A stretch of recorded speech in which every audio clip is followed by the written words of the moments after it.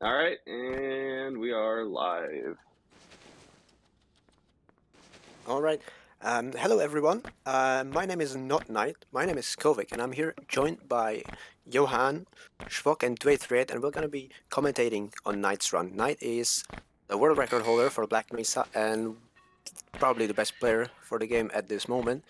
And he likes to remain quiet and focus on the game, so we'll just do the entertainment for him. Hopefully, we can also provide some interesting insights. So, I don't know, Knight, if you're ready at this point. Go. Ready when you are, Knight. Yep. Just brick the game. And he's off. And we start this game with a first tick save load, where we do a save load at the very first tick of the map, and doing that fumbles some entity setup that happens when you load into the map. And what that does for us is Barney disappears, so we don't have to listen to his spiel every time. And also the elevator at the end of this map gets moved from the top to the bottom, so we can just jump down the shaft and don't have to ride the elevator. It's pretty cool. Heck yeah. So right off the bat, once these doors open, you're going to see Knight start slipping and sliding around.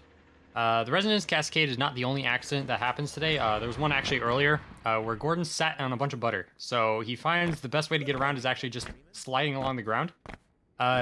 So more or less, the game has air strafing like in a lot of other Source games, but it also has really low crouch friction. So you can essentially air strafe on the ground. And you'll see Knight doing crouch sliding to build up speed. It has a much slower like turn acceleration, so you can't actually make turns as quickly. So once he's up to speed, he'll start hopping around so he can maneuver a little bit better and have an easier time keeping his speed. That was an object boost there. It's also a side effect of that, the sliding mechanics in this game, where you get pushed by the barrel a bit and you get like, what was it, 1000 speed or something? Yeah, saves about like 5 seconds.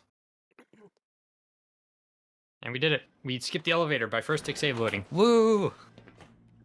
Excited. Brilliant strats. All right. We're getting close here to the. This is no void, right? Oh yes. Yeah, no void. Good. So here's the first clip of the game. We get ourselves stuck on some very dubious desk geometry, and as we save load, we just slowly start moving down. And this skips the cutscene where Kleiner and Eli are like, "Hey, how you doing, buddy?" Because you know they're slow and we don't want to sit around talking all day. We're late for work. And it seems like everything's going fine. I'll bring us straight to the test chamber. Yay!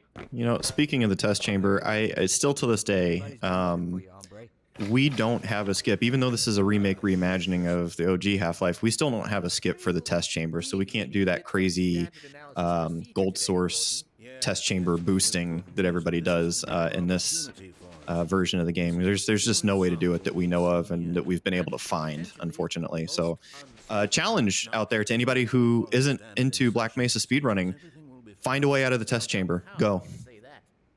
Please find a way out. You'll get 1 cent.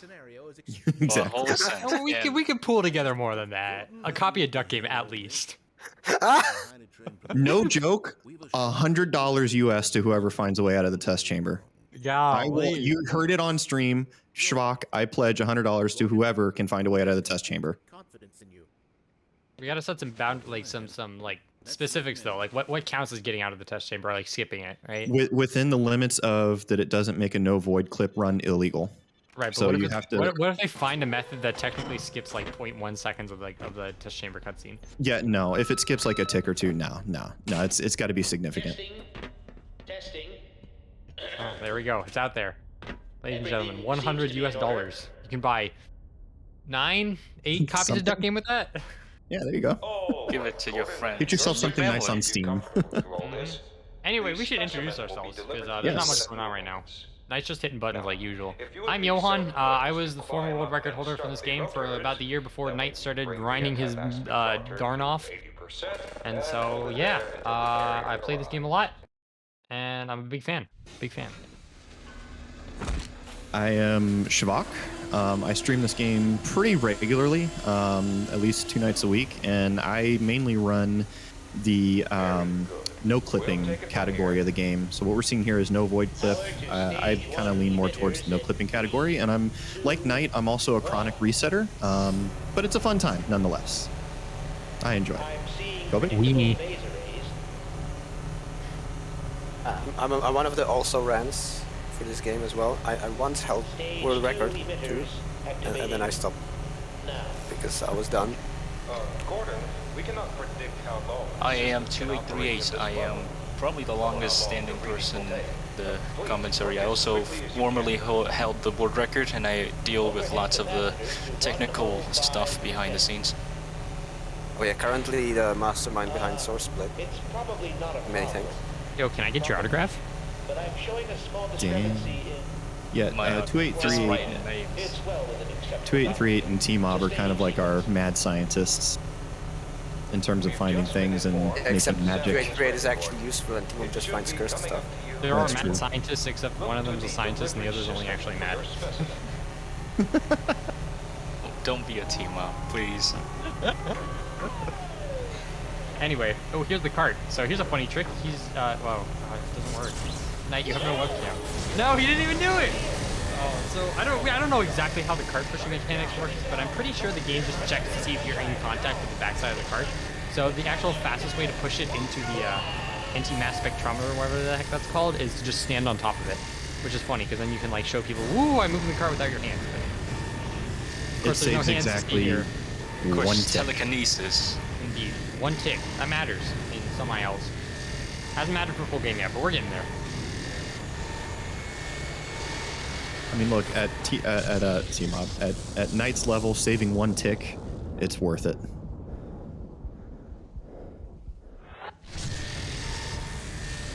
Sometimes, and other times you're a whole minute You did ahead. it. Ooh, You there it did the is! thing. Hey, there's the boost. But yeah, sadly Now there's you- no trigger up there, unlike in Half-Life 1, so I it's know. not We useful. just mod one in ourselves, honestly. Like, There's got to be a way to clip through something up there. I refuse to give up. Like It's I said, all $100 you out to timers. anybody who finds a way out of that test chamber. Not even kidding. If you can break space-time, call us. Don't call anyone else.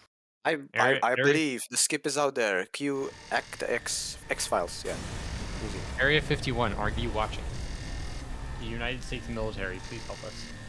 So, as everyone out there who's familiar with the Half-Life franchise knows, basically we have one more cutscene and we're off to the races here for the most part. And things start going and they don't really slow down. Though, for everyone out there who's familiar with OG Half-Life running in Gold Source, you're obviously going to see similarities, but Zen is pretty different in this version. So, brace yourselves. You say that like it's gonna be bad. Ah, Zen's not terrible. What are you talking about? I don't know. I heard a little bit of fear in that voice there. Nah, it's fine. We'll manage. Yeah. The Oh, engineers outnumbers and detractors in this voice call. oh shoot, they do! Let's go! Black Mesa community has often been very divided on whether or not Zen is fun or not, because it's very, very, very different from like the early levels, especially. And for the longest time, everybody hated it. I like to think me and Kovic did a good deal of encouraging people to not hate it. And Knight is a certified enjoyer of the entire game, even when things don't work out for him. And so yeah, that counts as a Zen enjoyer in my book. So. Well, you know, has- Zen Also is has a the lot com more. gold for literally every map in Zen except one. Oh wait, really? Hold up. No, no, no! I gotta check this. Alright, here we go. Big L. Using the coffee mug. No joke, I actually have that coffee mug IRL. I just drank my Yo. coffee out of it this morning. Not even kidding. Recreation of the scene. That's fantastic. This is your average day at work? Pretty much, yeah. Crouch sliding around from my bed to my desk every day. Every Please day. don't punch your mug into the elevator. Yeah, do you? IRL, I mean. Well, I Awfully mean, quiet. we don't talk about that.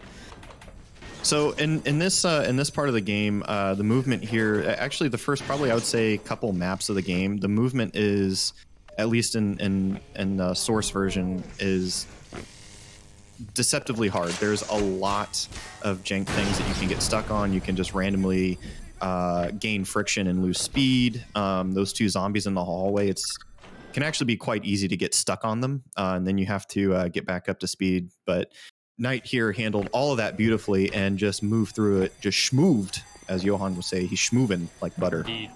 I think that's really like the thing that sets Knights like runs apart from a lot of the rest of the community is like there's Black Mesa's a long game. You can afford to get caught on things here and there, and like it really doesn't matter that much because like you just make it up a whole minute on a single map in Zen or something like that. But with Knight, it's like everything is going great, or it's just horribly wrong and you immediately resets. So This is true. very, very, very, very clean movement for sure. I'd say So the only other person's movement I've looked at and like thought like, dang, that's clean is like maybe Tables. Yeah, Tablehead has pretty crispy movement. So a lot of this, these parts of the game here, if you've played the retail release, are going to be different. So we run, I don't know if we mentioned this yet, but we run 091 version of the game, Not which is now 091, it's 09. God darn it. or 09. Sorry, 09. My bad. But which is officially on Steam now, thanks to the GDQ run. The devs put it on Steam. So you know, if you want to run Black Mesa, it's there now. You don't have to download it from Google Drive anymore. So Wait, that didn't happen. what? Oh, okay. Anyway. What? So Oh, very convenient bad. element of a lot of Source games is save deleting, and especially in Black Mesa where we're boosting all over the place, this makes resource management somewhat of a non-issue outside of like just worrying about resources in a single map. And right now we need some grenades here and a lot of health because we're going to use one to boost off this elevator and skip that evil water down there and start moving down this hallway. So coming up here, and actually right there, I don't know if Fantastic. quantum pausing is a part of other Gold Source games or anything like that I know of. But we use a technique called quantum pause or unpause, where we set up a keybind that brings up the console menu and it suspends Gordon in animation, but the world around him continues to move in real time. So this allows us to not have to worry about timing the fuse on a grenade. We can stack damage, we can stack grenade damage, and allows us to perform some boosts that we otherwise just wouldn't be able to do. And that's unforeseen consequences. Now we're on the office complex. Coming up is one of the weirdest cursed things in Black Mesa, which is this, where we save load, and our hitbox, when we jump and crouch, is sort of moved upwards, and it hits the ceiling, and it lets us basically do like an inbounds void clip sort of thing, and save load through the damage trigger there, which usually in Half-Life 1 you just tank the damage, but here we can go through without taking damage. One day we'll Think get to a about point where it. people start doing the electro slide. Sorry, what I was was that? just gonna say Yes. the electro slide, Yeah, that is probably the coolest trick in the entirety of Source, to be honest. and one of the most cursed, in my Yeah. opinion. Also, think about it. Inbounds void clip. Golly. Golly. All right, so here Knight is going for another first stick save load, I believe. We Yes. won't be able to see if he actually got it till the very end. But more or less, there's another elevator at the end, and if you get the first stick save load, it's in like the lower position, which just helps you progress to We Got Hostiles very quickly. It's actually going to be another form of ABS box abuse, like he did at the beginning of Office Complex. But he's just going to stick his head through the bottom of he's going to stick his ABS box through the bottom of the elevator, so he just barely clips into the change level trigger, and just like that. And now it should change in a moment. Just needs to run off to the side so that he doesn't go into the void when the map changes. Oh, that's For, that's has quite the history. Rule set Yeah, I suppose. legality. Yeah. Okay, curse skip. Let's go. It's Where is he time. gonna in go this for one. it? Thank you, Tima, for ruining this champion forever. Who should explain us? I'll do it. So what we're doing here is B-box rotation. B-box is one of the hitboxes that Gordon has, and this is cursed stuff, I believe, found first in Portal 2. But basically, if you get stuck in a prop, your hitbox will start rotating, and that allows us to basically do a horizontal clip. So now Knight is setting up very precisely, based on this texture on the ground, and he's gonna go next to this door and punt himself with the barrel very slightly, and that will make him stuck in the door, and then he can just boost himself with one grenade and save load through the door, and this skips the whole of we've got hostiles. There we go, he got stuck. There we go. This clip is Yeah. like the longer you rotate yourself, the easier it gets, but at some point we just started rotating for like 9 seconds, which is very, very short, and just kind of RNGing our way through it. There's like somewhat of a precise setup, but it's not perfect. And so right there, Knight got the really fast like rotation, only 9 seconds in like 3 tries, which is pretty good. Pretty darn good. Yep. Anyway, Blast Pit. This is where the run actually begins. Now let's see. I'm gonna. You know what? I don't know if he's gonna do it or not, but I'm just gonna get hyped for puddle skip. I mean, come Oh, on. he's absolutely gonna nail it. Oh yeah, yeah. Of course. Knight, Of course. That's gonna be a highlight. Getting that in a marathon. That's amazing. No one's ever So- done that before. There's technically 4 different ways to do puddle skip in this game, and they all 2 of them are somewhat reliable. The other 2, the third one is not very much, and the fourth one is like not at all. Where the last 2 involve some textures in the ground next to the trolley at the end of the tunnel here. There it comes. And then let's see which method he's going to use here. 2 grenades. All right, now he's got to hit the invisible slopes. Or Is the he gonna visible do the ones that are very T-mob? tiny. He's gonna do the- not enough He's speed. going to do that one. All right, And that is not- actually the third method I was talking about there. Yeah, not quite enough speed, but that's fine. You Still can got it. technically boost all the way into the pipe, but don't worry about it. So I'd say Blast Pit is where the run really begins, because now where we really start. I guess there's like some unforeseen consequences, but like that boost at the beginning is sort of like a lot of how this game is slowly going to progress more and more with these bigger and bigger and bigger boosts. God, that was 8 HP in a dream through there. If that bull squid RNG'd in front of the elevator, oof. Yeah. Knight clipped through an elevator earlier here on this map and like hit a slope to avoid taking a bunch of fall damage, but you basically just have barely enough HP to like with our current route to make it through this whole map.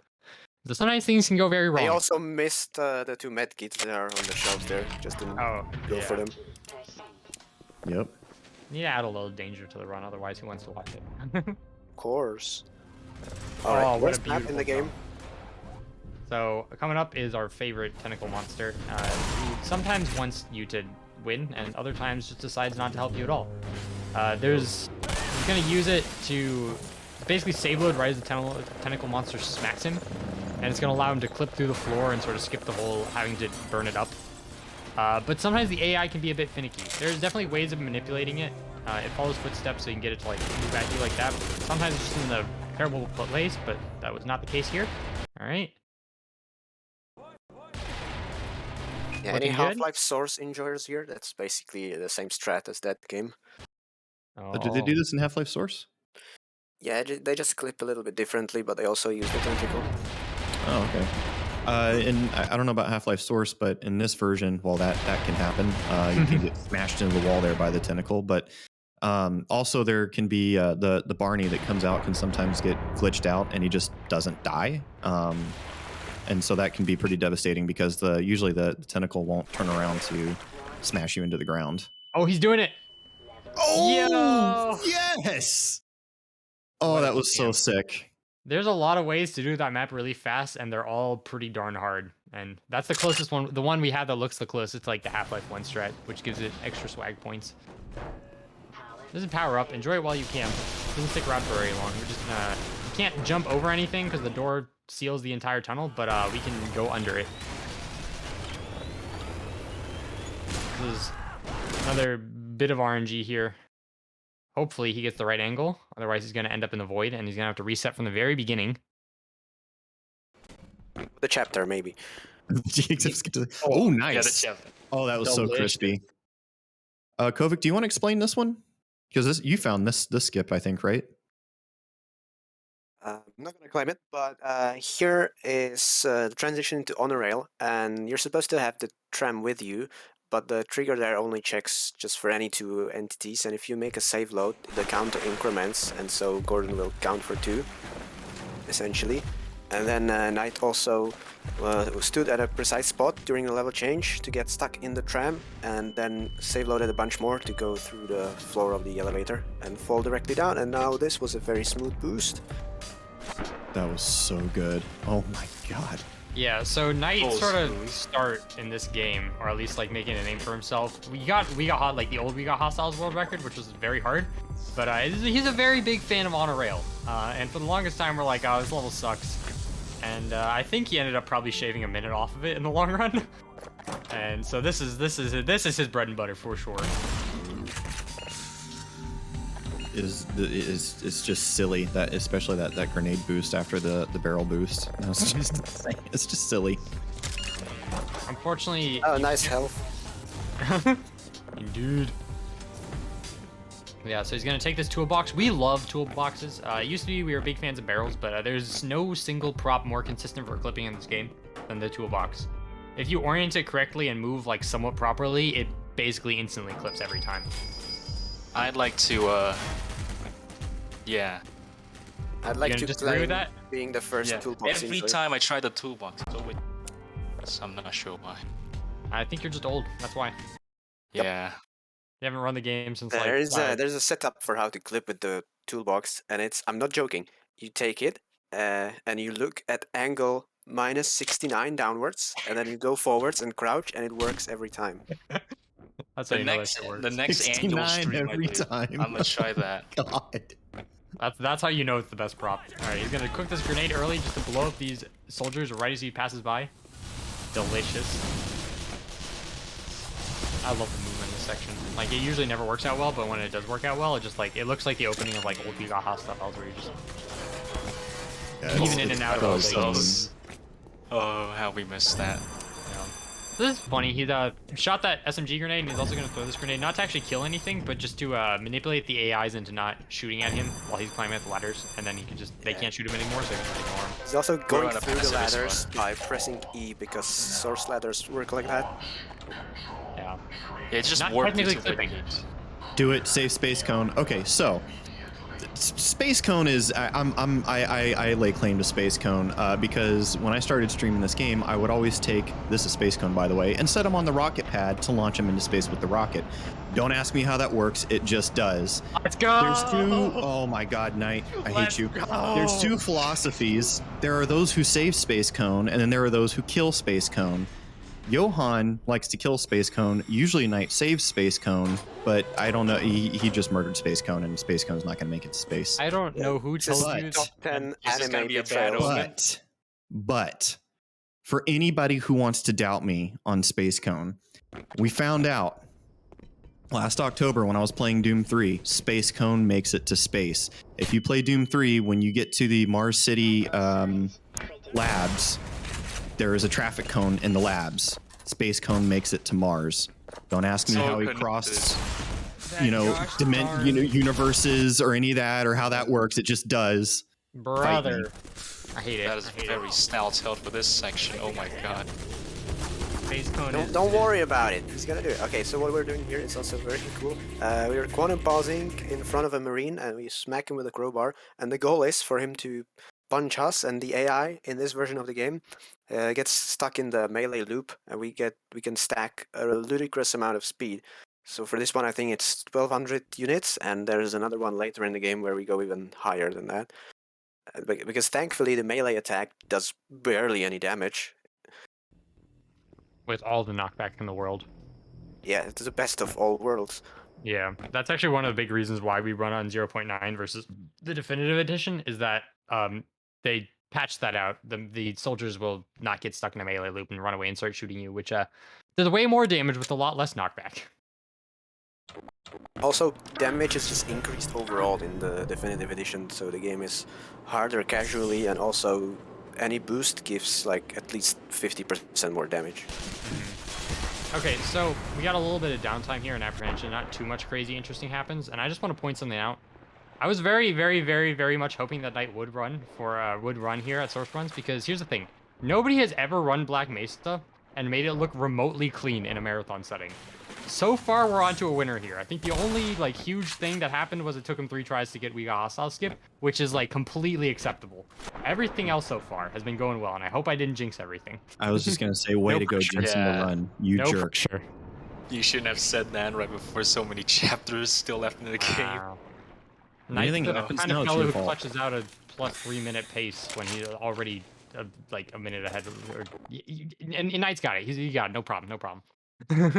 Hey, it's more entertainment, you know. More entertainment. Also, he killed Space Gun, so the odds are in his favor. I don't know who put it in your guys' up. head. This guy saves them. I don't know. I who did. tried killing it once and then it defied fate. So yeah, I'm a believer. So here's coming up. Sorry, go ahead. No, go ahead. Here coming up is a funny little clip. There's gonna be a little cutscene where he talks to the scientist, but you'll see this used later in residue processing when sort of the classic way to get prop clips to work is you push them through a moving surface. And in this case, it's gonna be this door. And we're gonna use that barrel to just skip the Friezo section, which if we try to do this with like a normal prop clip by just running into the wall with the barrel, it'd absolutely not be worth it. But it's a very consistent setup and saves like 10 seconds. It's cold in there. After we wait for this guy to blabber on and on for a while. Suit power in a matter of moments. If you're bent on reaching the Lambda complex, then you'll want to keep to the older industrial areas where the security system is full of holes. Blow him up, yes! It's over. I don't think that works. I think this guy's just invincible. I thought you could kill him, but Now I you don't know. can kill him, but it takes a very specific amount of damage. Like very weird. like if you overdo it, he just lives forever. I think so. That's so funny. Like revolvers into the face, no. This game does not want you, like, when this game doesn't want you to kill scientists, it really makes sure you can't kill them. But computer monitors, though, can't have that. No, those things explode. Poor. Anyway. Another save delete for the ninja map. I wonder if Knight's gonna go for the swag strat here. Just gotta go for that. Oh, he's going Let's for it. go! So that right there is probably the coolest boosting technique in this entire game. As the Vortigons spawn in, you stand where they spawn in, and so as they appear, in order to prevent you from getting stuck, the game forces you out with an absolutely ludicrous amount of speed. And that shoots him off the elevator shaft. We'll see a little bit more of that later. It was discovered by Xscape for some stuff in service tension, and it's so cool. I love that stuff. And that one there is like very difficult. New gold, let's go! Is that new? No way. Did he actually? I wouldn't be surprised. Is this That is calm gold? amazing. is Oh this my calm gold? god. What is going on? I'm sure he already had that one. Let me check here. Also, you guys are not lying. He does have every single Zencom gold. Golly. Except for the baby. My baby. Absolute, absolute world domination. Well, Zen domination, not world domination yet. It's interdimensional domination. Yep. Oh yeah, that's a new Com Gold. He didn't have that one beforehand, unless he What just the never like hell? committed it. On a Assuming it is a Com marathon Gold. run. On a marathon run. That is Knight's illegal. cracked. He's Golly. cracked. There's nothing else.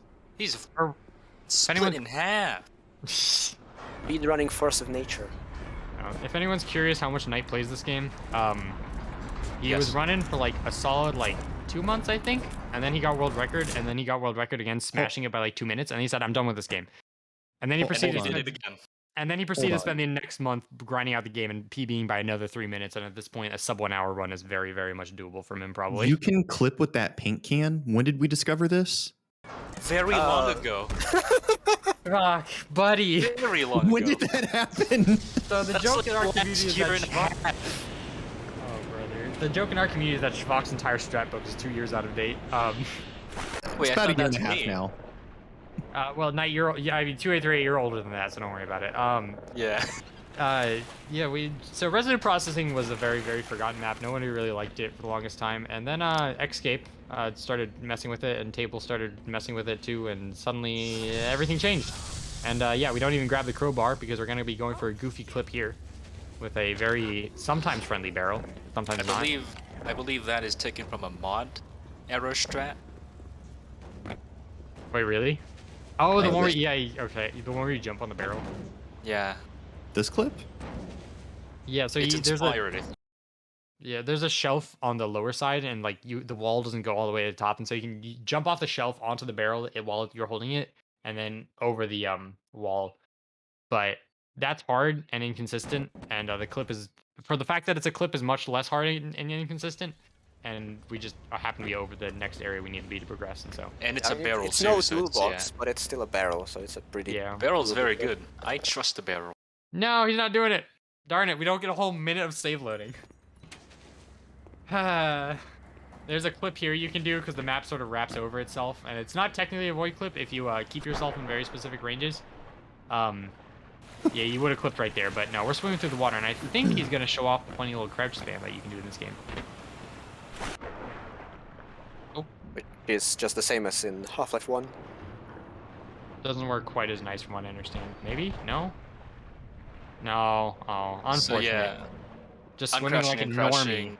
I mean, it's okay. You need cursed binds to do it. Yeah, so uncrashing and crouching in a push trigger pushes you multiple times. It just reactivates it. So yeah.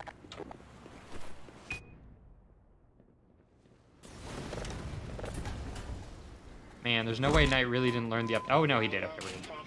Oh, but he still grabbed the satchels. That's weird. This map That's is like- destroyed now. Yeah. It's just so You can't- insane. Yeah. You can't really prop climb like you can in other Source games because when you're in the air, hitting your use key doesn't actually pick up props. It just slows you down. So you can only ever get like one jump off a prop in the air. Oh! No! That was an orgasm and a half. Oh, yeah, that was delicious. Hack those crushers. Oh, Those save those heckin' things. Tiny little gap like things on the thing. very, very descriptive, buddy.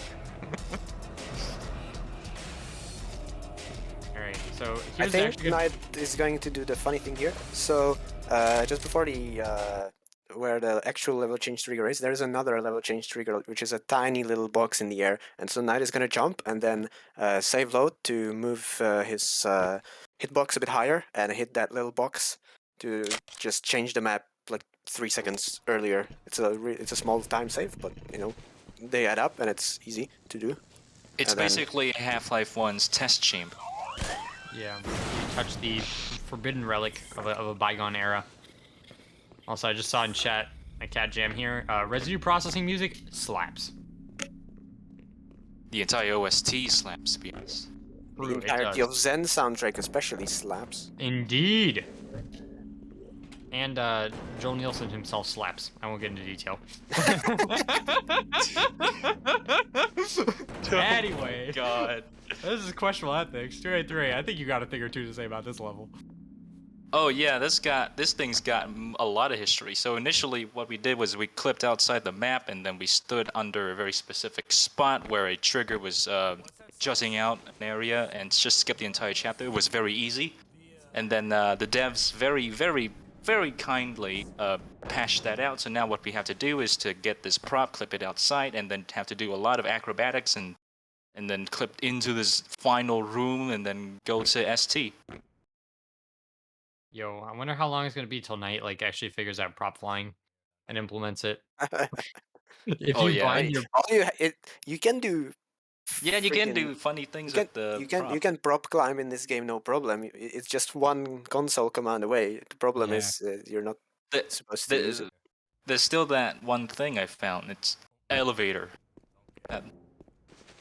Yeah, we so don't long speak story to that. short, if you bind your scroll wheel to pause and hold props in specific ways, you just get boosted up really fast. It's just really hard to control, and so the easier solution here is just use the convenient grenade and satchel you have to get yourself up there. Oh, This is a little bit too far away from it. yeah, it's very This hard can to be a like get an little idea tricky. of... Yeah.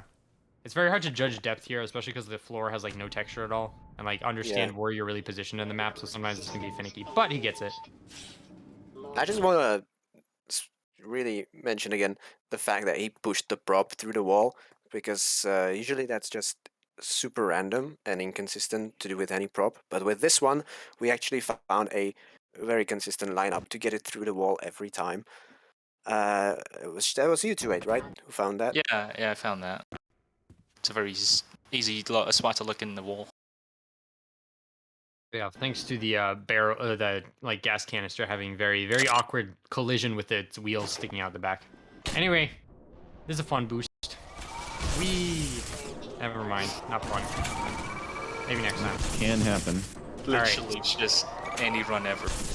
Can I get? Oh, does that not Oh, have any no. collision? The Anyway, bar. So We have- surface tension is another chapter that underwent a lot of rapid changes because of Xscape, and we kind of had for like what was it, a week, 2 weeks, the era of surface tension. yeah. Okay, here, does he get it? Oh, very clean. Okay. Oh, it works, it works. There's a lot of invisible walls there. In my opinion, this map So is much better though. Let's go. Wait, really? Oh. Oh, that was clean. Ah. That was pretty good. Let's go. Yeah. So- in my opinion, this is straight up the hardest map in the hardest single map in the game to do like near gold pace. So coming up here, this canyon boost that you're about to see. Never mind, What this is not the the- Xscape boost. You're What doing He's the old doing one. the new thing. He's doing the new thing. Wait, this is new. Oh! Wait, Oh you can my actually- god. Oh, because we do the SPDs now. Right, you can actually do that now. Right before this. Let's go. Let's go. Oh my god! That's so cool. Night! So- yeah. Oh, right That's before. No. What a gamer. I- Ladies and I I gentlemen, have no what a words. I have no words. Oh, I think the game just crashed. I didn't even know that was possible. Fuck. Black Mesa moment. This game is unstable. Welcome to the show, folks.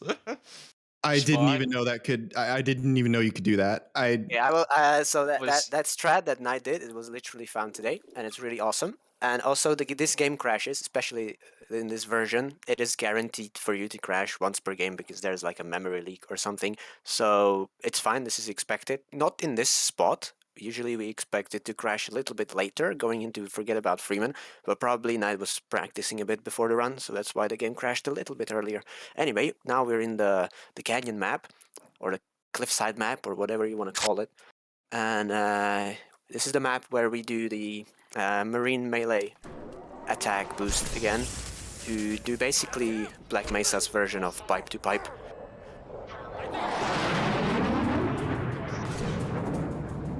So smack 7 times and fly. Gordon Oh has my wings. god! He's Schwag moving. is still recovering from that climax. I see someone in chat saying, "Admin, he's doing it sideways." Abso-fucking-lutely. He's doing it. Golly. He's doing it vertically.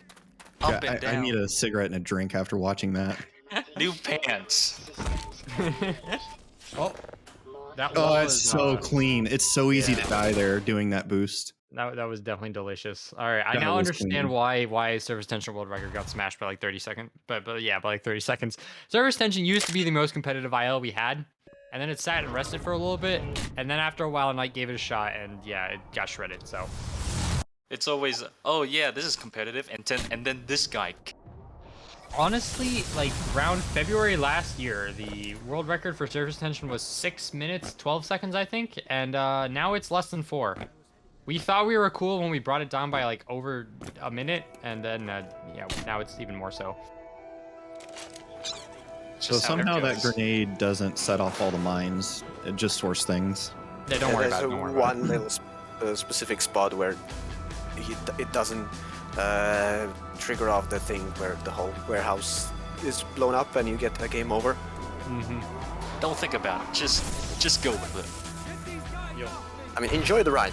We are now at the point of this game where we just have so much explosives and we get so much health from every save delete that the whole game is just boost into boost into boost into boost. And we're not even in Zen yet. And we're not even, exactly. And coming up on this map is another boost, but this time it's not actually going to be explosives. This is where we abused once again the aliens spawning in. Oh, delicious. You didn't even have to unpause for that. God. It's all coming together. HP, yeah. You do take a lot of fall damage, but oh wait, this might actually be doing good. Yeah, you can boost over this tank, but Dude, watching this surface tension, I'm gonna have to take a cold shower later. My God. everybody loves surface tension, He is especially so- when it's done well. Schwag is soaked. I am. Now we just need Now. to persuade Knight to do segments for Black Mesa done quick in Come on, surface tension. I want to spread my void clips so much that you all hate void clips forever, including Timo. Just give me segments, damn it. Do I think we already do hate BMDQ. void clips, so that's why nobody runs Black Mesa done quick. But Black Mesa done quick isn't dead because of all the void clips. We do the void clips with Yeah, 2.8. I We do just them need the really quick. movement. I just it's a want matter of the principle. segments. It's a matter of principle. Some mid-air satchel boosting because we're cool like that. Don't see this in other games. Yeah, you can shoot the truck here, blow it up yourself, and doing that speeds up the scripts in this map. Ooh, 3 HP and a dream. Let's Oh go. man. A fistful of health points. All right, here coming up. Used to be the run killer a very long time ago. At this point, we still talk about it like it's recent. It's not. Oh. Yeah, 283. You want to explain? Cursed Okay, light. so yeah, cursed light. This light is very cursed, and because of it, you can use it to clip through very thick walls by trying to jut it into yourself. That There it causes the is. game to push you a lot, and that is enough for you to go through the wall. So as you can see, by him just tapping the light, it sent him straight up into the air. This thing has really, really wonky physics, even for a Source game. There's, very I believe, I there's like- believe I was told by Team-Up that the reason for it is it's a prop with a brush attached to it or some crazy stuff like Yeah. that. It uses a brush as its hitbox, which is There we very strange, as you can imagine.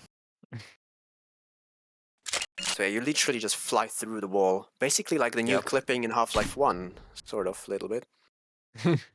Who needs prop clips when you can do prop clips? Indeed. Seriously.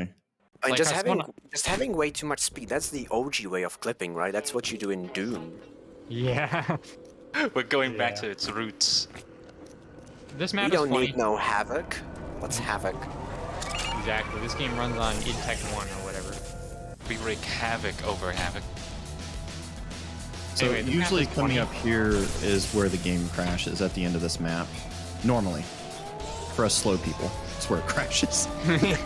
Yeah. Yeah, the faster you run them, the faster the game leaks memory. Yeah. It's not gonna crash again because it's gone so quickly. The game can't handle it. He My actually doesn't crash. might. Either here or on it's not Zen. gonna- yeah, that's what I'm worried about. It might crash a second time.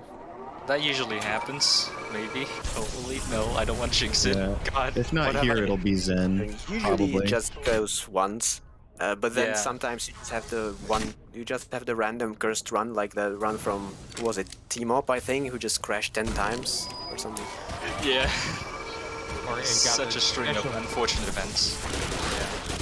I think also got the special bonus Zen crash where the game just freezes and you can't minimize. That was the run with a hard drive formatting in the middle of it, so it What holds the the rec. Yeah, it Oh holds my- the. Jesus. That's a run that What are you holds doing, record for man? longest Black Mesa RTA because in the middle of the run, when the game crashed, he just formatted his drive to reinstall Black Mesa. Oh my Yeah. god. That is I don't think Team-Up has run full games since then. I wonder why. Team-Up gets for bullying people. Alright, banger alert. Oh, right, we cannot hear the bangers. We can't. Set up.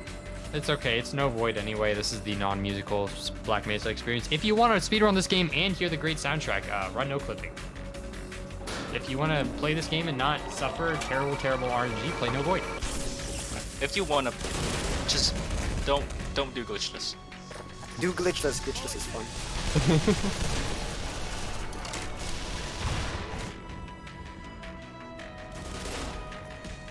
So Oh, baby, it's triple kill. we're coming up on Lambda Core, which is going to go by very quickly. And then not. Yeah. This map is the world record is like 9 minutes 30 seconds long. The only amount of the map where you're actually like doing anything is about 3 minutes of it. So Yeah. lambda bore, as some might say. Yes. Unless you- Basically, Unless you You're- do you're- 80%. Don't the worry middle about it. portions of Earthbound is just speed running to the next cutscene. Welcome to Source. Wait, is no void lambda? I mean, is void clipped lambda core a faster RTA than no void? No way. No way. How long did that thing take? If you did all the void clips in Lambda Core, Ninja skip. Ninja skip. Oh no. yeah, it's gotta be like 15 minutes at least. Yeah, that ninja skips 5 minutes. Or no, Alone. not that, Yeah, but probably still, yeah. 20 minutes. If you got a bad drive, like Jesus. Oh jeez. Fun Shoutouts fact: I'm pretty sure you can shoot a rocket between that grunt's legs. You can ask me how I know. And how do you know? Ask you how you Because know. I've done Every it. time you say "ask me how I know," and then I ask "how do you know," and you just don't respond. Come on. I literally just responded. What are you talking about? I said because I've done it. That's crazy. All right, sure, buddy. Sure, buddy. Schvock moment. Sure. Hashtag Schvock moment. Get out of here. Indeed. By the way, Schvock Kovic made a momentum.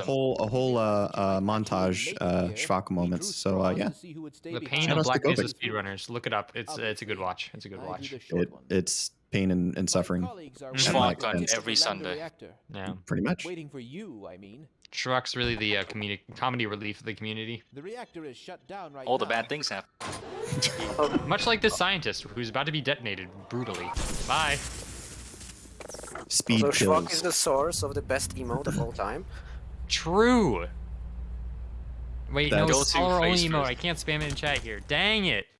If you need an emote, just grab his face. Schwok, can you Anytime. re-upload Schwok Xmas as a subscriber one as well, like you did with Schwok Moment, so we can spam it elsewhere? Because I'm only an affiliate. I unless they expanded the number of slots, no, because you only You get should like have 5 1 or slots. something. I have 5 Should I have slots. 5? Oh, Yeah. then I should re-upload it. I thought I only had the 1 still. Oh no, they gave everyone way more slots some months ago. This map is very prone to just like destroying your run. You have to get that. That's an explosive barrel he's clipping with, and you have to get away from the hound eyes before they blow it up. If you save load while going down the elevator, the barrel won't be in its normal place, and there's just not really much you can do to avoid the hound eyes getting to it. And even So then, if you that's drop the barrel why. in the water, it just like is really hard to annoying to manipulate. And there's definitely been a lot of runs where like it's been great pace and then just 30 seconds gone to that map. Fortunately, that didn't happen here. Also, we do all the crazy, cool-looking strats in this run, but then this single prop clip is probably the biggest or second biggest skip in the game. Just a simple prop clip Yeah. through the pipe. Historically Pumps. speaking, it's massive. It's so simple as well. It's crazy. The clean double nade. So this And this the this double strat was also the source of some division, if you will, because you have those who follow the Kovic philosophy, which is doing a 3 nade boost, and then you have those that follow the table/Johann method of doing the 2 nade boost there. I personally go for 3 because I witnessed Table lose 30 plus seconds on a world record pace run by trying the 2 nade strat. So your mileage may vary. You want to know something crazy, Rock? Don't. I'll make you feel old. Oh God. That run was probably 3 years ago that you saw. Oh, that is like I a know. slap. It's like a bag of bricks in your face. You're a Nah, legend. it's You not can't that keep long. holding on to the past. You can't keep holding on to the past. You got to move on. I'm I do personally. Kovic approved strats mostly. And there, I- or you'll never be faster than Kovic. Golly. I'm Wow, personally more man. partial to the 9 nade strat, where you fail it 3 times in a row. That's what I do. So Knight tried to go for. Okay, there you go. Yeah, you can like do some explosive boosts to skip some cycles in that room. And sometimes if you mess with the timing, it's a little finicky. You don't really have like. You can't stand around and wait and watch to like see when the platform moves by. You just kind of have to guess the timing, and sometimes you guess wrong. But anyway, cutscene time. We get hyped for cutscenes. Yeah. This is the. So I Woohoo. guess if the test chamber is Red Letter Day, this is Entanglement of Black Mesa, where Have we we wait for. explained the lore yet? Do we need to cares? explain the lore? They all know it's Half-Life. SourceRuns Marathon. Yes, But let's it's explain different. Half-Life in a SourceRuns Marathon because they have Yeah, but- no idea. It's Yeah, different it could be in some way. So we are now on our way to, after causing a terrible disaster with a bunch of aliens, we are now at the place where they actually teleport to the alien world, and so we're gonna go and kill a single powerful being. Come on, tough guy. The AKA a game. giant baby. Hunter. Indeed. Oh, What you see oh, before these you guys. is the Worst supply worst depot for our NPC first teleports in the game. survey team. Quite a Oh, few the profit, specimens were collected from For me, they're always the most consistent. brought back this way. Well, I think you're just I game used to throws you a snack. bone every now and then. The Oh, game yeah, throws you a here's used bone. to a fun fact. So, these monitors are mission critical because they're used later in the game for the scientists to send us supplies. So, if Knight were to shoot a rocket in the general direction of one of those screens, we'd get a game over. Or directly at one of the scientists. Not killing the scientist at all. You must kill it. Shoot it with the revolver. It'll end the game. You don't have to do a rocket. No ifs, Maybe all the monitors have been the scientists. They're the actual scientists. You know as much Oh, about it's like a space as anyone. Fallout New Vegas kind of situation where the guy on the screen is actually hidden somewhere in the Yeah. back. home to. Oh yeah. So if you're Sentient ready, monitors. we're waiting for you What at was the that? main 10 Penny Towers? Oh no, that's Fallout 3. 10 Penny Towers. Who was that in New Vegas? What was his name? Mr. House? Mr. House. That's it. We've all been a wee bit rankled since the incident. He'll equip you with the proper armaments for the task ahead. Do hurry. Oh, this is the probably also the Dr. worst Freeman, NPC, so glad you NPC made it. teleport is this lady right here. Because you try and teleport her as she walks up a stairs. Or a slope, Yeah, I you guess. need to slap her immediately the moment she's able to. When she That sounds so wrong. Sounds so bad. Workplace violence. Here at Black Mesa. Oh my god. Slap the shit out of her. What else do you think goes on in a Oh my top gosh. secret enormous underground facility than just casual workplace violence?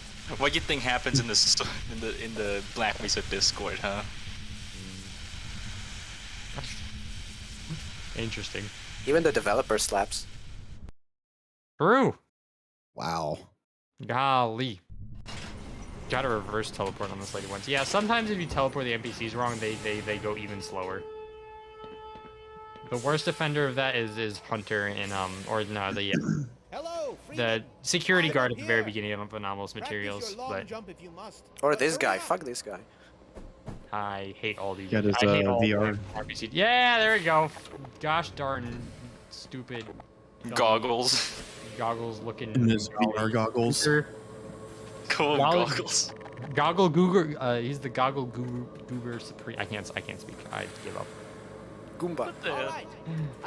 We can't read it. Goggles Cooper. Oh, yeah, this was the greatest failure of us as a community, and I guess it largely falls on me. We modded over some of the screens at GDQ to poke fun at the devs, and that was probably the community classic joke, and I never actually managed to zoom in on it. A tragedy.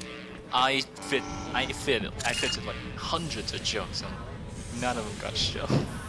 Except for the ones in like what was it? Apprehension, yeah. Yeah. And There's also and some funnies in the Dynamic monitors in the first cutscene.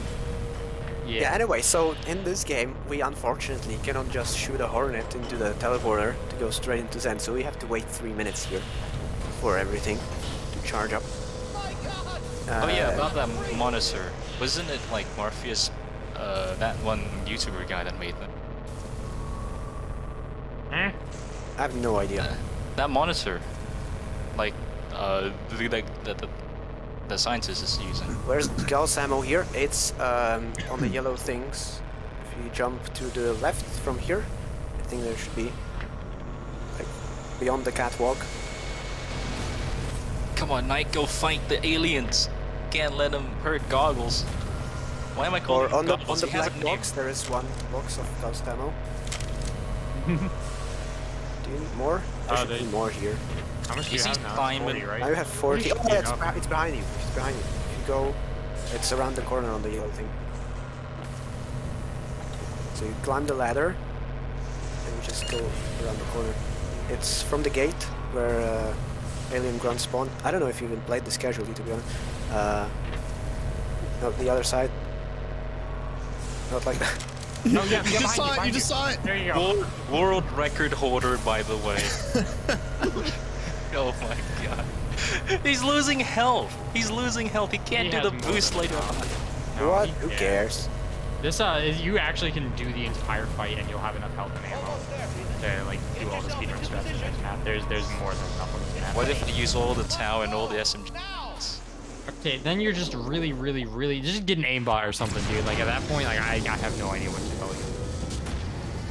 You don't need the SMG. I guess you do, but you can, there's a few. As long as you don't shoot SMG nades or too many rockets, like there's plenty enough Tau and Gauss ammo in that area. Anyway, here we go. You don't even need SMG nades. I think Knight's gonna go for the satchels here. Oh, the guy boost. Golly.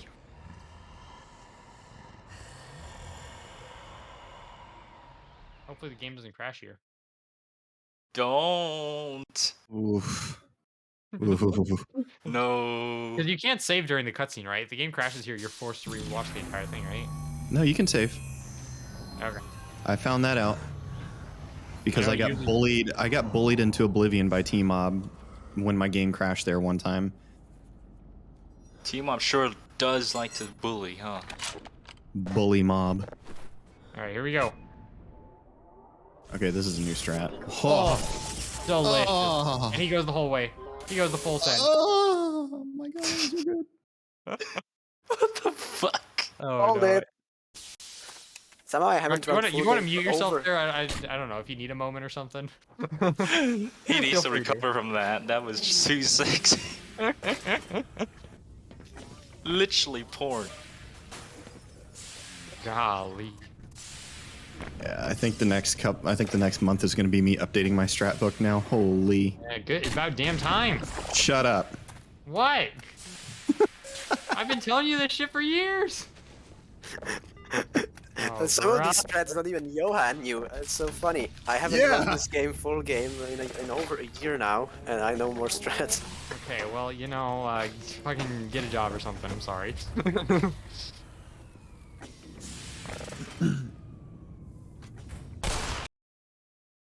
So yeah, usually the game, if it crashes in Zen, will either be on this map or a little bit later on Hamburger map, or tree map, as it were. Or yeah, no, tree map, yeah. No. The last. I always part. got the crash on Hamburger map. I've gotten it there on occasion. I used to get it here consistently for whatever reason, but now I get it on surface tension all the time. So this is yet another satchel boost. Wait, Johan, did you deliver your line of this is where Gordon learns how to... No, he didn't. No, I didn't. I was too Wow. excited about watching that boost. Fail. Maybe next time. Big F. Big So F. Johan, normally going into Zen, Zen. Johan likes to say, and this is where Gordon learns how to fly, because it's just going to be all boosts. Zen is just a boost, one big boost. My You bad. missed the cue. My bad. I forgot. I was too excited. I've only seen God boosts happen like once or twice, so I'm just like, I'm curious. We're Anyway, gonna get all full sends. Yeah, Come this sort of gameplay loop is the reason why Zen is considered to be so different from the first part. It's called Earthbound part of the game, because we have the long jump module, which is just free 900 UPS on demand, with click of a button, or just a double click of a button, I guess, because it's on the spacebar. Also, the gravity is lower. Also, there are displacements everywhere, which means convenient slopes. And we have just full explosives every time we save delete-ish. Sometimes the devs don't give everything, but usually they do. And so most of the maps are just you spawn, you boost, and you're done. With a massive exception, and that's this map, where we actually have to do this puzzle sequence. There are these tumors on the walls, and we have to destroy 3 of them to make some lily pads open basically a door, an alien door, that's all that is. So that was the 3rd one, and now we can continue. And here's this this one going up. yeah, there's gonna be a nice boost coming up, I'm pretty sure. Are we going for the hard one? Oh. Kovic, I'm also disappointed in you in a SourceRuns Marathon. If anybody plays Source or Gold Source games and you don't use scroll wheel to jump, you're wrong. Never use spacebar. Never. Damn. And that's Useful. why What do you mean? you want to use both prefer it up for long jumps because it allows you to Maneuver better through like narrow hallways. If you like Yes. scroll, you'll get way more height. Whereas if you jump and then wait till you start like falling and then hit space again, you like do like a falling long jump, which gets you all the speed and none of the extra height. So you like bonk your head on like ceiling of a cave or something. Why My don't name is Jimmy combine the two? Russell's. Scroll and then spam space at the same time, like a madman. Golly. Combine the jumping. power of both. Yeah. Anyway, we love Zen. You go flying. It's fun. It's pretty. It has funny music. Great time. Up until a chapter, the chapter. Yeah, that's right. I forgot Captain uses spacebar. Oh, right. I forgot about that. Is that why all the glitches go to them? Oh, maybe. The keyboard buffer fills up with spacebar inputs. Oh, you know, out. actually, You got a degree in CS. There's know no your way shit. that's actually a thing. I don't have a degree in CS. To your left, you can observe the hamburger map, which we call that because it has 2 layers and the stuff in between. And that map, that area is basically where the place where you spawn in Half-Life 1 in Zen. So all And- the 5 maps we went through beforehand were all extra, and this is the thing. If this is a hamburger, what brand would it? Not American, because it just doesn't look appetizing. Shrock, look, all I'm saying is other countries might have a lot better food standards. If we're going by fast food, But we're talking about hamburgers, man. I mean, come I on. heard, to be fair, I heard nightmare stories about KFC in America. Oh god, it's KFC awful. in Europe are great. I love going to KFC. all I'm saying is the best McDonald's I've been to is a McDonald's in London.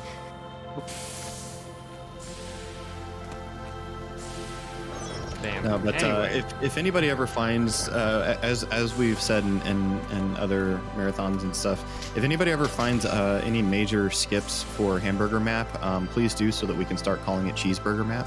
The class. You can win $10,000. No, I $10,000. pledged $100 for test will chamber pay you skip. $10,000 if you skip the No, map. I never said that. What? That's crazy. Why are you going back on your word now? I'm not. Listen, I'm dead serious. Okay. Again, I will restate $100 to whoever can find a test chamber skip. Not even kidding. Indeed. Do it. 100 What stock if I dollars. find one that's just not just pure cancer? What if I do that? We got used to we got hostiles. We can get used to anything. Jeez. My strats though. So far, this Anyway. map has mostly been just casual playthrough percent, but here's a little skip where he jumps into that apparatus there to get out of reach of the kill trigger here, which works kind of like the thing in the warehouse in Surface Tension. If you detonate anything, you instantly die. But if he jumps high enough to get out of that trigger, he can detonate all these explosive plants, and that solves the puzzle way faster than the intended way.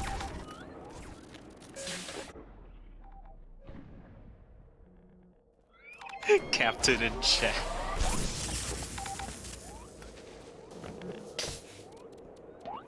There's just no way. I refuse to believe it's a spacebar thing.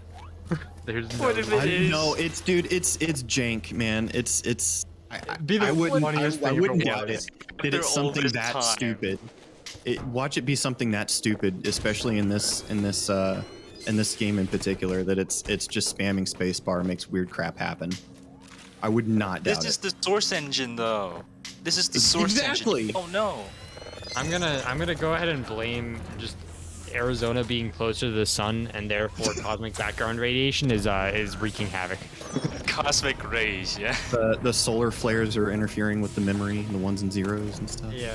You just flip one bit in the float that decides your position, and so you end up in the void instead of where you're supposed to be. At Exactly. what point does like optimized speedrun strategy involve playing your game in a radioactive room? Half-Life. Holy. You could probably get a really sick world record in Super Mario Bros. if you stuffed your NES into a nuclear chamber. Go back in time to Chernobyl.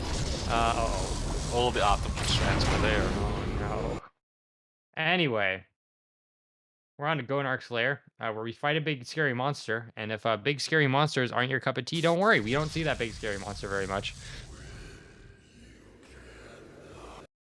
So right off the bat, there's like a fight here, and we don't do any of it because there's just convenient holes. The walls on this map are made of Swiss cheese, so we just casually get outside of the intended area. Walls are a suggestion. Indeed. Oh yeah, in newer versions you can't do this skip because, you guessed it, devs. Those guys are the final boss of this game, to be honest. Yeah, they just added huge clip brushes all around that, but here we can just boost beyond the intended playable area and go into what I like to call the displacement land, where we're like standing on top of the what's the texture? Like no draw. Yeah, no draw. Just boxes of no draw making up the skybox. God. Here's the other fun part about Gonarch is the load times. Thankfully, you're being spared of the worst because Knight's PC is actually pretty good. Knight's PC is actually insane. Like, I don't know. How much RAM does he has now? I have no idea, but when I watch this fella's runs, I'm like, this fella is sitting here for like 5 seconds where I sit for 10. Granted, I had some interesting issues, but still.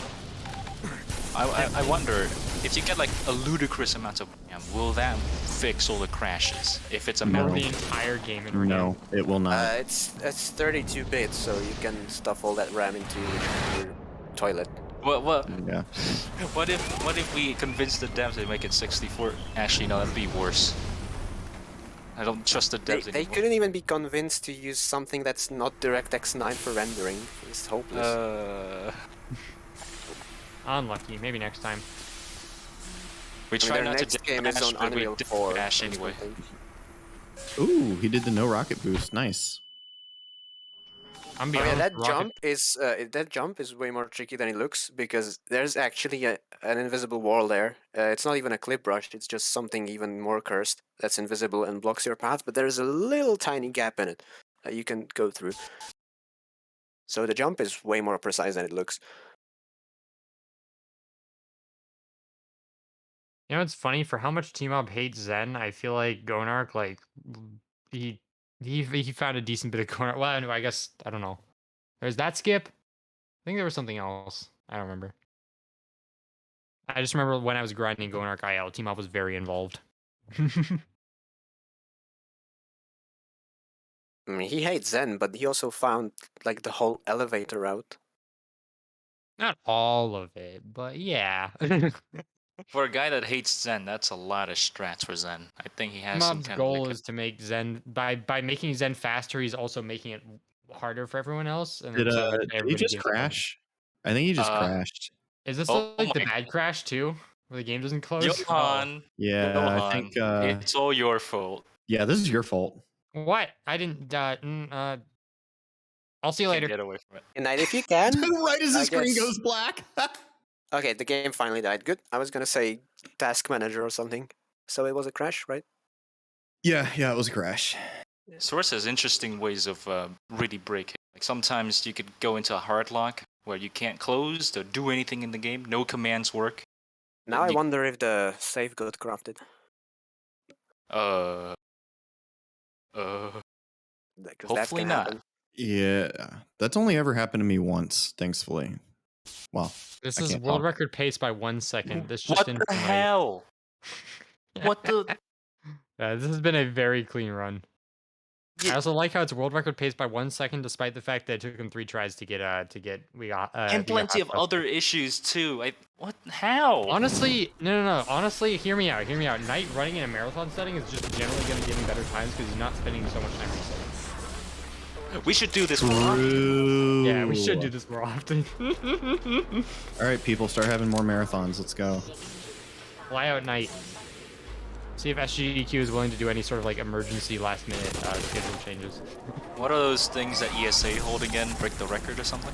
Exactly. Yeah, do that, Knight. Wait, no, you can reset there, so that doesn't work. That doesn't work. Oh, Those are It needs to ESEA be- events? I think so. Oh, I didn't know that. did So you this just say ESEA? This one's funny. Is that what you said? No, I said ESA. Oh, ESA. Okay, that's why I was confused. I was like, what? ESA? What? That's for Counter-Strike. What are you talking about? Anyway. ESA. Oh wait, how do you go so Wow. high? Golly. Who he knows it's world record. That was boosting. Yeah, going. You're pulling out all the stops. All right. Well, here's the thing. This can be world record pace, but the wise man once said, "No run is over till interloper." If you thought surface tension was cool, this is surface tension roided out of its mind. And it's also very hard. So It's surface tension without all the fun. It's all stressed. We wish Knight not break everything on his desk after this run. don't worry about 2838. He's just a senile old man. Anyway. Interloper is the fun loper. No. Off to a good start. Oh, never mind. I kind of bonked his head. Ah, my bad. Johan, begin just insulting this run. All right, so this next map never goes well for anybody. It's just there's so many weird things. There's tiny little areas you have to hit, and I don't really think Knight's gonna be able to like nail all those tiny little slopes. It's also a really long map, so like usually if things go wrong, it does eat into your time quite a bit. I mean, even right off the bat here, he's probably gonna get stuck. Yeah, see, crash. He's going for some weird satchel strats, which from what I remember are pretty much way slower than like the existing stuff. So I can't imagine this is gonna end well for him at all. I don't know, he's going for the certified Govik strat. Let's go. Yeah, so that's obviously like immediately an L. Just this, there's no way he's gonna do anything good on this map if he's doing Govik strats. Like, see, he bonked weirdly there. Like, yeah, you know, it's not gonna do well. He's gonna get stuck here. Okay, he's gonna get stuck here. He's gonna miss that slope. He's gonna go too high. You know, it's a foregone conclusion. Yeah, you know, this is the end of the run. Dang, that worked out really well. Damn, that was actually good. Holy crap. I'm telling you, he works on negativity. All right. Dude. So this next map is awful because you need to shoot an explosive thing through a wall. And this game is RNG as heck. And so the Tau cannon is not pinpoint accurate. It like it's accurate but imprecise, I think, where like it has like a pretty big spread for the area where it shoots. And so sometimes, and also like you're blowing up the barrel by like ricocheting the little particles through a wall. And so usually you have to like empty your entire Tau cannon ammo to actually blow it up. There's also a clip here. There's a door that appears there that you get stuck in. Oh, he's going for he's trying to get the full way through. Oh, you're not even saved? Oh, sad. That works. All right, well, this time it didn't work out as well. So maybe I should just shut up. Oh, there's the Govik strat. Fortunately, we have very many explosives here, so if any part of the boost goes wrong, you can just keep boosting, and there's like a lot of slopes everywhere. What about health, though? Actually, that shouldn't be an issue. Yeah, we're in Zen. We save delete, we get like 100 HP and a good bit of armor.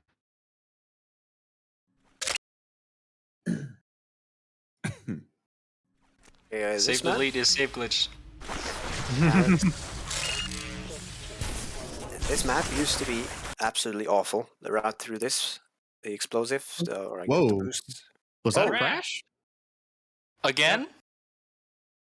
Black Mesa oh my moment. God. Wow. Ladies and gentlemen. Johan. Man. You did say he's not gonna have a crash twice, right? Wow, what? I said none of that. I said none of that. Oh God. Black Mesa. Black Mesa. Welcome. Play it now. Even if modern the game doesn't want you to. Just like. But hey, at least the game looks nice. That's true. Check out all the lighting. It does. It does. At like 4 FPS all the time. I like Govik for a while on like his live split. Had this split for I think the last map of questionable ethics. It's just called "This Dashboard Has Nice Dynamic Lighting," because we just smack into it all the time. This gun is good CMS. Golly. It crashed again. All right, we can see the game now. Oh wait. Oh, the stream's delayed. We're good. Huh? I think. Oh. Go. Oh.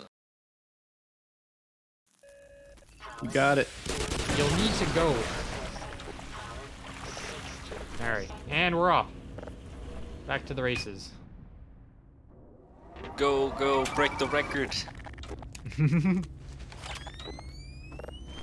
here's a funny new boost. Action Storm has never run this game full game as far as I know, but he's definitely had a huge impact on Zen speedrunning. Oh, delicious. Because we used to use a lot more explosives for a lot of these maps, and now we use a lot less. That's close. A lot of these boosts were discovered by T-Mob, and they sucked. And so Action Storm's goal was just erase T-Mob from the history of Black Mesa speedrunning by finding better strats here. No, And so before hence a lot of these T-Mob. strats are called Escape Erasure Part 1, 2, and 3, I think. No, before Team-Up, there was me. Yeah, and you're I even made worse. everything Don't worry about worse. I Alright, just here we make go. everything so bad. Seriously. Aww. Wait, can you? Neat. Whoa. Let's go. Oh, the What? What the is controller, that? the invisible controller. Yep. Yeah, you need to go through the middle, I think. That is such a stat. Oh my! That the game knows. The game knows that he's doing well. It's actively trying to kill him. If I want to claim that velocity- boost because I first did it in glitchless. Interesting. I just did it with a rocket launcher. I guess because you can't save delete, so you can't have. Yeah, I was Three saving god- satchels for this map, which Oh. is the biggest skip in the game. Yeah. Not even close. Basically, this map is all the conveyor belts in Half-Life 1 times 10. But you can skip all of it by planting 2 satchels and boosting into a slope as you would, and you fly upwards and over a wall, and then you go into the level change trigger from the other side, like this. He went super high. Thought I got stuck behind the invisible wall for a moment. I got very concerned. So yeah, what you would play normally in like at least 5 minutes, you do in 20 seconds. Oh, what? There's a slope there? Okay. It works! Golly. Golly, indeed. That is unexpected. Now that's a marathon. Indeed. Unforeseen slope sequences.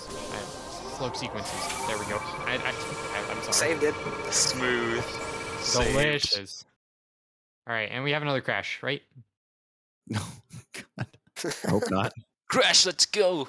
Crash, power cut. I think that the map we just went through, I think for me, has always had just the worst performance and the biggest disasters of like weird Black Mesa-y issues. Are we approaching my invention? No. Never speak of it again. My worst contribution to speedrunning. I think surface tension was worse, but this one's pretty bad. So coming up is a boost we call biggest boost, because it is the biggest vertical boost we do.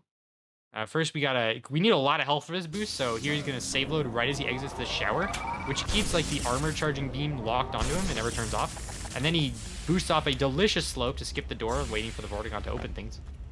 And now he's gonna set up several things to boost off a tiny, tiny slope, and then hope to the Lord that he does not hit any weird outcroppings or like corners that will just completely stop him in his tracks as he boosts through a horrible mess of bridges Will he get full send? to the Will very we get- top. Oh, he's going. Almost. Wait, there's no way. There's no way this fella's reloading to try and get full send. Oh, brother. Oh, that was a 6 save. Never mind. I'm God. stupid. I'm a fraud. Oh wait, I This just guy knows forgot. I found sus clip. That's not my worst contribution. Oh. I don't think Susclip is Almost. like as bad because nobody actually does it. Oh, Will he though? he's trying to make it happen. We get an ooh from Knight in chat. Knight is a very professional speedrunner, is capable of typing in chat while playing the game. I don't think this is happening. You don't have the air strafing. He's actually typing with his feet. That's how it works. Oh, he almost got it. Kovic, you should say that again. Be more Yeah, This negative. is it's not never gonna happening. happen. Just like sub 1 is never gonna happen. So what's never gonna happen? The game will be 1 hour or more. That negativity. Maybe next time. We won Susclip. Do we have time for that? What's the projected time? I mean, we have like 40 minutes left, right? Hey Knight, you know what to do. You've done it before. Night load quick 01, please. Hey again. Oh, he saved it. Okay. God. I love getting stuck on the trampoline. Yeah, this Happens is to what me all happens. the time. I hate it. This is what happens to everyone's marathon run. Is it always goes to absolute darn in like the final half of interloper. And it's always this map. Oh, I don't know what it is about this map. So Like, we happens to all of us. Yeah, we've found like Yeah. a lot. The community, like we've done a good job of making the route overall like a lot more consistent in a lot of places. There's a few this one. exceptions. This boost has remained unchanged for like at least 3 years, if not more. That's just how long I've been playing the game. I hate myself for finding it, but God, my young self just had to fiddle around all the time for hours until, oh look, a boost. I might do it again sometime. And Yeah, record it and make it a strat. Yeah, we don't take too kindly to 283 in this community. All right, here we go. I did want to mention that the setup for that boost is mine. It's a certified Kovic strat and it still sucks. It There's didn't that's how work. you know there's no saving it. It still didn't work as a Kovic strat. That it has no, just. It's So, hopeless. in this part of real quick, in this part of Zen, this long elevator here is basically one giant scroller, or auto scroller. So there's 2 jumping off points where you have to destroy some generators, and then that are shielding some controllers. So you destroy the generators so you can kill the controllers, and it removes a force field so you continue up the elevator. And so this skip has undergone many different iterations, and so what you're seeing now, I think, is the one that Johan came up with, right? Johan, this version is what you found, right? For ambush skip. So the last, please, no, nice. no. Okay, Yes. we're good. Yeah. You can so often get the boost there, and you'll just have barely enough height to not make it, and it's so tragic. So basically, the last little bit of the elevator right here, you get ambushed. There's some controllers that spawn in and pull the platforms back down. And previously, we had to fight them, and that was quite a time loss. And so we discovered at some point that if you're fast enough, if you get through the generators fast enough, and you get on any of the top 4 platforms, for whatever reason, those platforms don't get pulled down for the ambush. And so we came up with ambush skip, and what you're seeing here is basically the final form of ambush skip. Yeah, it's this map. Figuring out this strat was a fun little journey because it was just like 2 weeks, just like coming up with ideas and then just running into another dead end again. We used to have just like we optimized the route, but we used to have just enough explosives to make it to the very top because this map spawns you with like 3 satchels, 3 SMG nades, 3 rockets, and I think 5 trips. And just with Really that, true. like, yeah. I Oh yeah, think 5. Sorry, 5. didn't I do the Yeah, so there's a fun thing unpause here. boost? Yeah, you can, while Oh, you're that on was the pillar. clean. Oh, Is he gonna go for it? Oh yes. wait, what? Never mind it. He did it. Of course he did. Yeah. Let's go. That was My crap. contribution. gameplay. So yeah, Into the initially map. the point for that map was to just make it onto the top 4 platforms in order to not get ambushed, and now we have enough explosives and enough setups to boost all the way to the top, so we don't even need to ride the elevator at all. We just skip the whole Like, elevator. you have 25 HP. You just tried a triple satchel boost with 25 HP. The fuck? That's like a correct Golly. reaction. The fuck.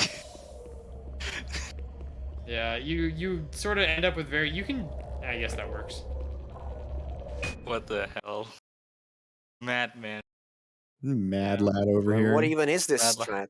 There's a lot of different ways you can go through this route with varying amounts of HP. You can like get through it pretty quickly with no HP at all. But the satchel boosts are technically the fastest, but they're also Ah. far from the easiest. And so what we're seeing here is some questionable Ethics. speedrunning ethics. Yes. All right, there we go. Coming up, we got the final boss Trying fight. out some new tech there or something. Not even I have ever seen that. All right, now a moment of silence, and we let Kovic talk whatever he wants because I don't think there's much. Yeah, He's the Kovic, this is lord all of you. this part. You have the comm gold for baby. Oh yeah, okay. So yeah, we're coming onto an island, and the fight is quite a bit different from Half-Life 1. First of all, he cannot teleport you away. But there also now the fight has 3 distinct phases. In the first phase, we're gonna set up some satchels here onto places where crystals will come out of later. And then we have to destroy these 3 rotating crystals. And what we can do is we can shoot a rocket and then swap onto a different weapon and save load, and that will skip the reloading animation. And you need 3 rockets to destroy each one of these spinning thingies. So we have 6, so that's just perfect. And when the second one is destroyed, he's gonna boost onto the third one and just spam it with the gluon gun, because the gluon gun in this game has the highest DPS. So you have to give it into grenades and then kill the crystal. And now the shield is vulnerable and can be destroyed, and with it you can damage the Nylon behind it. And when you damage him enough, he will start, he will pull out 3 crystals from the ground and start to heal, and you want to detonate satchels at the same time to destroy all 3 of those crystals at once, and that will move you into phase 3. So the funny part is, Knight is just uncontested best in the game at everything here, except Nylanth. Nobody can beat Kovic and Nylanth. I've tried, T-Mob's tried, Think Table's tried. Yeah. You just can't. Kovic too powerful. Kovic has like a library of just Nyland runs, or just that whips out like a weapon. Every single time you get a PB, he just whips out a faster run. From like 6 months ago. Yeah. He's got like secret runs. Alright. He's time hoarding over there. Yeah, straight up. Yep, GoldenEye style. Alright, here he goes. Pop ahead, that's time. And that's time. Time. No clip ending, or else. Susclip, now you are way ahead of schedule. You watch the guide, you know how to do. Oh my god. World record holder, by the way. Yeah, world record holder, by the way. Doesn't even know. World record holder, by the way. In case you didn't know. On top of it, Nylanth is literally the easiest level in the entire speedrun. There's no movement. There's like one movement thing. That's it. I just don't get it. It doesn't make sense. Yeah, that's true. All right, Knight. What was the final time? We need to know. You had the timer running in the background. Is it world record? So we time by in-game time here, just because load times can vary by a lot. 103.10. Yeah, that's good. 103.10. Well, yeah, that's that is very good.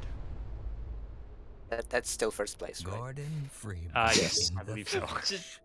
Oh my lord. I think that's the second fastest ever like Black Mesa completed run, right? Because he has the 104, the 101, and then the 103 is right between. I guess now he's seen a 103. Golly, poor guy, he went back. Oh no. I think. Well, to be fair, when he got the 101, he probably said, I've never seen a 102, which still stands, so. I've never seen a 102, and I never will. Golly. Never Knight does will. not own third. That is to our dear friend QB2B, I believe. No, he's in second.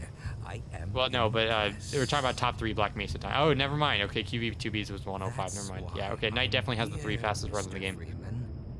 Just insane, to be honest. This guy needs to be stopped. Yeah.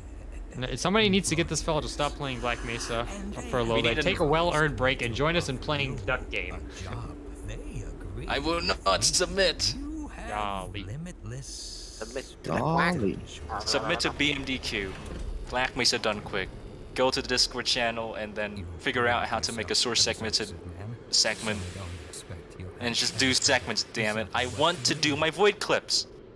To anybody interested in joining our community, you can first of all go to SourceRuns and ask in the Black Mesa channel there, and I think someone will give you the link. Otherwise, any of at least me and Kovic speedruns, I believe, you'll find a link to our Discord in the description if you're interested in joining the adventure, the suffering, the fun times. Anticlimax after what you've just survived. Absolutely. Indeed. Will we get the third and the secret ending? Wisely done, Mr. The secret ending when you play the game really fast and it crashes 3 times, and so it crashes the 4th time at the end. I guess. Or you could just get out the train, not choose anything. Well, somebody doesn't know how to do no clip ending, so. Oh yeah. World record holder, by the way. Yeah. Anyway, thank you very much for having us. Knight, thank you very much for putting on a great show, even though you couldn't speak with us. Good job, Knight. GG's. That was one of the most impressive things I've seen in all marathon. Like, holy crap. Same. Okay. Well, up next we have Half-Life Decay. I do have some donations to read off, unless y'all have any parting thoughts. I have Final one word. thing for you, Centarium. I asked this of anybody who hosts us for any Discord or for any marathon. Give us Okay. your best golly. Golly. Hey, okay, that's good. Use a little That's bit good. more heart, but it's a good start. It's a good start. Yeah, Thank you very good much. start. Okay, actually, This was fun. Thanks, guys. Okay, real quick before you end the stream, please don't do it stupid. We have a $25 donation from Captain Sarlo. Let's see if we can get the donation train rolling. Good luck, Knight. You got this. Just don't reset. Thank you for not doing that. We have $50 from Dolan. He says, do a flip. We got $20 from Guacadile. My fucking food is here, apparently. It just says smiley face. We have another $30 donation from Captain Sarlo. GG Knight, you absolute mad lad. And then one from Nova, $20. Night Gamer. We are up to 336, so thank you very much for donating. And with that, we're gonna go on break and be back with Half-Life 2K. So thank you, and stay tuned. Get hyped.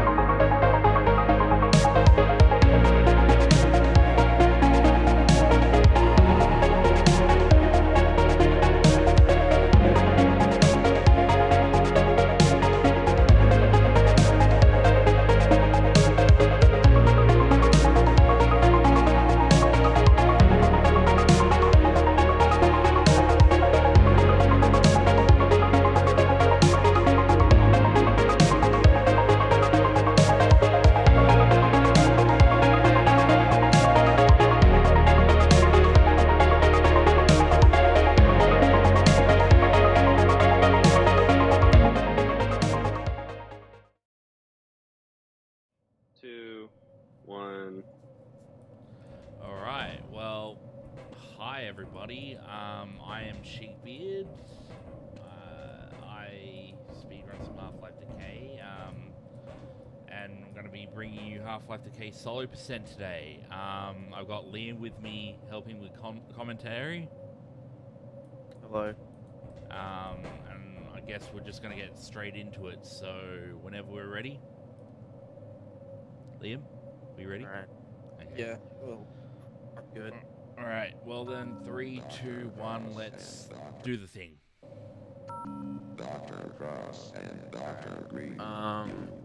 Yeah. So this game was originally I think it was like an alternative mode to the PS2 version of Half-Life 1.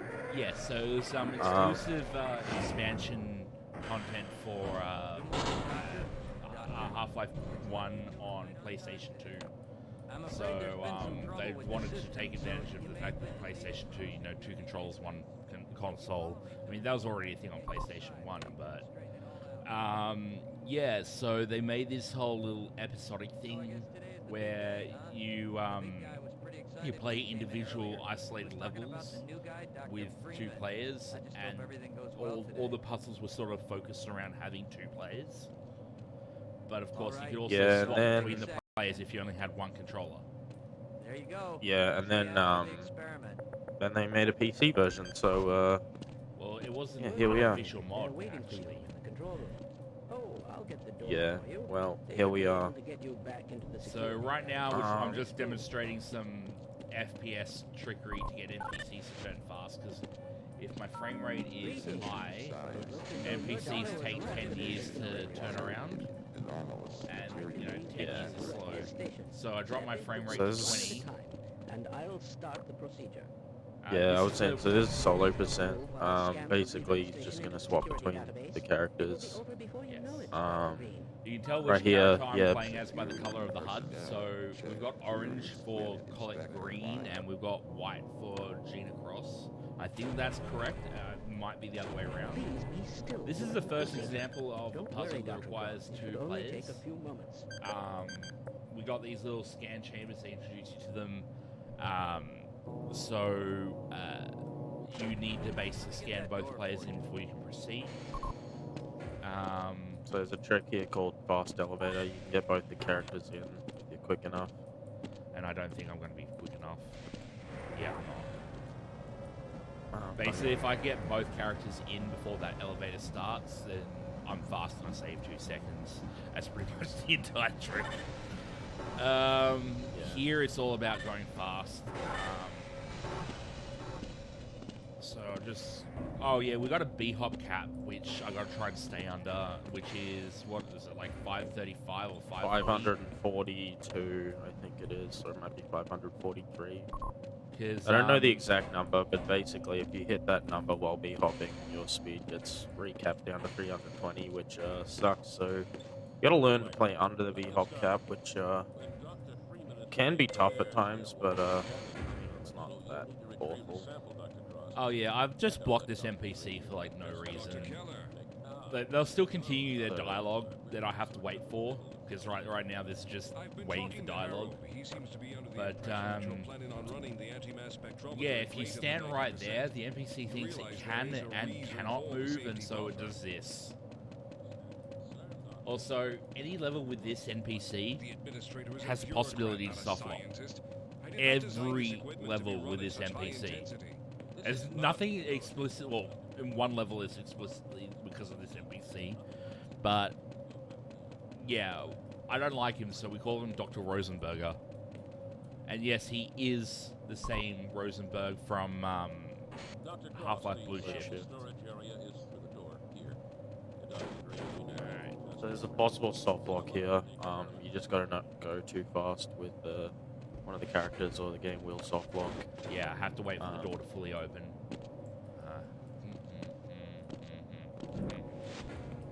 Yes, I hummed to myself to remember the timing for that door. Okay, so now we're pretty much in a on-rails sequence. We're just waiting now for for the NPCs to finish their dialogue. So what are you gonna draw, dude? I haven't decided yet. But Here, for now- here, chat. You have like 10, 20 seconds to decide what we draw on a wall with the crowbar. Yeah, that's something we can do. You can off my computer table. Theoretically, this is impossible. Yeah, chat. You have like 10, 20 seconds to decide. What do we draw? Draw SourceRuns logo. SourceRuns logo. I can try. We can try. I'll try the Half-Life logo because I am terrible. It's either that or unless somebody comes up with something better, that's what it's gonna be. I can't Alright. see chat button, so. Well, I can, so, draw away.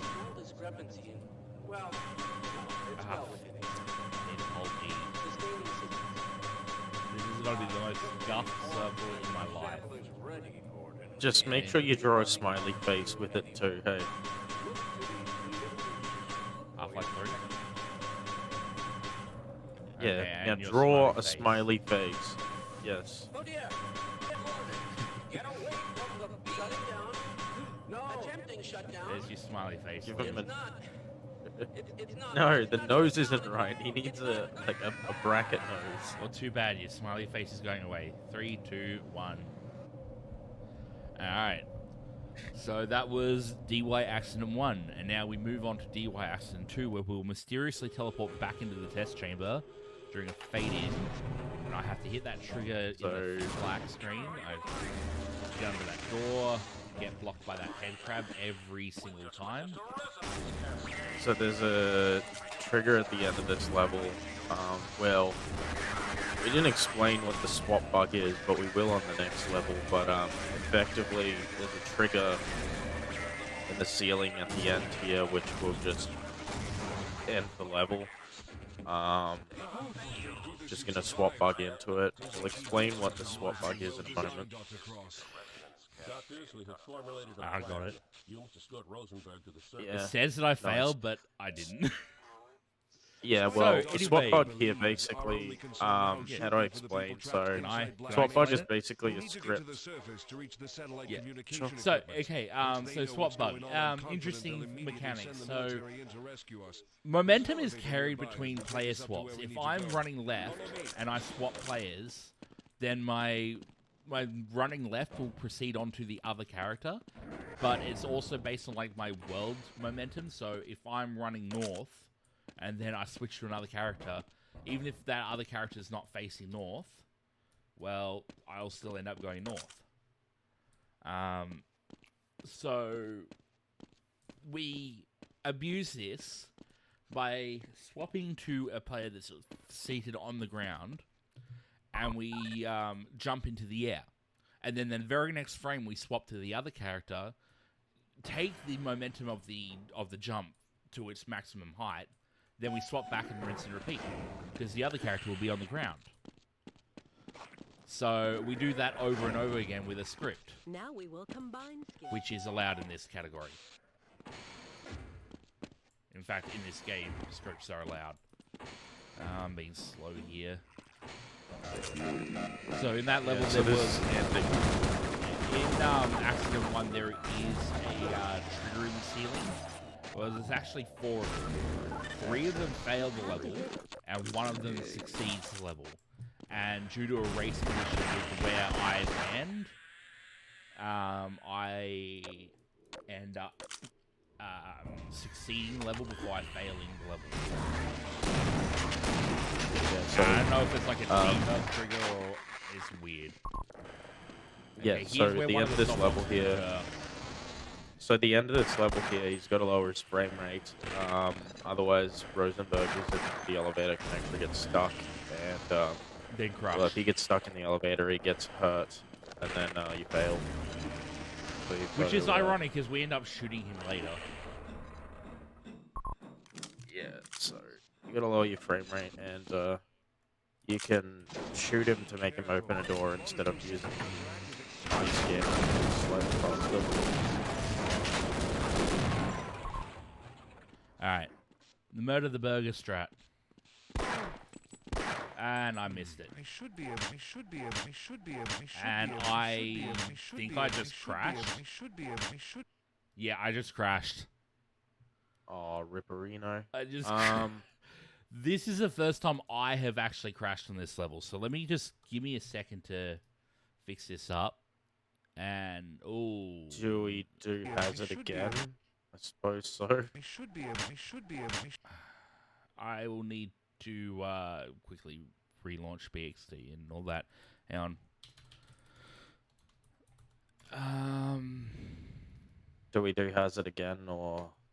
We will do hazard again. Yes. I say just go to the next level. It was basically at the end of the level. Because you're gonna have to do lasers manually now. Just go to the next level. It was basically the end of the level anyway. No, I'll do hazard again. Sure. Despite what Dr. Keller believes, So yeah, that has only ever happened once, really. Oh yeah, because this is technically a multiplayer game. You gotta wait for the bot to join. Once they know what's going on, I'm confident they'll immediately send the military in to rescue us. There's an elevator nearby. So yeah, that was a bit unexpected. That also means yeah, a skip that we've set up for later is no longer set up.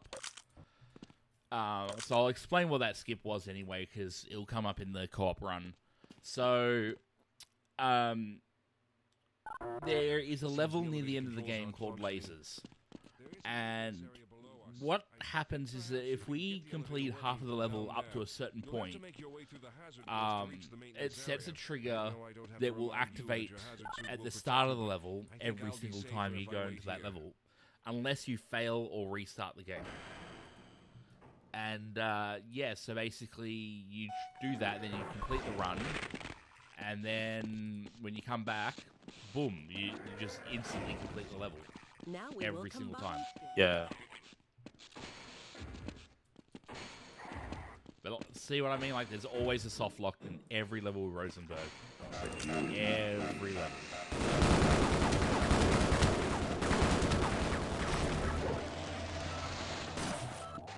Strangest crash as well. Yeah, I don't know. I've been getting crashes lately too. Don't know why. Yeah, well, this is the first time I've actually crashed in this game. Then again, that's just the gold source setting for you. Yeah, nothing new to grasp. It's a very stable engine. Hey, absolutely nothing wrong with it.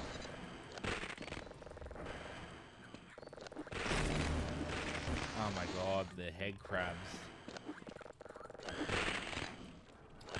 Stop blocking me, please.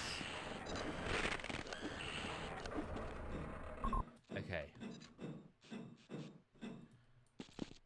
Be careful.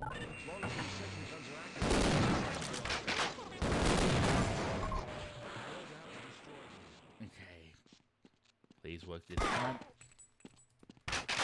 This is what I was trying to go for with Murder the Burger. If I shoot him, he doesn't read the retinal scanner, he just opens the door. Because every NPC in Half-Life 1 has a key to every door. Well, actually, it's not every door. Basically, doors can be flagged to be opened by monsters. And that one is flagged to be opened by monsters. Good work. Boogie Also, Wonderland. Technically, there's 2 Rosenbergs. Although I didn't get to show it off. Yeah. Alright. Finally on to the next level. Also, it keeps changing my name every time I load into a new level. It's unavoidable. Okay, so I'm pretty So much this just level waiting for here, Rosenberg. uplink. Yeah, you're pretty much just waiting for Rosenberg the whole level. Just gotta wait for him to open a door, and then he runs upstairs, and then you just gotta turn a valve, and that's it. Turn a satellite valve, and then you push a button. And This entire level is pretty much a cutscene. Hey. Pretty much, yeah. Ah, you made it. The control room is just You just If gotta I don't open the door at the right time. Yeah, if I open it too early, I soft lock. So I gotta wait for him to go up to the door and then step back and try to tug on it. Did I get spotted by the Vort? No, I didn't. Good. I don't want to deal with that extra Vort. I do have to deal with these. There's a trigger right there that spawns them. Excuse me. What is... From here, Okay, we'll be able to Rosenberg contact made the up his military, mind. but it appears Because I opened the door slightly early. One of you needs to... Not so early that it breaks the game, but early enough that it plays around with his animations.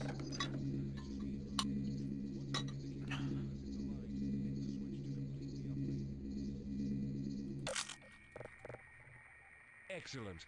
We should now have a... Okay, so I don't actually have to go follow him anymore. Right now I can show off the stuff box.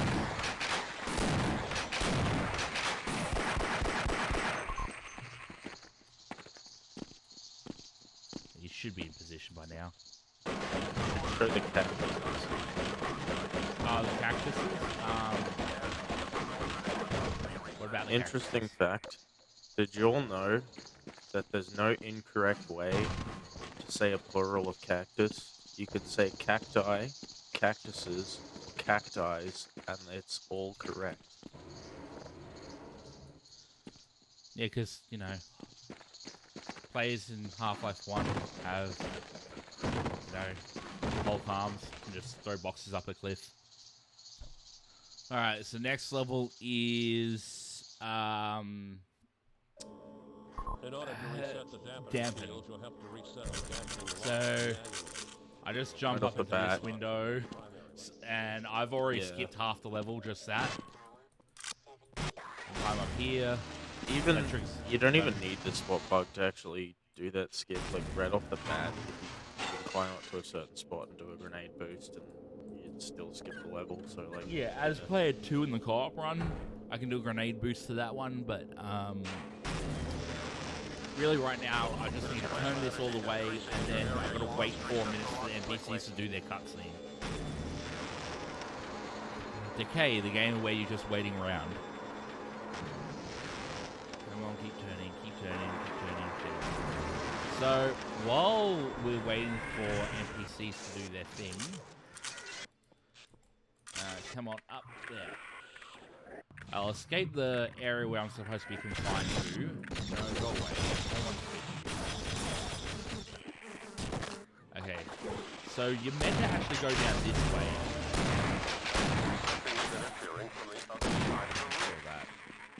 Sorry, I just desperately needed some water there. That's fine. So the intended Yeah, way I mean- of this level is you're meant to actually have, like, a two-person puzzle where one person blocks this to prevent the electricity from zapping the other person so they climb through the vent. But, you know, we've skipped half the level and I'm just sort of going around and doing it backwards at the moment. Mostly because head crabs.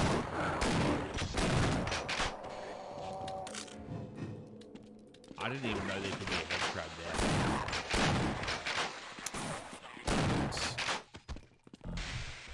And this is technically where we get a revolver from. Not that it matters because you get a fresh loadout every level. Next level is dorms, isn't it? Anyway. Yes, next level's dorms. Yeah. So this next level dorms is probably the most, I want to say advanced, but like, really, it's just a matter of going fast, getting through the level quick. Yeah, and there's some soldiers at the end that you need to kill. Get that a blue Barney flash indicates the NPC. end of the level. Get a Barney NPC to come talk to Dr. Keller, and yeah, pretty much it. You actually meant to turn 2 of these first, but yeah. You can see I wasn't really phased. Okay, so I break the window while it's black screen because it's faster that way. climb out the window because I don't want to wait for NPCs. We do enough of that in this entire game. Alright, I position one of these characters so that way they don't bump up against the wall while I'm swap bugging.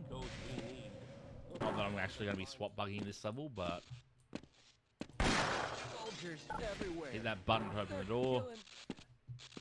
Alright, now we just go fast. Is what I would say if I could go fast. I might set up lasers myself right now, but anyway. Yeah, this vent. You just get one person to stand on top of the other in co-op normally, but this is just solo, so it doesn't even matter. Like, Yeah, so just half swap of this bug up. game you can play through. Half of this game you can play through just with one player. Like, even without the swap bug, you can, you know, do the whole game, well, a good amount of the game with just one player. So, yeah.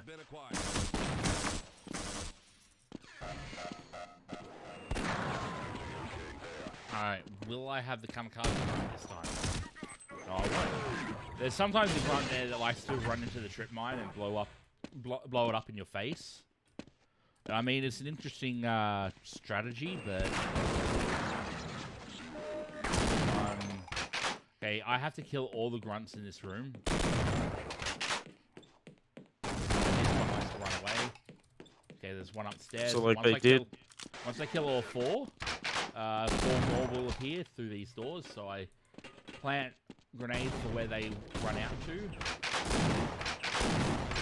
Not that it works. Like, okay, this 2 of them game, died over there. they did try to design it to be, you know, harder for, Yeah, I've got the clearance codes to the security harder station. for, like, you got 2 people. They wanted to make it more difficult, but it really isn't. There is more soldiers in this level, but, like, we know where they all spawn. Like, if you go down the hallway there, the soldiers will spawn out of an elevator, but, like... I'm going to show you the know, case you out. just I'm not going to blow up these NPCs. I just need to trigger the dialogue. you just... Like, you just don't do that. Like, it's just simple. And half these grunts you can't just run by, so... Yeah.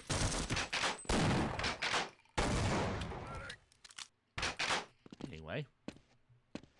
By the way, I just love how those grunts just stand there while the grenade's there. Perfect example of the AI in Half-Life. Award-winning AI.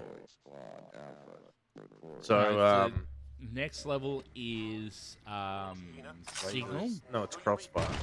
Signal. Oh, Signal Cup. Yeah, this level is similar to Dorms, but except you actually need to have 2 players at one point in the level because you've got to close the door behind a player. Besides that, there is one strat that is notable. It's where we're going to be picking up an SMG grenade, which will allow us to give this one grunt. Give this one grunt who's in the way, but besides that, yeah. It is what it is.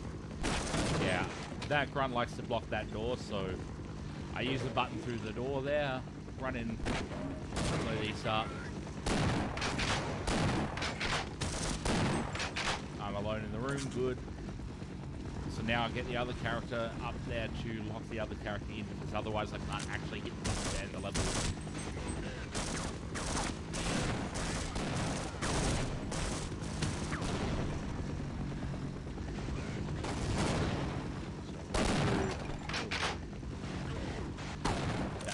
Hit that button, and now just stay alive.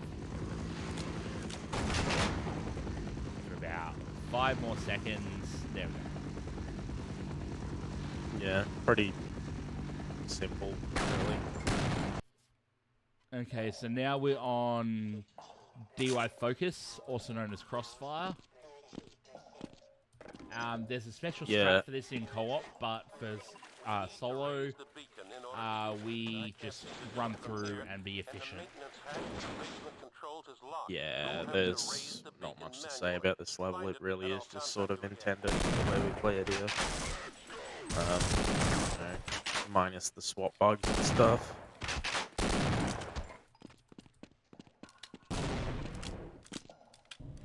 What the hell? Where are you going that way? Wait. never gone that way in my entire goddamn life.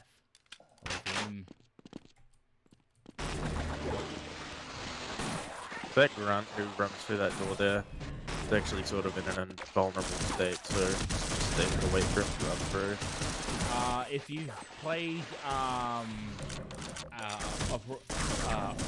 opposing force, there's a similar grunt at a certain point where he's got to cut down a door with a gas tank, and you can shoot him a billion times in the gas tank and blow him up, and he won't take any damage.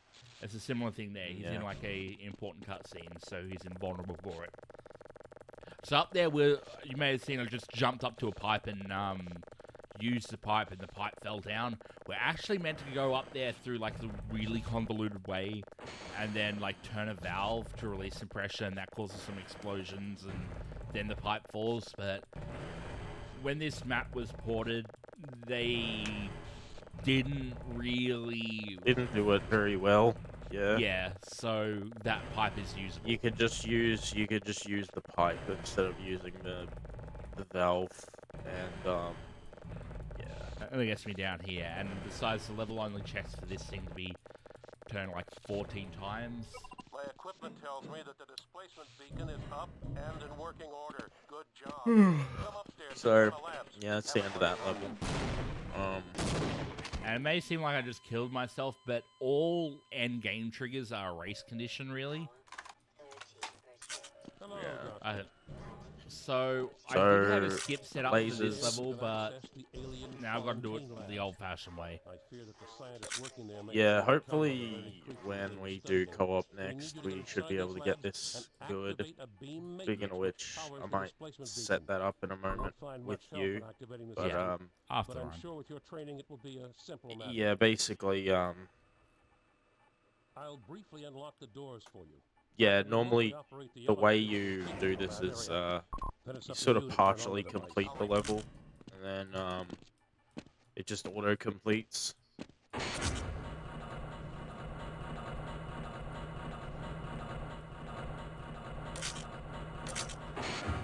So I've got to make sure my character is safe here, because they can still take damage even though I'm not there. So I just clear those vaults while I get the other one in position, and then I just run level. The lasers here don't actually do any damage, they're just for Aesthetic solving purposes. a puzzle at the end. Yeah. You're normally supposed to have the other person reopen this door for you, but you can just use the scanner through the wall.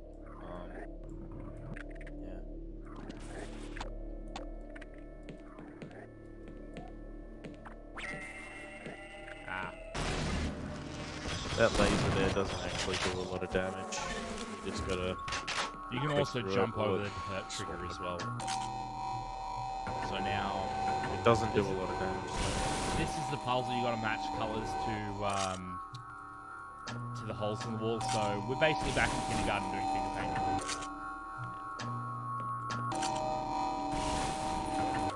What colour do these two make? Alright. So now I run back. Yeah, now you just gotta get both players back to start on the level. God, I'm getting blocked.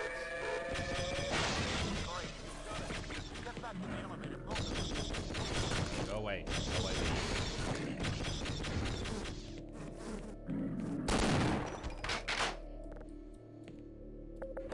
There we go, got it.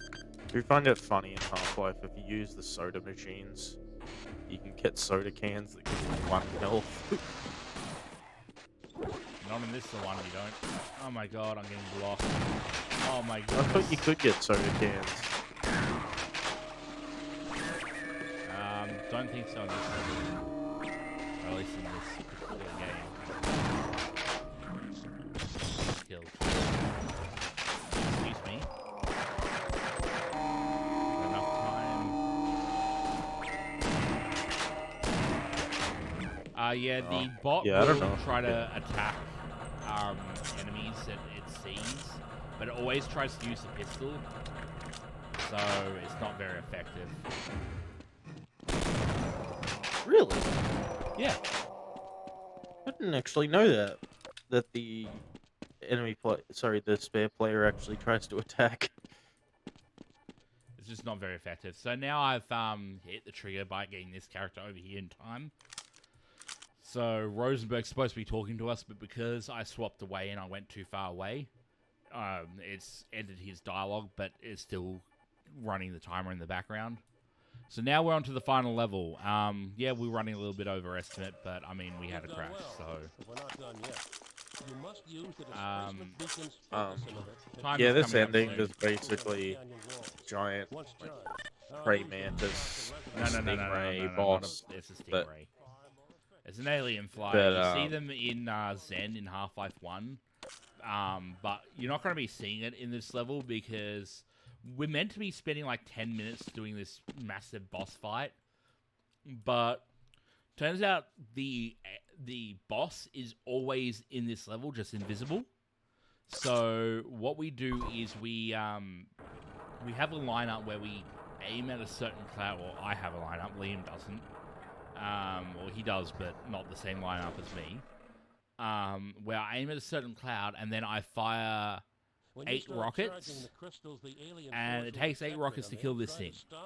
And it won't move because it's always going to be in that one spot. Its movement hasn't been activated yet.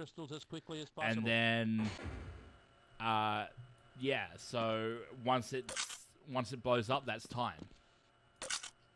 Yeah, time will be coming up soon. Just get ready on that. Yeah. Yeah, I can raise my FPS. Okay, line up against the cloud. Having. 5,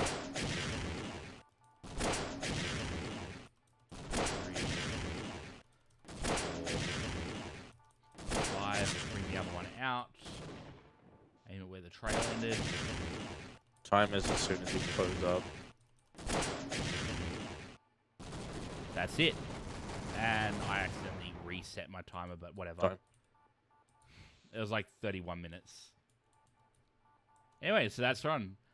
If you guys are sensitive to epileptic seizures, look away from the monitor in about 5 seconds, because we're going to have green and black flashing screens. Yeah. Well, that's Decay solo. Gonna be doing co-op in a moment. So that should be fun.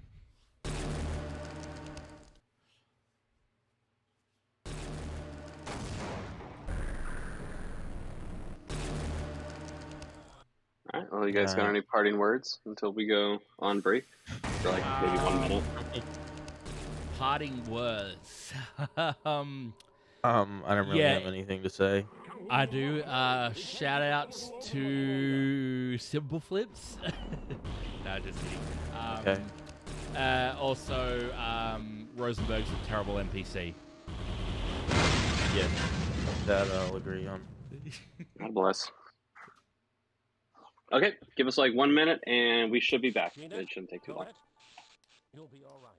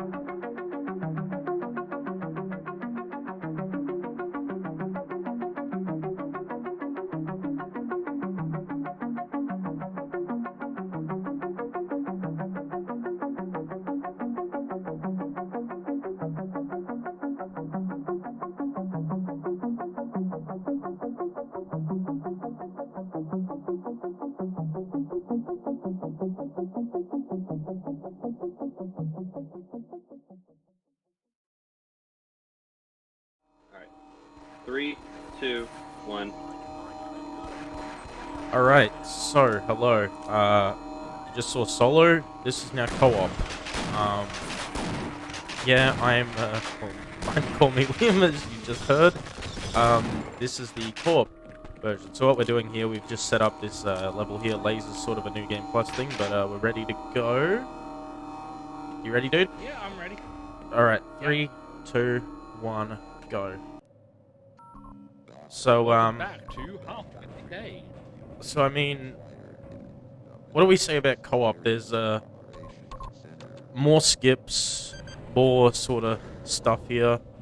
Yeah, there's a few little extra skips that we can utilize now that we have 2 players. There's also a few little changes to the way some existing tricks work. So, for instance, only the host needs to lower their frame rate now can I... to make NPCs Hang on, turn. can I get on the bridge below? I'll just wait for Barney to turn. So, yeah, lower my FPS. So, yeah, you can get on this bridge. I mean, that's it. Yeah, it's a bridge. So there's... Obviously, you lower your FPS only for the host to get the NPCs to move. So I can always be at 125 FPS. I will turn that volume up in a moment, sorry. Good morning. They're waiting for you. There's plenty of time for us to wait later on. I could turn it up then. But yeah, so just wait for him to turn. Yeah. There's also a couple of things the way the swap bug works.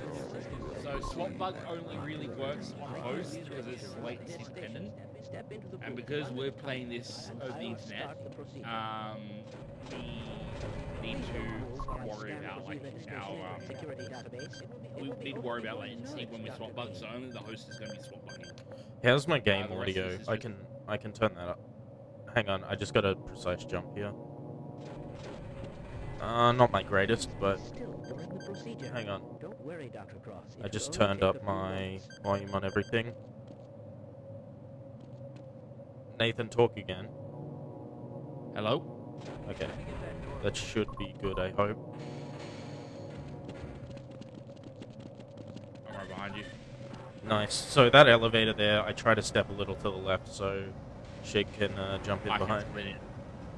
Yeah, basically. So here, I often find myself b-hop capping here if I'm not careful.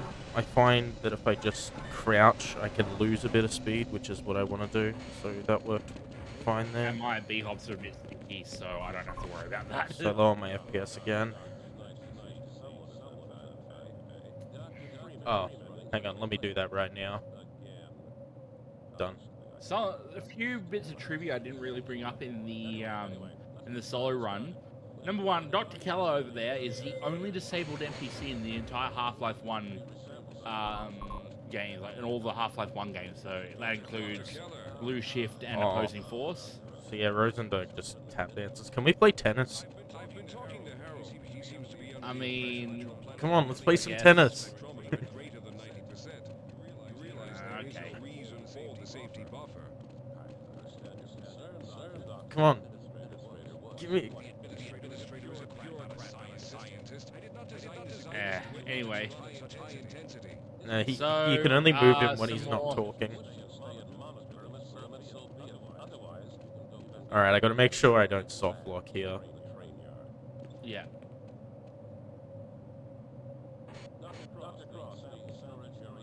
Alright, so I just gotta wait for the door to open fully before I step through.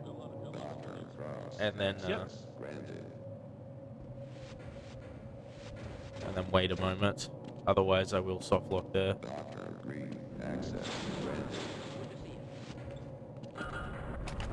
So now I just gotta push this thing.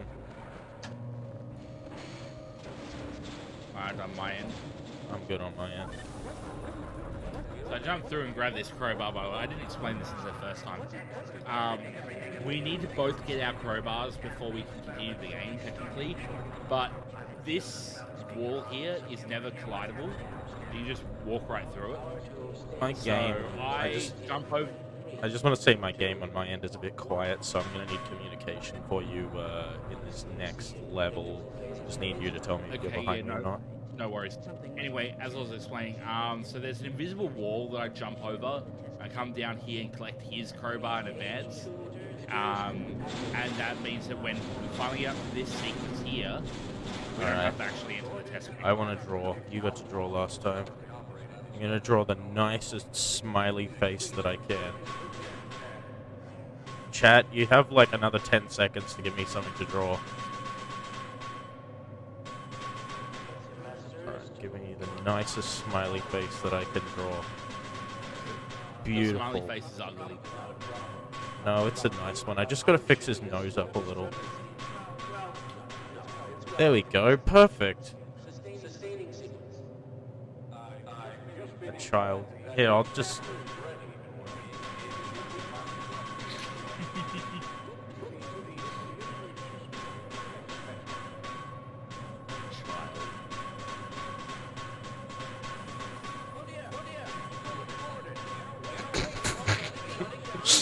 There you go.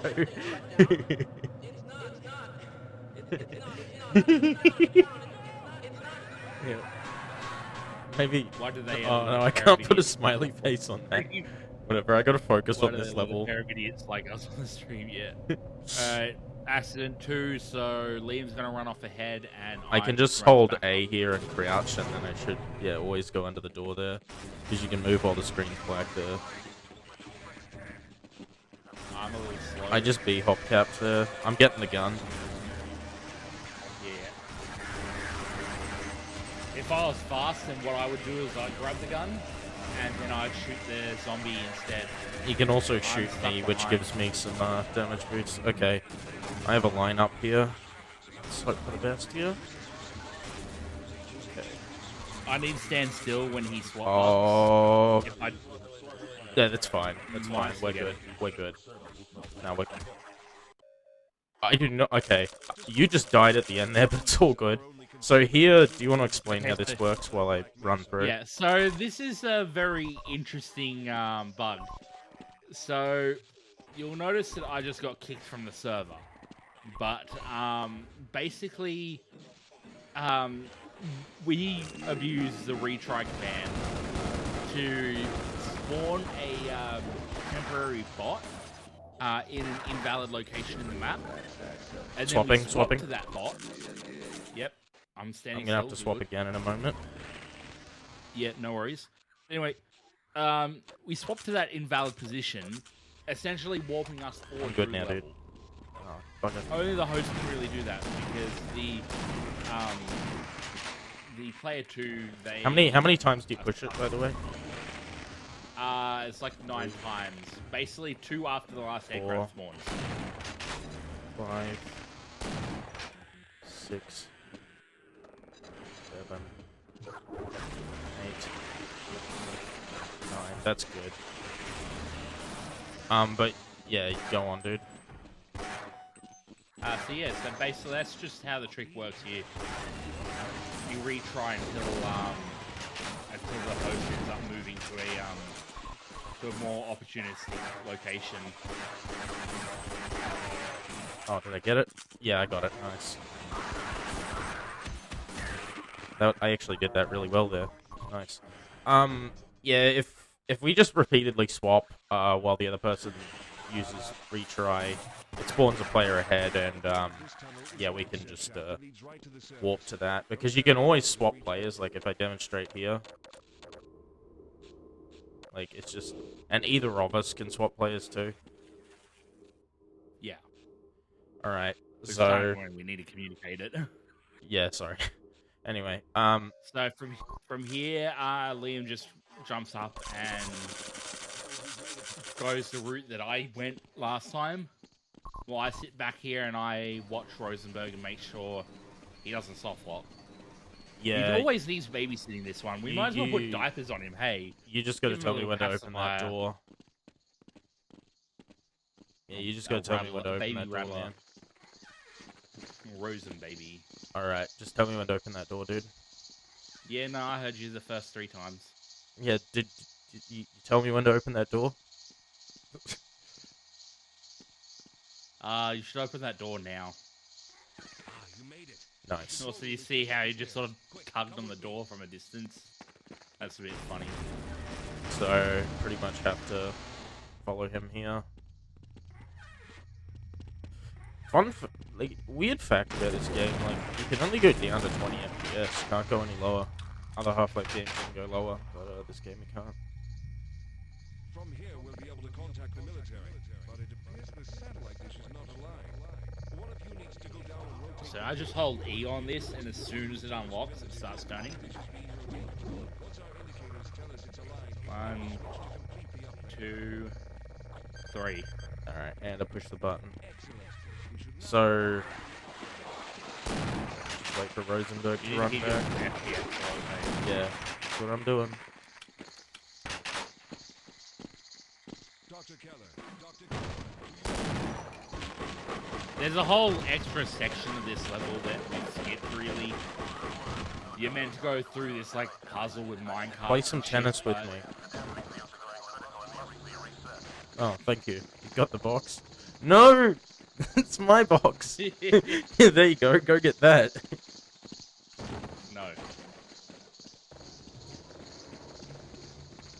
I guess this is more like soccer. You try to push it up and I gotta stop it. Also, one of these fences is electrocuted, so...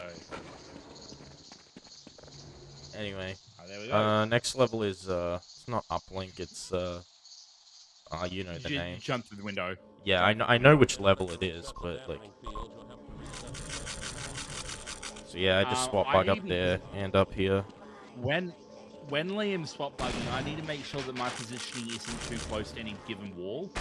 Because, again, the momentum thing carries across. But if my character is against the wall, then he'll lose all horizontal momentum in that direction when he swap bugs. Alright, I'm pulling the thingo. Turning the valve. Okay, so I can follow. Yeah. Oh no, I stood in a bad spot. Hold up. It's fine. I can probably tank this. Yeah, I can definitely tank this. It's fine.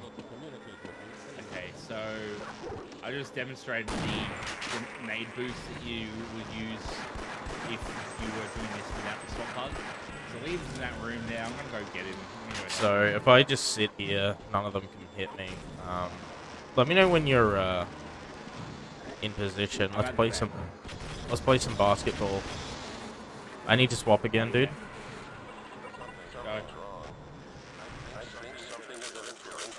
Alright, let's play some basketball. Gotta hit those boxes. Oh, my head crab. Oh, nice. Wait. Oh!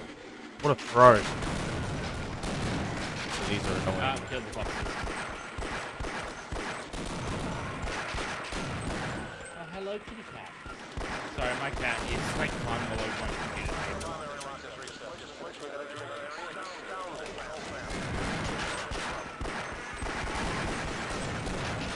Yeah, so these guys spawn a lot. Yeah. They spawn instantly. Yeah, I'm gonna try to blow a grenade up in their face. Oh! Did I just get one there? I don't know. Close enough.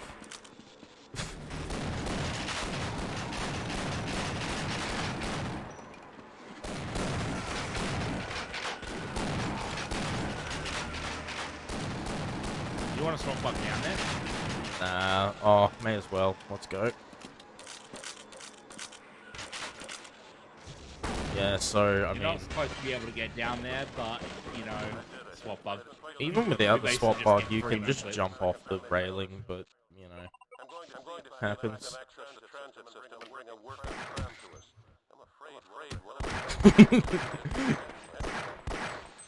We got some dorms to play now. Yes, Dom, so break the window, shoot twice just in case. Alright, so right off the bat, I messed up. So, can you get it? Yeah, nice. Yeah, so right off the bat there, I normally jump through the window, but I messed it up there. So right at the start here, I'm going to try and revolver a window. And I'm going to push this button. Alright. I'm a bit slow, but this is all fine. You All get right. to trip mine. You stand on my head. And then I just swap bug up here. So, yeah, this level isn't too different in co-op, but there is just some things here and there we do different. So you're gonna need to hit this head crap, otherwise I'll waste time. Oh my god, run, go away. So we do like to take different routes here. I got the button, by the way. Yep. Yeah, we do like to take different routes here, just so we have our ways. So I got the left side, dude. No, you got the left side. I got the right side. Yeah. Okay, both are dead here. Just chucking grenades. Okay, they're both dead over here. Not on this side. Let me know when. Go. Alright, so we need all those grunts dead before we can get Barney here. So you just step in a trigger. Do you have any grenades left? Because I do. 3. Alright, good. I got 3 left as well. Alright, so Barney runs to the end here. I'm gonna quickly just explain. There are 4 end level triggers in every level. There's 1 for succeeding, 1 for Gina Cross dying, 1 for collect Hold up, green dude, dying, audio and 1 cue. for an important. Sure do. You got Don't worry, dude. Don't worry. 1 for important NPCs dying. So we're going to showcase that race condition again. Ready? Now. Bang! Let's go. Now, technically, because all the timers for the end levels are all the same. Oh, swapping 5 times. instigated No, a not race this one. Next one, sorry. No, wrong level. Yeah. But, now we're both the same you were saying? They're all race conditions. So what that basically means is that if we hit the succeed trigger first, then we will succeed. If we hit the fail trigger first, we will fail. It doesn't matter what triggers. I got the door. It's open. I got the nades. I got him. Door's open for you. Thank you. Alright, yeah, I'm just gonna give this grunt here. Bang. Door's open. Alright, let me know when you're in. I'm in. Door's closed. Alright, I hit the button. Yeah. Okay, door's open.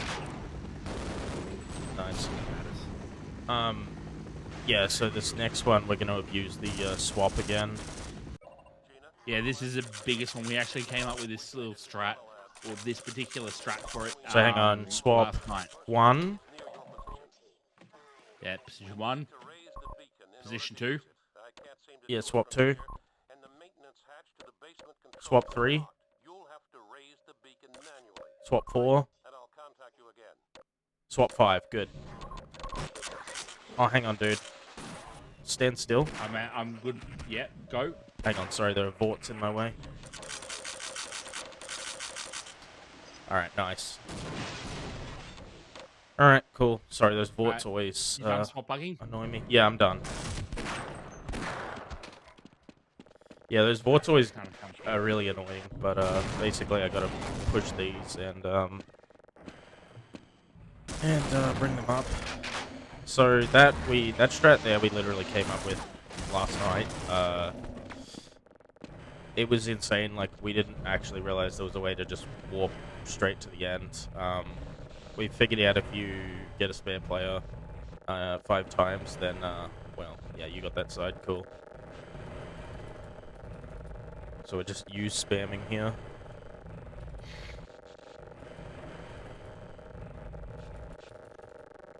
Nice. But yeah, we literally found that last night, so like, yeah.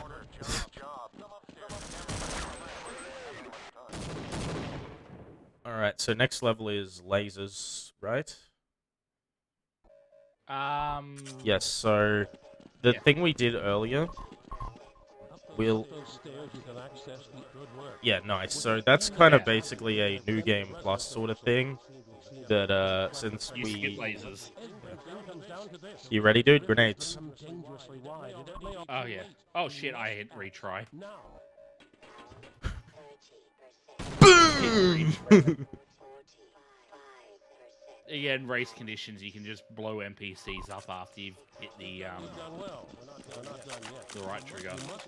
Alright, so this we is... turn off our lasers hit, our laser beams on this level because, one, you can't reload a missile after you fired it.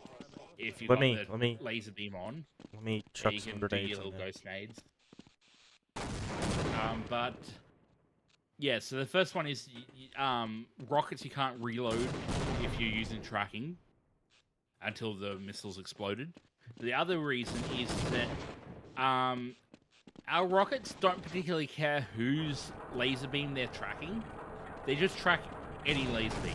It's funny to do in AG when you're fighting someone, they shoot a rocket at you, and then you use the beam and direct the rocket back at them. Pretty comedy gold right there.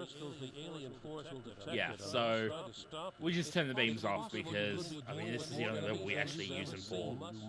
What's our PB in We're this? not moving target. Whatever. Like 20 minutes something. Whatever. Anyway, you Alright. ready, dude? I'm ready. Alright. I got my FPS up. Alright, I'm just all gonna hands shoot on where you me. shoot. No pressure.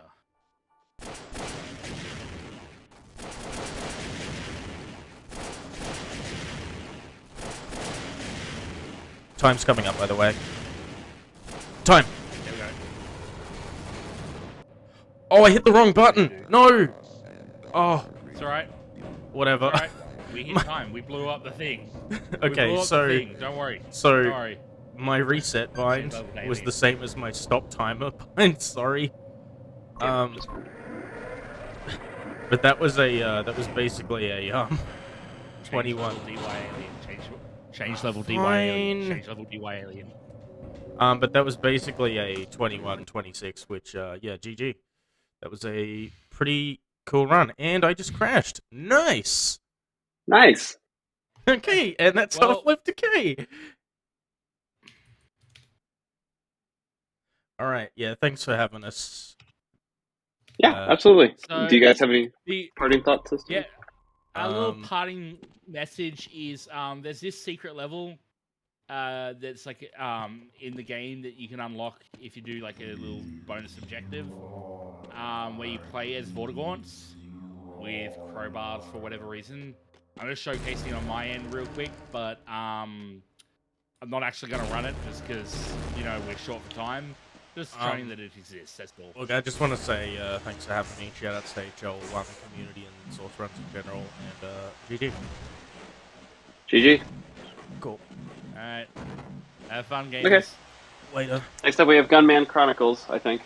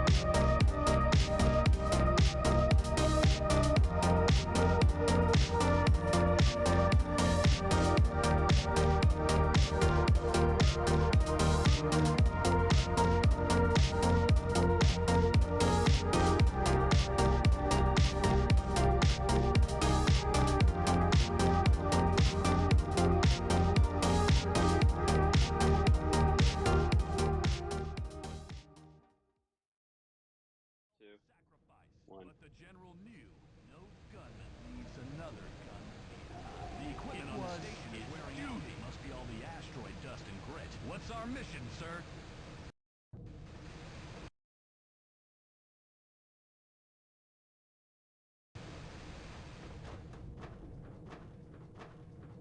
Attention, men!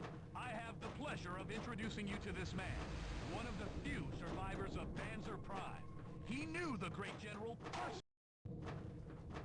Uh-oh. Hurry! You'll have to duck to get under this, sir. Whoa, Aubrey! Hey, get out of here! Excellent. I don't have... We got the glass. That should work. Hey, buddy.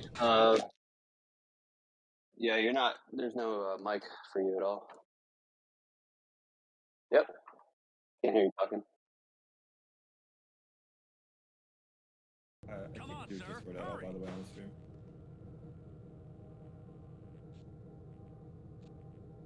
I can hear game audio, but that's it. Yeah, and then just like reset when you need to. Well, I think no. Yeah, it's working now. Good job. Well, at least I'm Yeah. showing up. Yeah, go ahead and reset.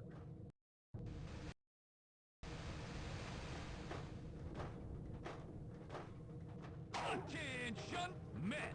I have the pleasure of introducing you to this man, one of the few survivors of Panzer Prime. He knew... Uh-oh. Looks like another... Hurry! You'll have to duck to get under this, sir. Whoa, Aubrey! Let's get out of here! Up here! Excellent. I don't have... Hello there, I'm Soup.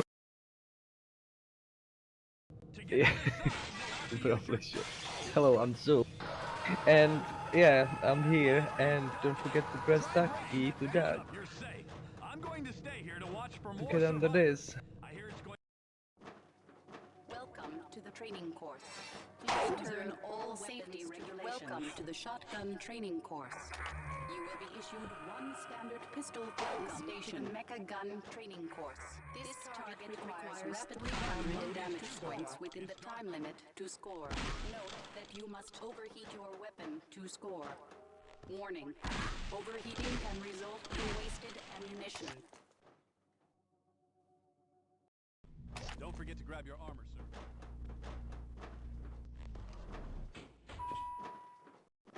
They'll court-martial you for... Welcome aboard, Major Archer.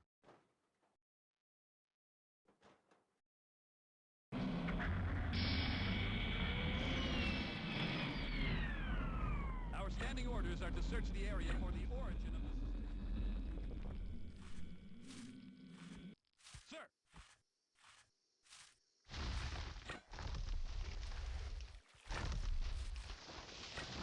Hey!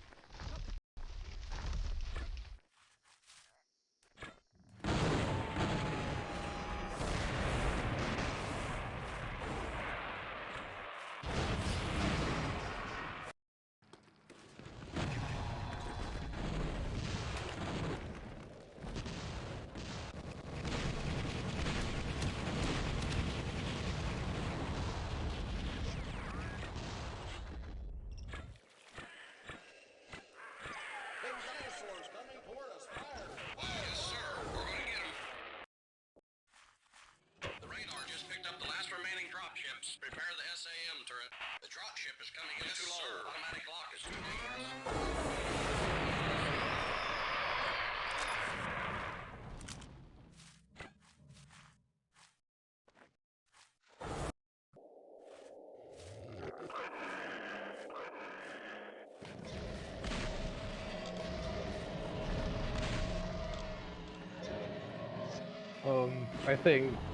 I think they don't hear us at all.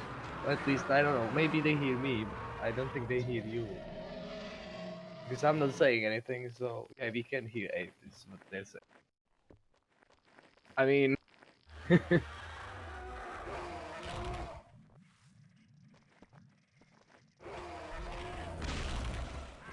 Yeah. Do I just repeat everything you say?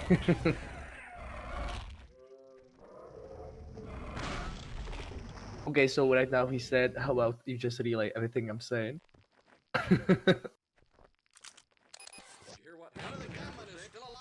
Apologies for his mic not working. He doesn't know what is going to go on. This is so funny.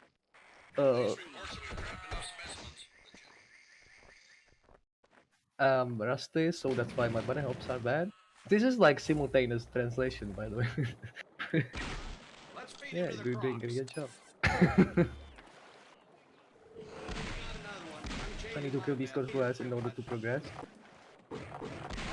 Oh, I hit my 4 FPS bind by accident. Let's just blow him up.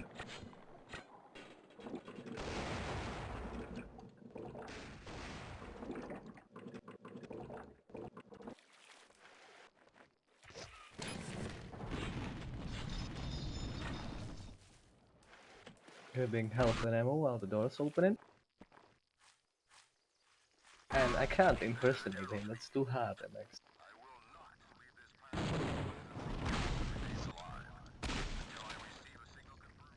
Nice. Do you want me to do some of the commentary? Yeah, go ahead.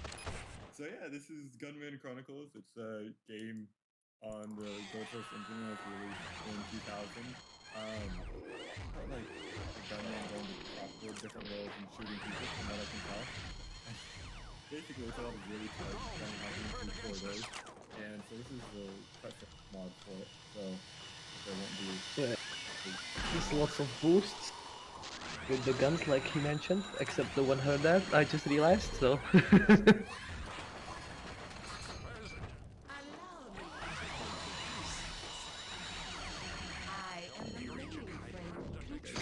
Different fire modes for every weapon.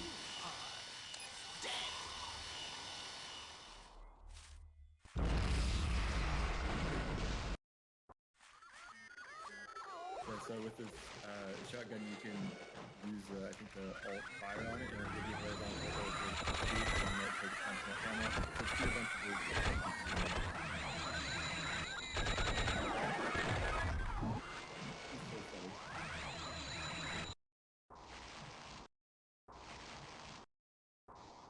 Now this is a very precise book. So this strat is very hard. You try to get one of these little robots to boost you up onto your board. There's a range usually doing a backup while he's climbing up the wall. It's a lot slower, but it's definitely more consistent. So you can try something else practice if it's cool. There's the ammo.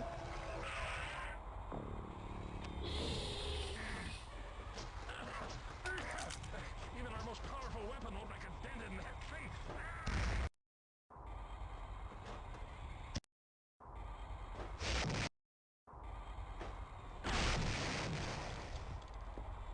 Alright, and now do grenade boost plus shotgunning. Who's going to die here?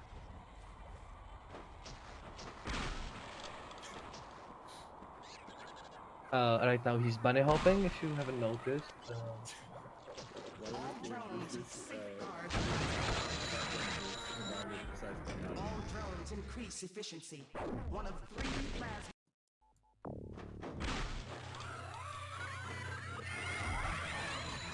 Jumping up there hits the trigger that you normally can't hit to start the cutscene. Oh, there's a... No, right now he's getting a wreck.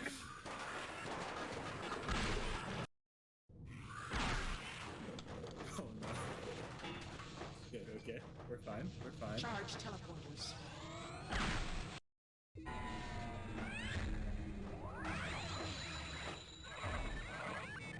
There's an invisible wall there that will kill you, and so Was it my decision to come here? And then this is a long scene. I know you're imbecile. Yeah, and back there with the lasers, if you lower the FPS, you can get through it. It doesn't. Higher lasers. Tectonic stress approaching critical. Increase power to all.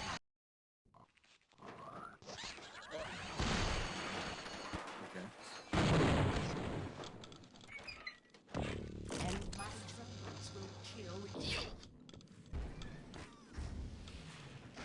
intruder detected.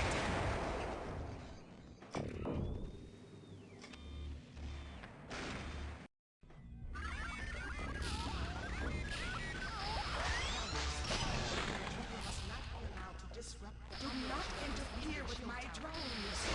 They must keep this tower operational. Down this tower, this perish with the rest of us. For a little bit.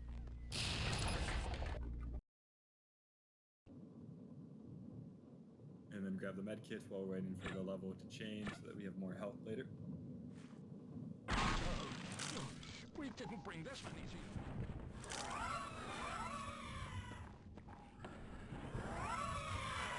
The challenge runs that was really, really bad, so we have to go kind of slow to make sure that we're not going to get stuck.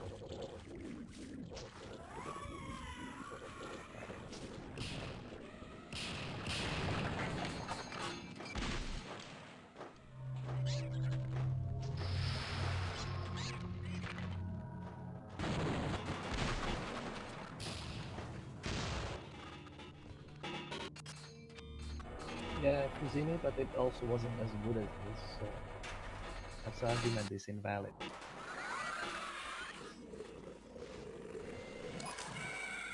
I cannot believe you survived. Unfortunately, no matter. You won't survive long in the meeting space.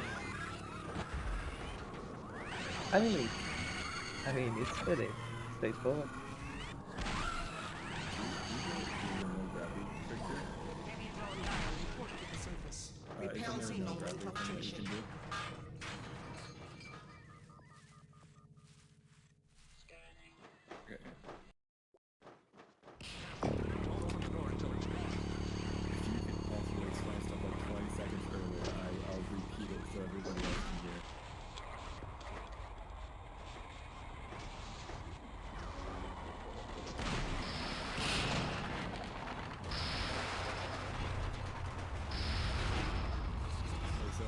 There's going to be a trick that gives us low gravity for the rest of the run.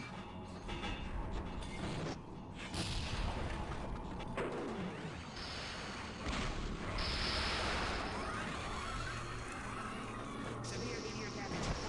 There's two triggers, one of them which makes gravity really low, and then one which sets it back. Once we leave the area, jumping over it, we can skip the one that sets it back to normal, and keep low gravity for the rest of the game. Investigate massive xenon organism segment in sector 6. Boss coming up.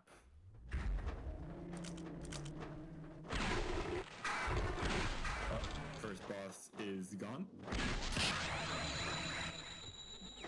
Hashtag Greg. Great boss fight. Yeah, just jump through your enemies. Just don't worry about it. No, the problems. Be happy. Yep. Speed run life by ignoring your problems. Real life advice on the SourceRuns Marathon. Run, shoot, think, live. Exactly.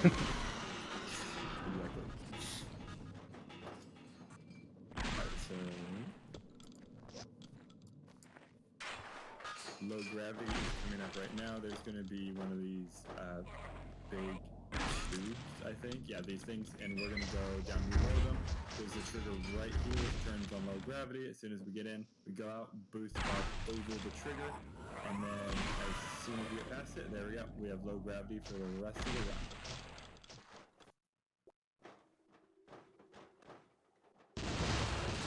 Yeah, it makes duck tapping way easier as you have more time to time the duck taps.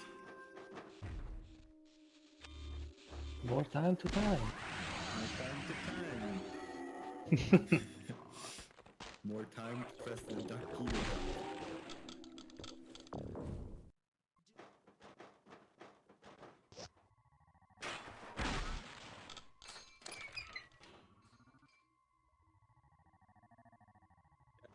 To get to this crank lever thingy, you have to jump over a trigger to avoid some enemies. Before you go any further, this security door must be sealed. It's just gun hopping through corridors as tightly as possible. Except until you get to the waifu part, it's the most important part of the game. Oh, right. I'm sure we do for like a second. I'm not sure. Does cutscene this skip the waifu? Yeah. Unfortunately, we see at least 1 point. Yeah, so this is the bad category, and since Abe can't talk, he can't say otherwise. Anyway, if you wanna know the story, you should like play it for yourself, and like this cutscene is what like doesn't give you any of the story much. You just see Van hopping and he don't spoil it. A facility like helps you and then kills, well not kills you, and then you team up and you fight back against the people who captured you. That's all I got from watching the speedrun 3 months ago. Also, watch the segmented speedrun of this game. Segmented speedrun of this game. It's on the SourceRuns channel. It is not quite the most recent one, but it's back 4 months ago. The aerial drone is waiting for us. We must hurry them.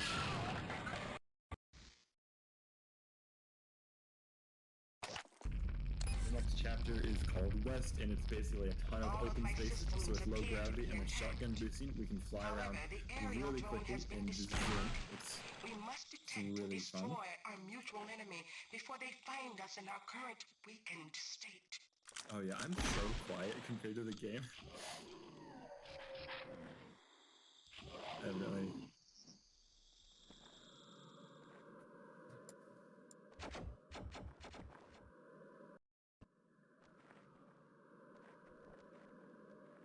Jump over some death triggers here in the canyon and go in between them so that you can boost all the way to the end of the map without having to worry about fall damage and falling down. There are a lot of death triggers and they're at different heights, so it's pretty hard to get around them.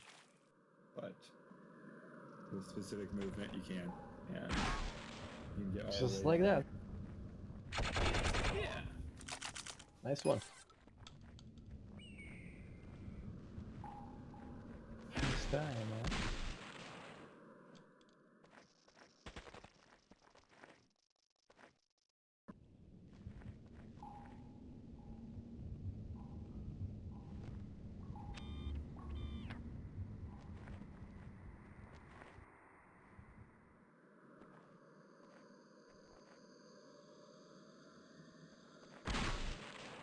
Because of a place later in the game, you really have to worry about health here, and can't take too much damage.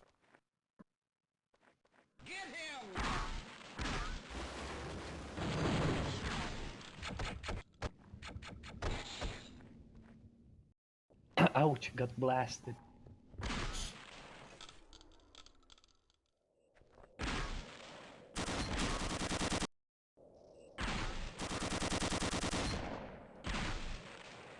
It's a nice boost.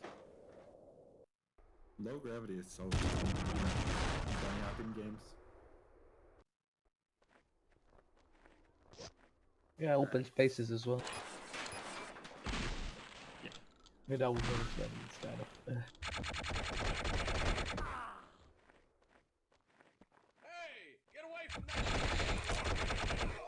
Gotta grab some armor here because health is pretty low. So just gotta make sure we're not gonna die later. Now we're back up to 100 from 46. Back on the road again.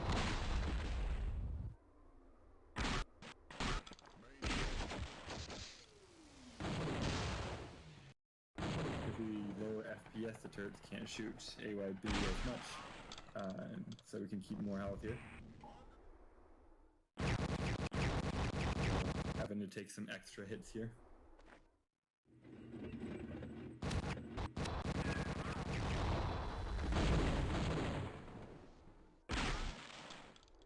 It's really clean, yeah.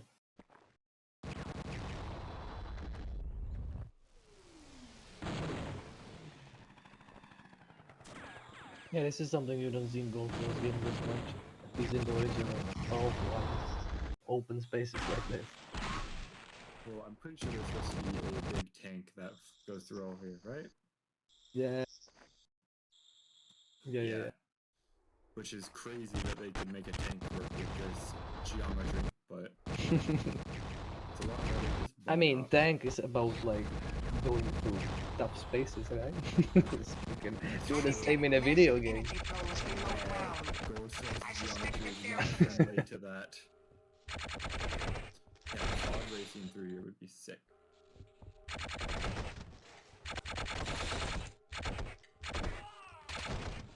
Yeah, just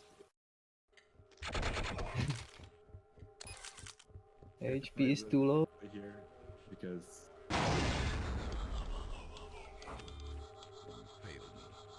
we can glitch through these force fields with grenades, which allows us to kill some of the enemies and save time for the cutscene. Wait, cutscene? I don't know. But I know we save time by exploding grenades.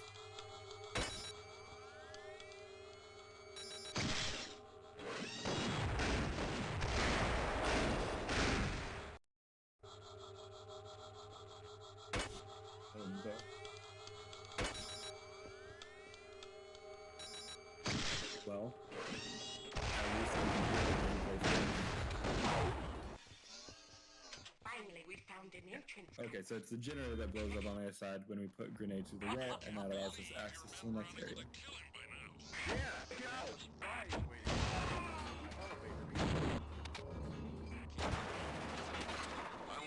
Very nice explosives. I was kind of shortened to from what he really said. Action stuff. What did you say? Nothing, don't worry. This is so scuffed. I think Soup is like really loud and I'm like really quiet. That's fine. And nobody can even hear you, AYB. So, I think the gameplay's good. Yeah, it looks pretty good.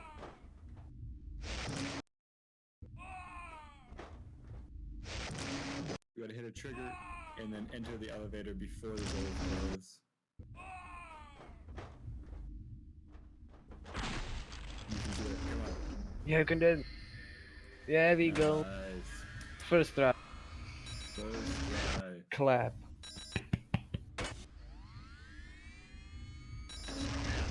This will be my most important message ever. I order you all. Twice we skipped many maps, and it saved a lot of time.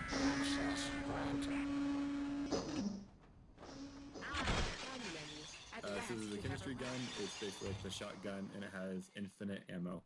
And so you can just boost everywhere with it. Destroy the generator and return as fast as you can. The Xenons will fall rapidly.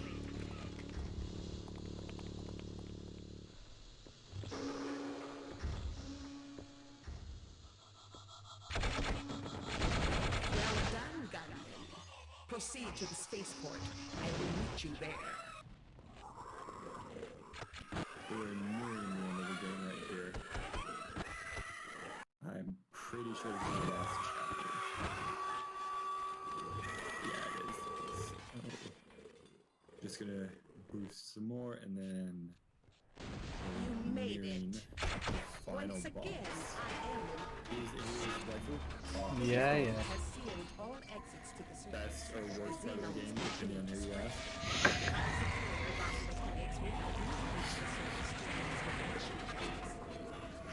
Side missions gone. And if you want to see more, watch the GMC segment of Run. There it is. Oh, another glimpse.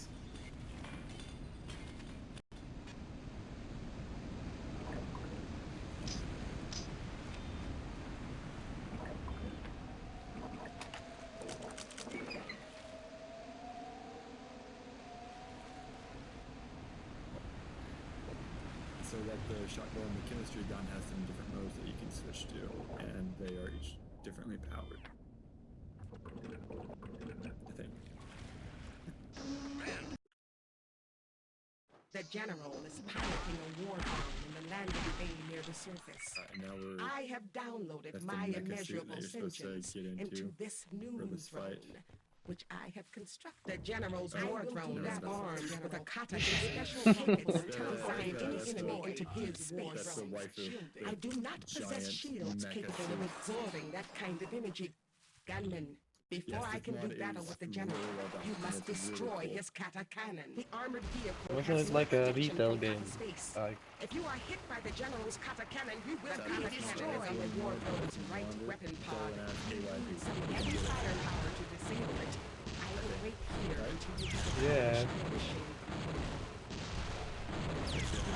Final boss fight right now is super hype and suspension. Oh. Back when I was your leader. There we go. Excellent! The general's kata cannon Now has AI been wife time. destroyed. You must now lure him within range of AI my wife and the rockets. giant drone. Halo time. So the game has to be at lower FPS here so that the machines move quicker and it ends faster.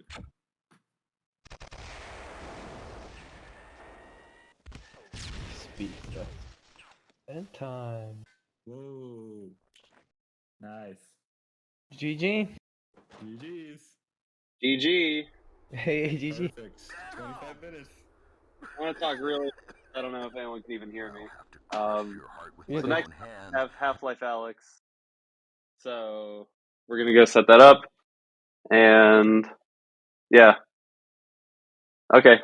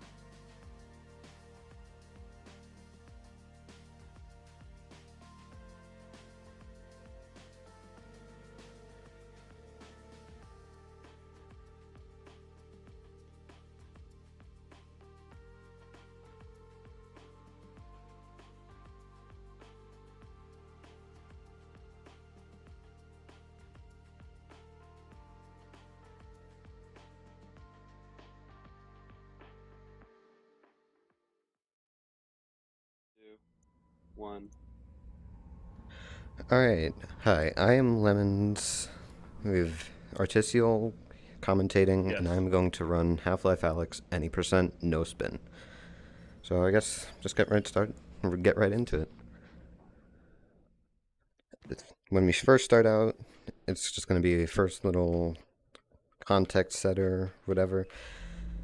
But the first two things you notice in the run is the first thing, extended jumping. You can pause in the middle of a teleport and the game does not check for collision, and you can just clip through anything at all with ease if you can time it right.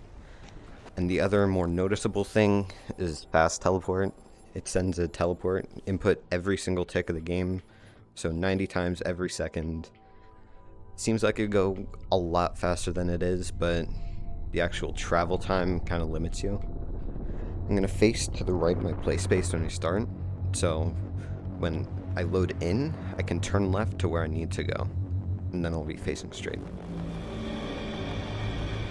But the first map is relatively straightforward, aside from clipping through 2 walls. This brick wall and to skip an old lady. And then messed up the extended jump. And then fast teleport through everything. Also that extended jump.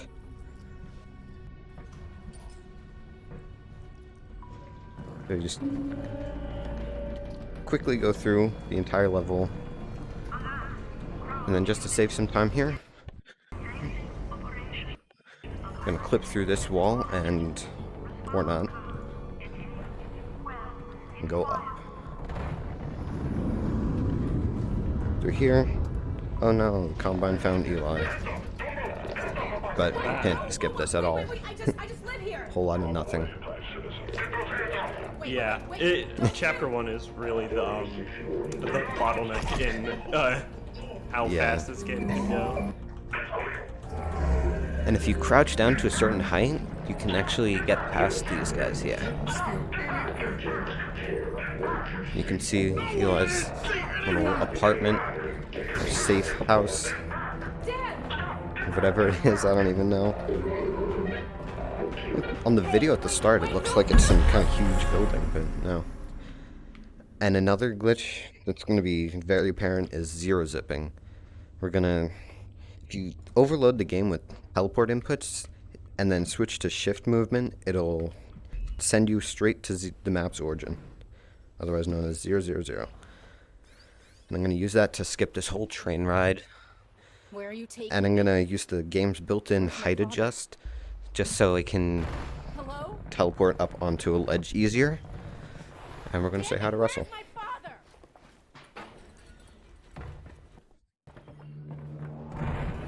A whole lot of clip brushes there, so you have to go through them with the extended jump.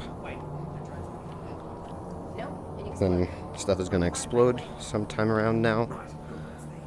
And I'm gonna save load here so I can then see again, because the game blacks out your screen so you don't see it roughly teleport you.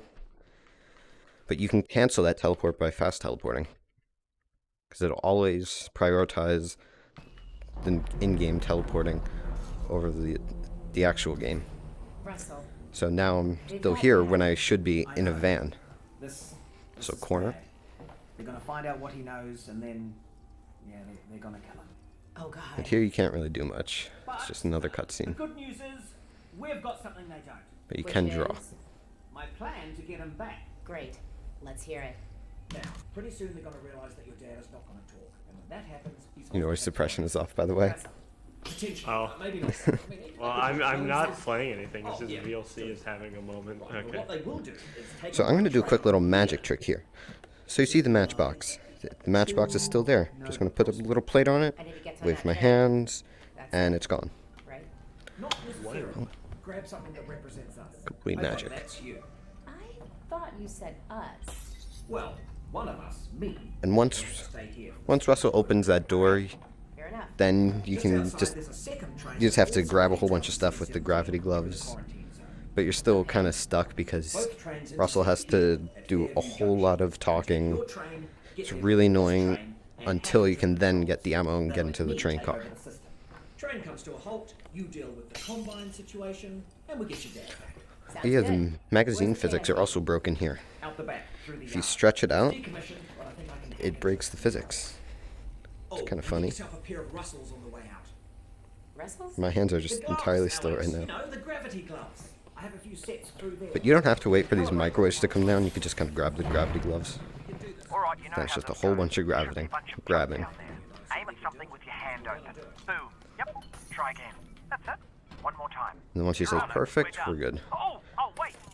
I'm gonna go through here, throw this in here, so then I can get ammo. Because once I get the ammo, another magazine spawns there. And once you're in the train, you can still grab it. If you stand here, for some reason, grabbing the ammo that Russell throws is a lot more difficult. So, just gonna grab it, shoot, get in the van. And because I got the ammo, I can now duplicate it. I think it's, you just kind of grab it and put it in with both hands instead, yeah. So instead of just putting it with one singular hand, you then grab it, do it with both hands. And I went from 10 ammo to having 80. Yeah. Basically just infinite. And that's already the end of chapter 1. The really funny part is that you're probably only going to use like 2 bullets. Yeah. Most ammo I've used in an any percent run within the last year is about 5 bullets. Nice. So I think that shows about how useless What happened? the ammo duping is. I mean, excluding just randomly shooting stuff, because there's a whole lot of cutscenes that you can't skip in this. But then this is just a whole lot of extended jumping and fast teleporting.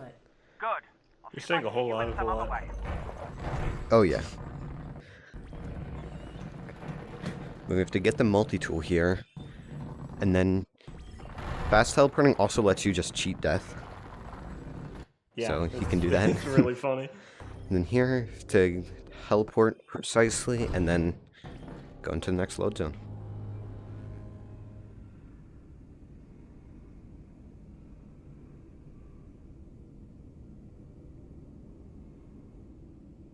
If extended jumping didn't exist, I don't know what we'd do. We'd probably be still doing chair clips still. Yeah. That was a fun time. Where you would, if you drop a chair or any prop that you need 2 hands to hold at your feet, you could just clip through anything.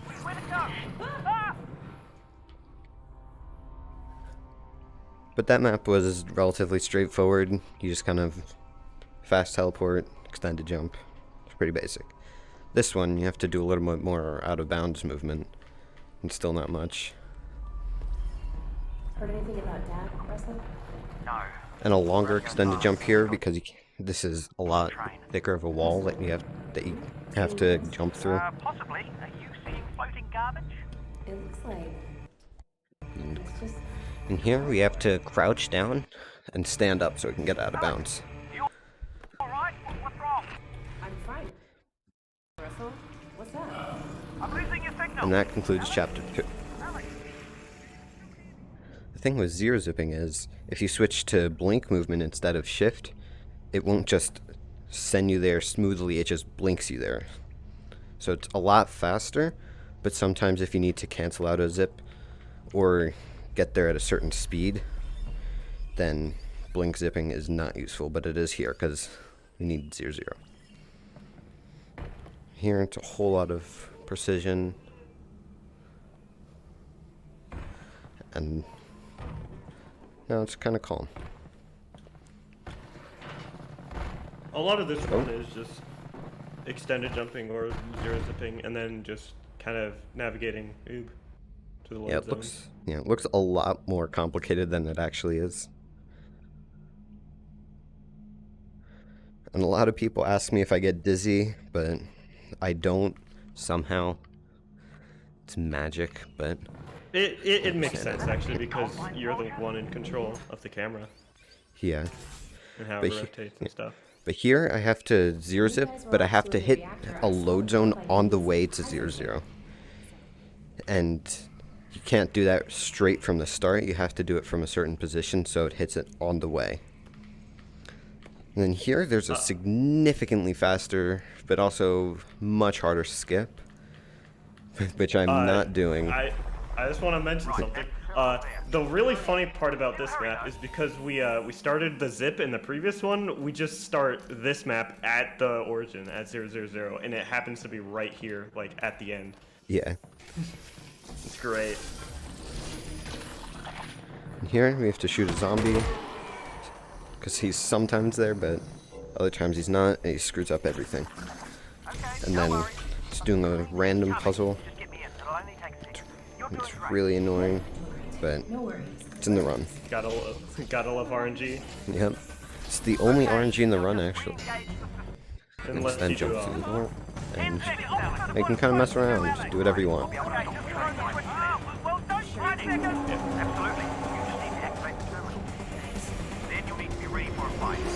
And then once the screen flashes white here, then I get teleported to the other section where the level load actually is. Because otherwise I could have just gone through that wall down. But no, the game has to be difficult. Extended jump through this. Just skip using the multi-tool. Go out of bounds, avoid a cutscene trigger which disables your saving.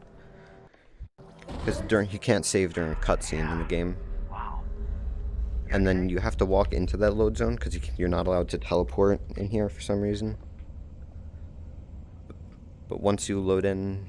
This is probably the shortest chapter in the game, by the way. Chapter 4. It's a single map and one singular trick, which is an extended jump. So you go around here, and then you go through the wall, and then you just teleport to the end. Yeah, so, to answer, I guess, the question in chat, what Lemons is doing to go through the walls is extended jump, and, so, yeah, we kind of explained that beginning of the run, but, again, to re-explain it, it's, basically just pausing in the middle of a teleport, and then walking further, so, the game won't check your collision while you're pausing, or something. Yeah, and what I just did is I moved across my room and down so I can get from the bottom of the stairwell down here. And this is probably one of the most inconsistent maps, just because you have to do pretty precise teleports that you can't really see once you're actually up there, because it blends in, but I got him. And then the next map starts with probably the funniest route, because you have to go on your bed or any elevated surface. Bench stress for the win. I unfortunately cannot do it because the only thing in my room that I could use is a chair, and I don't want to. I don't want to fall over or like put all my faith into this chair. Yeah, I have to start this map with my face on the floor, and then immediately press a button to height adjust up, and then peek through the ceiling. And during this load, I have to go up onto my bed, and pretty much hold on to the ceiling, so I can peek through the in-game ceiling.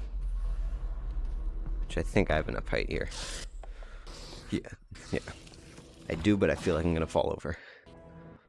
And you save and load. That'd be really funny. If you save and you load, it automatically pushes your body entirely inbounds. So if your head is poking through the floor or the ceiling, it'll just push your entire body up. So with my head peeking through the floor there, I'm now entirely inbounds. And then you can walk into the load zone here.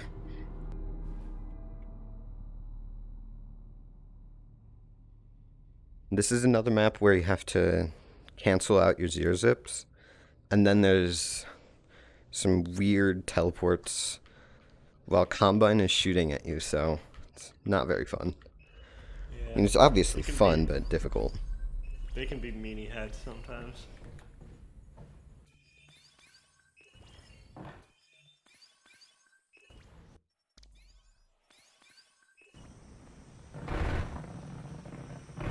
And sometimes menu navigation is pretty difficult. Gotta love VR menuing. Yep. That is chapter 5 done. And from here on, chapters 6 through 9 are all one map. And they're all pretty quick too. Chapter 6 doesn't really have anything interesting. You just kind of walk right towards the end.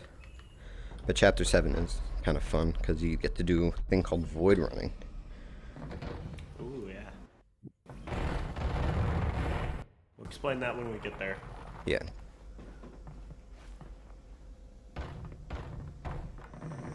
So, more precision teleports to get up there. And now we get to the fun part that I personally hate. You have to zero zip down, which will be over the void, but if you save load, a virtual floor gets put and you can't fall further into the void. Which is kind of hard to explain, but I'll just kind of show it, because sometimes you don't have to really save load. I'm gonna save, switch back to continuous, and if I fall, yeah, I fell there, so I have to load the save. But here I'm gonna line myself up so I can run back and forth. Since if you use the in-game movement, you'll fall, but if you move in real life, you won't. So you have to walk forward, turn around in-game and in real life. So turn 180 in the game and real life, walk back, and continue. Definitely a bunch of old bottles in here. Does alcohol go bad? And this blue square on the floor is my play space, so every time I go to another end of it, I'm moving in real life. Yeah, that's really nice to have, so yeah, you know how far you can go without hurting your wall. Yeah. Not hurting you, hurting your wall. More hurting yourself.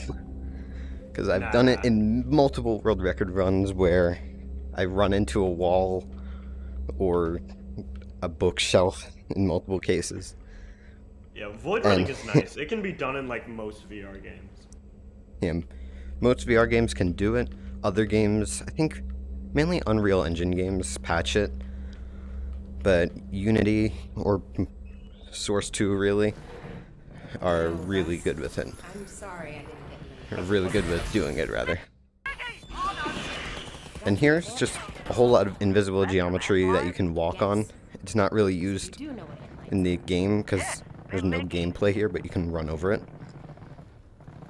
And then there's more invisible geometry, but it's actually used here. And you can't just... Oh, I guess I fell. Alex? That's Alex, you still there? Don't know how that happened, but it happened.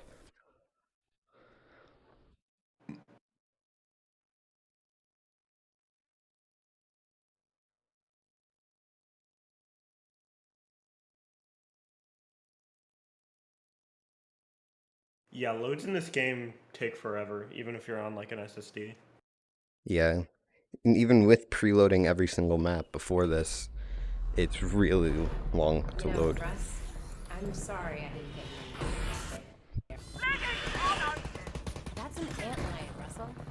That's an antlion? And usually if you look down or wherever there isn't stuff, Yes, they're leggy. fast teleport works better. Because this is entirely reliant on performance.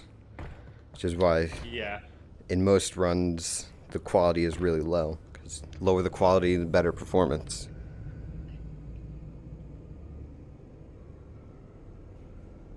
Oh yeah, sometimes the game just does that where it decides you should be somewhere else, so it moves you somewhere else. Yeah. It just does that. And sometimes you'll just randomly zero zip if the game is just being buggy. And it's really annoying sometimes. There's an invisible wall there, by the way. It's so well made.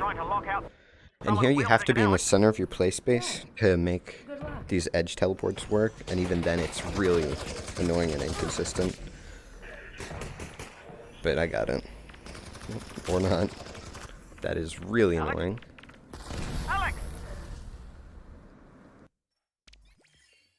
But at least the save's not too far back this time.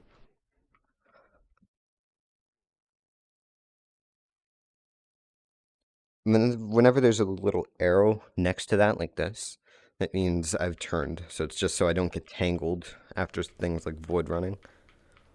Need to fix that, because running with a tangled cord is not fun.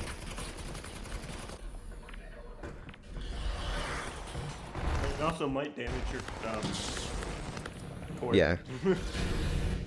And that's really the only place I use any of the extra duplicated mags, is to just let the barnacle use that instead of eating me. Which I guess is kind of useful, but then again, don't really need it.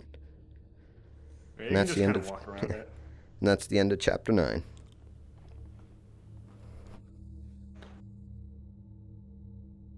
So yeah, we're getting fairly close to the end of the game now. Yep. Pretty much just like one cutscene left, and that's it. And of course maps. Yeah. There is gameplay. And there's gameplay on most of them, except this. It's not a whole lot. But it's just climbing on this one, and then flipping a whole lot of levers. Yeah. Because you need to get the dialogue done quick. Dialogue done quick. That should be a marathon for like visual novels.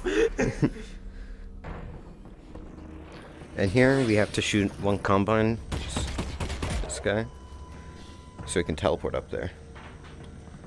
And that's the only other use of ammo in this game. Here. In this run. Oh yeah, the vault's just invisible here. Time to go rescue the Oh, savior yeah. of humanity. Because you skipped a trigger. You haven't been doing too bad. Earth could have used you in the 7 hours. Maybe nerosity. Yeah, this game sucks if you don't play it with VR. There are ways to play it without VR, but it's actually just bad. How can that be? Yeah. So here, usually I just flip all the switches as fast as I can. Because you don't need to. All you have to do is just trigger a few dialogues. But I know, Russ, I can see it not moving. you really only need to flip 4. But flipping them all is funnier.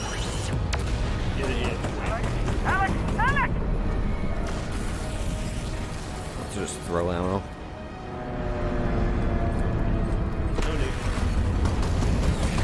So for this next map, there's I got some notes for commentary for this, and the notes for this next map are just inconsistent, C line above. This is by far my least favorite map. Parking lot is not fun. It's Even not a fun map. as simple as it looks, it uses so much performance that fast teleport doesn't work. So if you even try doing that, you're almost guaranteed to 0-zip. And the boundaries are really weird.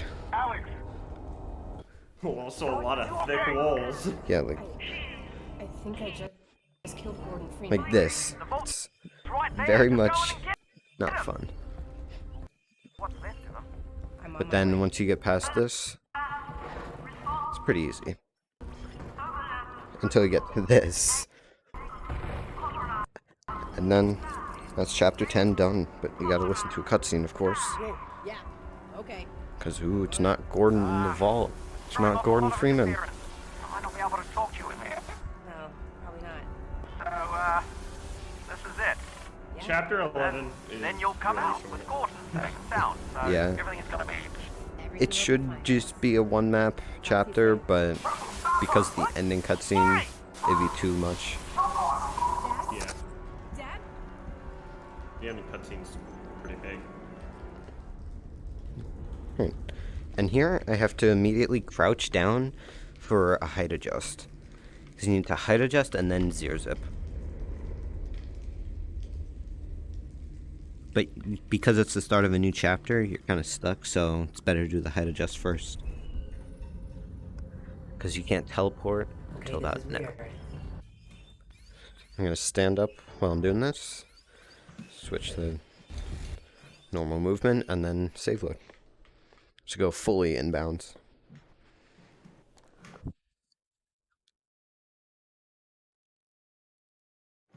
And once you go through the door, it's pretty much the end of the game. I don't know, it doesn't look Yeah, it's just kind of Waiting it fast out. teleport and then holding the things. That was a fairly alright run. Yeah.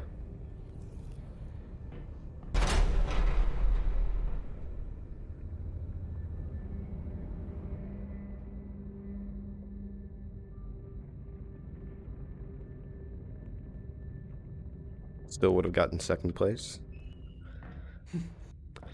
I've made this game so unbalanced because nobody else wants to run against me that it's just such a large gap between first and second place.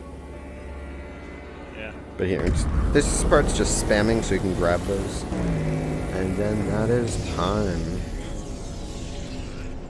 Because Glass Shattered, it's not Gordon. But you can grab this picture frame. It's not Gordon? Like, if you height adjust, you can mess around in the cutscene. With the picture frame, too. I like zipping right after that. I think it's pretty funny. Yeah. Oh, there it is. Gordon. No, I can't do the turning thing. Gordon. Yeah, there's 0 gravity for a good while, but yeah. You wouldn't need. You guys have any final parting thoughts? We're a little behind schedule, so we're trying to catch up a little. Oh, not really, no. I think we're good. Play this Oh, game. yeah. Okay. Matt needs to play. Yep. All right. Well, we're going to set up the next stream. Thank you very much for running. I think this is our first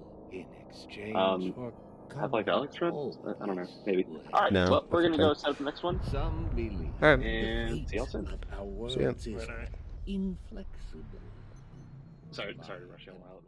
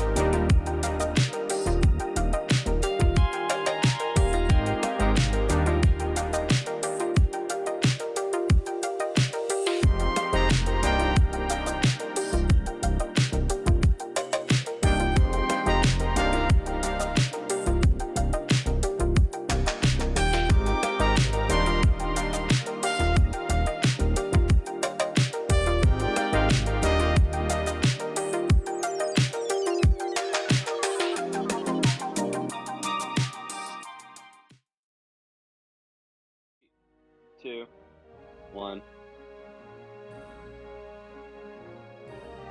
Alrighty. Hello, folks. It's me, Kovic, again. I'm joined once again by the very entertaining Johan. Hello, I'm funny. Yay.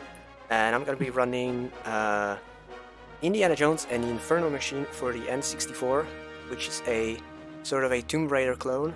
And the N64 version is very beautifully broken, and I hope you enjoy, because I think broken N64 games are always very fun. And also, you know, some console goodness in this very PC Master Race lineup, because it's Half-Life and stuff. So I need to, oops, did I just select the profile by mistake? Uh-oh. I need to make a new profile to start the game. This is the new game plus speedrun where the first, the fastest strategist selecting to the final level. That would be very cool, but sadly not allowed. Am I really sure? Yes, I am. Okay, here's the... We do the vanity thing. I'm gonna name it SRM, like, you know, SourceRuns Marathon, get it? Okay, when I press the yes here, the run will start, so I guess I can do a countdown. 3, 2, 1, go. And we're off. Yes, just need to skip the intro, like the FMV at the start, and now we have a little cutscene. There's gonna be a few cutscenes in this game. A good number of the gameplay actually, because we skip a lot of the actual gameplay, including here at the start. So I'll jump repeatedly into this slope, and this is going to glitch Indy in a state that we call Sunwalk, because it's like the moonwalk but forwards. And now I'll line up here, and when I climb up, I'm lining up so that I start falling, and then I have just an insane amount of velocity while in the air in this glitch state, and I want to go up this slope and on this platform, and this is where the end of level is, and I go into it from the other side, right here. And yeah, this is a about 3-minute long cutscene. It's like... It's this game's equivalent of the test chamber, which means there's a long cutscene at the beginning and it's very annoying to reset. So sad, because I hear you on the thing. If I like have the audio on, I just gotta like fade in and out to hear this game's like very fantastic voice acting and audio. It's very impressive, right? Because the N64 had cartridges, unlike all the other consoles of the same generation, so PlayStation 1 and Sega Saturn, which had CDs. This game's got better voice acting than Breath of the Wild. That's true! So, like, the PC version of this game, which came out originally, was on 2 CDs, and they crammed all of it onto a 32 megabyte cartridge, including the voice acting.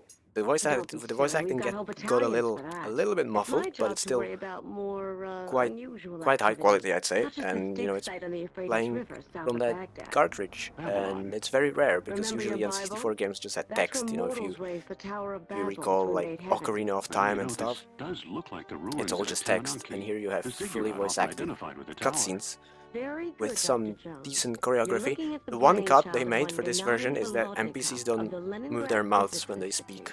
For some reason. My theory is that it's because of the way they changed the rigging of the models for animations. Because on the PC, if you look at Indy's arm, and he's got basically 2 meshes making up the arm, and he's rotating at a joint in the elbow. But here, it's the whole hand is one piece, and when he's rotating his arm, the mesh is deforming instead. Not discussed in the good book. Exactly. It's an amazing theory. I definitely crammed a bunch of stuff onto the dinky little plastic cartridge. Absolute gamers. Speedrunning in its own right, but instead of time, it's space. Somebody made a mistake. This looks like part of a steam engine. Developers for this game were some proper wizards. They're the same guys, actually, who did the Resident Evil 2 port for the N64 as well. I don't know if you know about that. The Resident Evil was also on 2 CDs, and it had a bunch of like movies in it, and they crammed that onto a 64 megabyte cartridge. So the movies look a little washed out, and the bitrate is a bit lower, but it's all there on a single cartridge. Golly. Anyway. What the heck's happening in this game? So, Indy got tapped by this CIA agent, his former friend, and she told him that Russians are doing very suspicious things in Babylon, including finding some really high-tech stuff, which is supposed to be very old, and so that piqued Indy's interest, and we're gonna check it out.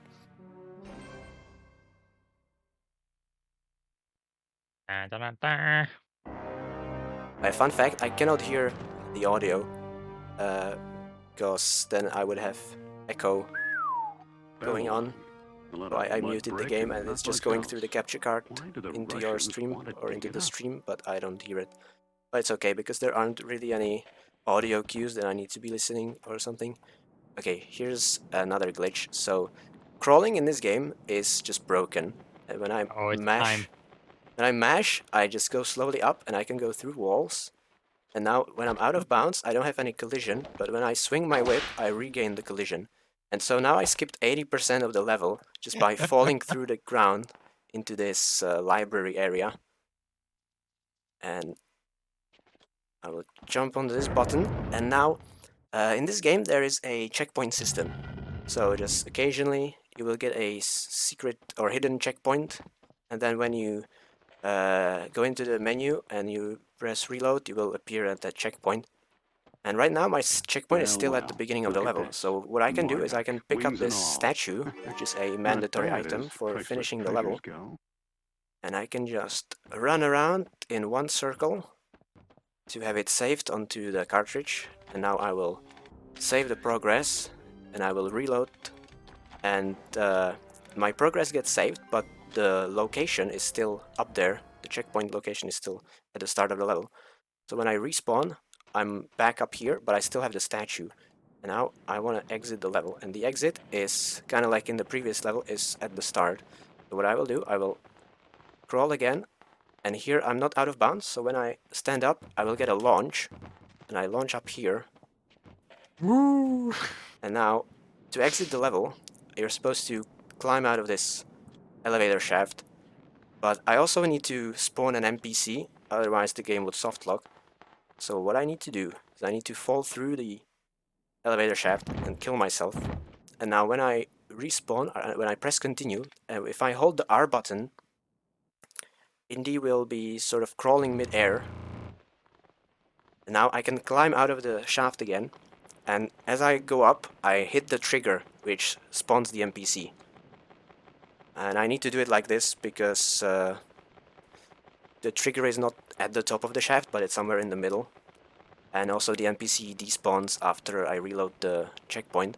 So that's why just falling through isn't enough, but I need to climb out of here. And the way I'm climbing is I'm just mashing the R button on the N64 controller to slowly go up.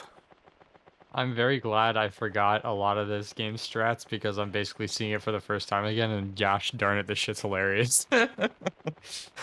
Yeah, this one is also new, so when we did the... Oh, it is? Okay, that's why, yeah. Yeah, when we did the previous one, I didn't do this. This is the one where we waited for the elevator to, like, super slowly move down or something like that. Yeah. I see. Interesting. I'm a big fan. Also, everybody, enjoy this. This is what you're going to be seeing for the next 1.5 hours is a beautiful, low-poly Indiana Jones butt. This is the theme of the run. I'm almost there. I need to get a little bit higher so I can climb up. Technically, I could do it right now if I could grab that ledge that's on the right. But it's more dangerous, and if I fail that, I have to mash all over again. So I don't want to do that. So I'll go for the safer ledge up there, where I need just a little bit more. Yeah, that's enough. And now when I stand up, it's gonna do this. Whoa. Let's go! Oh, that was so lucky. Oh my god, yeah. And this is the NPC that's supposed to spawn, and I'll give him the statue and exit the level. It just might. What a pal. What's his name? According to the inscription, his name is Turner, Agent Turner. He's also from CIA. When the Babylonians smashed the thing, 4 priests escaped with the parts. Golly, I hope this turning thing doesn't allude to anything in the future. Some fellow named Ergon. Oh wow, that's I never thought about that. There's a crude map of Central Asia. Crazy. That's not much. Dang. Are you sure you speedrun this game? This might be Byron. Hold up, pass me the sticks. and Kazakhstan.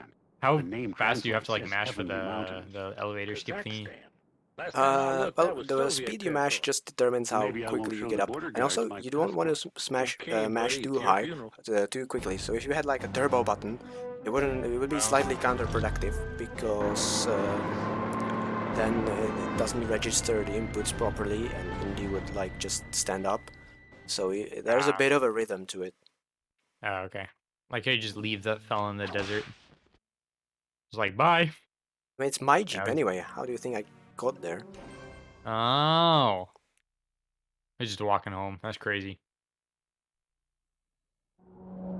Oh, look, we got snow. Ooh. High fidelity snow right there. Delicious. This looks like what's it? Conway's Game of Life.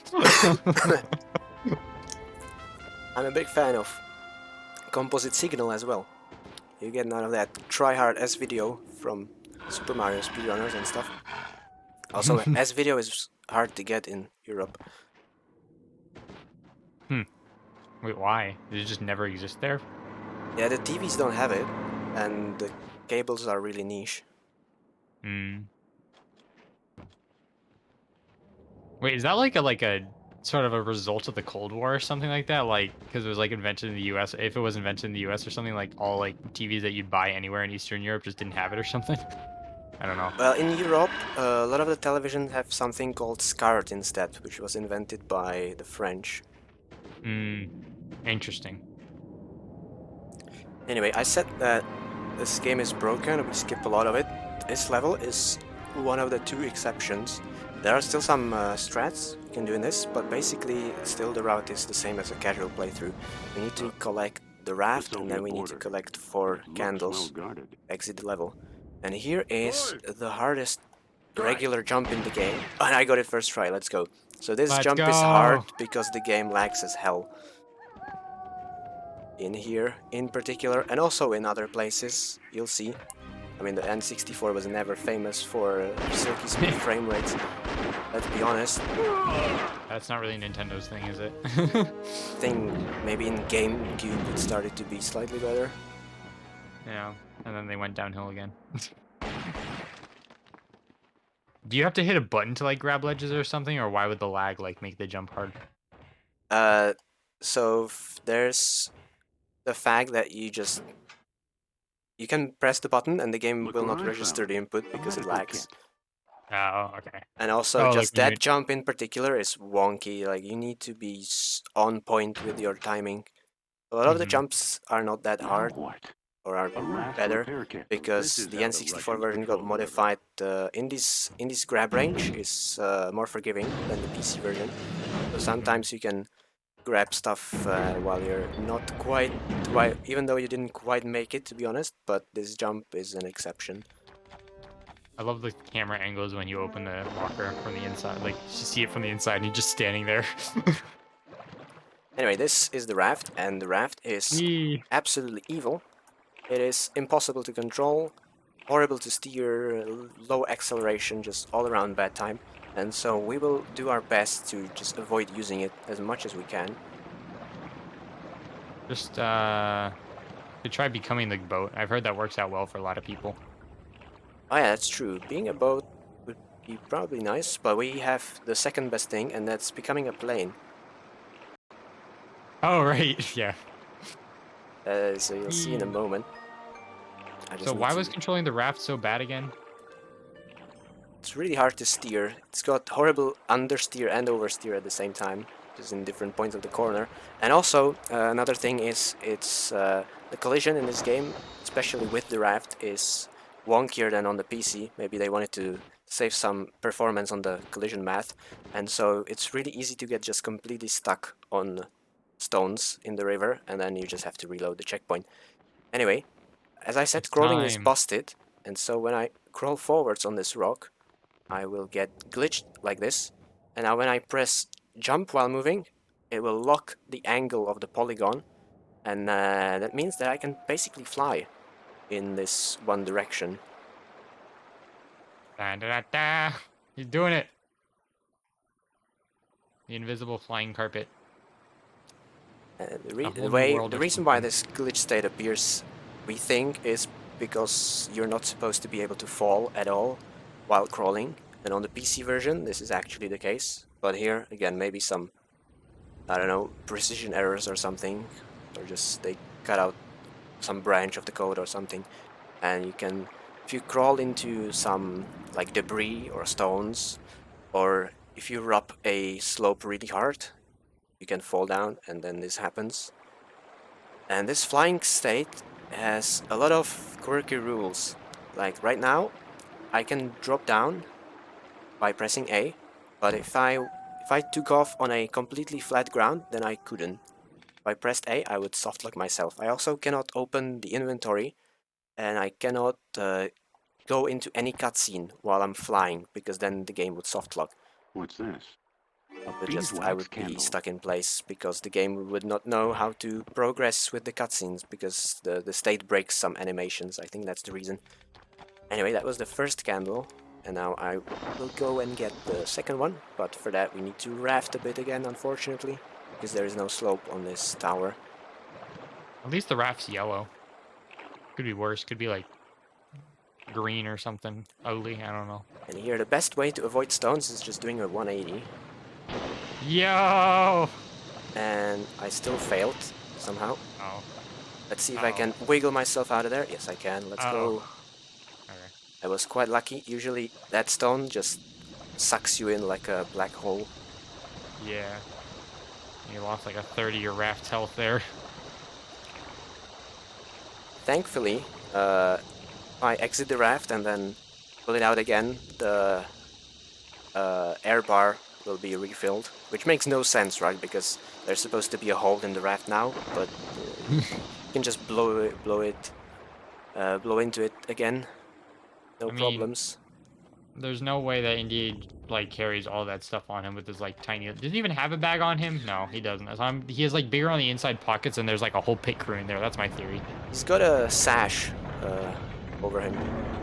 I see. Well, it still doesn't fit all his belongings. I'm gonna claim so. Yo, it's factory level. Everybody loves the factory level.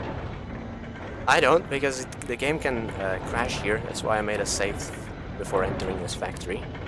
Everybody but speedrunners like the factory level. Oh, okay, one more level. Like how these fellas are churning butter on an industrial level. Line up for the jump.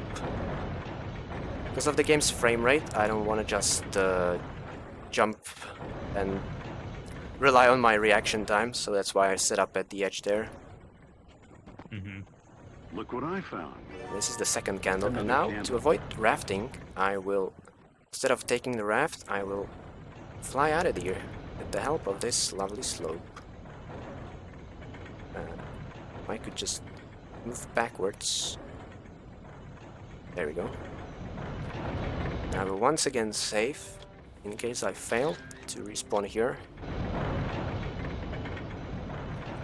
Okay, so now I'm flying, and that was a flat polygon, so now if I just pressed A, I would be stuck. So I need some wall to stick my head into, and then I can release.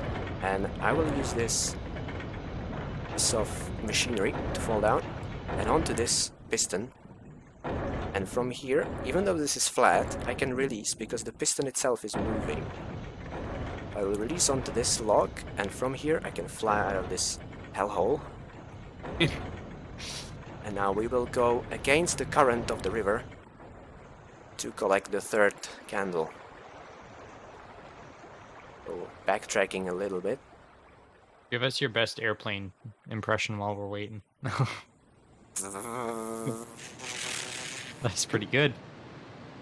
Oh, camera moment. Uh-oh. There we go. Now I need this polygon, so that we can continue.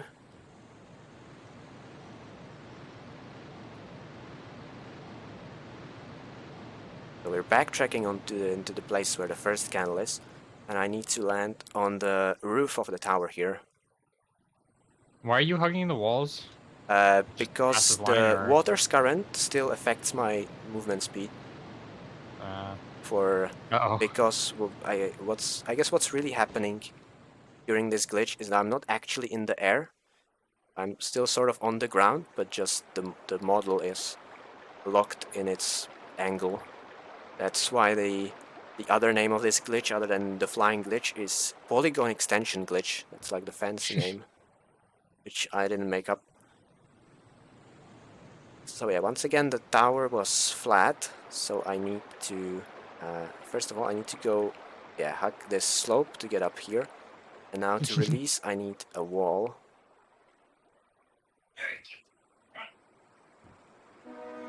And we'll get it right here. This is the other tower, I guess, where the third candle is. And I will release right here. And to get rid of the glitch, I need to just off myself. Goodbye, cruel world. Dang. This game is dark. Yeah, man. Really making a statement here. This is a lot. All right.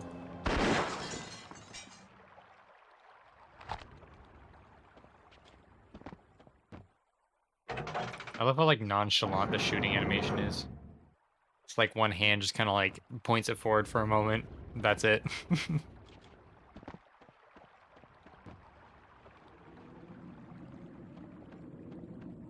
And I think it's like that in the movies as well. He's got some exceptional aim. It's balanced by the fact that he usually doesn't have any ammo.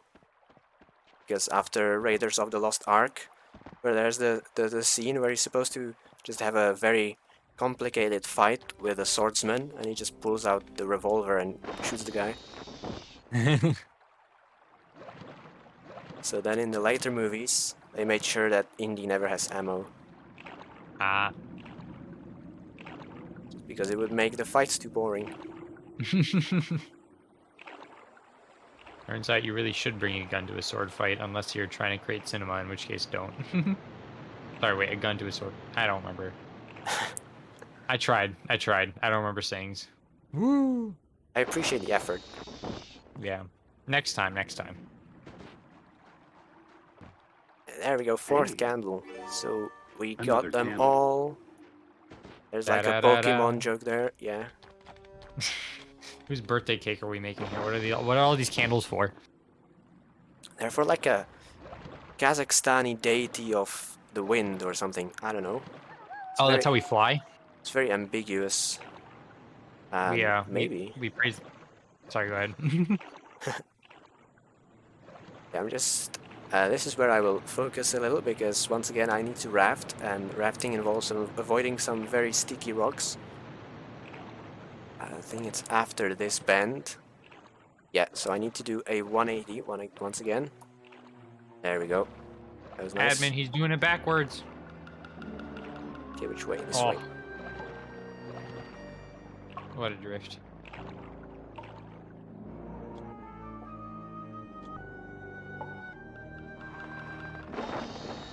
Yo, when they releasing the raft as its standalone racing game?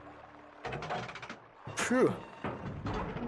That sounds just outright scary. Need to get there. There we go. Onto the elevator. I think if you don't go fast enough, the lift can just go without you.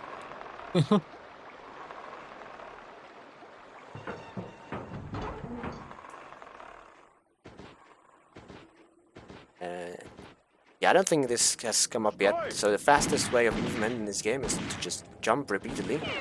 So you could say it's like a primitive bunny hop. This game totally fits into this marathon. Wink, wink. Yep. There's a little bit of air strafing, right? I mean, I strafe in air all the time. Exactly. It's a third-person Source game if you think about it. It's just as janky as a Source game. Yeah, it's got an airboat. You're flying, bee-hopping, clipping. It fits. What else is missing? Cutscenes? Cutscenes? No save deleting. That's a big one. Wait, isn't there kinda? I don't remember. I don't really get any gear by loading a checkpoint. It's mostly just for wrong warping in a sense. Oh, okay. Well, kinda. We did it! The forbidden birthday cake. Now we can fly wherever we choose. Oh yeah, that's gonna come up in the next level, that's true. We have now augmented our flying ability. Da da da da. Dang it, I just drank all the water that I brought for this run. Oh, here, let me go get you some. Appreciate it. I'll be right back. Never mind, flights are expensive.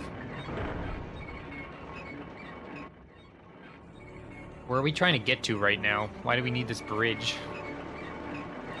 Strange place for a windmill. I guess it's just intuition on Indy's part, but he's looking for the titular infernal machine. He found that out in the previous level in Babylon. I just skipped it. There's a whole cutscene and a puzzle.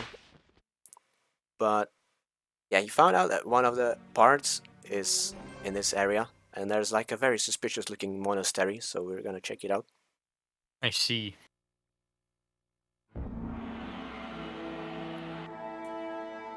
You can see in glorious 240p.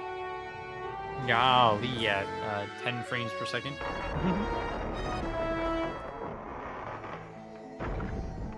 The game can look better if you have the expansion pack, the memory expansion pack, or I guess RAM expansion pack for the N64, which boosts you from 4 megabytes of RAM to a whole 8 megabytes. But actually, the reason I'm not using it is that it's faster for the speedrun to not have it, because the game will skip an entire level if it finds out that you don't have. Oh fuck. Uh-oh. I've never froze here. Interesting. Okay, so I need to load the game again. See? Source game. We even have crashes. Yeah, just like my favorite game, Black Mesa.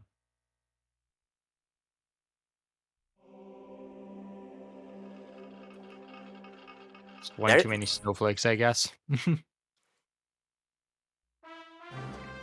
Unfortunately, if the game crashes like this, your progress doesn't get saved, so I will have to start the level just from scratch, which means watching that beautiful cutscene again. No. That's cruel. That's what no quick saves does to a fella. Yeah. That's the one advantage the PC version has. It has quick saves.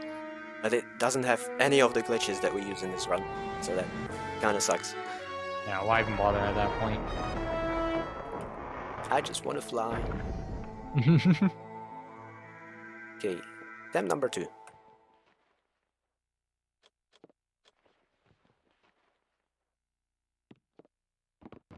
Alright, here it comes, moment of truth. And now that I know that it might potentially happen, I can do a safety save. Because if I do this, then it's gonna be committed to the cartridge. And if I reload, it will not go from scratch. Let's go! That will come up later. When I was practicing earlier today, I had a crash or a freeze in the final level that I just was not able to avoid.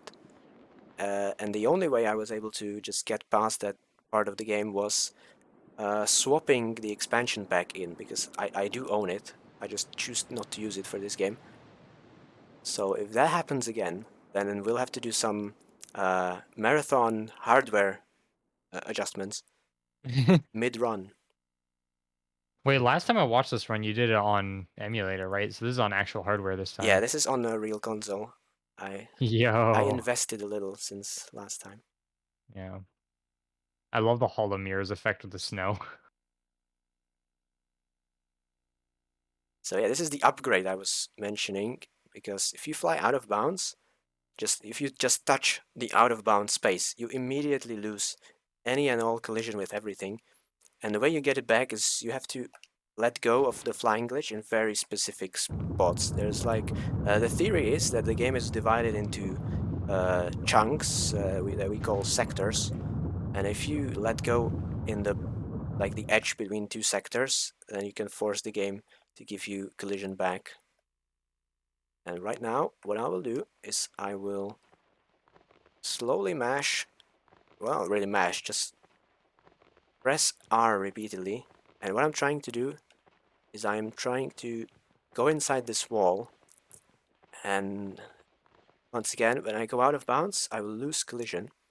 And I'm also, because I got rid of the flying glitch, or the glitch state for flying, I am in Sunwalk, and that means when I stand up, I will get a launch. So I will mash R until I'm lined up with this ice barrier, and that's the exit out of this boss arena.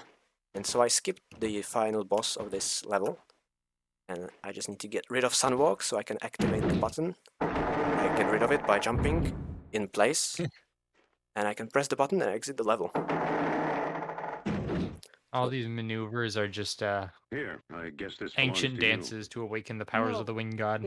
I'm convinced. What is it anyway? It's incredible. So the two guys who found basically all the tech in this game, it's a duo of Icelandic speedrunners, and their just hobby is go looking for random, ideally very niche N64 games that no one's ever run, and just break them over their knees, snap it in half, and destroy it. And so, over a period of, I'd say, 6 months, they just found everything in the arsenal that I'm using for this run.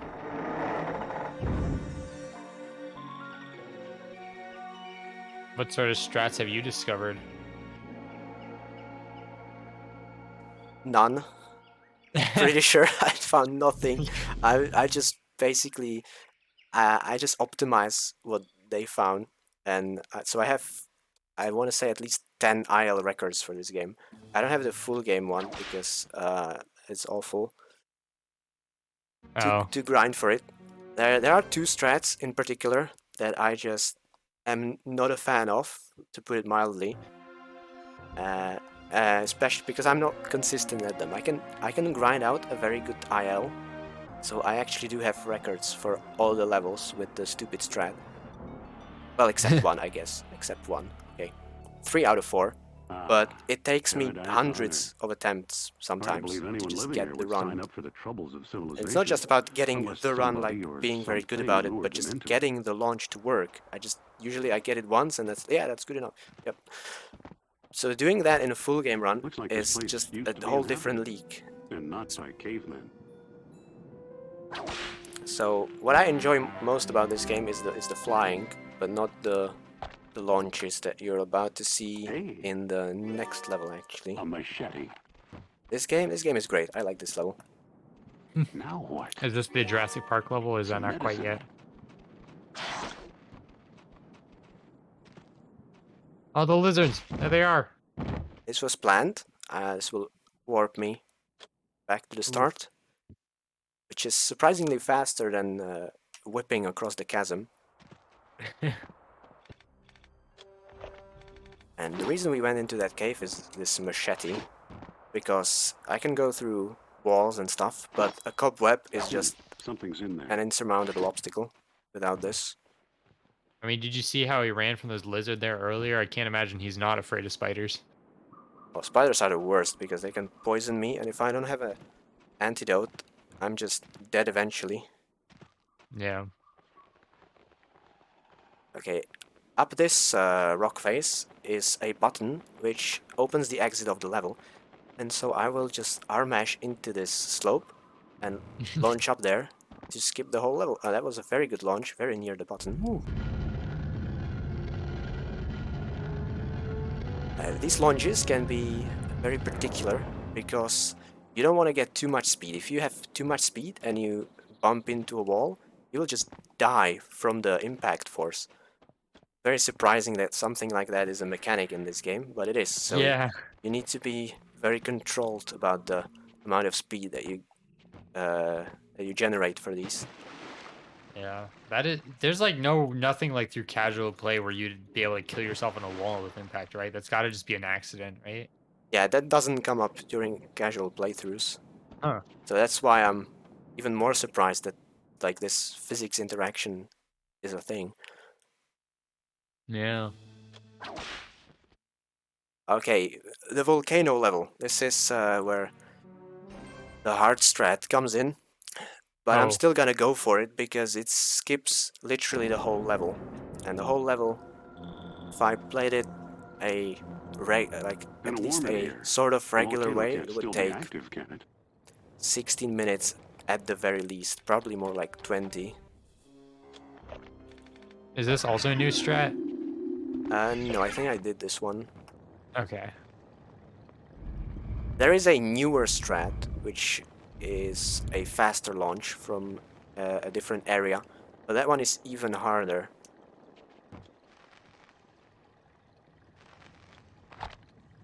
Because the way you lose collision is even more cursed. And then also, you do the launch without sunwalk, which means to regain collision you need to use the whip, and using the whip involves timing, and timing is like my nemesis. Yeah. Especially with the setup I have right now, I have a little bit of input lag, I think. Because I'm not actually playing through a TV, but through a monitor, so that I can hook it up with the stream. Because my TV is kind of offhand for me. You don't have your lagless CRT set up right now? No. Unlucky.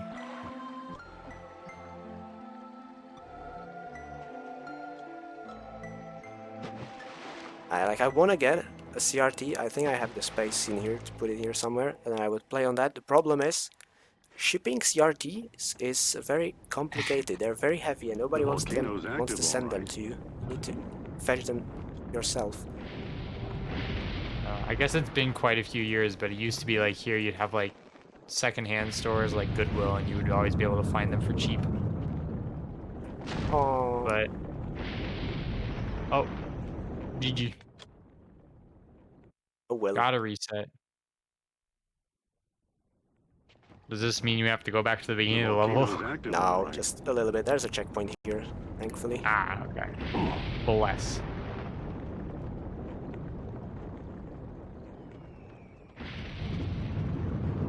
I remember the last time you did this run when I was commentating. I remember this part taking quite a while. Okay, actually, this is the point where not having audio kind of sucks, because I don't want to die here. Okay, I made it. I would listen for the lava geysers. Oh. I only have one. Okay. Uh-oh. I would heal for safety, but I guess we'll risk it. Let's see what sort of launch we get.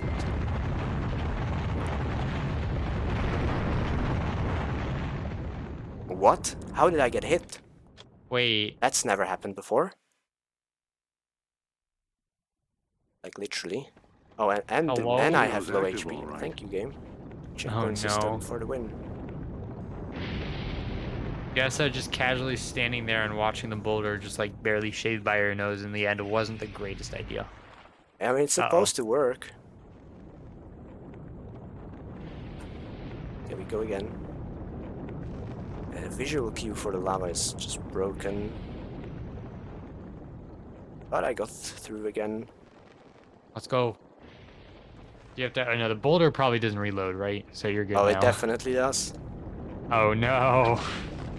I'll do it the intended way now, with the little niche. Don't give it to the developers. Stupid developers. Dang it. Yeah, well, gotta stand up for your speedrun strats. Activate the checkpoint here, and the safe will wait probably. Okay, I will jump into this slope where the boulder came from. Now I will save. And I will set up the launch. So by jumping repeatedly into the sloped wall here, I'll get the sunwalk glitch. And now I'll crawl against the slope like this. And I wanna get in the angle like that. Press R once, and now I'll line up my shoulder with the edge of the two polygons there where they meet. Slightly more left. Okay, I think this will be okay. And now by mashing R, I'll go through the wall. And I want to line up with, say, here.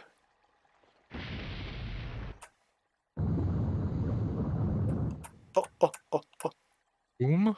No! That was so close. Almost first Oh, try, straight to the end. Gosh darn it. heck. So yeah, that's what I'm trying to do now. The Indy railgun is not particularly accurate.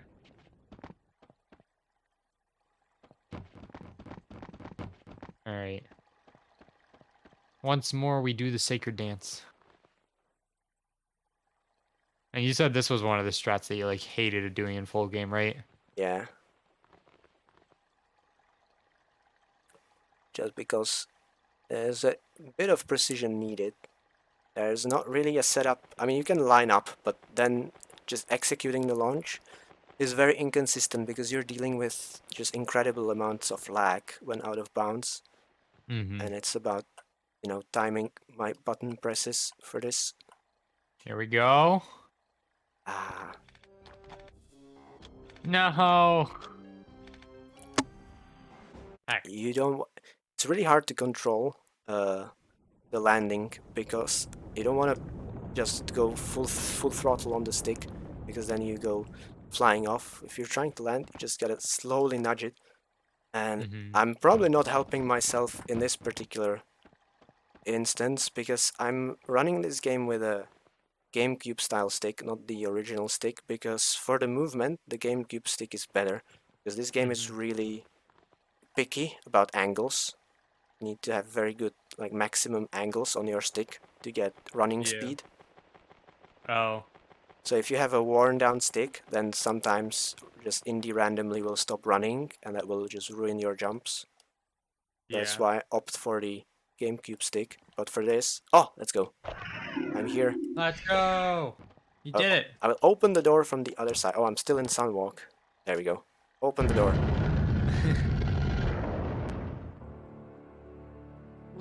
So what was that, like third try? That was not that bad. It only took like 8 minutes maybe compared to like 20. So we're still making good time.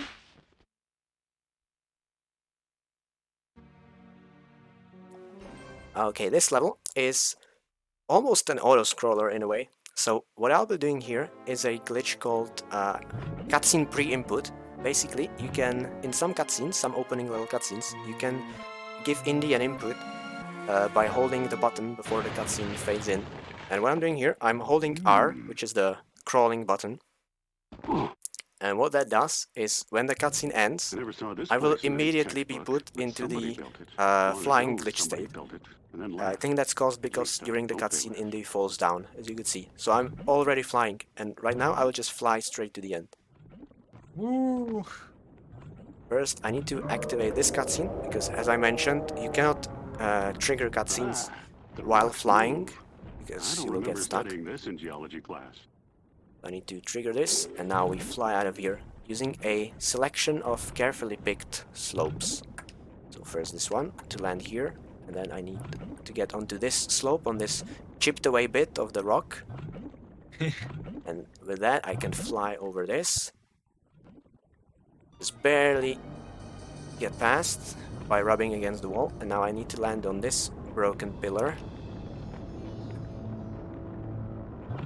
And with that I can fly up here onto a slope right here. And this is the final one. With this one I can go up there to the sky. And where there is sky, there is out of bounds.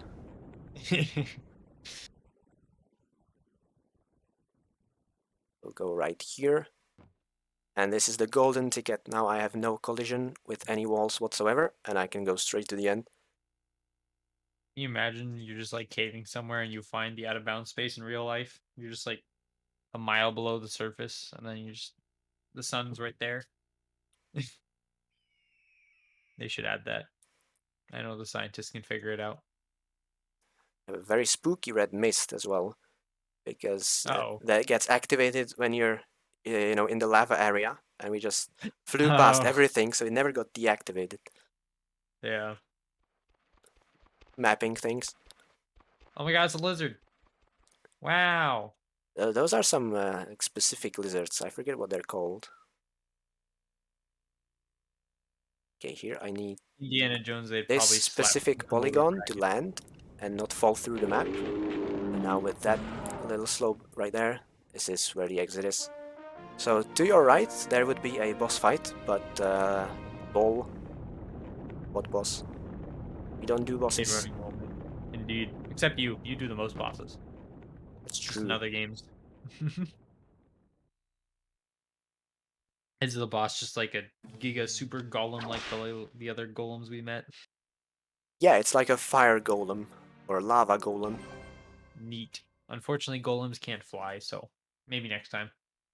They gotta rethink their strategy. Sophia! Turner! Oh, and in this level we're officially halfway through the game. Or I guess when I finish this, we will be officially halfway through the game. This is the restock station. Some medicine. I need to get a medkit and the golden coins there. Coins will be useful in a moment. But in this is the vehicle level, the designated vehicle level. We get a jeep, and the jeep is way better at riding up slopes than you would think. I say as I failed riding up the slope. Okay, I need a little more speed. Well, do the safer strat. There we go. And now we drive out of bounds and just fall through, because there happens to be a cave right underneath the starting area. And this cave is about halfway through the level. Now we need some speed again to make this wall ride. And, and the rest of the level is just some clean racing lines, hopefully.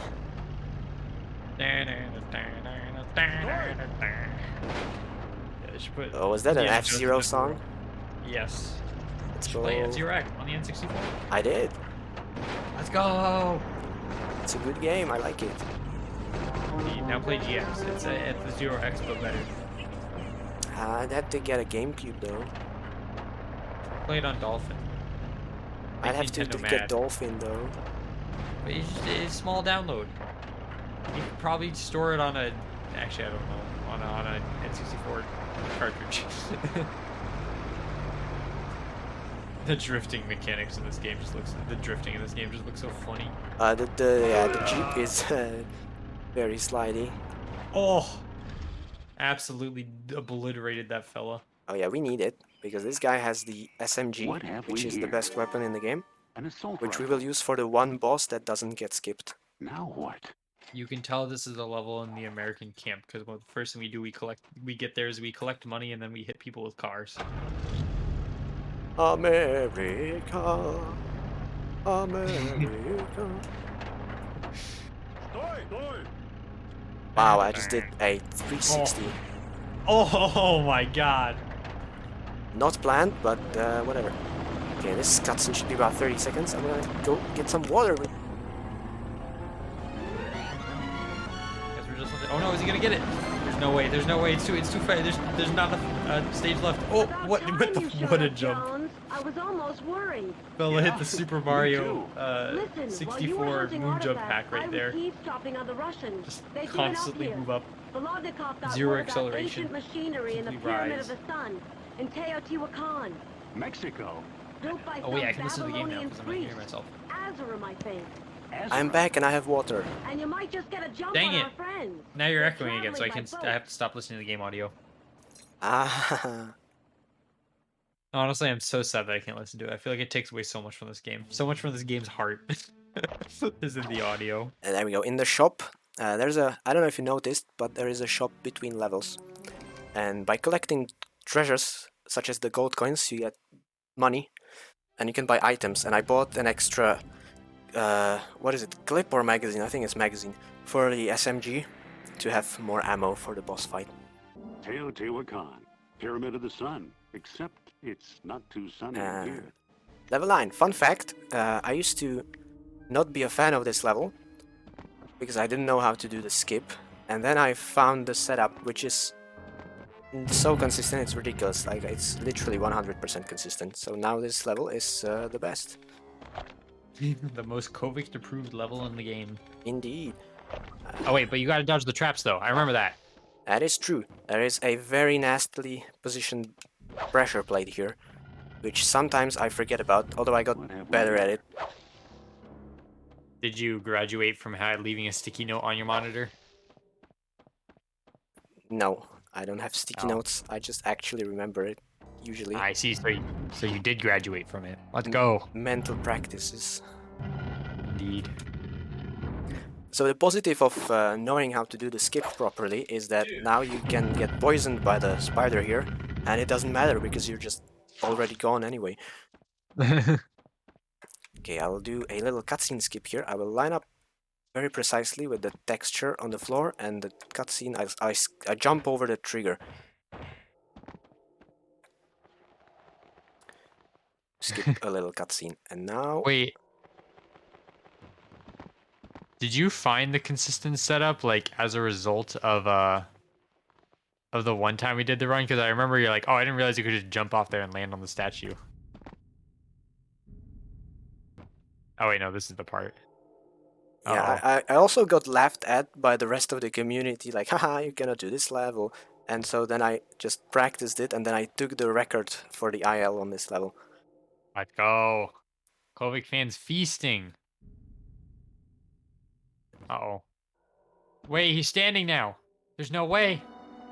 So I would love to explain to you how this glitch works, but I have no idea. So what I did there is I got the flying glitch by mashing R against the block near the statue, and then I flew like next to the ledge there, and I grabbed it while I was in the glitch state, and then I dropped by pressing B, and I held stick left and Z, and I just lost collision, but not all of it. I couldn't go through like any walls, but I could go through the smallest gap in the door, to go past the door, and that door is just the exit door, which usually you'd have to like complete a bunch of puzzles to open, but we don't do that. And now we're on to level 10. I jumped down the waterfall and the start. That's another cutscene pre-input. I held forward stick and A during the cutscene, and then he just falls down, and I didn't do the funny sound, which I'm very sad about, but now I need to do the skip here. This is... oh, how did I miss it again? Uh-oh. So there's definitely input lag. There we go.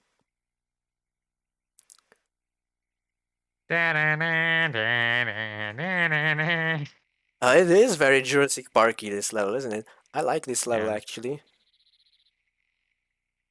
It also reminds me of the Lost Valley in Tomb Raider 1.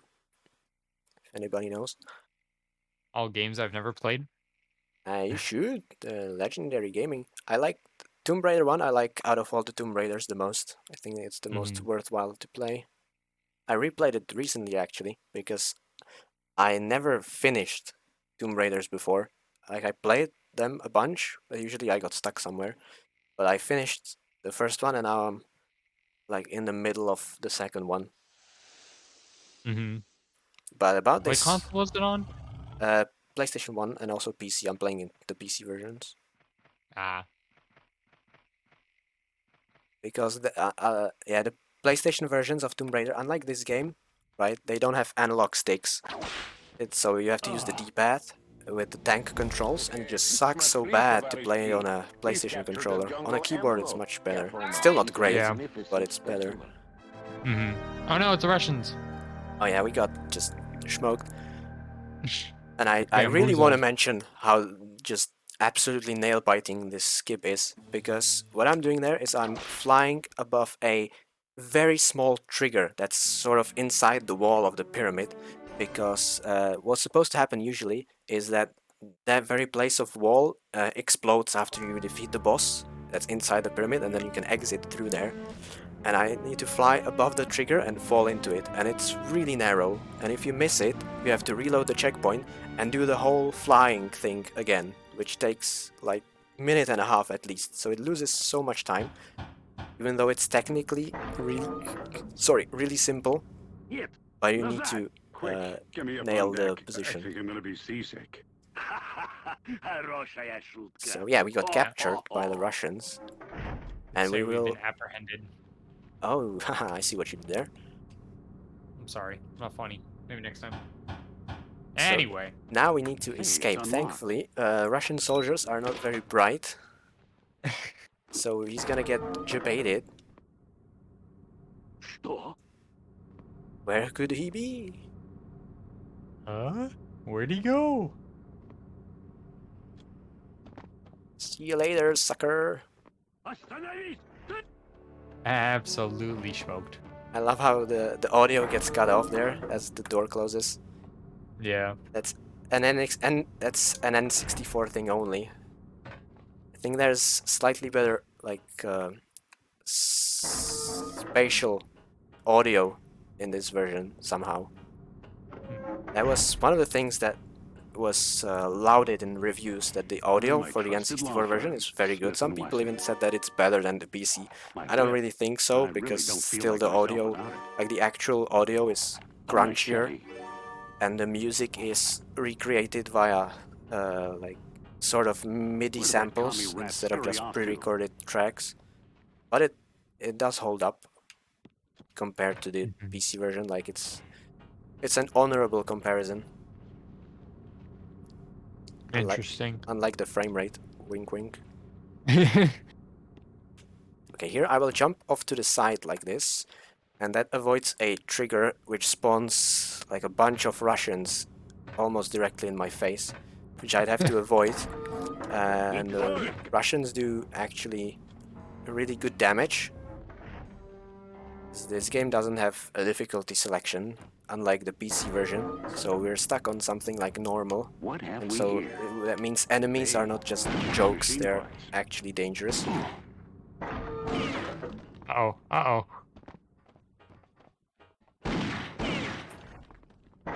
So basically this level is the main reason why you want to pick up at least one safety medkit during the run. Anyway, back there we picked up the machine part, which we're supposed to be collecting in this game. That's like the plot. And this one blows holes through walls. There are other ones that give you invisibility or let you levitate and stuff. It's pretty cool. These Russian soldiers have quite the hitbox. They do. Okay, here's a little parkour to skip a puzzle. Let's go, first try. So I grabbed this box, which was super unintended, and now I'll look this way, and I'll jump repeatedly to, yeah, try and grab a platform that's above me, which you're not normally supposed to be able to do. But the wonky collision helps me out with that.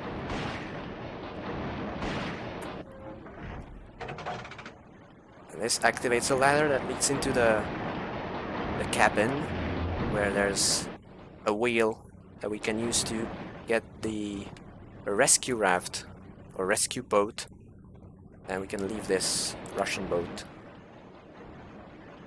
And I think I will do a safety save. Just oops. Is there one more Russian rifleman in your way? Yes, well, it's not a rifleman, it's actually this strong man. I call him Ilya Muromets, and he can absolutely destroy me. Okay, time for the safety medkit, definitely. And also the game can freeze here. It's happened before, so saving is safe. Who would have thought? Yeah. Well, they got two of them. They're twins. Oh yeah. And there's the boat. And he's out of here.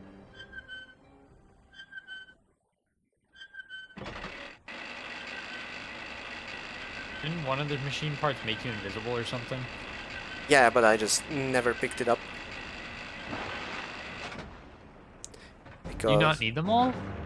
You do later. Basically, I didn't pick them up in this level, but into the next level the game gives you everything that you're supposed to have, including the machine parts. So there is save deleting. Kinda, yeah. I guess it's like a side effect of the checkpoint system. Fun fact, it's not the case on the PC version. So if you don't pick up the machine part on the PC version, you just don't have it, and you're screwed. GG. So plot-wise, you're supposed to like overhear a conversation that the leader of the Russian has, and he sort of gives away that they're gonna go into Egypt next to look for another part, which is the final part, because by this point Indy has collected 3 of them. And this is like the end game part of the game, I'd say. We have just 4 more levels to go, and this is the part of the game where an unfortunate issue comes up. So the game was, or the N64 version in particular, was a bit rushed. It was made by LucasArts, or I guess the port was outsourced to Factor 5, and LucasArts wanted them to do a Star Wars game so they could release it quickly, and so they rushed this game's development to release on Christmas, and that means that the later levels visibly lack any sort of polish, and it's most notable on the frame rate, because I think we're now riding in the single digits as I'm fighting these hyenas. I don't want to die. Okay, hopefully they at least scattered, because I need to fly real quick. And the hyenas can absolutely shred me. There you go, this is the polygon. And now I will fly out to the sky, so I can get rid of collision, and then we will fly straight to the exit. Like, is there any more ideal form of speedrunning? You just go through walls to the end.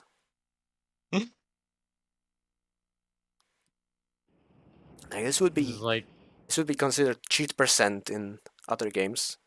Yeah, people are just like, why don't you just turn on no clip and fly to the end if you're doing all this already? Well, we figured out how. Oh no, snakes. They're blue. Come in many colors. Now I just need to land here. Yeah, let's go. Didn't fall through the map. You'll have to see it. Fun fact, Komodo Island, where Komodo dragons are from, is basically Jurassic Park, and on top of everything, they have like this bright blue cyan pit viper called a Komodo Island viper. That's what like that one thing looked like. They just have it all there. Real life Pokemon. Anyway. These are the facts why I bring Johan for a commentary. Indeed. Okay, this level is the reason why I'm playing without the expansion pack. This is the King Sol's Mines levels, and it's just a huge sprawling network of railroad, like minecart railroads, and it's so big and so sprawling that the game just says nope if you don't have the expansion, and the level is skipped for free. Let's go! Saving time due to Nintendo's questionable hardware. Indeed. So level 14 is the other level with the strats that I don't like. We'll do another giant out-of-bounds launch to go straight to the end, or somewhere near it at least. But this time I don't have the Sunwalk glitch activated, which means I have to do it the old way by timing a whip swing at the right time. Uh-oh. Loading the cannon? Oh, I almost got there, but I fell through the wall through the floor because it just didn't load in properly. It's very unlucky. Woofy. So yeah, this is what we'll try to do for the next, hopefully not too many minutes. Oh yeah, you're just spawning back at the beginning of level 2. Unlucky. And I mean, it's not that far away, thankfully. It's very...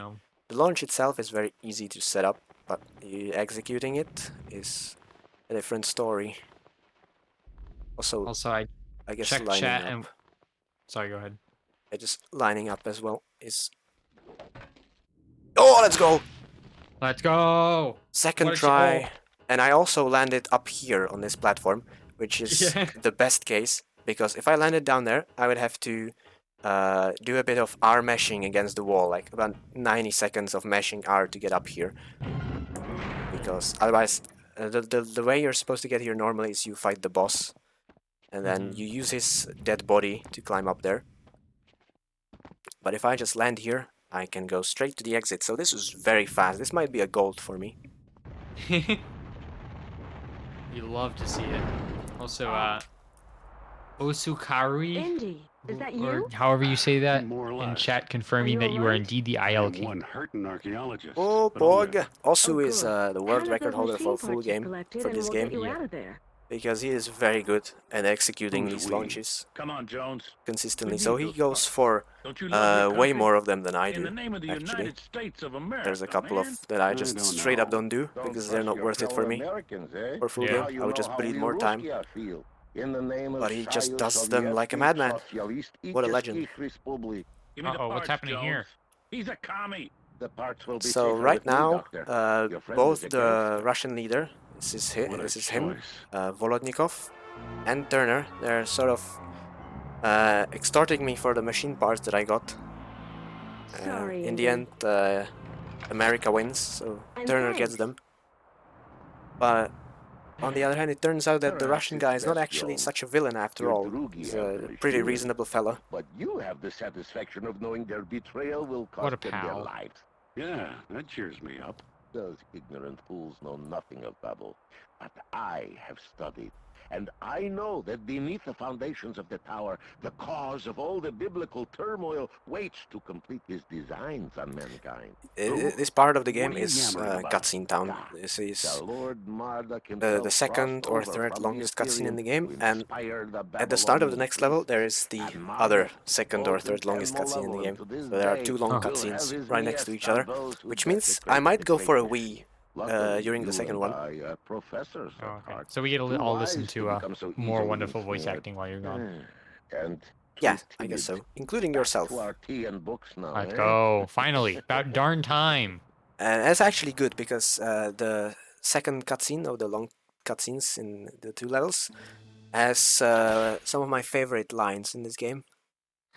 There we go, it's 105-second gold. Let's go. Wait, that's actually huge. Yeah. What a gamer. Oh, it was a second try launch too, right? Yeah. Alright, alright. You're pretty good. Sophia.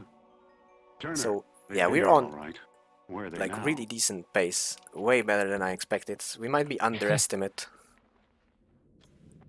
That's crazy. Unacceptable. We'll have to throw in a duck game intermission while we wait for the next game to set up then. Look what I found. Some medicine. Oh boy, free stuff.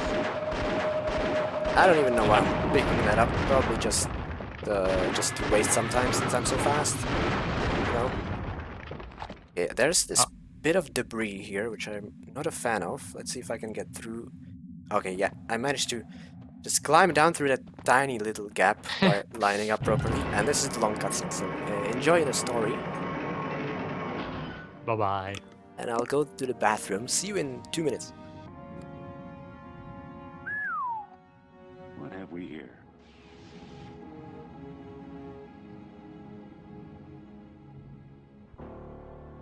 We've made it to the Majora's Mask section of the game.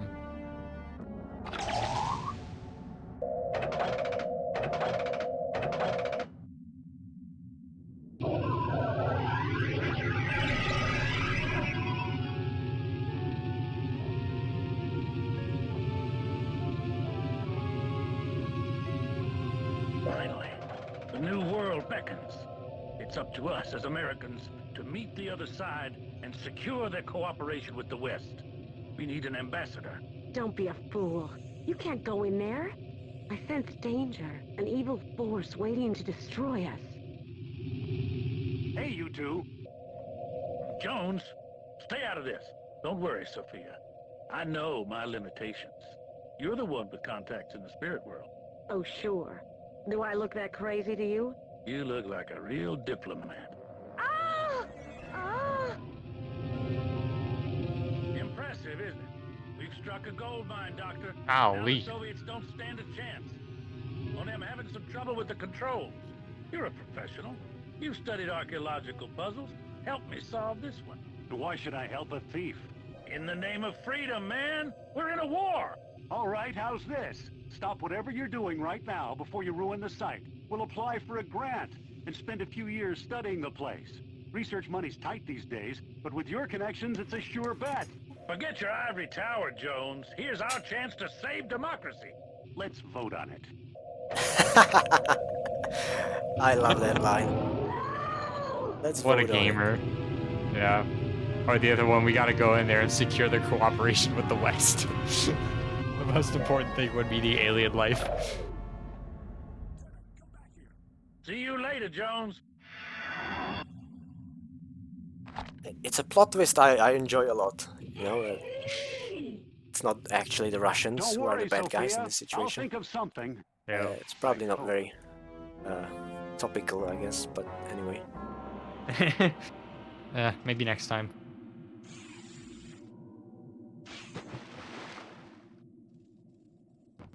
Okay, that was a lovely lineup in order to fall into this water here. Because if you missed the water and died there, there's a good chance that the checkpoint did not actually get activated, because it takes a while for the game to save to the cartridge, and so you'd have to watch the cutscene again, and nobody wants that. It's nice once, no, thank but... you. There we go, a bit of timing with the lightnings there. The inscription And reads, so "That label I this shake level before." is the Uh-oh. titular infernal Turner stuck the machine, wrong part in there.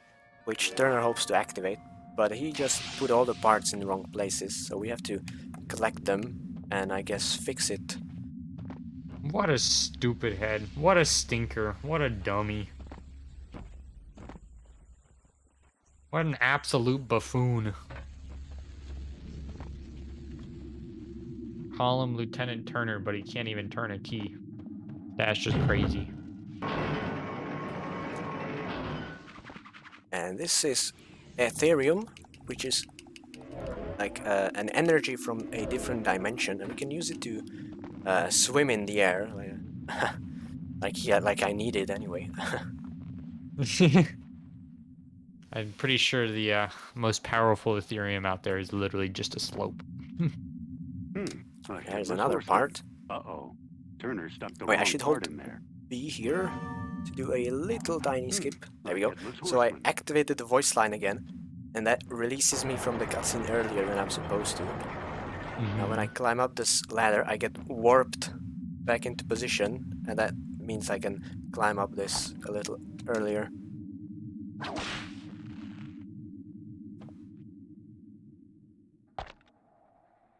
Now, that skip is actually the only skip that's common between the N64 and PC versions, so it's on PC as well. I find interesting. Man, that's crazy. That's the only one.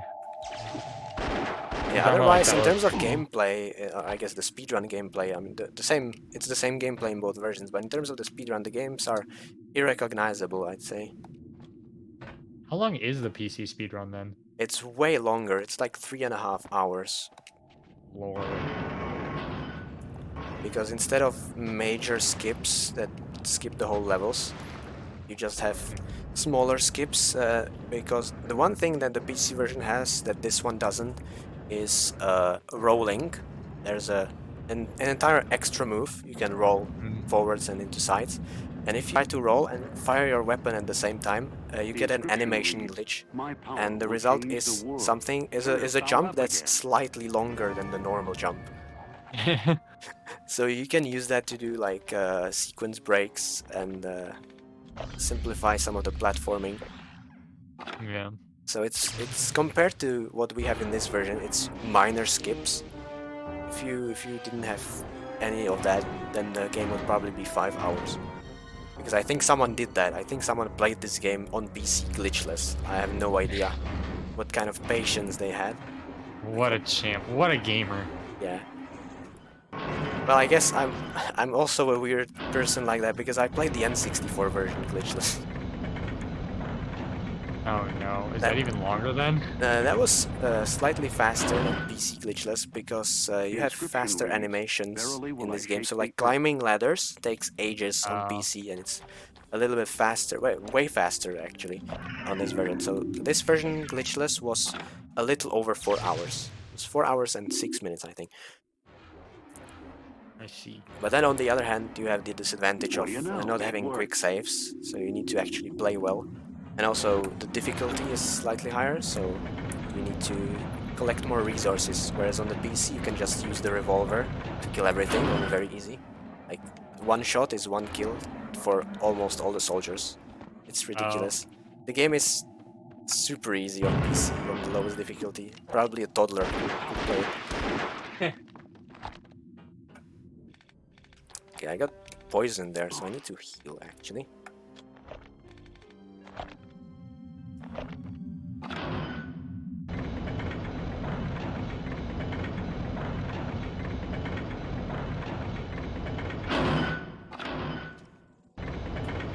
A long-ass elevator.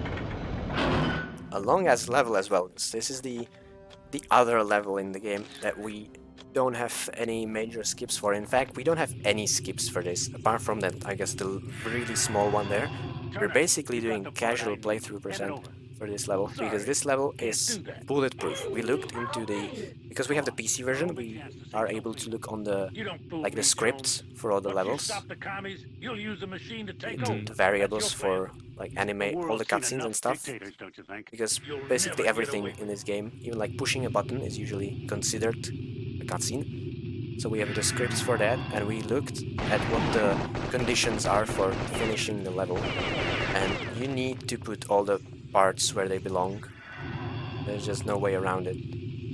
Otherwise the end trigger, it just isn't active. Yeah, I got a really unfortunate spawn for Turner there. Uh-oh. So I wasn't able to just one cycle him, and now I need him to just appear. He can be really cowardly sometimes, and just not appear for long periods of time. That wasn't him. This is the Ultra Weenie cycle. So, right now, it would actually be quite nice to have audio. Yeah.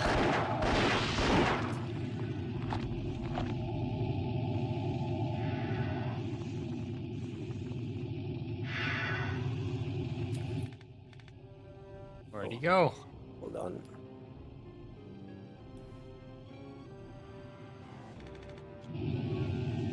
So, apologies, there might be some echoing here, but I really need this to know where he's coming from. There we go. There we go, he's dead. Let's go.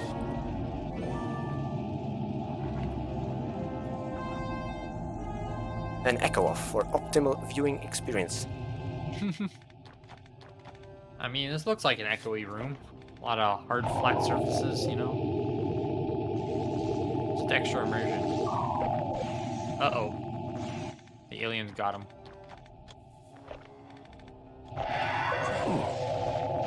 And I'm invisible. So, see you suckers. I need the invisibility in this area, so that I don't get destroyed by this electric ball, and now I need to press the button while invisible. There we go. The worst thing that can happen to you is you misalign by a bit, and instead of pressing the button, Indy just puts away the invisibility thing, and then you get roasted. Oh, that's unfortunate. It's a very stupid way to lose time, and don't ask me how I know it. Okay, I won't. The schwok thing. Yeah. Oh my god, it's the goat from Majora's Mask. I haven't played Majora's Mask yet, because I haven't finished Ocarina yet, so no spoilers. Golly. Team-Up keeps badgering me to finish Ocarina, but the game is hard. I don't know how 8-year-olds could finish it. It's like Dark Souls, but it runs at 20 FPS. And it doesn't tell you what to do at all. You're like, oh, I don't know. That's what I remember. My biggest problem when I was playing it while I was like 8 years old was just like, where do I go? Especially getting to the first fire temple.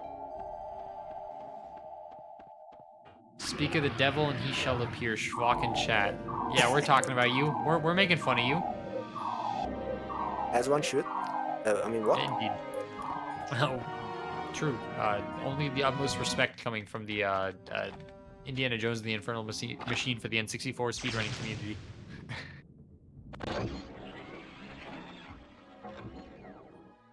We did it. We built the fella. That's right. And we have all the parts, so now we just need to put the final one in place to activate this machine, and whatever happens, happens. We'll see. Oh yeah, that's the cutscene where the camera's super messed up. Oh yeah, this is... You can just tell that they just went, fuck it, we need to just release immediately. Take whatever you have. Yeah. The camera was coded in on launch day. So the camera is just misaligned during the cutscene there for no reason. I really have no idea how that happened.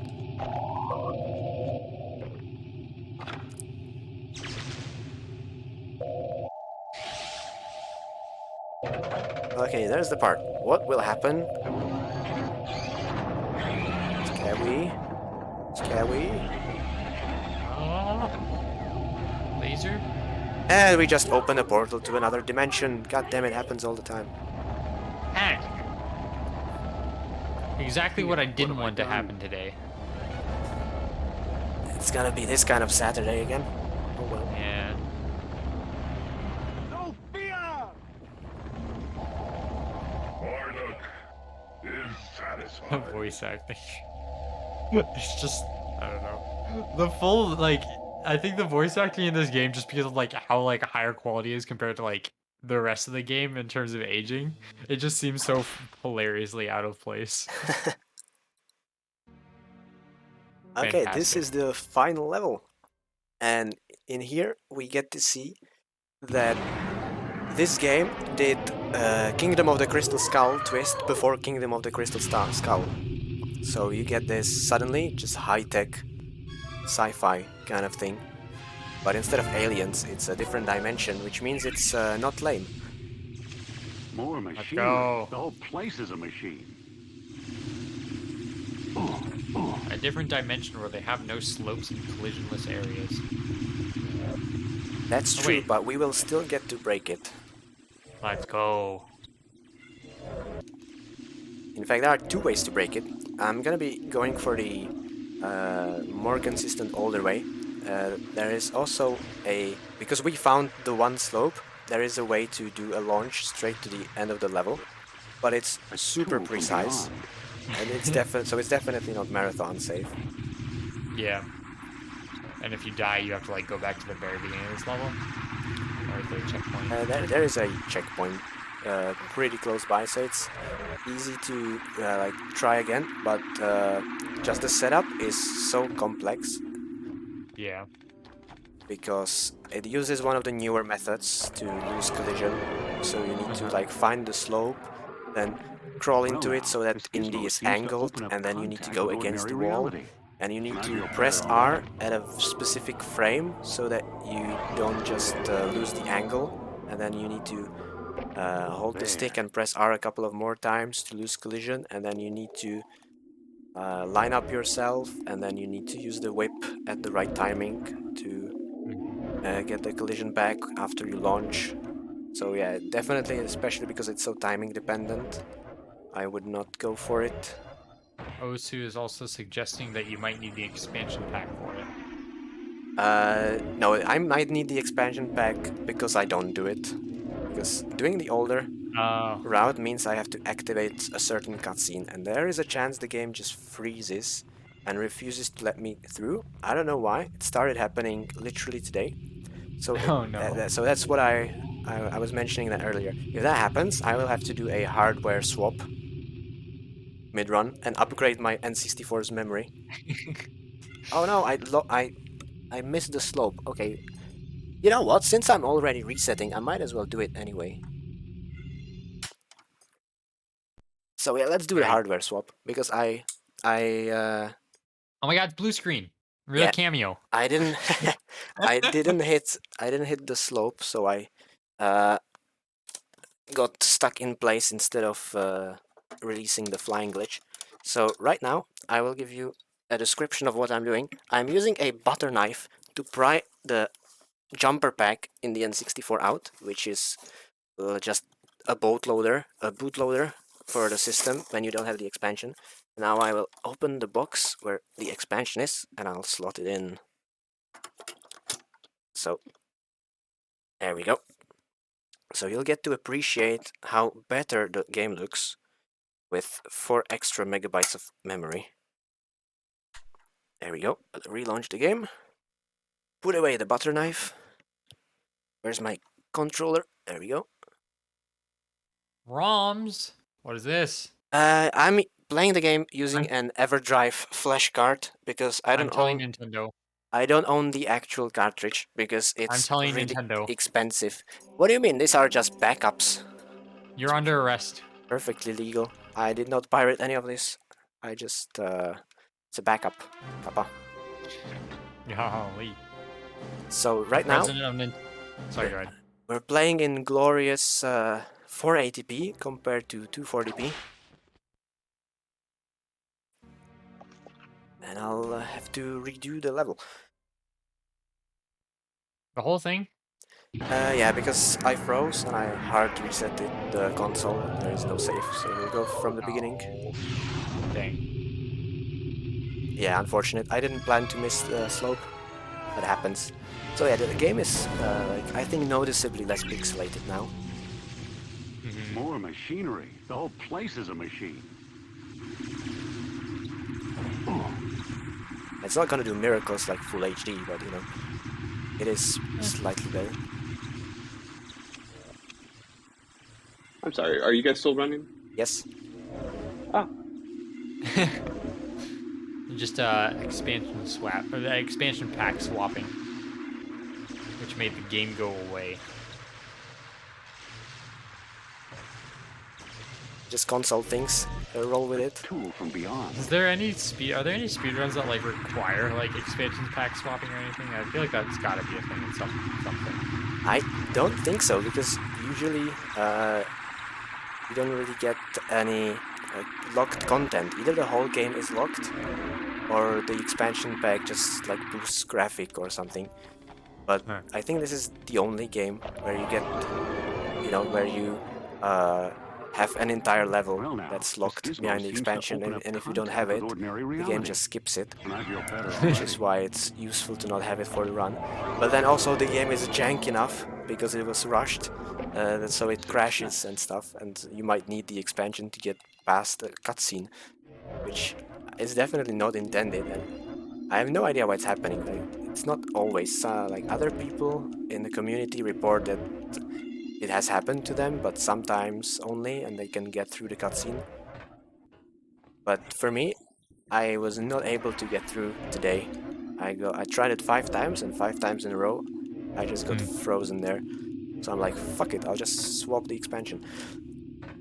So if I didn't fail the flying glitch there, what I would do is I would make a save, so I'd have a checkpoint there. So then I wouldn't have to do the whole thing again, just like 30 seconds of it or something. So yeah, this is what I need to do. Let's do this one. There we go. And now I need to get rid of the flying glitch by pressing R on this platform. And the reason that works, we think, is because that platform is moving later in the level. So it's not like regular geometry, but sort of like an entity, if I were to make a comparison to Source. So it's not like a world spawn brush, but a moving entity. So it has some different attributes. And now I picked up the blue gem. What is this swimming animation? Fella's just hoofing it in the water. Yeah, that was because of the glitch state I was in. I was in a sunwalk there. And now I need to make a jump here to descend into this chamber. And now what you're supposed to do, like casually, is collect 3 of the gems and then have a boss fight here. but we only need the blue one, because instead of doing the boss fight, we will clip through the wall here.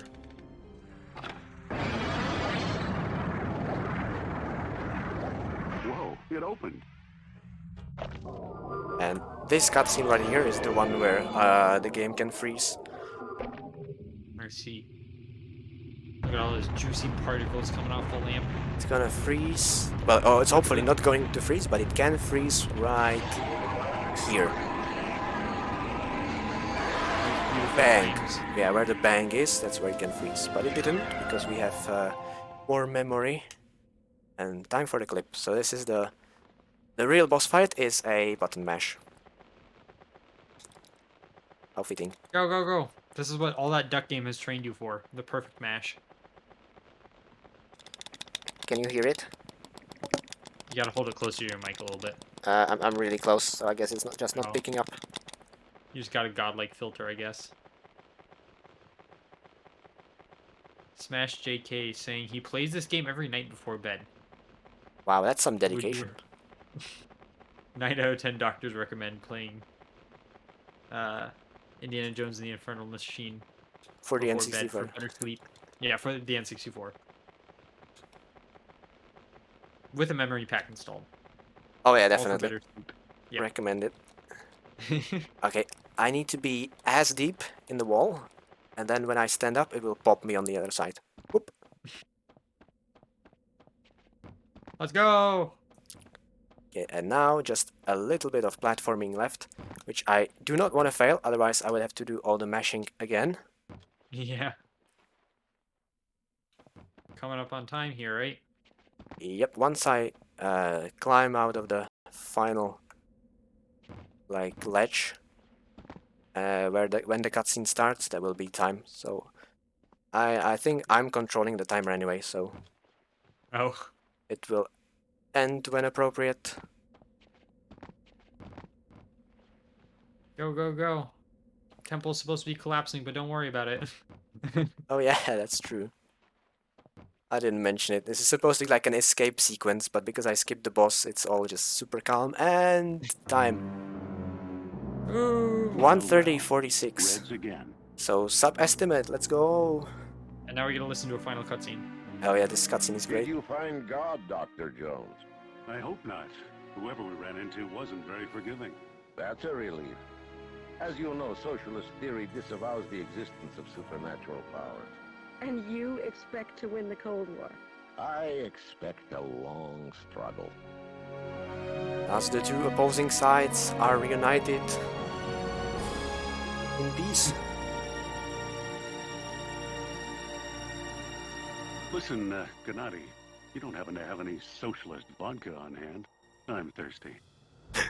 And that's why socialist vodka is a meme in the community. Yeah. They did it. They solved war.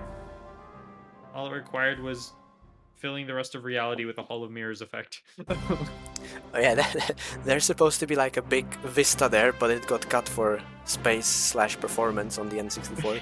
So you just get a Hall of Mirrors there. Dang, even with the expansion pack, that's crazy. Yeah. And we get the... GG. Yeah, thank you. And we get the Indiana Jones theme in the credits, so probably we should quit before we get like a copyright strike or something. No. That can happen. Get sued by Nintendo and Disney at the same time. It'll be the greatest crossover in cinema history. Alright. You get two. Sorry, go ahead. Yeah, so that was Indiana Jones and the Infernal Machine for the N64. Hope you enjoyed the brokenness, and I'll be back tomorrow with the sequel for this time on PC. Yeah, thanks for watching. Alright. Well, thank you for coming, guys. We're going to go switch it over to the waiting room. We're not going to do any music because we're going to be swapping out some audio setups. So we will see you soon. Bye-bye. Bye.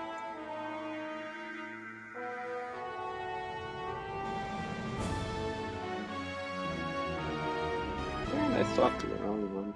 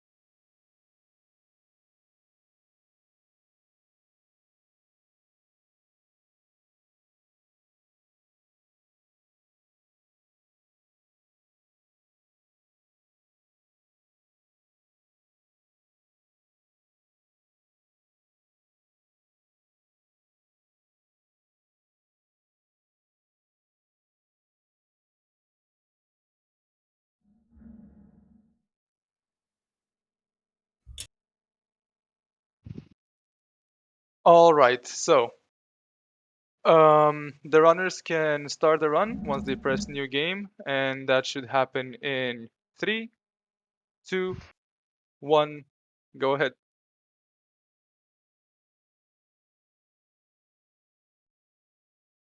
All right, now we're gonna start off with the nice little cutscene. Where are you?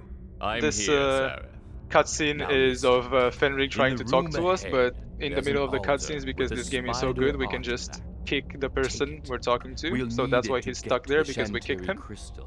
For anyone wondering what's happening on screen right now, this is a biannual thing in the community that's been happening for a while, that we just all get around and play bingo, in which we do a speed run in 2 teams. We split all the players in 2 teams, and we do a speed run in which we have to complete some tasks that are completely unrelated to the speed run, and you can see them on the top of the screen of each individual player. And so that the Team Percy, which I am on, has to kill the undead Cyclops, has to uncover 3 secrets, craft Earthfire Sword, kill enemy with Scroll, which is spells that you don't gain through skill points, but rather through a scroll, kill Duncan, and get the bad ending. Yeah, it's gonna change up the run a good bit, and it's gonna be really difficult, especially later on. So the first 2 are gonna be the easiest, and then the second 2 are medium difficulty, and then the last 2 are gonna be the hardest. Yep. And so I am part of Team Percy myself. I'll run the 3rd segment, and Meowington will also run the 3rd segment, and he's part of Team Duncan. So we're friends but enemies. Exactly. So Finzi messed up the prop clip the first try, broke the barrel, has to pick a new one out. Moonstruck's ahead already by about 10 seconds or so. Indeed, as a background to the players, Finzi dipped from the community a couple of years ago and then came back and dominated everyone, so he now has the world record in the any percent category. And if anyone told me that Moonstruck is in fact the person that invented the game, I would believe them, because he knows absolutely everything about this game. For today was just the beginning, my boy. Yes, we were when we said 3, 2, 1. Don't worry about it. This game is smashing. Education. So yeah, Moonstruck's really good too, especially his knowledge of the game. I think, especially compared to someone like me, I think I have a medium time, but I really don't know anything about the game at all. Yeah, it's one thing running the game, and it's another thing being an absolute encyclopedia of it. So what you saw there was both of them inside of the loading screen. Moonstruck killing a pig. Oh, that's his first item. Yeah. He's got to kill a pig and another animal and put them together. So unite 2 dead animals, and then we'll check that one off once he gets it. And the 2 animals will be a horse and a pig. So once he gets to killing a horse, he will unite the both of them. They're united. Okay, someone's got to check that off. I've got to do that, I think. Alright, you can go ahead and check off unite 2 dead animals. So that was one of the things on the... I have no idea how to do it. Can you do it? It's happened. Oh, you put the number. Perfect. Okay. Alright, good. Now Finzi is going to kill the undead Cyclops. All these jumps that you're going to be seeing are boosts. So if you stop and jump at the right timing... Oh, he actually went through the guard. That's really hard to do. I wish he'd stop calling you that. Moonstruck's struggling with the pulse launch. Oh, right, here's getting the Cyclops kill. So, although Finzi is in a further place in the chapter, Moonstruck is going to finish first, because if he doesn't mess up anything else, which he didn't, he just did a pause launch there. So, quick game knowledge, although we have a lot to talk about, so it's gonna be hard to explain. Every time they just jump through the map, that's called a boost. They just cancel their attack at the right time and jump, and the game just launches them. And every time they're on a slope and pause, they'll gather speed, like Source Games fashion, and they will go flying. So Moonstruck right now in chapter 2, Finzi just finished killing that Cyclops. He was killed by Duncan actually, which we'll get to in the later chapters of the game. Oh, get some revenge on Duncan. Yeah, for stealing our Cyclops kill. So yeah, Moonstruck's a level ahead. This level is where Moonstruck's going to start his next challenge, which is no daggers. Daggers, so far, Moonstruck has been using sword boosting to gain speed throughout the level. But the weapon that does a much better job at boosting is the daggers. But he's going to go his whole section without using daggers, which is going to hold him back a good bit. Especially on the next level, which uses some dagger boosts to get through it. And on Team Percy, kill Undead Cyclops can now be checked off since Finzi did do that just a couple of minutes ago. Thank you very much. So this game also has secret areas, like a lot of older games have. Finzi's got to go through and find 3 of them, which I don't think I know where any of them are at all. Moonstruck's trying to get through this, messed up the prop clip. If you put an item in this door, it allows you to... Wait, so Moonstruck's got through the door finally. Yeah, and he did it so fast. Oh, that's a secret right there. Nice. Just needs 2 more.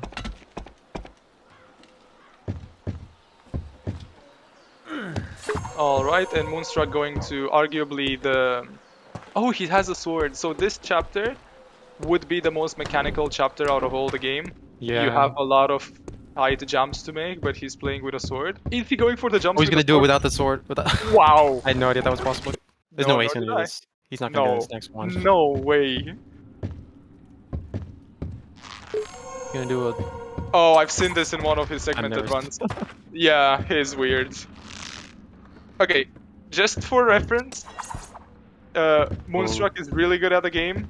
Me and Finzi battled for the world record. We switched it like 10 times, so we're very knowledgeable about the game. None of us knew about this route. Like, I don't know, man. Moonstruck is something else. Moonstruck is really good at routing, exactly. Yeah. Did he write a lot of the bingo cards too? Yes, because he usually has the ideas. Like one of the, we chose the lines prior to the run, so we'd know what to do. Oh, Finzi messing up the clip there for a second. There we go, he got it. And one of the things that he has to do is on the bingo, but no one selected it. It's collect an apple. We had no clue there's apples. Apparently there are. Also, right here, Moonstruck's doing an out of bounds skip, where he clips out of bounds to skip a good portion of this level. Although doing it with a sword is quite clunky. Yeah, it's so difficult. Right here, he's gonna do a... Go ahead. Oh, right here, he's gonna do a void clip to get back in bounds by save loading. For some reason, I put you out of bounds. He's ahead a couple levels. I don't know how that's gonna turn out based on the bingo cards. It's hard to say who's actually ahead, but... Yes, this is why the teams are made up like this. This is the first time ever actually... Oh, no way! That was really... I've never seen that before. That was super difficult. And then he messed up the... And then he messed up the jump. He's spawning dead. He has a good save. I cannot believe he's actually consistent at that. I got that like 10 times in my life because I wanted to flex that I can do it, and he just got that. Oh, on Finz's part, you can see how mechanical and beautiful this level is when done with daggers. Oh yeah, so this is what Moonstruck missed out on. Try the other way. Which probably was like, I don't know, 10, 20 seconds. Yeah. It's, the bingo sheets kinda even out. Like, I like the lines that both teams selected. And we're now on Moonstruck's side. Oh, he doesn't have the daggers for this. Yeah, he's doing... pause launch? Oh no, he's going through the boat. Mad lad. Oh, here we go. He's doing the pause launch. I was gonna say that this is the first time that me and Finzi are actually in the same team. Because the thought process was, let's put the speed in one team and let's put the brain in the other. And as you can see, the brain is far winning right now. Yeah, so Finzi's time is like at least 2 minutes ahead of Moonstruck's BB on the leaderboard. Finzi's going for ringless. I think that's to find more secrets. I mean, he's going to get the ring, which will lose him some time, but... I just have to let you know that right now Moonstruck is in the section where at the end of this cutscene, when the screen goes black, we'll have to switch. So I'll let you know when there's like 20 more seconds on the right until the switch is supposed to be done. What happened? Oh, the Moonstruck's just waiting out this cutscene here. What's going on? What? Finzi is failing the hardest clip in the game, and I cannot blame him whatsoever. Please tell her. Yeah, it's a pretty precise lineup, and then you have to jump just a certain, hold space a certain amount. Alright, on Moonstruck's side, that's the cutscene going on. The screen will start turning black, and after that, the second player from the team will start playing, so you can prepare to swap in a couple of seconds. You got the dagger boost, that was really good. Yeah, that was beautiful. Looking for the box. Alright, there's a swap on the right now. Just be ready when the gangplank goes down. And Finzi is inside the cutscene as well now. Beautiful swap. So decisive. Trying to impress someone. So yeah, there's a good number of cutscenes in this game, but most of the really long ones we skip, which is really nice. This boat ride can actually be skipped. Yeah, with a very, very precise trick. That's a now, On Team Duncan's side, Moonstruck did complete all of his segments without using the daggers, so that one is checked out as well. And Finzi just has to go through the cutscene now, and after he goes through it, there will be a switch on left side as well. Can we get the boat moving? This cabin could use a breeze to clear the Finzi just maxing the points for because this is a cutscene where he doesn't have to do anything, so he's just. So Howard's going for the pause launch right here, which will skip a trigger. I think it activates a cutscene, and you have to wait for Leanna as well. So this pause launch saves a lot of time.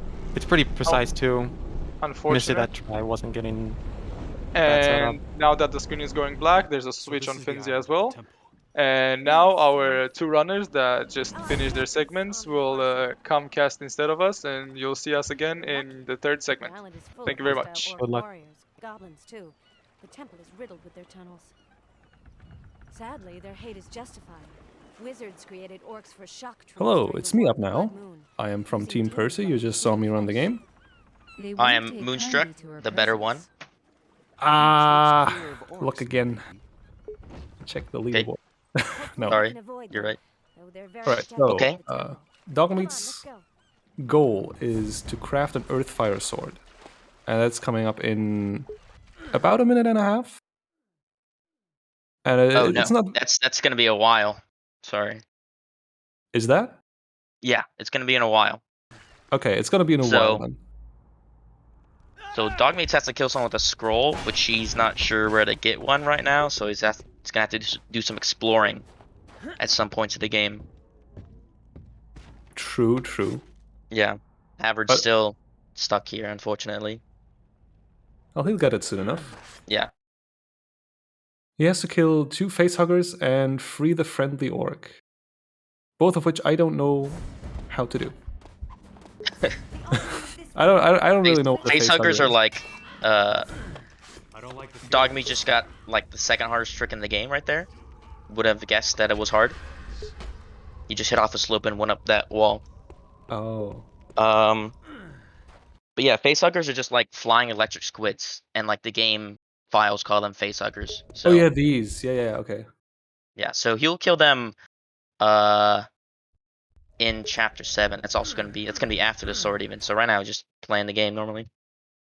So we're seeing Havard do the safety mountain here, which is a strat you can do.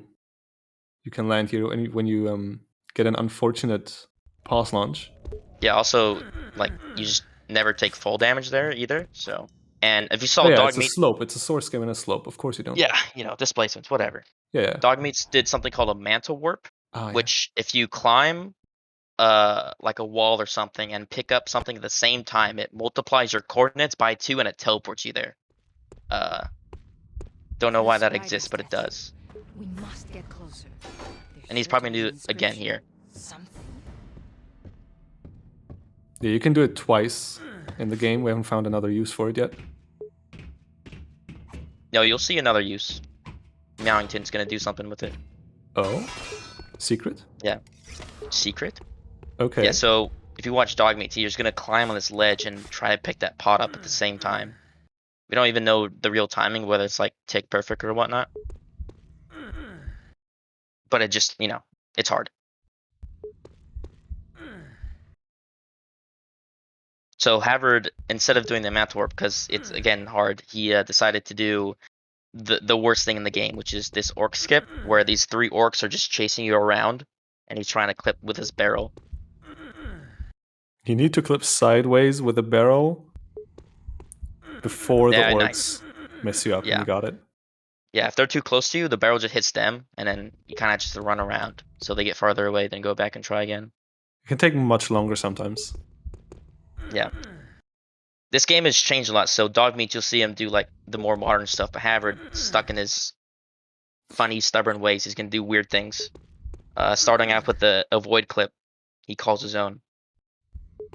To be fair, he may need the glitch hunting and stuff. Yeah.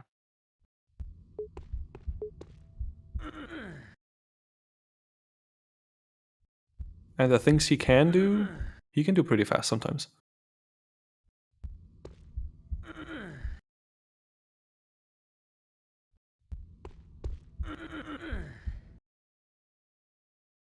Okay, I don't know what happened.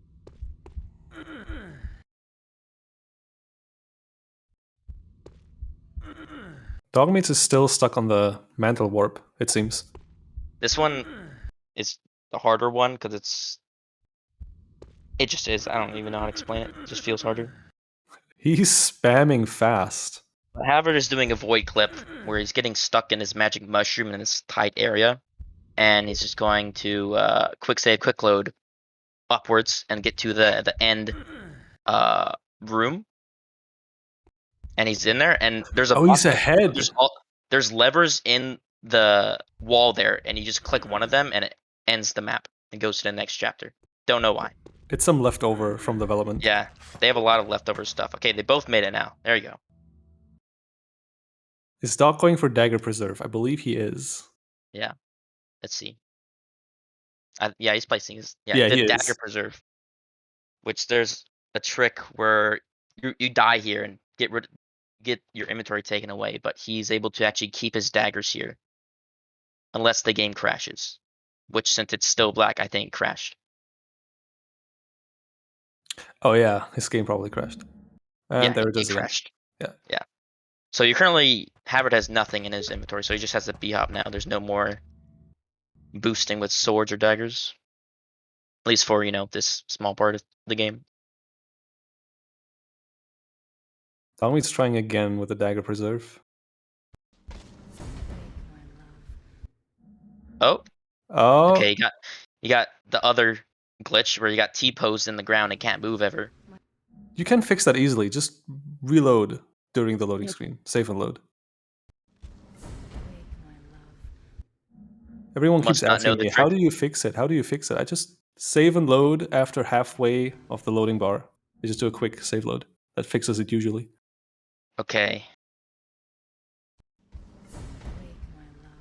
Havard grabbed this block of cheese, basically. It's an ingot, and I think he's going to do something weird with it again. I really want to go tell Dog what he has to do. I think he's just trying over and over again without actually doing the backup thing. Havard's being weird again by placing this ingot there and climbing up like that. But, whatever works. He's still ahead, Will it break the layout if I leave quickly and tell Dog what to do? Okay. Yeah, go for it. But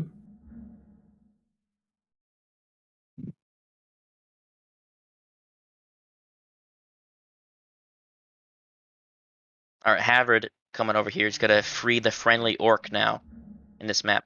Just usually orcs are dangerous, but this one likes you because you free him from the prison cell.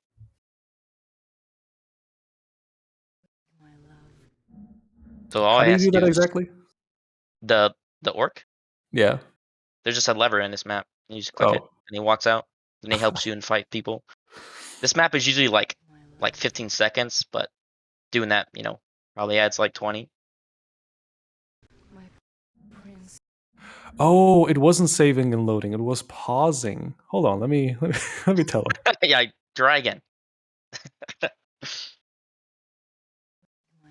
Alright, so I'll mark that as done. Apparently Radwall already told him.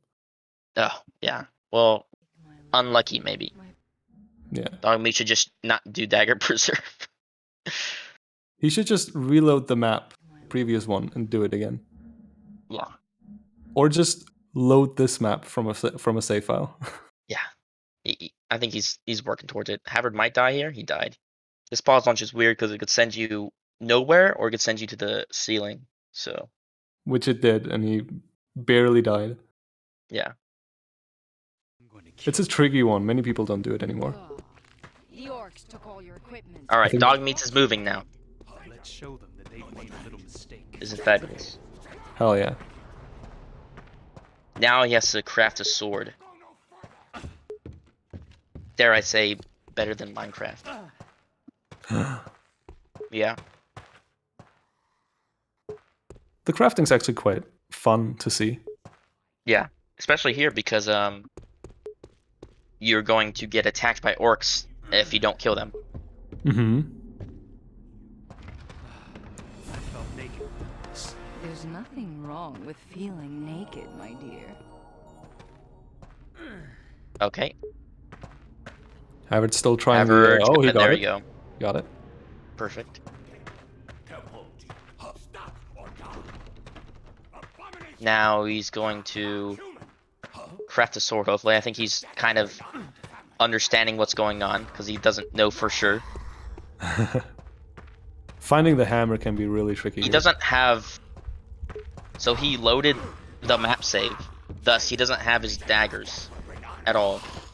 So, I think... Oh. Okay, and here's Havard. These are the facehuggers he's killing. They're just flying Yeah, these squids. squid things. Yeah. Didn't know they were called that.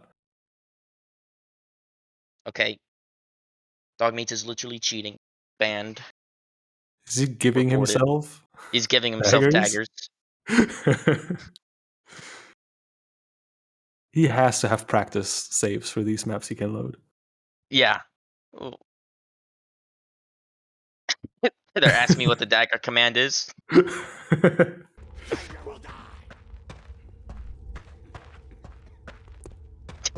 He gave him the wrong ones?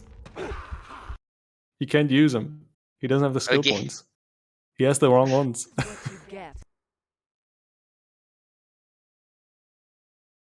Okay. We're seeing live scripting here, folks. Yeah, and there's Havard killing 2 facehuggers. So his tasks are done. He's got to go finish his section after this huge pause launch he has. There you go. He's got the daggers. I had to tell them to cheat. They're not cheating though. Okay. Now he could finally start crafting. This happened last time as well. On my team, someone was really far behind, minutes. He found a hammer. Yeah. Now what to do? Now he has to figure out what to do. Can you find the gold bar? He has the gold bar already. Oh, Okay. place oh. it in there. Nice. Melting He has the to melting then- the gold. Melting the gold bar. Put the balloon. Make it hot. Pump. Move it back. Yes. Get the blade. No, he has to pull Cool the down. lever. Grab the lever. You got it. Pull it Nice. down. Yes. Oh, nope. That's not what No, you no, do. no. You have to hammer the heat the blade up and then hammer it. Nope. No. Oh god. Nope. He has to put the anyone- blade back into the forge. There we go. Yes. Gotta heat it up. Havard Great, got his great. paws launched Last now. step. No, you gotta. Oh, he's got it. There, Very you got nice. it. That's the Earth Fire Sword. Checking that off. Fabulous. Now he has to find scrolls, which you can find in the facehugger level, where Havard killed his facehuggers. I'm not sure if they are actual kill scrolls. A Cyclops in captivity. I know there are freezing ones up I'm there. impressed. You could kill someone, make someone slide off of it. That'll count. Oh, Slide true. through to death. Havard got smashed by the minecart. Happens. He insists of also doing this instead of just normal. Does he have sanctuary skill points? No, Probably he does not. He does not, because Dogmeat's made ringless saves for everyone. Yeah, but he knows all about the way to do it without it though. Oh, is Dogmeat's doing... He's looking for scrolls, probably. Oh, okay, he's looking for stuff. Yeah. There might be some, but it's in a... Oh, is he doing this? He's doing Oh. the famous strat. Oh my Oh. god, he's flying with the basket. Is he doing it first? He's doing it first try. No, he fell off. That was so good, almost. It was perfect. He just, I don't know, showing off. I guess. Okay. He's really consistent with that, or is it just figured out now It's- and I didn't know about it? Yeah, if you just know where to grab it, it's very easy. Okay, I do not know. Yeah. Alright, he's still looking for things. Havard's We're- almost at the end. Yeah, He's gonna almost. do- Oh, he's going almost to swap plank time game. in a minute for Team Duncan in a minute. Havard's gonna start a cutscene, and then after the cutscene, we're gonna swap Havard out with. Duncan. Duncan.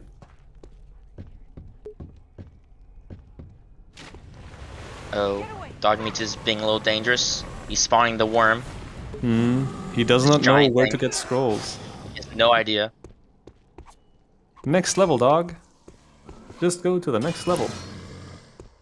Next to the Phoenix Ring. Oh, he died. Munched by the worm. Hopefully, oh, he stayed with the worm. That's not good. Okay, any second now, Team Duncan's gonna switch. Yeah, oh, fade to black. Yes.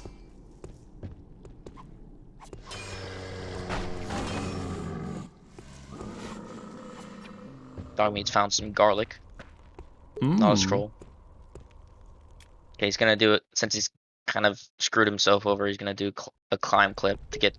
All right, switch gate. for Team Duncan. Yep, there we go. Wait. Meowington. This is chapter 10 on Meowington, and that's the end of chapter 10. Giga clip right there. Skips everything. Hello, I am commentator Matt. Hello, Havard. You are far ahead with your team. Yeah, oh yeah, no, I was watching. My segment was so easy that I had time to just sit and watch, actually. Okay, that's great. The only problem was beach. Dogmeat is having serious trouble. Yeah. With his dagger preserve and then finding the scrolls. He doesn't know where. Yeah, the voice chat for the runners is hilarious at the moment. So I can imagine. Yeah. I hope he knows they are in this map. I'm pretty sure he's aware. It It sounds like he's aware. You've been telling secrets down there? No, well, what? Oh. Okay. Meowington not using the Havard patented mushroom at the bottom of the ladder strats. Oh yeah, to boost all the way up? Yeah, up to the thingy and then bing-bonging to the ding-dong. Oh, dog found the scrolls? Are they both killing the ogre? No. Okay, cool. Well, wait, what? Wait, who's not killing the ogre then? Wait, is Radu killing the ogre? He probably is, to be honest. Yeah, okay. Yeah. So both teams with the bad strats then. What are you suggesting? Percy animation skipping is the best thing ever found in this speedrun, actually. Who found that again? Some guy. Oh, some guy? I don't know. Oh, yeah, some guy who doesn't run the game, really. Yeah, that's the one. Yeah.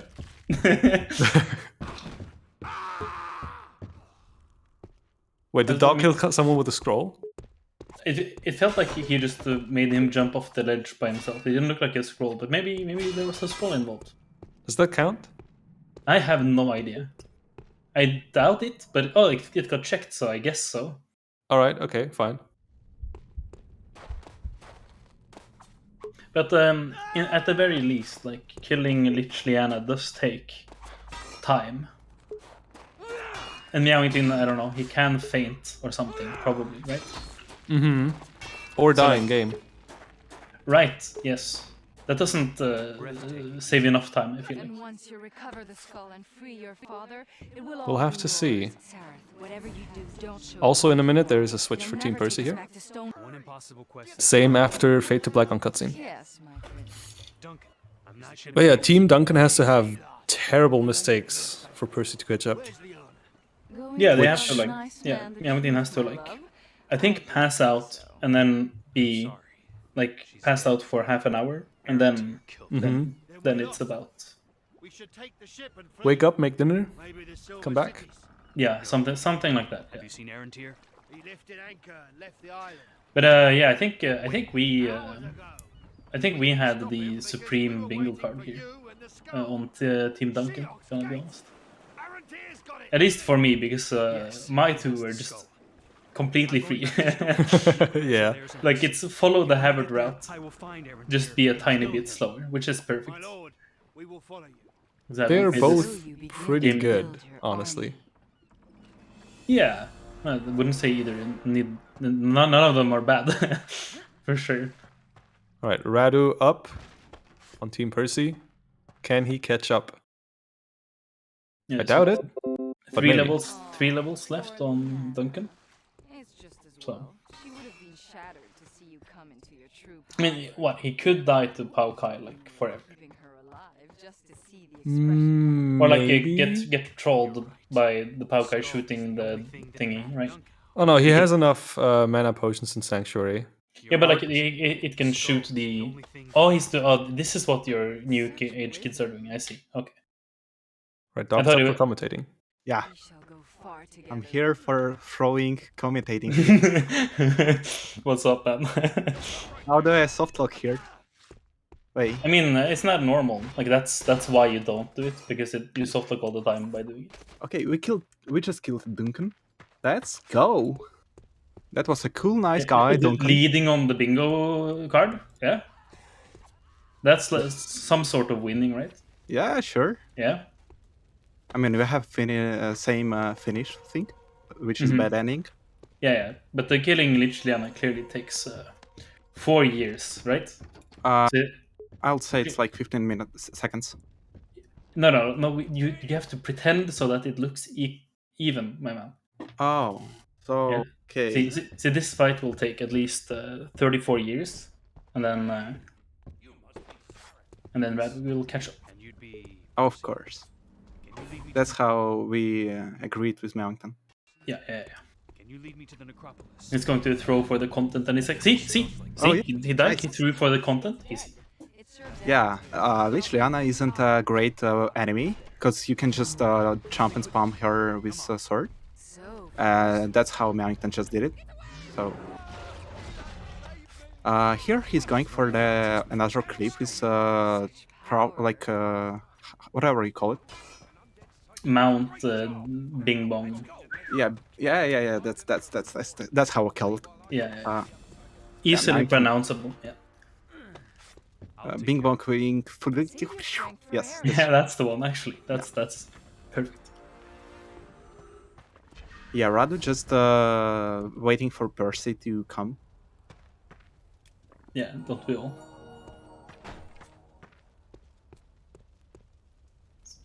Wait, what is... Oh. Wait, is this what you do? Can you just cut that and then the thing does the thing? Oh, yeah, really? yeah, Oh my sure. god, my PB can become so much better, what the heck? Okay, cool. I didn't know that, actually. Learning about the game through bingo bongos. Wait, Merrington actually going for what? Is he going to... Wait, I have no idea what is he going for. What the hell, Merrington? Why the hell you need to mana potions? I told you he's throwing for some content. Oh yeah, sure. Yeah. That looks good. Classic demon bingo action right here. Oh, dude, that's huge. I actually have not seen that strat before. That's so cool, actually. What? That's actually super cool. What? Oh. Well, yeah, so time is... Meowington really doesn't know how to do bad ending. It's not like how we usually finish the game, so he could fail. Maybe for content. In this game, we pick up the skull and then give the skull back, and now there is no last boss fight. But to get the bad ending, we need to go over this thingy, the gate or fence wall thing. And we doesn't really need to fight a boss here, because there is no... nothing blocks you from picking up... Oh, there we go. Yeah, okay, so time is coming up now. Time is coming up on Duncan's side. I believe it doesn't have any sides, but... Yeah, and that time as soon as he... Oh, he just jumped. Yeah. Okay, he just throwing for a content. Yeah, that's not how you do that. Oh my god, Merrington, you wasn't supposed to do it so obvious.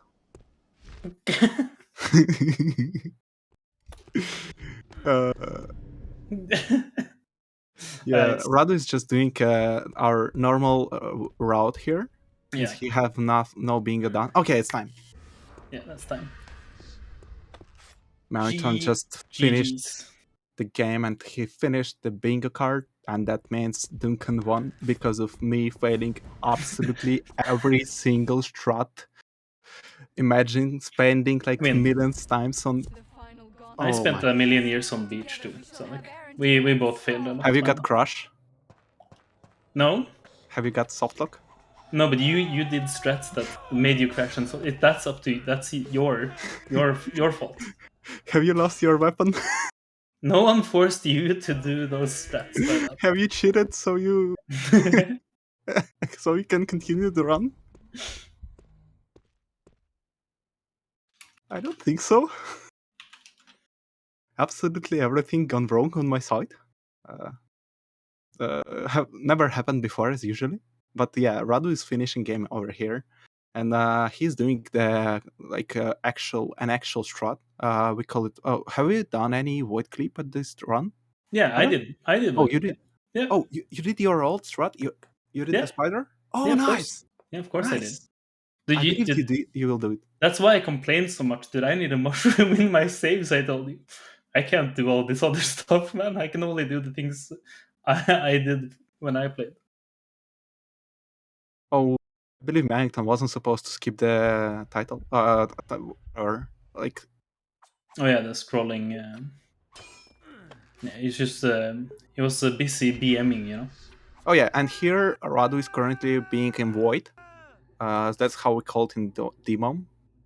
Yeah, unlike you all source runners, I believe. Maybe that's actual void. I'm not sure. I'm not a source runner. I think when it comes to out of bounds and voids in the Source franchise, it gets muddy quickly, is what I would say. And yeah, he's at least very much back in bounds now and dead. There we go. Oh, now he used Sanctuary. Finally, Radu, good job. If it wasn't explained already, Sanctuary makes you immortal, which is kind of stupid in a good way. And yeah, he's going for bad ending as well. So he have to pick up the skull. If you missed it last time, here, that's how you pick it up before the boss fight. Yeah, in any percent, we just place it back down again.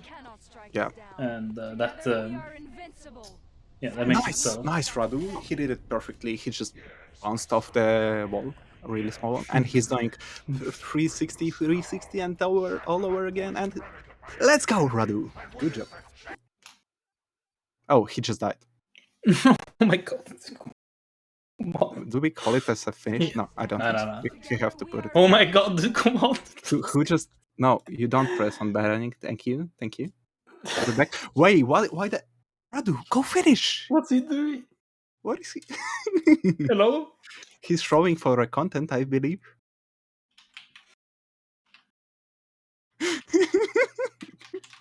Radu, can you finish, please? It's okay. At least not. Hello, you're not Radu. the. Go finish, dude. Can you finish? And please. I already finished. I just no. You died. No, you need to get the credits. Oh, so I can kick. I'm sorry. Meowington told me to jump because he did, but apparently that was a lie. And yeah, we all get to see how Radu's finishing his game, since he can't finish its first time. That's what you get for those 360s. And now we are finished. Let's go. Good job, guys. GG. Clap. GG, everyone. Clap. Can I? Oh yeah, I can clap. Yeah, thank you, SourceRuns, for having us. This was epic. Bingo world record. Honestly, 100%. Never been this fast at the end in my life. Absolutely never happened before to me. I've never got a soft lock on here at this spot where I got it. I've never been without without daggers there. Who made this safe? I don't know. I wonder. I wonder. Exactly. I believe I just left daggers on floating on the spot, I believe. Oh, you didn't even pick them up? I didn't knew they are there. Oh my god. Okay. Oh. I had no idea. In terms of relay, I think it's 0-2 for Team Duncan overall. Yeah. Oh, I've never lost a bingo. Yeah, me neither. 100% Team chance. Never have, never will. Right, I think that's it from us. Yep. If you want to learn this game, rethink your choices. We got 30 minutes left. But unironically though, there is a good tutorial you can go and learn. Yep. So it's actually like Well, other than the game being the game, so you shouldn't learn it anyway. But if you want to subject your brain to pain, then we have a tutorial. So the game is very beginner friendly. Learning it is very fun. So if you guys want to get into it, sure. But once you get to competing at the top, oh, it gets bad. Yeah, you'll get soft locked and Once you get in like the top 50, it's over. Dagger. Drop the game. Delete it from Steam. Whatever. All right, let's stop stalling, guys. Thank you very much for having us. Yeah, that was thanks it for coming us. on. It was actually a lot of fun. Thank you all. Thank you. We do have 2 donations to read Subscribe. real quick. Hold on. Click the bell. We have $50 from Oscar the Grouch. Excited for UT so 99, annoying. which is coming up next. And $10. My game hard crashed, by the way. I can't close it. I'll have to restart my computer. It's fine. Okay, we have You don't need your $10 computer from anymore. Cropax. Good to see all the Throw it Dark out the Messiah window now. children here, rooting for y'all. Okay, we're gonna go set up the next stream. Apparently, I have push to talk on, so they didn't hear me in Discord. So we will be right back. And again, no music this time around. Again, so give us like maybe 5 minutes, and we'll be right back with UT99.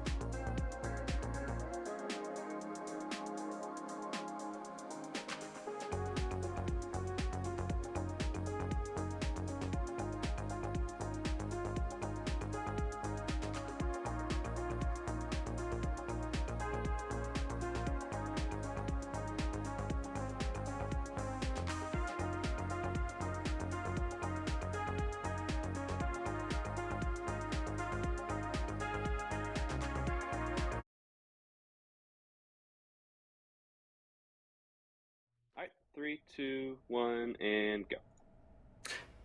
Hi guys, I am Colt Dillibor. Hi, my name is Zero. I'm going to be commentating for Cult throughout the run. Yeah, so I should just start the timer and we go. So if you're ready. Yeah, I'm ready when you are, Cult. Alright, 3, 2, 1, go.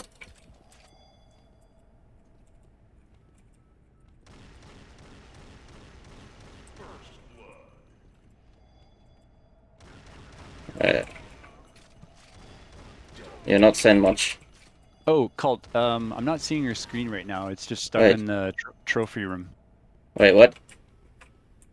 Yeah, it's. I don't see anything. It's just stuck in the trophy room. Centaurium?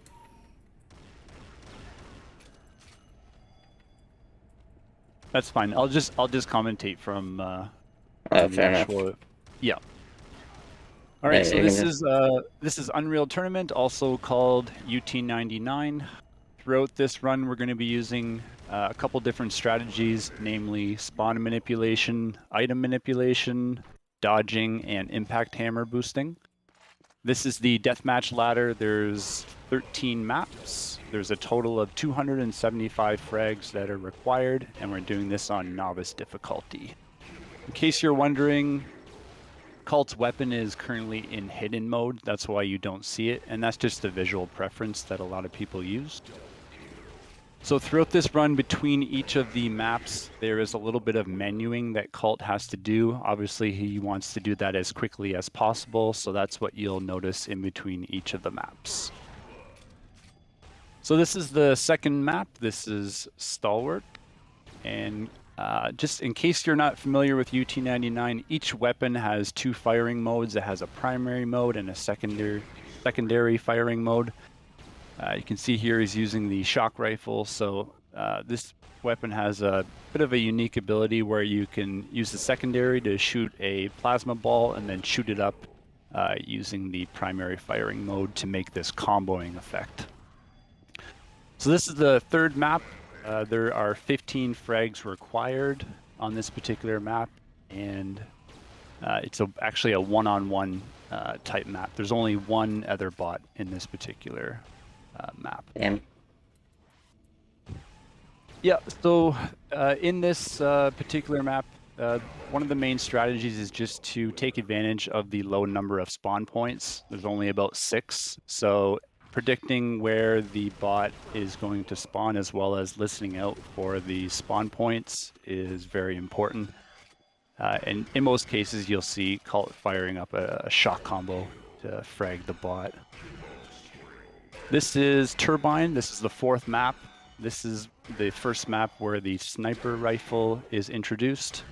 and Cult will be getting that likely in a second. You can see there he used the impact hammer to boost up and grab the damage amplifier. Damage amplifier is one of the most powerful power-ups in the game, and it gives you a 3x multiplier on all of the damage that you deal. So when you couple that with the sniper rifle, you get one shot, one kill. One thing to mention about the sniper rifle, it's probably the most overpowered weapon in the game. It has this headshot effect where if you shoot the upper third portion of the character model, you're awarded with a headshot, and that does 150 damage. So in most cases, Cult's going to be going for the headshot. On to Codex now. So the main strategy used on this map is to use that armor there. You can see kind of behind them. The bots are programmed in many cases to go for particular items on each of the maps, and so Cult is going to use that item as a bit of a lure there. Unfortunately, you can see one of the bots was able to pick that up behind his back, but in any case, there's 20 frags required on this map. He's going to continue to just pop off heads and try and get through this map as quickly as possible. Again, he's going to stay in the middle of the map. There's quite a few spawn points within that line of sight, so that'll allow him to pop off a lot of heads and get through this map very quickly.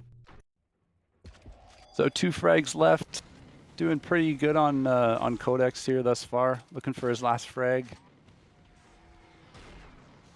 Scrambling for this last one, unfortunately. Didn't find a bot down there. 117, pretty good time for Codex. On to Pressure. This is a bit of a unique map. He's going to start by grabbing the sniper rifle. This map has what's called the pressure chamber. Within it is the shield belt along with the damage amplifier, so the bots just go right for those particular 2 items. And the pressure room has these 2 triggers on the sides where you can press them. You can close the pressure chamber to either frag any of the bots that have gone in there, or you can also hit those to kind of seal off the doors so that they can't go in there. So you can kind of prevent them or deny them from getting those 2 items in there. Again, sniper rifle is very effective on this map. There's a lot of spawn points down there in between the pillars, and Cult's going to be taking advantage of those spawn points. As you can see, he continues to pop off heads here. 4 frags left on this map. Another nice headshot there. Looks like he ran out of ammo on his sniper, so he's resorting to doing some rocket projectile damage. Inmost 112. Nice time for Pressure. This is Grinder. He's going to be pistoning up to get the damage amplifier. Again, 3x, so he's using the Enforcer, which already does 25 damage. So when you have the amplifier, it's up to 75, and you can frag the bots very quickly, especially if you're using dual Enforcers, which I believe he's already picked up one.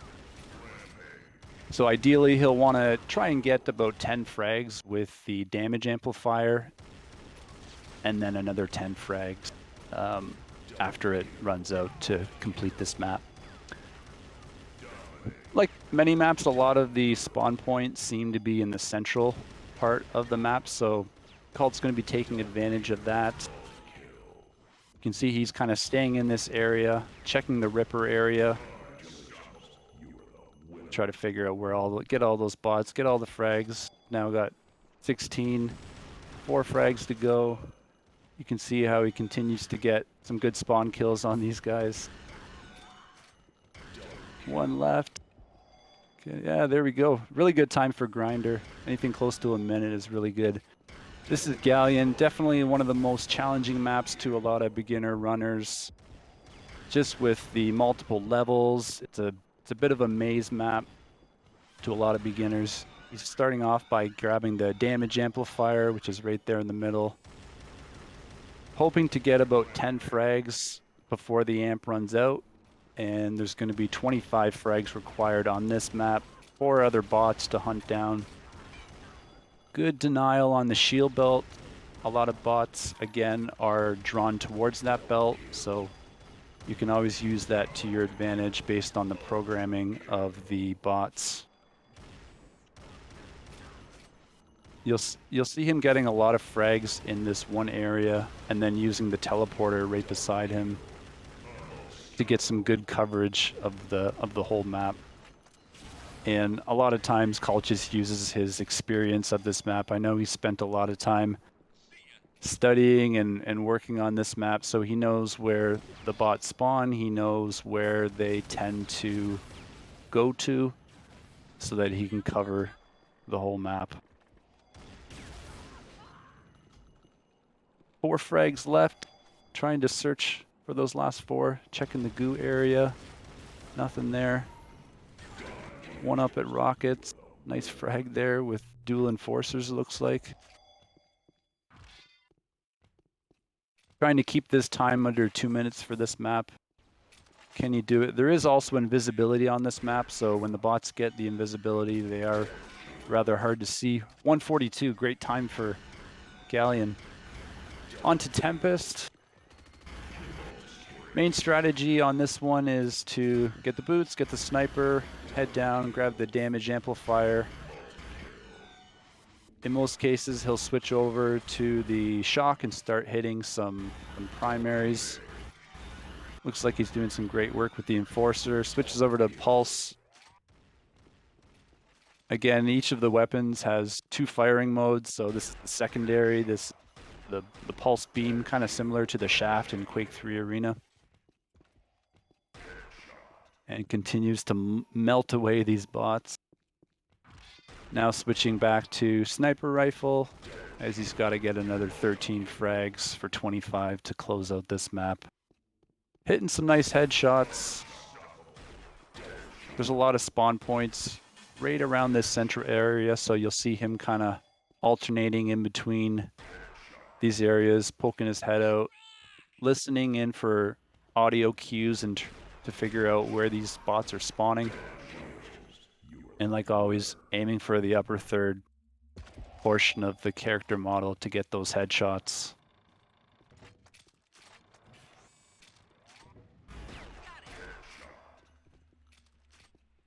Two frags left. There's one more in there. 124. All the time for Tempest. Onto Barricade. Pretty big map. It's a bit of a castle map. And again, sniper rifle is the king of weapons, at least for this particular speed running. On this map, you'll see Cult use the jump boots. Those are a rather effective item. They have a couple different great things. You can jump really high with them 3 times. You get increased air control when you have the boots, as well as you don't take any fall damage when you still have the jump boots. So Cult's going to be alternating between high and low here, trying to frag the bots low, and then forcing them to spawn up high, and then rinsing and repeating that process. Again, using the jump boots there effectively to save some time, rather than using the lift. 10 more frags to go here. Looks like he's out of sniper ammo, or low. Going up to get some more. Nice headshots. There's 5 other bots to track down on this map because it is rather large.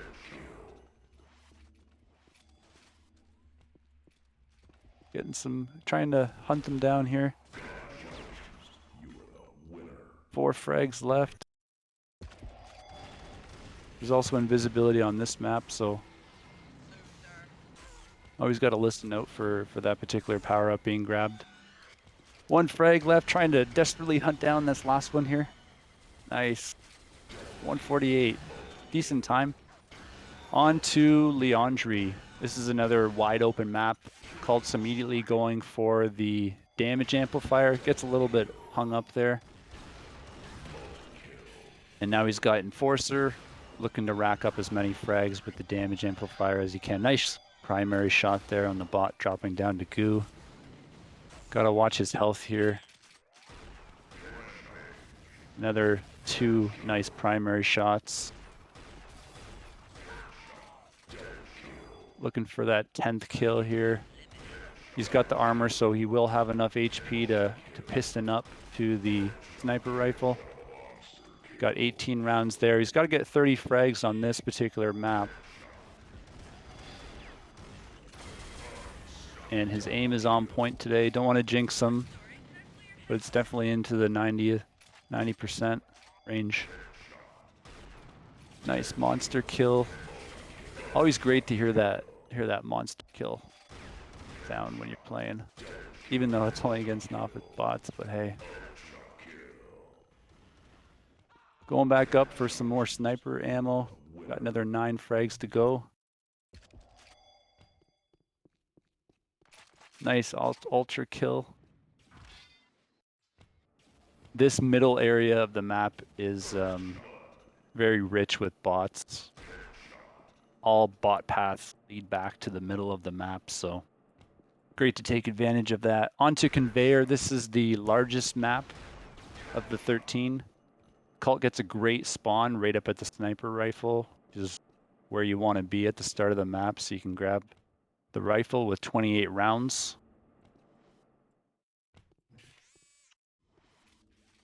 And like other maps, a lot of times the bots will come to this main part of the map, allowing Cult to take some heads off. A little bit quiet here. I'm sure Cult would like to be getting a little bit more action than this, but opts to go back up to get some more sniper ammo. Nice denial there. Cult says, that's my sniper. Don't be touching that.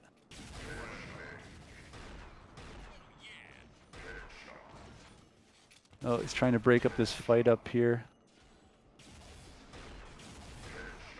8 frags. I'm sure he would have liked to be up double like that at this point.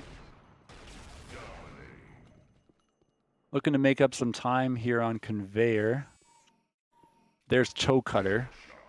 Toe Cutter is a unique bot where he has this erratic jump movement that you actually can't even perform as a human player, but somehow he was programmed in with this crazy jumping ability. Makes it very hard to pop off his head when he's jumping around. 18 frags. Trying to make up some time here.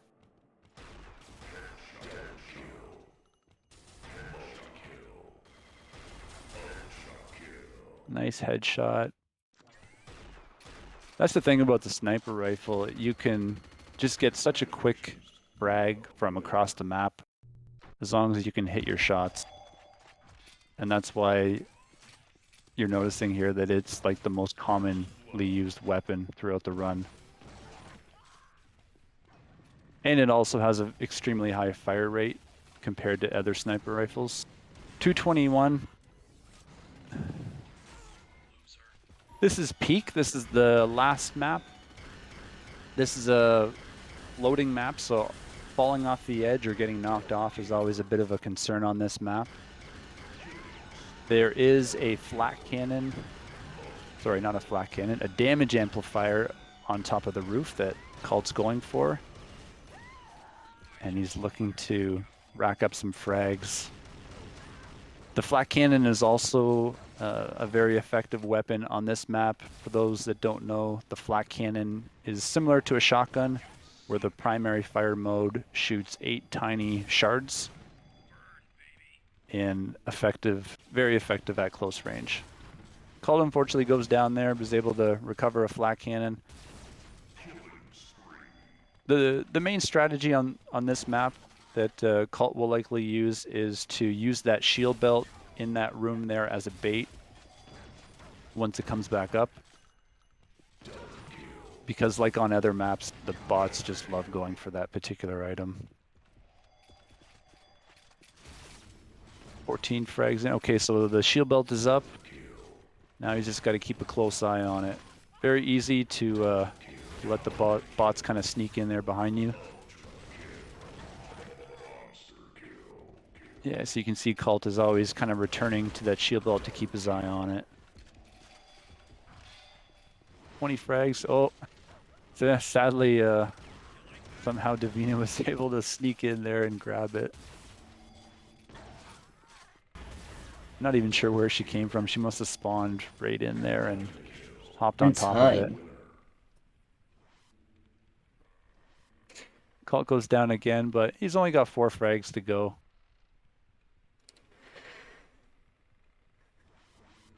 Two more. Nice. Looking for that last one. There it is. 204. Not too bad. Not the ideal run, I would say. Well, nice run, Cult. Yeah, thanks. Yeah. Didn't go as planned, but that's how it is. Yep. Thanks everyone for watching, and thanks to SourceRuns. Yeah, I will say the same. And to you for commentating.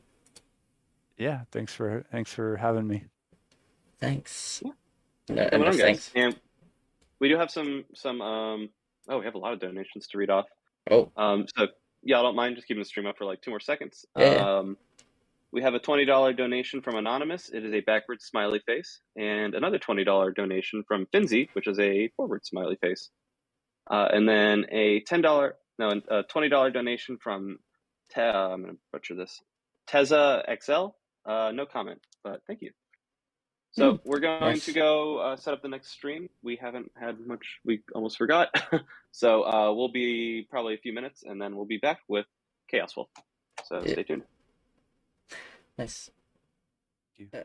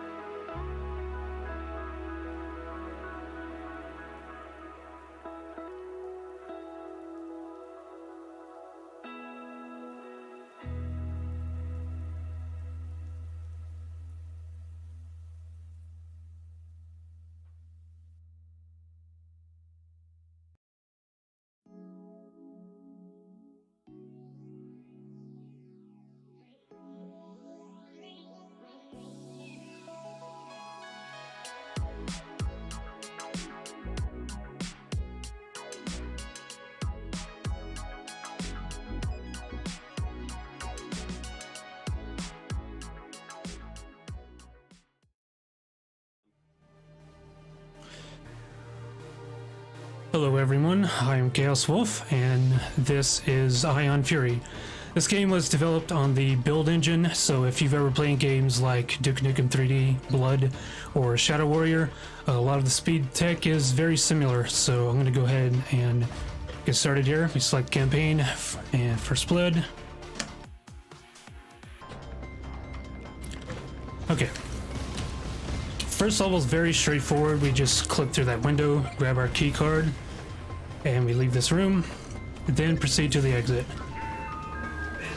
You notice right away that we move diagonally all throughout the run, which is fairly consistent across most FPS games of the 90s. It's our fastest form of movement.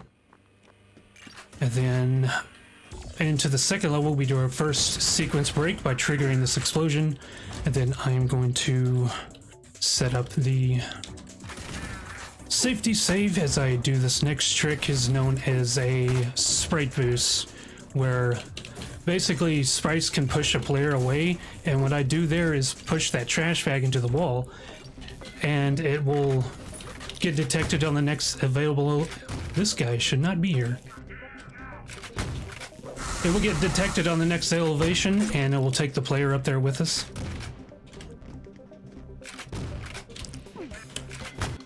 Okay, this guy is not cooperating. There we go.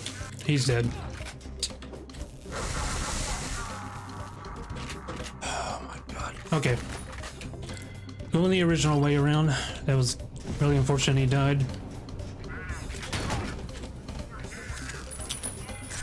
So that would have got me up there if that guy had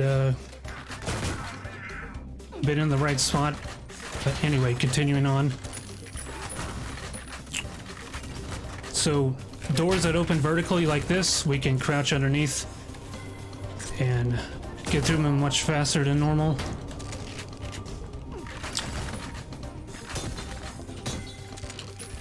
One thing I'll do a lot in this is known as reload canceling, where instead of waiting for that animation for the gun, we can press a series of buttons and cancel out the animation, continue firing.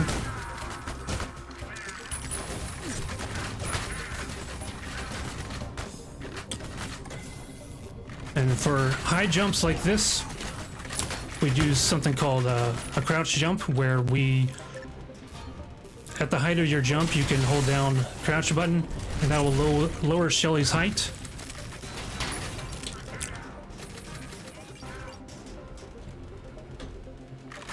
And I use it again for getting on top of this guy's head.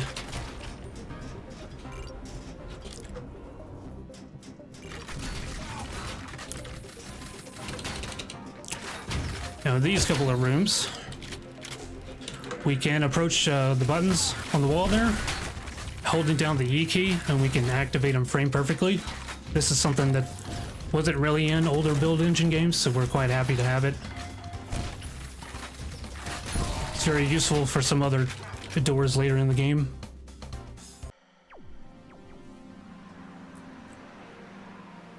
Alright, now like this, the sprite boost that I performed earlier, what I do there is crouch down and strafe into that corner, and Build engine just kind of has a bit of trouble with verticality, causes me to zip up and cuts out about half of this level.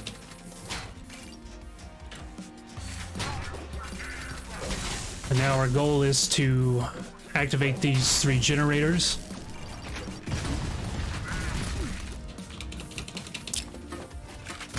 Step into the manager's office up here. These series of ladders, you can spam jump on them and you'll climb a little bit faster. Doesn't make a huge difference, but it does help.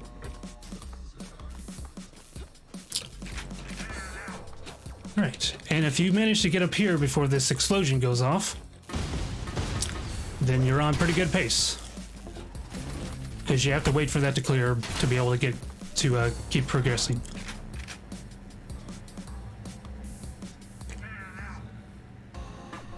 Alright, now we're coming up to the end of this zone. At first we got a horde fight to deal with, and we can skip it entirely by doing a Really easy trick anybody can perform.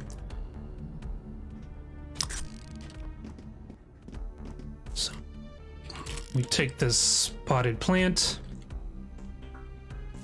There we go. Take the potted plant and push it down the steps. And we grab our ion bow, which is our boss killer. We'll need it much later on. Despite all your rage, you are still just a rat in a cage. Right about there, I'm going to wait for the ship to clear out because that plant is very fragile.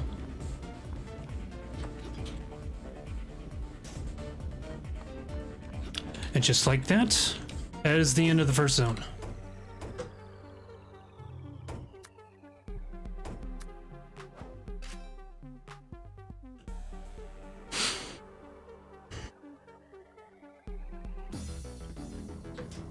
Alright, for this map, some mappers like to put in backtracking sections. This one is normally only accessed on the other side, but we can set up this mine here in a very specific spot. The placement is very important, and the little bombs that come out can help trigger the explosion on the other side and help us get through, cutting out about 95% of that level.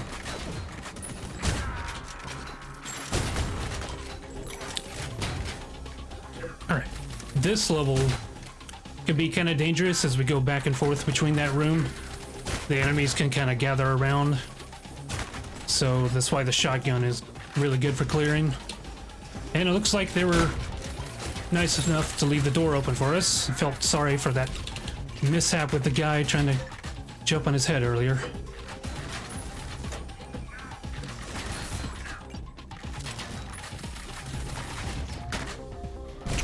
Alright, it looks like we're on a good cycle for this. Grab our blue key and now we can get out of here.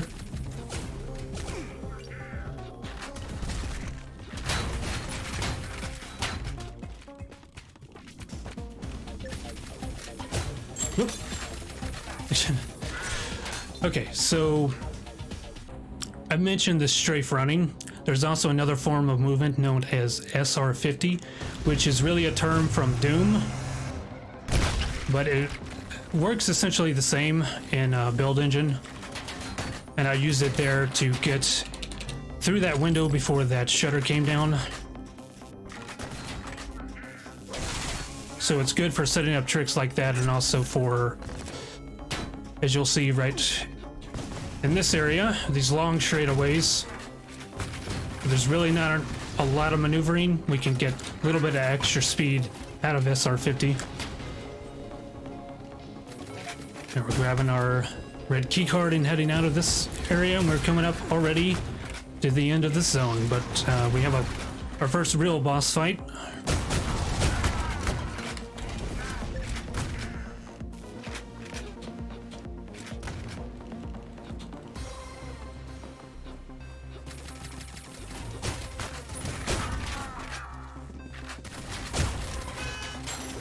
Alright, just for a little bit extra safety, I'm grabbing that med kit.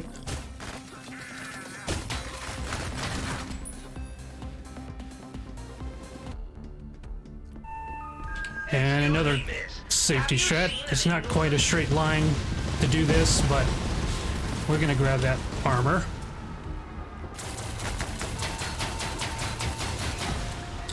And just like that, that is the first boss down. What's going on there is, now game, the build engine doesn't really have any kind of headshot mechanic. So instead what the devs did was program something into, there's like a critical multiplier. The higher the taller the sprite is, the higher you aim up. And that's, hold fire the bow gun, ion bow, makes short work of that boss. And right here I was just, Welcome to my hold on, had to trigger that. Making use of some geometry that was sticking out to climb up through there and clip up. And then we run a very specific route to avoid soft locking, otherwise this platform will not lower once we hit the switch.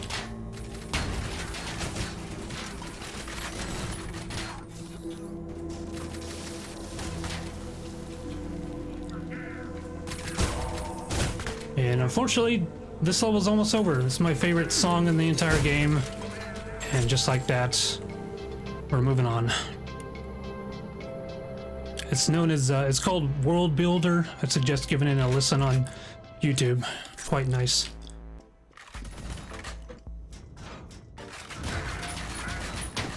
Alright, for this level, as soon as this explosion clears, I'm gonna grab this keycard even though we don't really need it. What it does is trigger that explosion, giving us a straighter path to the exit. So first we need to turn the elevators back online.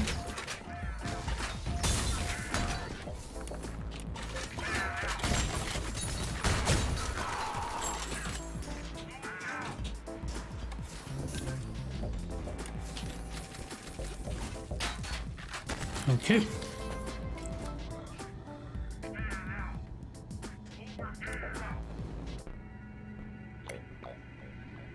Alright, now I'm readying up a trap for a couple of enemies that come out of a monster closet right here.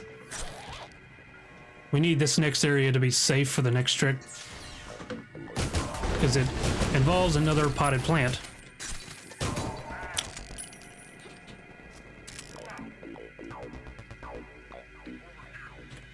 So this glass is really thin, but we need to create our own corner by pushing this plant into place. Because tricks like this work off of corners by strafing into them. And I don't think it's quite in the right spot. There we go. And there's another one we can exploit. And 6 of the yellow beams right there to avoid taking any damage.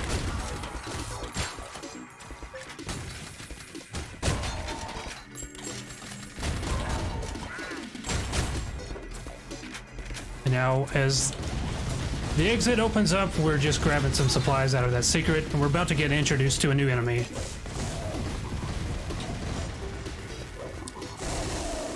It is known as a Wendigo, and it is quite tanky, very fast, does a lot of damage. But, oh, he almost... it was up for just a frame, but he almost clipped into the elevator. Anyway, yeah, with the alt fire from the electrifier, you can stun them. Like, stop them dead in their tracks, and they'll prevent from slowing you down.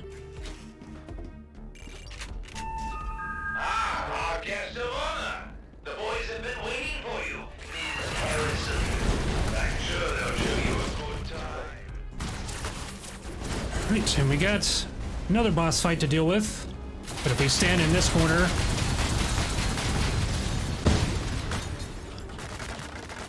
using the boss killer once again, aiming at a very specific spot, we can make short work of it.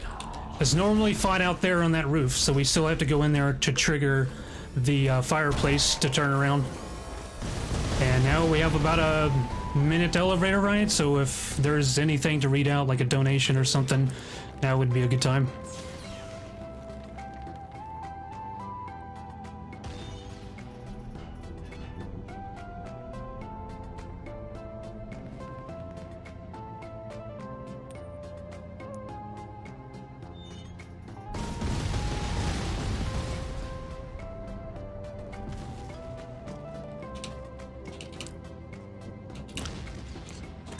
Alright, so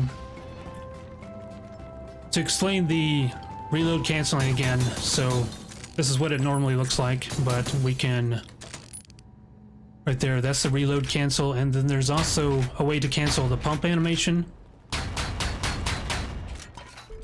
by holding down a series of buttons. And now we're heading off to the end of this zone. And what's interesting here is that if you look at the map, we're not actually in motion. The train is not moving. What's going on is that there is a green screen projection that's moving away from the player to give us the impression that we're in motion. And the same type of trick is used on the next level.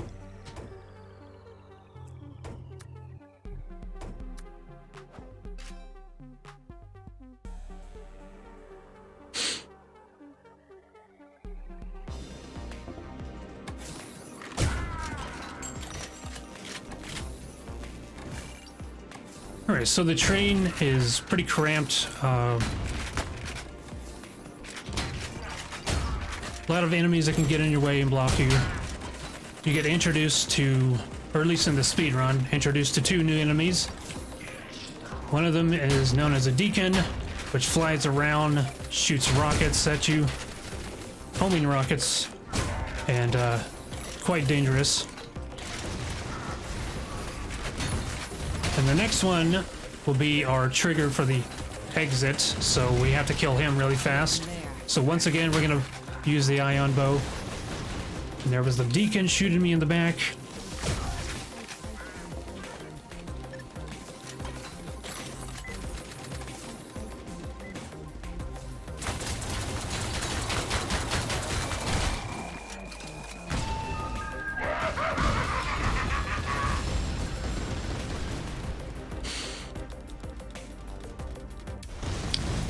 Alright, once we leave the train, this level is gonna have, well, several Wendigos. Didn't quite hit him in time. So ignore him. Oh, that was like instant. So I jumped on top of the door there and looked through that tiny gap, holding down E. As soon as you have like a pixel of line of sight with that switch, you'll activate it and unlock it. That Wendigo didn't come out. Interesting. Guess he was shy. And finally, this 4th Wendigo, we just go ahead and kill. Because we have to hit that, unlock that door, and that's too slow.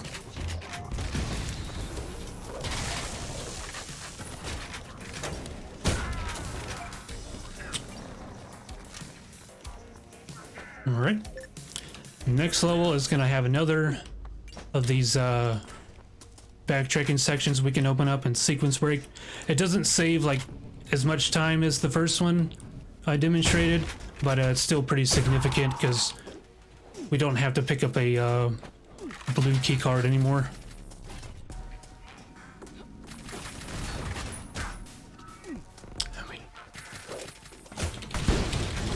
And that one blows up on its own because there is a little spider drone hanging down right there.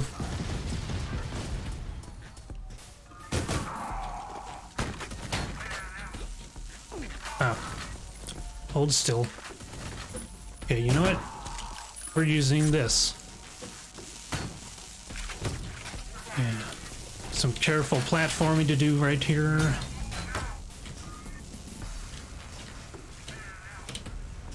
Into the control booth.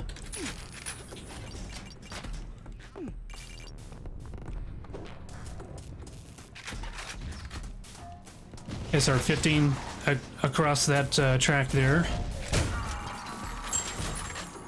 This guy will turn invisible. See, I just bumped into him. That's one of his powers that he has.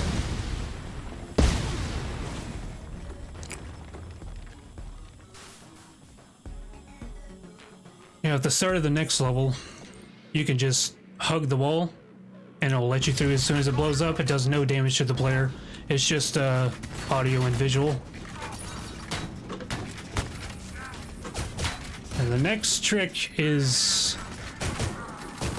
It looks easy, but it's really not, because it requires about 5 inputs to pull off and a very precise angle. There we go. Second try.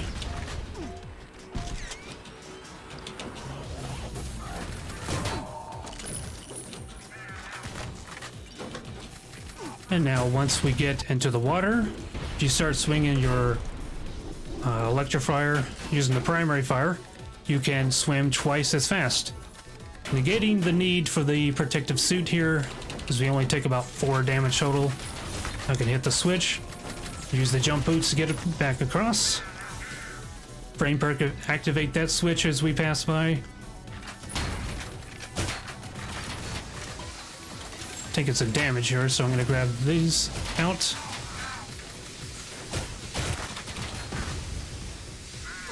Alright, now we're going to get our little spider drone friend to give us a boost up. jump on top of that broom, strafe into that box.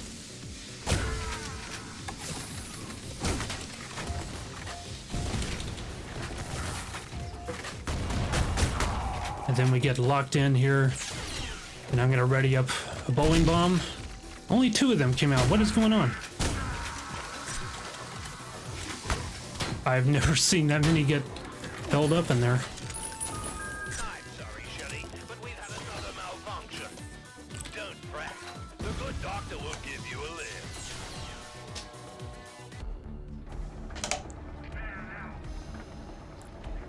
Alright, so this next map is the last level for this zone, which has a boss fight, which is 2 enemies.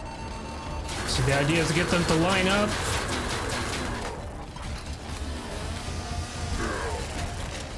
They're moving far away from each other, that's not good.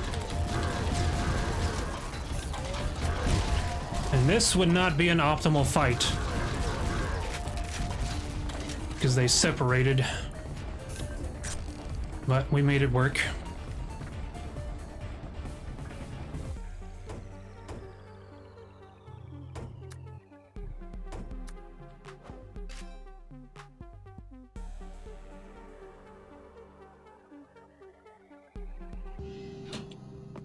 Okay then, this level has one of the hardest tricks in the entire speedrun. The hardest of all of them I didn't even do, and it's right at the beginning of the run. If you want to see that, just watch the world record. Don't want to do that, switch the gun. I'm gonna stop right here. First try, and in a marathon no less. So, yeah, it turns out grenades have collision, and we can bounce it off of that wall and get across that gap.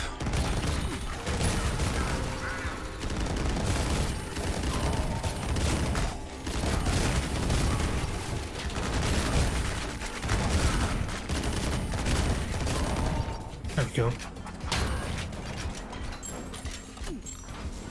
Now the next level's got a trick, it's one of my favorites because it's one that I found by accident. It involves something known as sector over sector. And to explain basically what that is build engine is similar to Doom in that there is no ability to make rooms over rooms. So instead it uses sectors over sector, where in this case there's a pipe we need to go through, and we would have to spend about 10 seconds finding the valve to turn on the water to fill it up.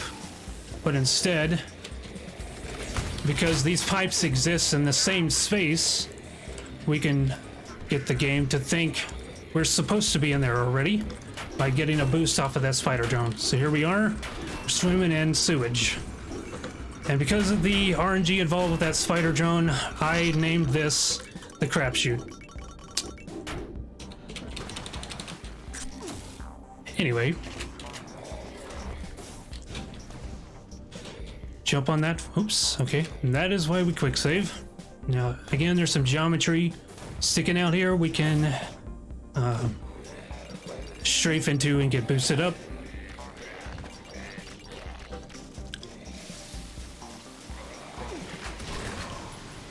That guy dodged right at the last second.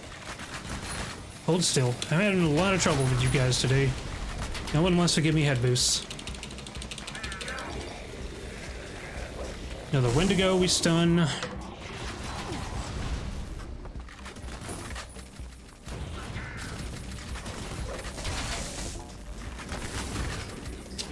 Alright, now we've turned on the elevators. And we can proceed to the next level.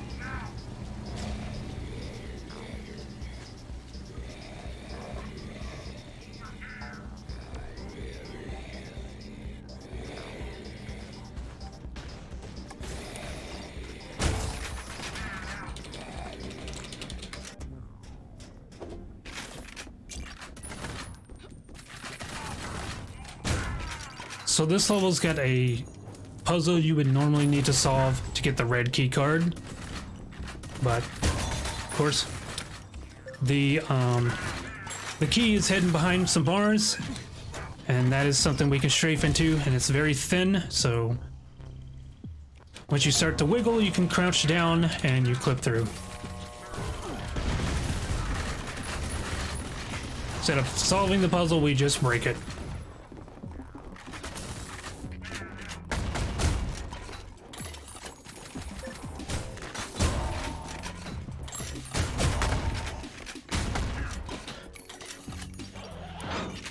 Okay then, now we're at a platforming section, so we can, no way to speed this up, we can just admire the shining carpet.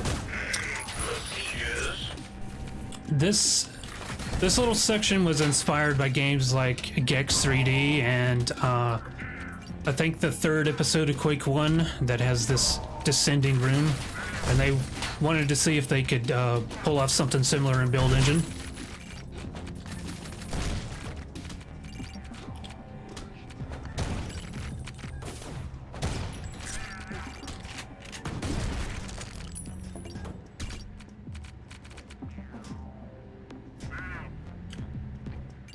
And the main reason why I'm using the bowling bombs is because they drop armor shards when they're blown up. So just give us a little bit more protection there. Why did that come right back to me? That was weird. Alright, gonna set up a trap.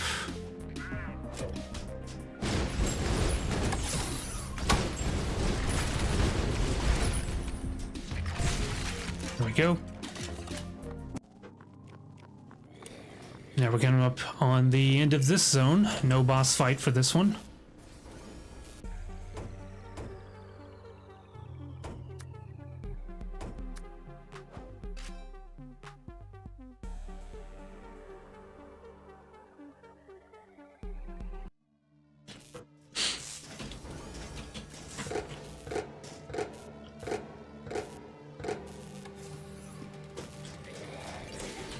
So I've got my baton out because we're going swimming, but this is a very short one. We just need to come down here and hit that switch. And now I'm readying up my ion bow because we got a Wendigo to kill. Then we just run straight into this spot on the wall, and for some reason we get clipped up. Just some more Build Engine jank. You'll have to forgive us. This area may be less than kind to a pathetic Alright, now there's a yellow keycard we need to grab in order to leave. And that is normally you have to hit those two switches and fight an enemy, but we can crouch down in that specific spot, and then upon standing, our hitbox is just able to retrieve that through the glass.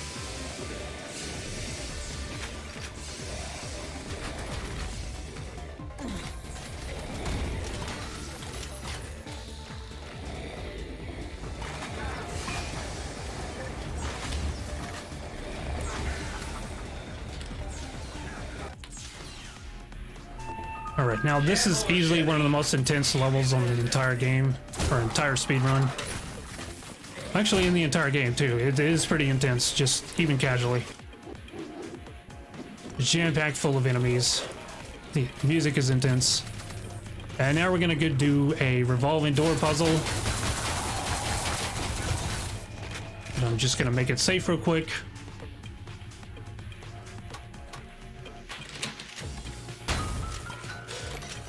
Almost.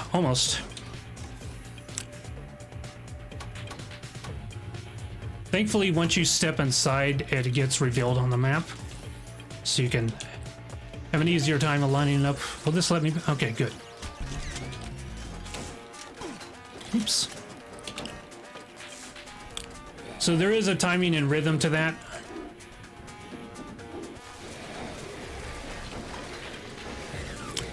It can kill your run, as you can imagine. And for that, this is one of the levels we really wanted to try to break, but there are no skips in this one. It's way too solid, and I'll show off a couple areas where we looked and couldn't find anything.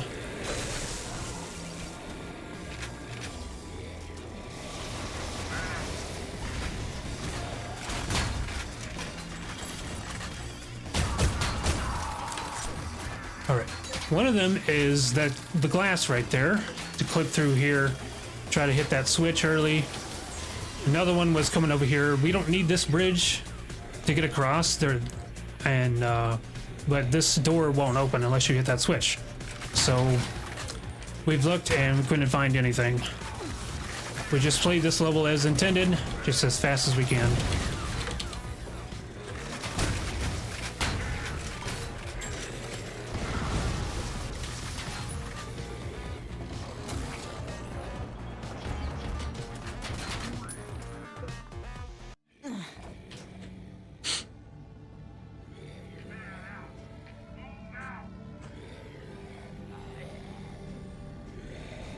Alright, final level for this zone.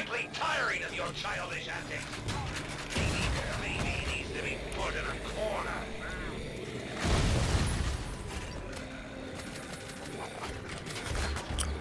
There's another switch down this elevator shaft, and let's see if we can frame perfect. There we go. Got it right as I fell.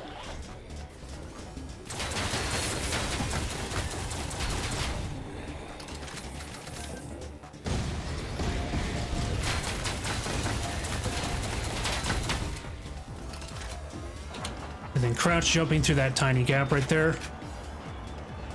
It's about the only times that we use it that way. And it just saves you from having to hit the other switch first.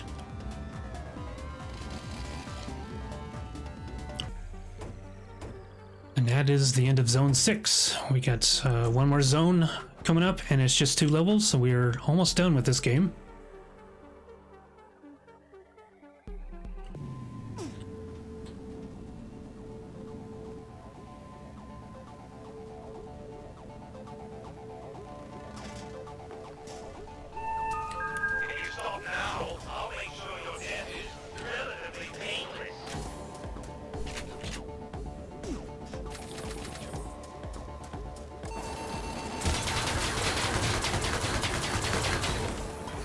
Again, I'm trying to take advantage of the sprite height, and I couldn't quite get it there.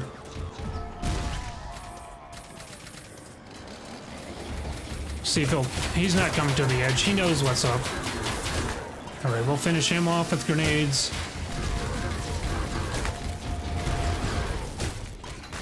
I need to heal up before that guy gets me.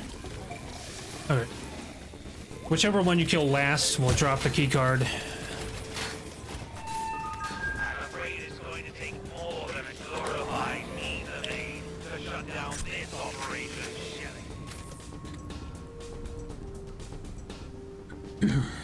And once I see the blue outline of the door or the window, I'll start charging another shot just to clear the way. And then I'm going to quick save right here because this can potentially soft lock.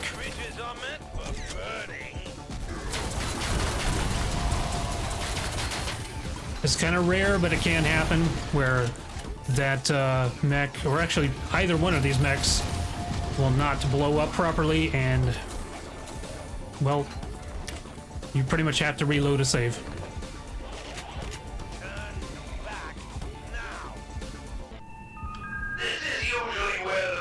And this is the final boss. This part's gonna get rather loud because it's normally fought in phases where we get ourselves, we jump up there on the dome, pump, shoot grenades down in there, and then we get knocked off, but we can get ourselves stuck and just pump cancel away, and we have the super damage buff, so we can make pretty short work of him as all of his dialogue overlaps.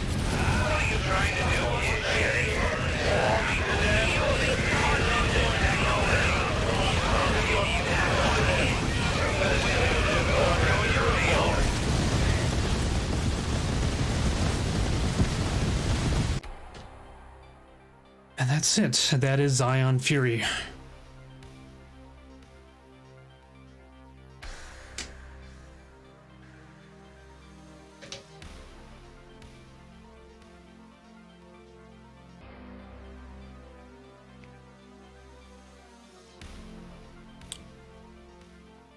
I'd like to thank SourceRuns for letting me show off this game. If you're interested in running it, you can go to speedrun.com/if. find the Discord link there. It covers pretty much all the build engine games. Yeah, and next up is my run of Power Slave Exhumed. Yep. So we're going to go on a very short, maybe 1 minute pause while we get everything set up, and we will be right back. All right.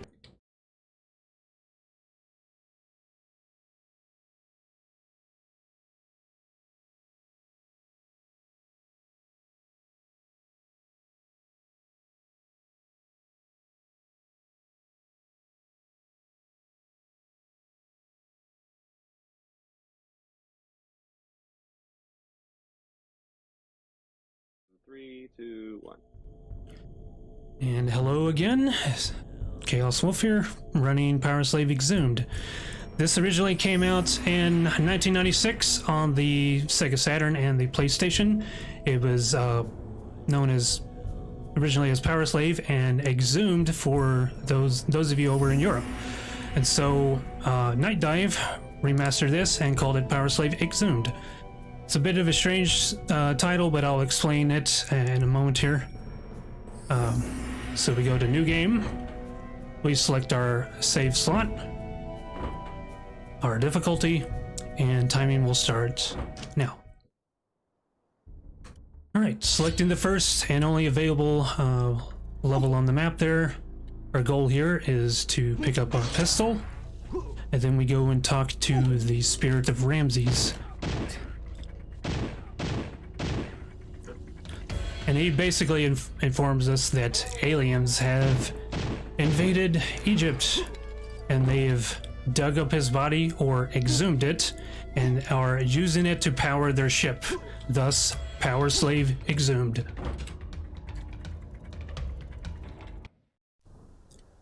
So we can skip through his dialogue by spamming click.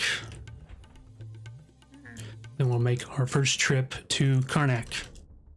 And we'll come here a couple more times throughout the run. Now these vases here represent some of the worst part of running this game, and that is the RNG. These containers can have either ammo, health, a weapon boost which makes you shoot really fast, or it can contain enemies, and later in the game it can contain things that just outright kill you. So we just got our first health upgrade. We can go on to the next level.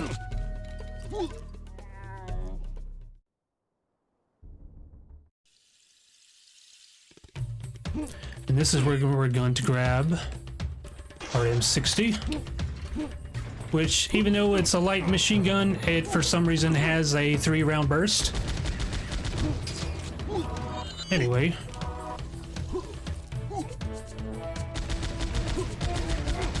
So I'm shooting those explosives up there because we have to go up to that spot in a moment. I'm just grabbing our simpler war.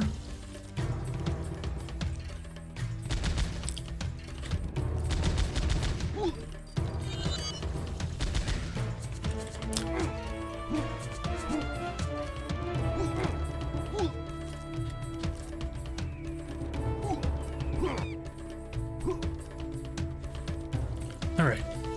And you come up through here and be careful of these fireballs. They do a significant amount of damage to you.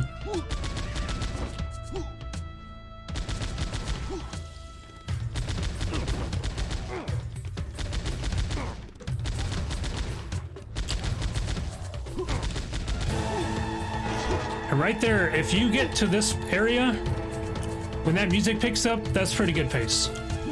And we're about to get our first artifact in the game. This allows us to jump higher. And then we're gonna head back. First, talking to Ramses. Basically, it just tells us what we just discovered. And then we'll go back to Karnak. And true to Metroidvania fashion, we can proceed to an area we couldn't reach to before.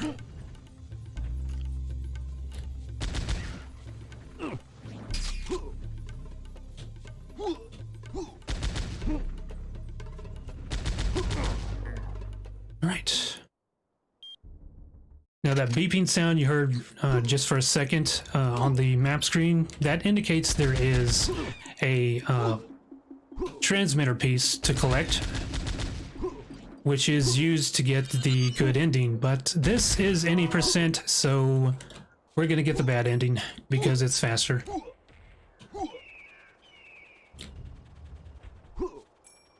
Alright, just grabbing our key.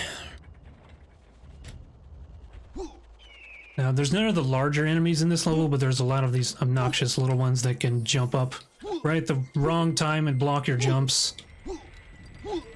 Then we have these cannonballs we gotta be careful of. But there's a full heal right here. Let's see if I can carefully jump around that switch. No. Okay, there we go. That is just... that's a pressure plate to set off a trap that I would much rather avoid. Alright, and then we come up to our first sequence break. Not quite. Thankfully, we can easily restart the level. There we go. Second try is really good. So this saves about a minute and a half. And you only lose about 5 seconds upon resetting the level, so it's absolutely worth going for, because this level can suck. So we grab our second artifact now, we can breathe underwater. And the mechanic behind that boost that I got is known as super jumping. Now I'll explain that later once I get the bomb. You have succeeded. Now for the third and final trip to Karnak.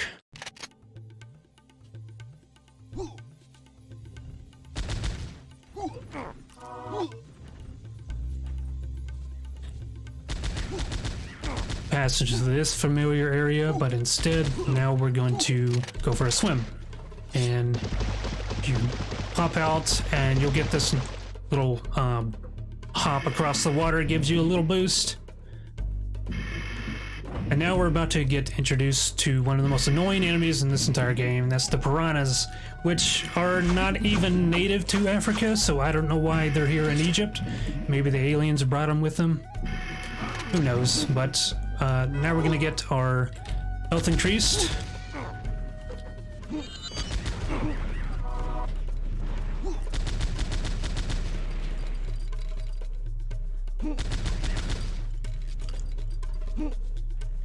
Now I gotta be mindful of my ammo. Oops. There we go. I'm gonna hug this side, see if this guy... Okay, good. So that Anubis zombie, as it's called, the one that was on the far left that I avoided, he still managed to hit me even though I was that far away from him. And another demonstration here how impossible it is to get by these piranhas. Yeah, this is by design. Our hitbox is massive. If you've ever seen Civi's video coverage of this, he wasn't exaggerating. It's pretty ridiculous. And it's... Night Dive left it like that to avoid any kind of sequence breaking, which I can show off later. Those didn't manage to hit me, surprisingly.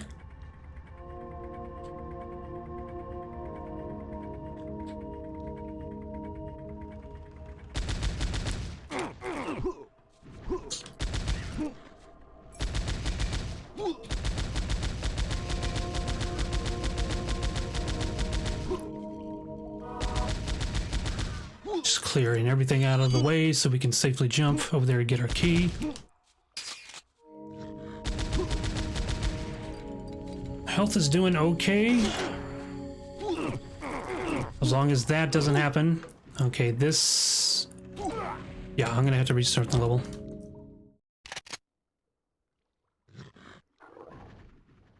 This is why my estimate is so generous, because RNG just happens. There's no way to really... I mean, the health refills and stuff are few and far in between. And you pretty much have to get lucky to see if anything will spawn.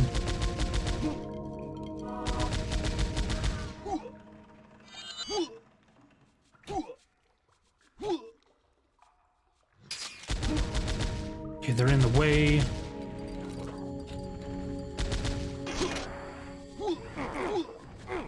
Okay, this is alright. We have enough health now. So that is our first bomb boost. We use these a lot in this speedrun, and this is what makes this speedrun fun, if you can deal with the RNG. I'm gonna wait one more cycle.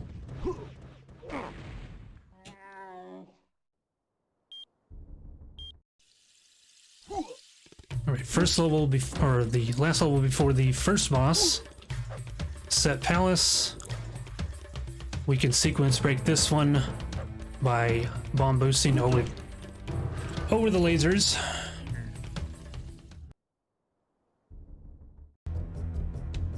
And now off to Set Arena, where we face off against Set.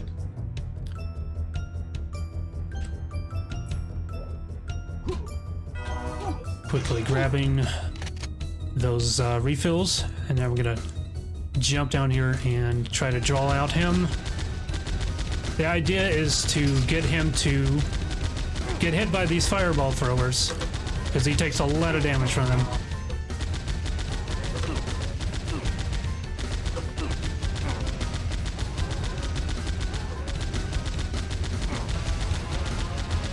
There we go, that was pretty good, that was optimal.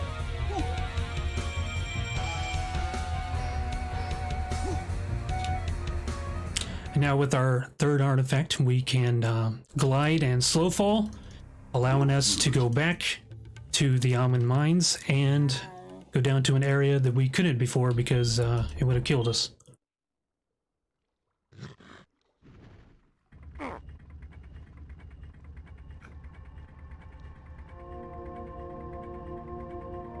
And before I leave this level, I'm going to grab a little safety health refill and ammo refill from a secret area. First, I gotta blow that up.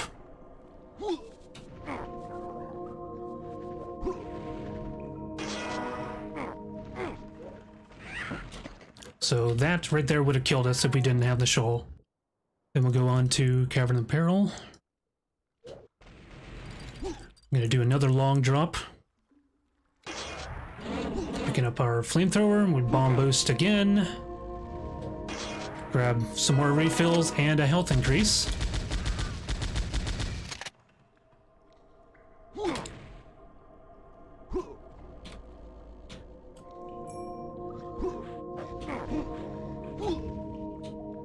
Now, coming up is the first use of the super jump.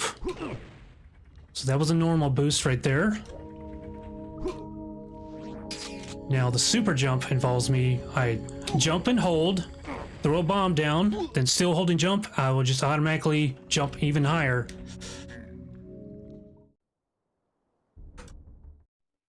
And then I'm gonna get a health refill here, standard bomb jump. Switching over to the flamethrower because it's really good for clearing out some enemies here.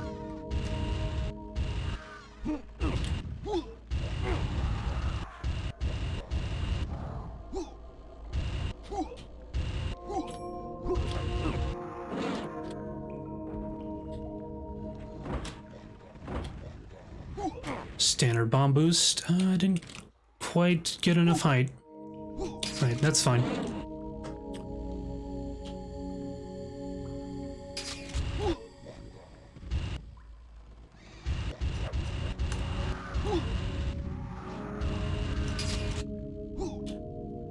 Just want to clear them out of the way because they're really annoying and they'll interfere with us trying to platform back up. Another bomb boost.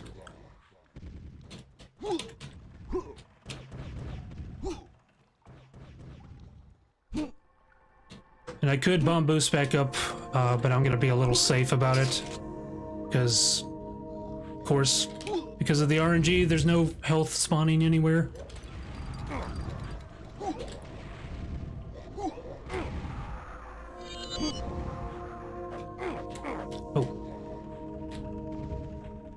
For a moment, I thought I wouldn't be able to get around him. Alright. Health looking alright. Nile Gorge can be a run killer for sure. But we've got 2 full bars of health. And there's like 3 health refills we can get in this level.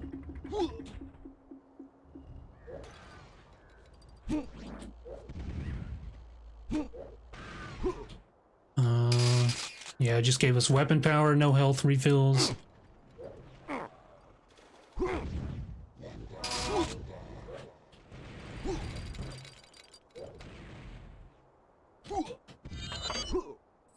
Ooh. Yeah, so far I managed to avoid getting hit by any of those. They drain about a full bar each. But we're gonna eat several of them later in this level, because we'll have enough health to do so.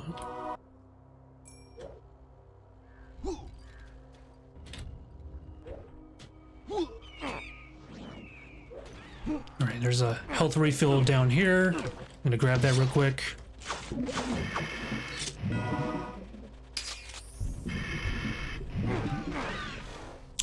Well, kind of ate my jump there. Oops. Let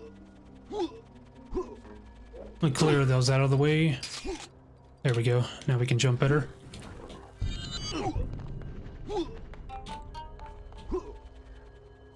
Alright, so the reason why our hitbox is so big is because those little gaps right there we could easily slip through them and sequence break. But if you were to try that, it wouldn't work.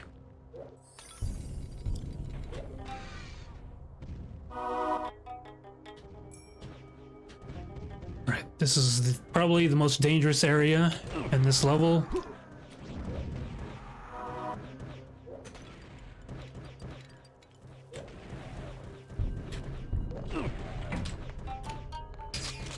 Super jump. Okay, then.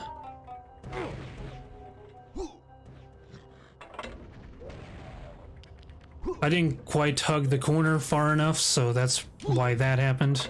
I ate one of the fireballs. Not to worry, though, there is a health refill.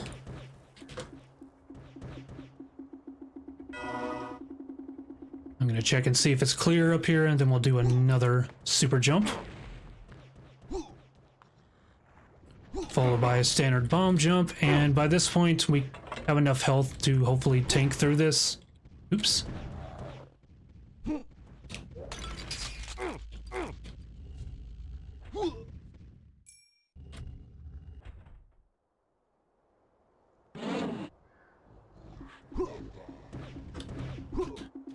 And we're gonna pick up the final refill right there, and then head off to the reliquary. This is another pretty bad level. It introduces the Bastet, which is named after the Egyptian cat god. They're really vicious.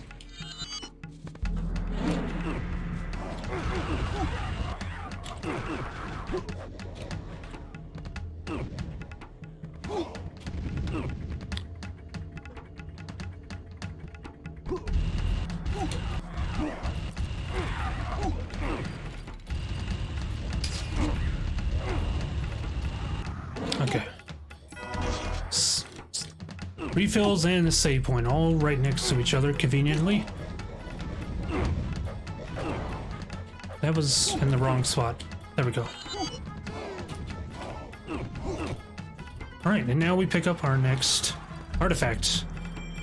The anklets that protect us from lava and swamps, which ironically is worn around our ankles, so how does it protect our feet? Yeah, whatever, it's game logic.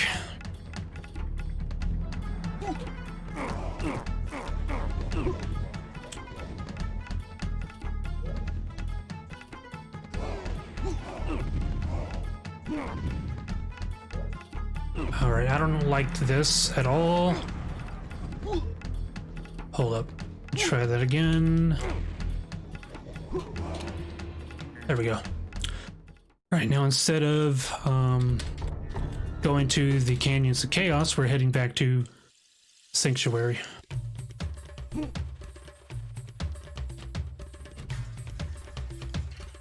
Oops. Gotta be sure to step on that pressure plate.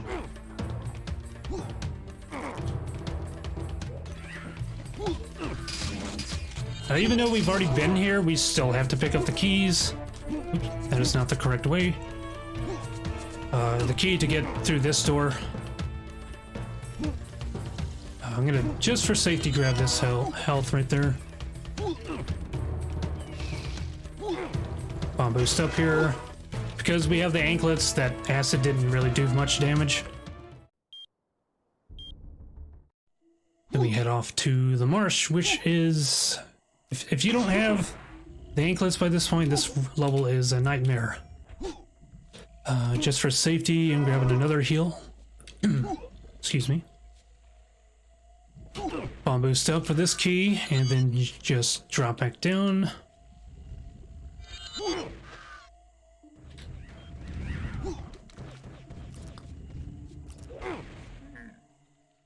Right, and now this level would be the worst level in the whole game.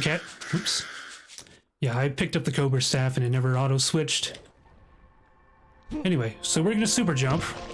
It works just the same as it does on land. Now I'm backing up and then super jump out. If not for that right there, this level would be really annoying to run. Because there's nothing but piranhas and mines everywhere. And this breath meter doesn't last forever.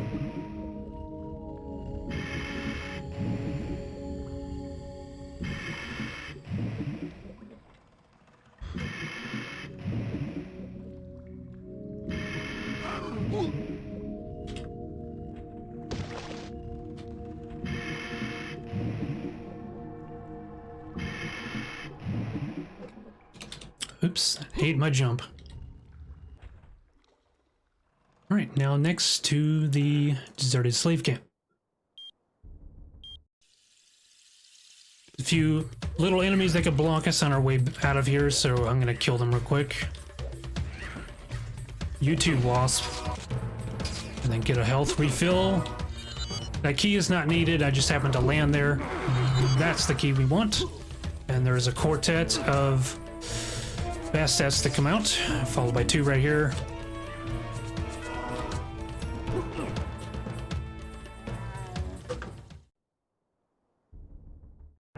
Moving on to Selka's path, I'm readying up the flamethrower. Because, wow, okay. For once the vases that were actually useful and blew them up for me.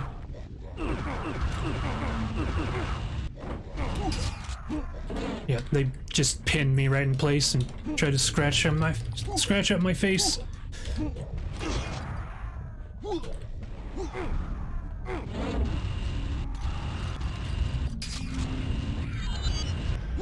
They both teleported away.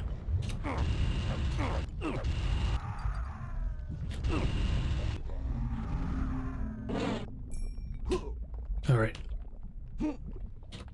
I got 1 bar of health left, but there is a refill as long as I don't get hit by one of these or get blocked by the Bastet in the next area. There is a health refill conveniently close.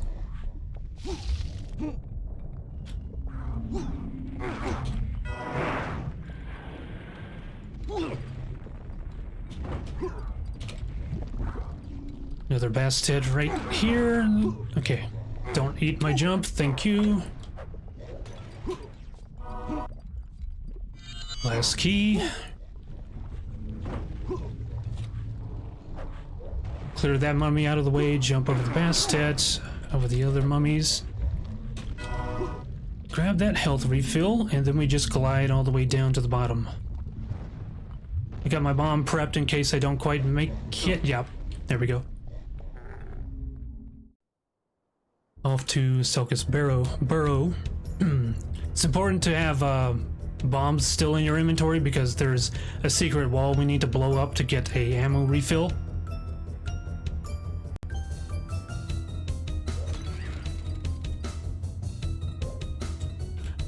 And now we switch over to the Cobra staff.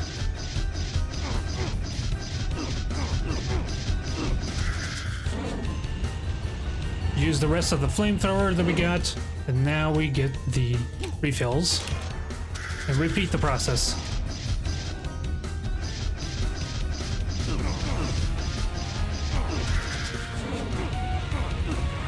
There we go. I took a ton of damage. Let me see if I can get some health here.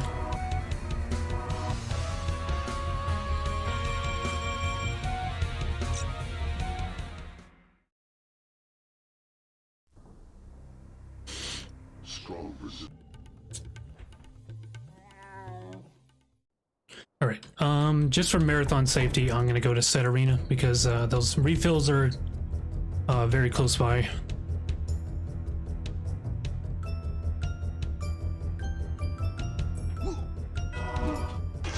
Now I'm gonna go back the way I came, because if I take the normal exit, Ramses will have to talk to us again, and that'll slow us down even more. Alright, now we'll go back up to the mountain shrine, and instead of sequence breaking, we're gonna take the intended route, but head off to the left. And then we have the scepter, we can disable these force fields and go to the magma fields.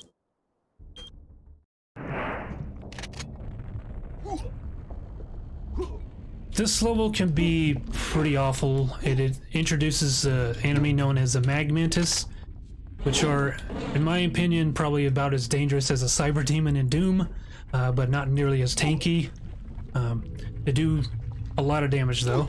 There's one of them right there, popping out to say hello.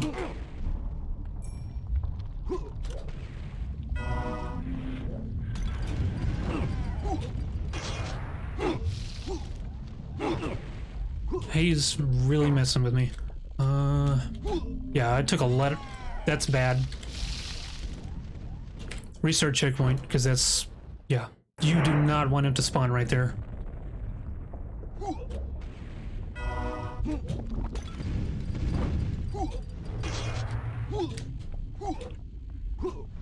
Is he not even coming out this time? Or is he gonna wait for the worst time? Okay. Yeah, these textures are like fire blue, they will kill your bitrate. So, apologize if everything gets pixelated. Now off to what is probably everyone's favorite level to speedrun.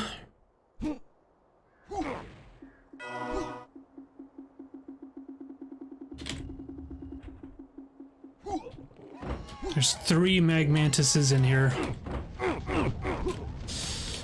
Yeah, that's some pretty awful luck right there. Thankfully, there's a health refill. That's some marathon luck right there because they have never inflicted that much damage to me so quickly. Alright, restart checkpoint again.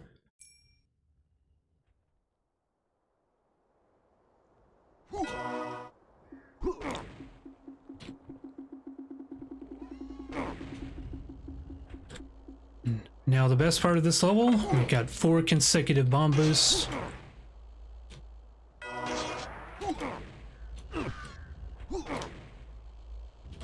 Now we can get our last artifact. That will allow us to fly now, making the shawl useless.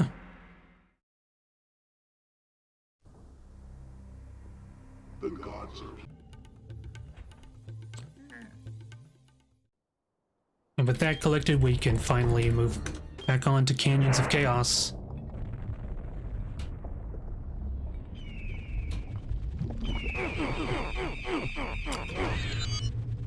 That's really obnoxious. Yeah, for some reason there's a lot of birds here.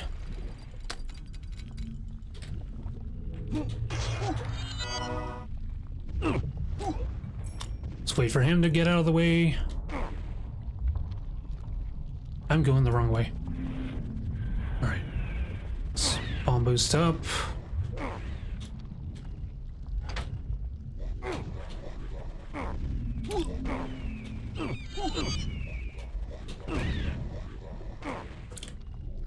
I've only got 1 bar of health left. This is, okay, I'm grabbing the...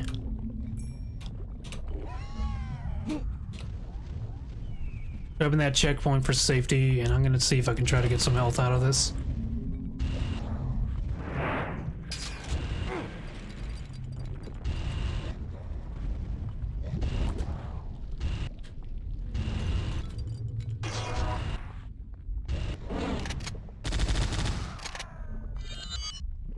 hope I have enough health.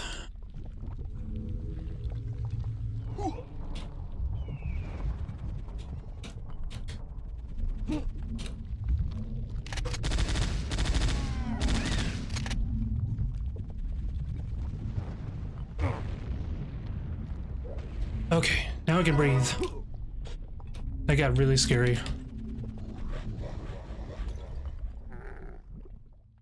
Alright, the first of the alien levels right here.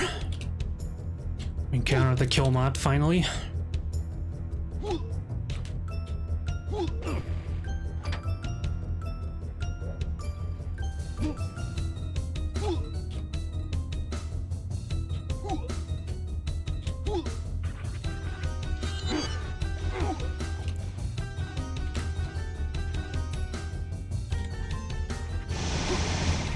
Hopefully this guy doesn't follow me in here. Alright, we're gonna have to kill him and the wasps. But our health is doing really good, so now the start of the next level won't be so bad.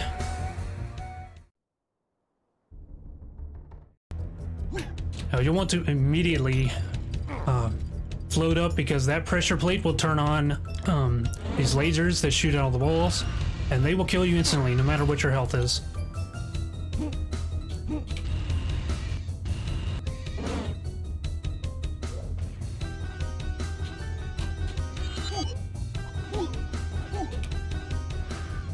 Just wait for a good cycle here and then pick up this health.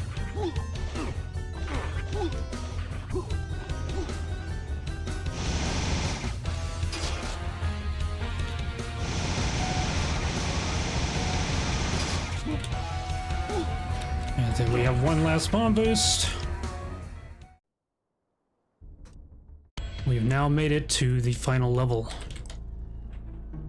I'm gonna face off with the Killmot Queen.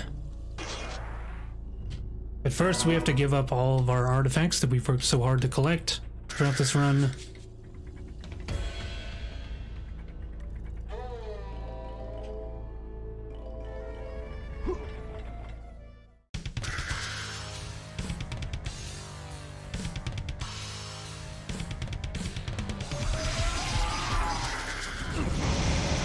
So the idea is shoot the Cobra Staff first as you run up to her, and then switch to the Ring of Ra, or as we like to call it in the community, the Jazz Hands.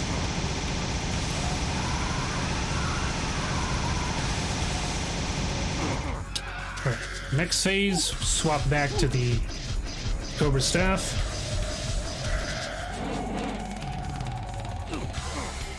And then finish off with the bombs.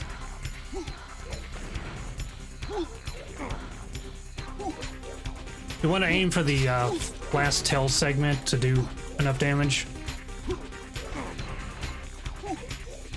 Now we just got the head left. We'll do one final super jump.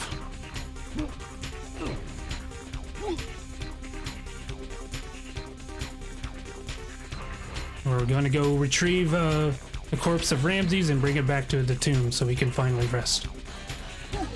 And that is time.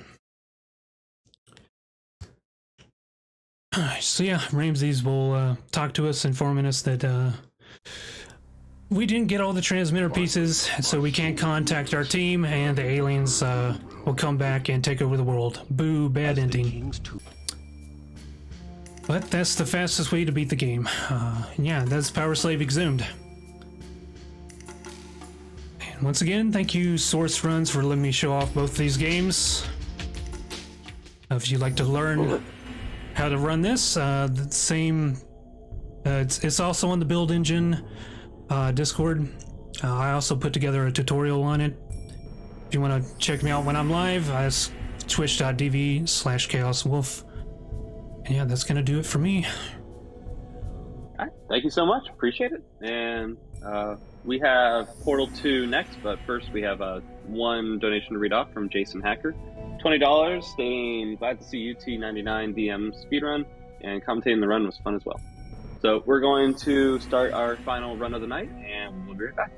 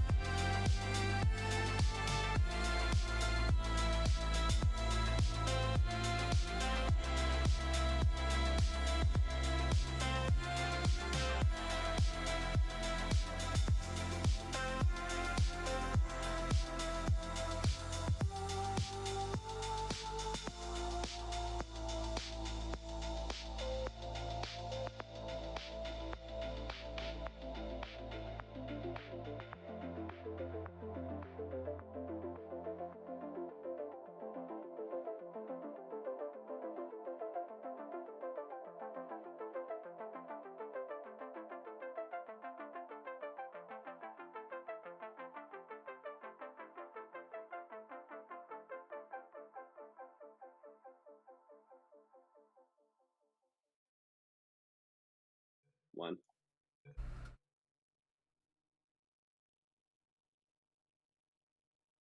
Hey, what's going on? It's the Portal 2 run with Bets Runner and Fridge. Fridge is the one running. Hello. Hello, people in the SourceRuns chat. Thanks for coming by. And I guess I should start the run up here. Good morning. Yeah, You go have been overestimate. suspended for 8 days. In compliance Hour with 10 minutes, federal we might be a regulations, little all close. testing candidates in the Aperture Science Extended Relaxation Center must be revived There we go, periodically timer is for now mandatory started. physical and mental wellness exercise. This is the You will hear SourceRuns a buzzer. Marathon, so we When you probably hear don't the need to buzzer, explain look up at the ceiling. about copying Yeah. or strafing or anything like that. I You feel will like hear they a might buzzer. When you have hear that the one buzzer, down by now, look down at the considering floor. like every other game uses it. I think the only thing that we may have to properly explain is just the how The air in this cap game, buddies. yeah, the 300 DPS cap due to just faith plates being in the game. If we go diagonally, we cap our speed at 300. So I will have to stay pretty much axis aligned for the entire speed run to make sure that I'm not going to be losing a ton of speed over the run. That sounds like the most restrictive thing you could. That's the most restrictive way you could have possibly phrased this. I have to say, I have to say axis aligned. Otherwise, I just lose some. Like damn, just gotta go in straight lines is the important part there. Otherwise, the game makes you cope hard. Yeah. Good morning. You have been in suspension for 9. You know how everyone knows how Portal 2 is. It's a pretty popular game, so we're gonna be starting off with a gigantic cutscene. Of course, we usually use a container route save for this, but in the spirit of a marathon, of course, we want to see the whole game, not just a small portion of it. Of course. So we're gonna go through the part where he makes us say apple at him, and then he just goes and slams into walls for 3.5 minutes, followed by us jumping into a room and then waiting another minute. You know, it's a real. Listen, the start to the run is not the reason everyone starts running the game. Yeah.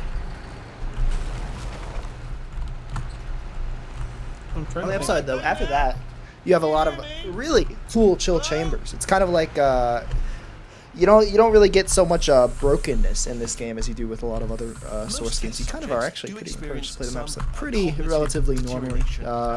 We have a category called SLA for if you want to just break the entirety of the maps. All the maps end early. You teleport into the middle of maps sometimes. It's some BS, but hey, I mean, we need more people running that category. So you know what? Someone get on that. Someone in the chat get on that. World record's not great, so you can get it. I promise. At all? Does any of this make any sense? Just tell me, just say yes. Okay, what you're doing there is jumping. You just jumped. But never mind. Say apple. Is there? Apple. Okay, you know what? That's close enough. Just hold tight. All reactor core safeguards are now non-functional. Dialogue is a huge thing in this game. Unlike other Source games where once you hit a level load trigger, the level pretty instantly ends regardless of any dialogue or any sound or anything that's happening. In this game, we're going to be standing in front of a lot of elevators just due to the dialogue needing to finish before the level ends. So I will be going in on certain words to make sure that I am fading out the level at the perfect time. And of course, most common way that this is explained is imagine a bus stop. And that is as far as I will be taking that analogy, is imagine a bus stop. It's a bus stop, and then it just runs straight into you, and then you can go and run. You can finally run Portal 2 speedrun mod, which has no more buses. Feels good, man.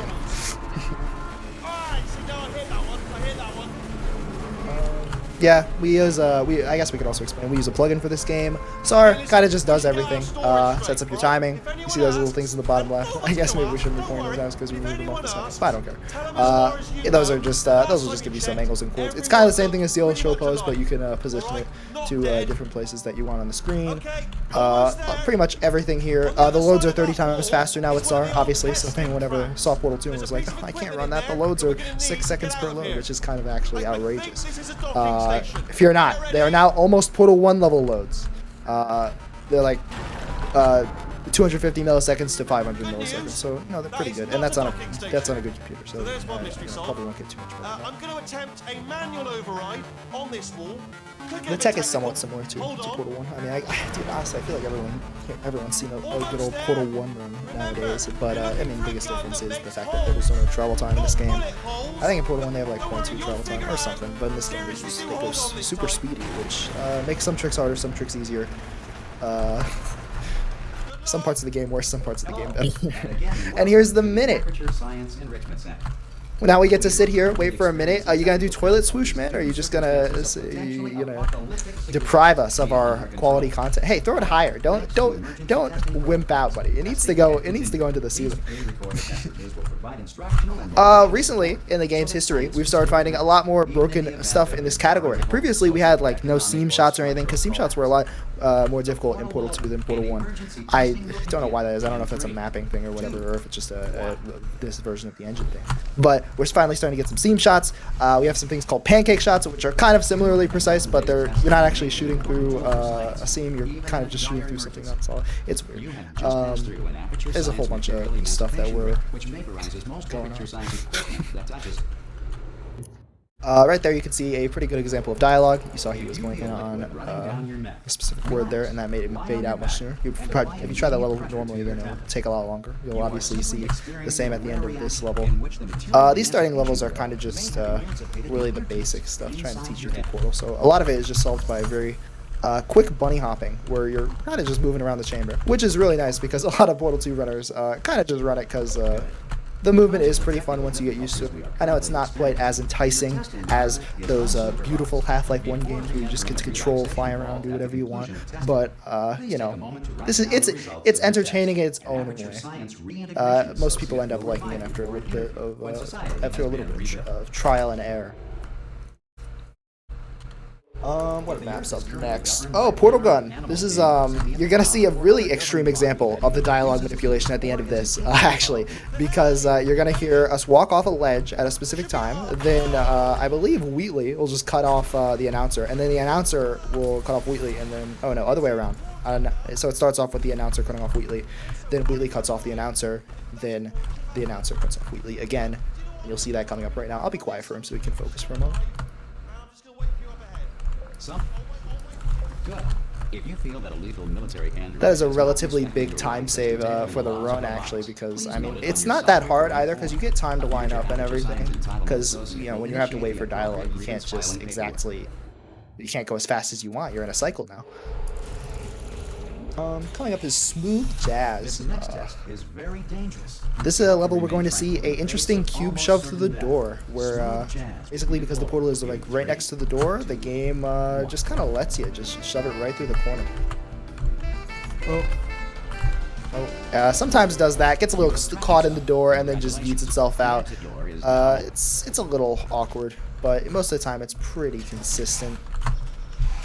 Coming up is Cube Momentum and Future Starter. The only notable things about these two levels coming up are these are some of the few times you'll ever get to see a portal stand in the run, which, as far as I'm aware, is way more common in Portal 1. Yeah, basically, this is because you just have the single portal gun. There's not really many other uses for it throughout the game, but single portal gun makes it pretty relevant. So you can see he just does that right there, shoots the portal into the cube, grabs it through the wall. Unfortunately, missed the grab, but now he's just going to throw it up and then do another portal stand. We get to see another thing. One of the truly greatest speed techs of our generation. And you're going to see much of the same thing in Future Starter, where it is going to end up being the exact same thing. He just portal stands across it. Did you not do dialogue there? Or was dialogue already open? I threw the cube up to the button early so that it started it. Oh, it actually landed? Oh, that's good. Okay. Yeah. So coming up here, you're going to get to see another fancy portal stand. One of the only times you're going to get to see them in a run. Followed by the exact same trick where you just grab the cube through the wall. I don't know why Valve was like, you know what, this is the dopest stuff. But we're gonna get to see our first instance of a button glitch here. He's gonna line up very precisely in the corner, then very precisely on the wall, then walk straight over it, and that will just leave the button stuck down. There's a good explanation for that somewhere, but unfortunately I don't know that one exactly. Something about walking on and off on the same tick, probably. Should not start with you. Please return to your primitive tribe and send back someone better qualified for testing. Wait, I just looked over to the chat and discovered lack of portal travel time is why REUPLOADED are great. Yes, that is actually a big benefit. It does make them a lot easier in this game. In Portal 1, they have to account for like weird travel time, but in Portal 2, we literally just click when we're in the portal. It's very convenient. You see, he's going to be lining up the pancake shot here, multiple decimal points precise, so it's going to take him but a moment to be able to shoot straight through this door. And you see, it's probably going to take a few shots because he kind of sometimes have to wait for your stuff to get moved down because your camera is always moving down very slightly in this game. Also, I think you're already past the point. It shouldn't be. Maybe. There we go. It was a moment ago. Alright, yeah, you see he finally gets it through the door. It's a little, that shot is extremely precise when you're not, Oh boy. Actually, no, it's just always extremely precise. Oh, wow. He's really showcasing the movement here. I mean, it's, you know, these rails are actually super awkward. They have they have like walls sticking out of like specific portions of them that makes it really awkward to hop around them. So I don't honestly blame them for that. And coming up, we're coming up on the end of cutscene chapters. Or wait, no, end of chapter cutscenes. Wow, got the dyslexia in me. Basically, this is just going to be a giant waiting fest for the next little bit, because after we plug in Wheatley, GLaDOS is going to monologue. There's a little skip that he could try here. It's called Bet's Writer. After yours truly, of course. Basically, you just jump out of the GLaDOS area thing. You go and get a clipboard, then you go stand on the incinerator, and that ends the level a few seconds earlier. It also gives you invincibility for the rest of the level. I think we've all already seen the M-Sushi video, so I don't know if I need to go into the full 20-minute explanation on it. But yeah, I mean, I guess you can give it a try. There's no harm in trying it. You don't lose time for missing it. I guess unless you reset for it, but don't do that, obviously. You understand. Let's see. What did Mr. Lug say? Just found that reportals give 200 velocity as a bug caused by Valve making a mistake when moving travel time. Don't they? Wait, don't they? They also give you speed in Portal 1.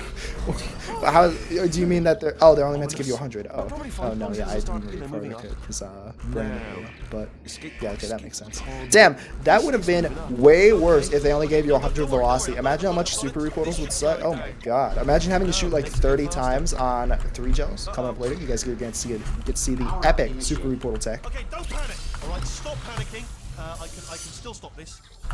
Take away from this marathon. Valve is bad at making games. No, Valve is good at making games. Because think about how much fun all of their games are to speedrun. They're all so broken and so enjoyable. Like Half-Life 1, dude, people love it. Portal 1, it's like one of the most popular games of all time. Portal 2, it's okay, pretty popular. Look at they've been, even Left 4 Dead has a speedrunning community. Bro, all of their games great for speedrunning. Even Half-Life Alyx is still being run. I don't know much about that, but it's probably super popular. That's why the SourceRuns community is W there. How have you been? I've been really busy. Yeah, Source game. So Valve is good for speedrunning games, but I mean, yeah, they don't do a good job of eliminating bugs beforehand. Okay, look. You know what? That makes them even better. Is with not removing bugs, then we don't have to mess with down patching anything or having to mess with just older versions in general. Honestly, the most annoying thing about other Source games for me is I'm just like so lazy sometimes. Like I just do not want to look into like what version do I play on, what's the old stuff, what version are other people playing. Dude, Portal 2, great, phenomenal. You literally just go in, it's the latest version, you download the latest release of SAR. After that, SAR can auto-update itself thanks to our great mlog. Capital M in the mlog, by the way. If you don't capitalize the M, you're doing it wrong. And, and then you're just good for life, everything. You can download SR configs if you want to mess with even less stuff. Honestly, this is just an advertisement for Portal 2. But what else is in there? Oh, I guess Charity. Rest in peace. Rest in peace, Charity. Yeah, here's coming up is going to be another excellent example of dialogue stuff. But not after this, not before this trigger skip where he just walks right around that trigger so he can grab this portal gun immediately. From there, he's just going to be doing some portal stands over to the end or just falling out of them, either or. And from here, it's basically just make sure GLaDOS talks over someone. But the important thing is you're back with me. And now I'm on to all your little tricks. Listen, no matter what anyone says, anyone, even the creator of the name, you gotta capitalize the first letter of their name. It's just how it works. That's society, and let me tell you, we live in a society. True. Thank you for the support. Coming up, this map is actually really awkward because if you don't go fast enough in the level, then the unfortunate thing is the wall comes down, making it so that you can't actually fling yourself to the door because your portals will close. So you can see that Fridge here, unfortunately, hit his head on top of the portal and fell down. So we're gonna get to see another attempt at that. Did you have your load gun down? Apparently so. I forgot that I unbounded when I was playing CM earlier.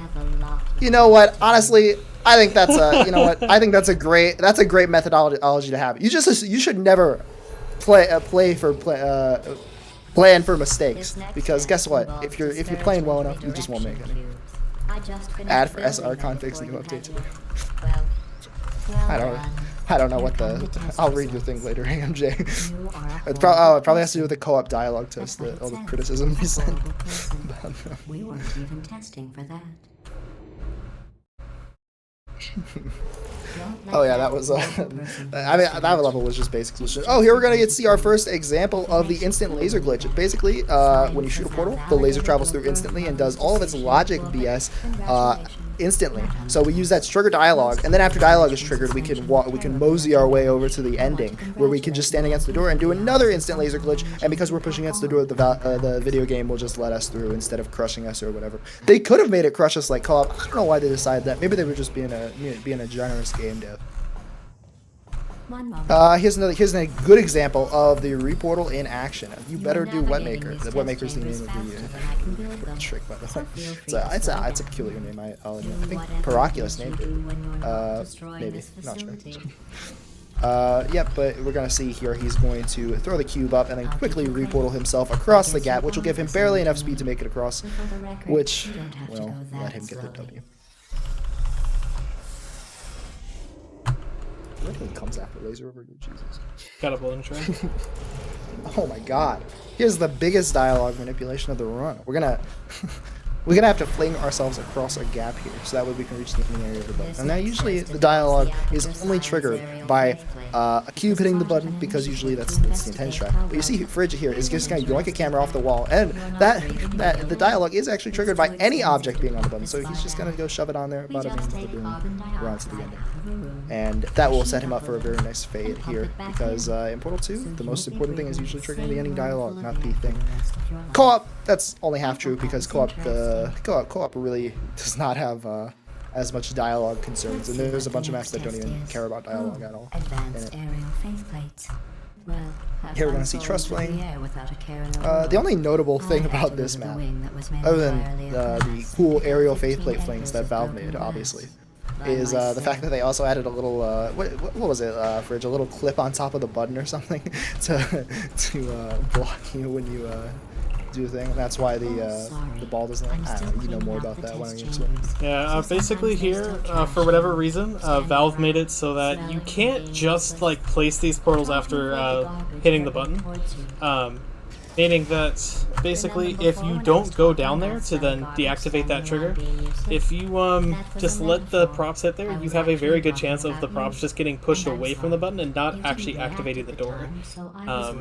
Another runner, Unity, has a great clip of it where the ball goes to the side of the thing, so it doesn't even hit the button, but then the moment it gets in that trigger, the ball just pops up.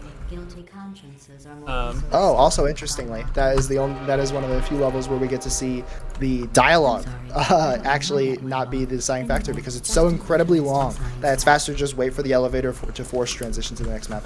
And because I was talking about that boring shit, I missed the Super Reportal. That was the very first instance of a Super Reportal. Basically in this game, if you look down at a very specific angle, then while walking at full speed, then you can just get yourself stuck inside of the ground, and you'll be stuck. If you shoot a portal right in front of you, it'll leave you stuck in the ground long enough that you can shoot 6, I think, portals, which will, fortunately, one more than you need to fling up to the top there, so you even get a little bit of extra leeway here. This next test involves Oh, here's the most fun map. We took like 5 years to figure out you could shoot under this floor in this game. Our routers were not innovating, and apparently neither is Fringe, but it's alright. If they couldn't find it for 5 years, him finding it in 10 seconds is perfectly acceptable. But that route, you would think that route would be found like week 1. We found CFG was found day 1 of the game, and meanwhile, no one figured out, oh, you could just shoot under this floor. The floor is open too, visually. Oh, here we're coming up on one of the biggest dialogue skips in the entire run. Basically, the way this part works is you go and hit into a trigger, and then that counts how many times Wheatley has spoken to you. And so we're going to be manipulating our crouch timing such that we enter the trigger, then our crouch finishes, then we enter the trigger again because we just got pulled down, and then once we get just barely outside of the trigger, we're uncrouch, and then that will put our head back inside of it, and that will hit the thing for a 3rd time, which allows us to skip 2 whole dialogues, which I think is 32 seconds or something. That's what it was back in the old days, back when you know, everyone was bad. So it might not be the most accurate estimate nowadays. You see, it takes a few tries, but it's also kind of a pretty precise trick. And we're gonna be going for a very cool trick here called flip shotglitch. You better be going for it, I swear to God. There's not even a downside to hitting it. Basically, if you shoot a portal while you're coming up to the ceiling portal, the game tries to rotate you, and that will just give you enough time to just be able to snipe a portal out the top there, even though you never actually visually see out the top there. It's a weird gameplay mechanic. You know, you guys know how portal games are. They're really odd. And here he's gonna see him just flinging up to the end after aiming the laser cube. It's some pretty simple stuff. It can be pretty awkward flinging off that angled panel, mostly just because sometimes you'll hit the scripted momentum and fling across. So sometimes you want to take it a little safe there, which is probably why you missed that. It better be Ricochet next. Yeah. Oh, Ricochet is one of the prime examples of this gameplay of what people like in it. This game has a lot of like just pretty basic vanilla movement here. So you see he's just going to do basically an intended thing across that gap. And then from here he's just going to shoot 2 portals, drop his cube here so it's going to fall back into the floor portal and land right into the laser. He's going to walk on the faith plate onto the perfect time so that way he can, oh my god, nice. So that way he can go and barely bounce himself back up to the ending. It's like, that could be done with like totally vanilla stuff, and I think that's why people like Portal 2, honestly, because it sticks pretty true to its vanilla. It's not exactly sprinting through the walls. Although we do have a category for sprinting through walls. Once again, selling out for SLA here. These bridges are made from natural light that I pump in. Bridge Dro is pretty much the intended solution, unironically, with bunny hopping, I guess, and we catch an earlier cycle of the cube because this map is cycle based because we have to get a cube. Oh, he shoves it through the glass here. That's something. Yeah, so this is basically the same thing as Smooth Jazz, kinda, where you shoot a portal next to the glass, and then that'll just let you just shove it right through the thin wall there. And then if you get lucky, that kind of lands on the faith plate, not the faith plate, the button. Did you guess sharks? Stop calling it any percent. Like it's SLA. It's a better name. Nobody but you. Stop it. Listen, there's SLA and there's no SLA. That covers all possibilities of things. There's no W to calling it any percent. When you die, okay, Bridge the Gap. This map has a 50-second cutscene, but if we see Fridge being a truly epic gamer here, he's just going to skip right past it. We see he hits it easily there. Now he's just going to reportal across the gap here. It's a little bit tough of a trick, so it might take him a few tries. But, you know what? Listen. This is a hard trick, alright? There was a famous runner that thought it wouldn't be done in a Portal 2 run ever, but I mean that was also when the game was SS, not no SLA, but that guy was clearly coping. Any percent more like menu, save load. True. This next test involves storage. But at least they get to the rundown to like 30 minutes. So that's pretty cool. Turret intro. Once again, a pretty intended strat actually. We kind of just go really fast through the maze here. And then just drop the cube off at the daycare. So that way it can play with the button, I guess. We're just gonna take its time and make sure that all of the turrets are dead. Because you don't want to get shot. It's bad for you, I hear, so to speak. Laser Relays is another interesting dialogue map. The dialogue is actually, you'll see he's going to spend some time lining up some lasers coming up when he gets to the edge of this platform. And that's because the dialogue is actually triggered by when all the laser receptacles are hit and the cube is on the ground. And the fast way it turns out to do that is to line up these portals, go bunny hop over to the cube, and then just make a slight adjustment to the to where the laser is aimed and drop it. And then that will trigger the dialogue, which gives him plenty of time. So none of this loses time right now because guess what? Dialogue's triggered. He's just walking this way. He's moseying on back. You know. I don't think I've ever used the word mosey so much as in this time. Technically, it's a medical experiment. What's important is it's a present. That jumpsuit you're wearing looks stupid. Keep thinking that was, I thought that was laser versus turret. Turret blocker! This is the only example, I think it's the only example of a turret burst in the entire game. So basically he's just gonna get shot by the turret. This is one of the few instances where you do actually want to get shot for whatever reason. But not by these guys, the other guy, just the one guy. And then from there, he kind of just hops his way to the end. You see he did a little recoil down, a little bit of time save, just introduce a little bit. I managed to find 2 with your last name. A man and a woman. So that's interesting. It's a small world. And then, yeah, following this is actually Laser vs. Turret. I could not remember where this map is placed for the life of me. This map is also kind of the intended solution. Wow, we have a lot of maps that are somewhat intended. I mean, in challenge mode, which is the individual levels for this game, in case anyone's actually familiar, there is a lot of actually unique routes for this. Some of them are even out of bounds if you're interested in that type of thing. But the only thing that no SLA is a inbounds category, so that will not be the case. You know, sometimes those turrets kind of just end up blocking the laser and taking a really long time to burn, unfortunately. So here you're going to notice that the dialogue is all just notes. Like it's just her humming, and no one knows any music stuff in the Portal 2 community except for like Can't Even. So everyone else, so it says second high note there, but I don't think anyone who's not in like a band knows what that means. So well, I know it wasn't for being immune to neurotoxin. Here's another example of triggering the dialogue early. He's going to just shoot the bridge away, and then he's going to jump up early here. That's because it doesn't really matter how quickly you get to the end door. It's matters how quickly you trigger the dialogue. And of course, the way is just to jump into the trigger. Now we're going to get a mini break from the game. Following right before our amazing skip, named after a truly great runner in the community. So here's our little break. We get a little cooldown. It's a, black screen. So it's that way you don't get the blue eye, the blue light, like eye poison, whatever all that's about. And so now we're gonna play through the level. Basically, pretty normal. The only difference is we're going to from intended is basically we're going to go and yoink this cube out of midair instead of using the bridge. And we're finally getting to see a amazing skip coming up at the end here. Oh wait, oh you actually pulled over there. That was a little longer. We're going to see a amazing skip here.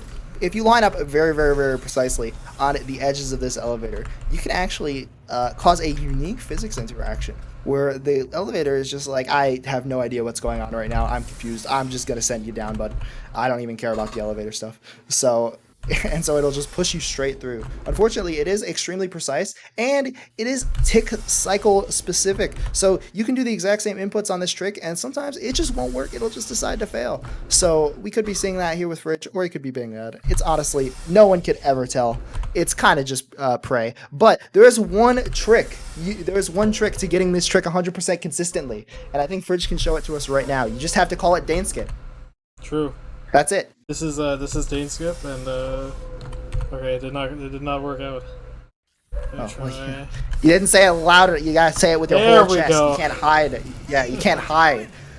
You can't hide behind the fact. So, you see, that's the only consistent straight way. I think Valve might have programmed in some thing where it listens to your voice and tries to see if you've seen Dane or not. But we're never really sure of that type of thing. Oh, I hope you do an easier strat this time. This is, oh, thank God. Okay, yeah. So this map has a lot of really, really, really difficult strats in it that you can do to save very, very, very minor amounts of time. But Fridge is gonna go with old classic, old faithful, where he just basically places the lasers all pretty intentionally, and it doesn't lose very much time because there's no reason to go for all that other BS unless you're a god. And now we're finally starting to get into the cleaner parts of the facility. This is triple laser. Some of you might recognize this from every video Crazy's ever made, apparently. And this is just another example of the instant laser glitch, where you're just going to push against the door here, flick a bunch really fast. You actually have to trigger it twice, once to make the door open, once to trigger the dialogue. So that's why you saw him standing around there. And if you didn't do that, then the elevator would have to do the awkward elevator ride, which would lose probably close to 20 seconds, 15, 20.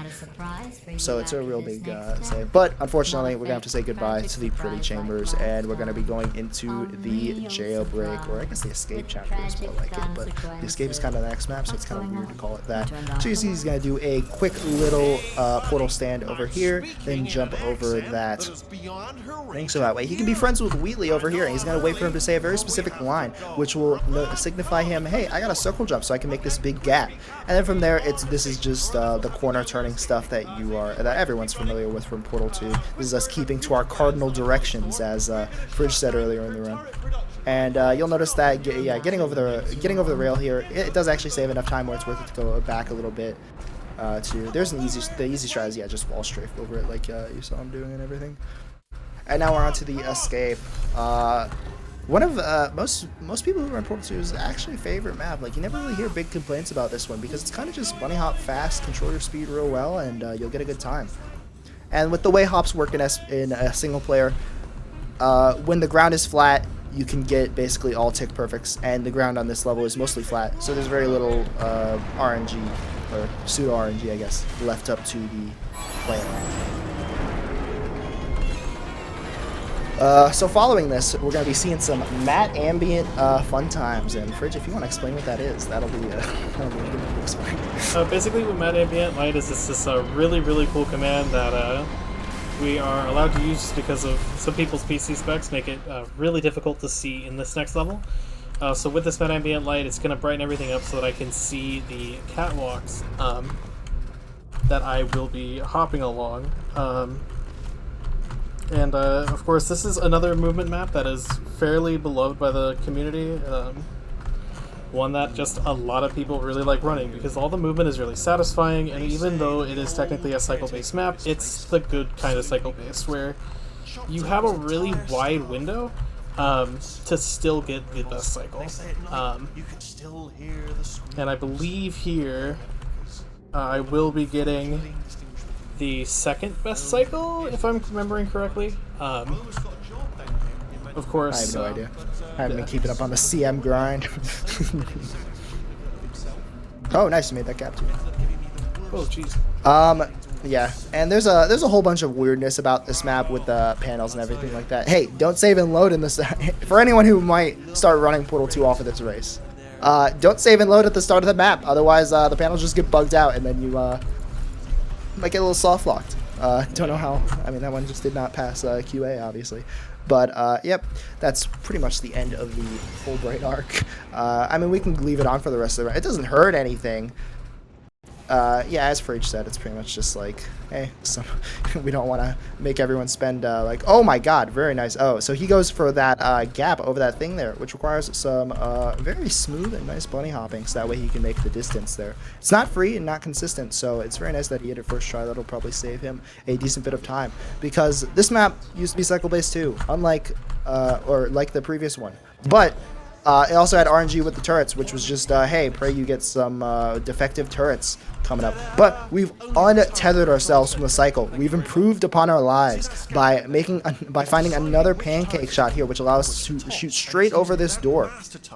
It's similar precision to the one in Secret Panel, although it's a little bit easier because the numbers ended up like rounded to just more noticeably free numbers here. But you do of course have to make sure your wall portal is pretty much pinpoint precise, of course, otherwise all your stuff gets messed up and then you get confused. So you see, after making sure he gets that wall portal down perfectly, it becomes trivial, easy, free even. You can almost see it visually, almost.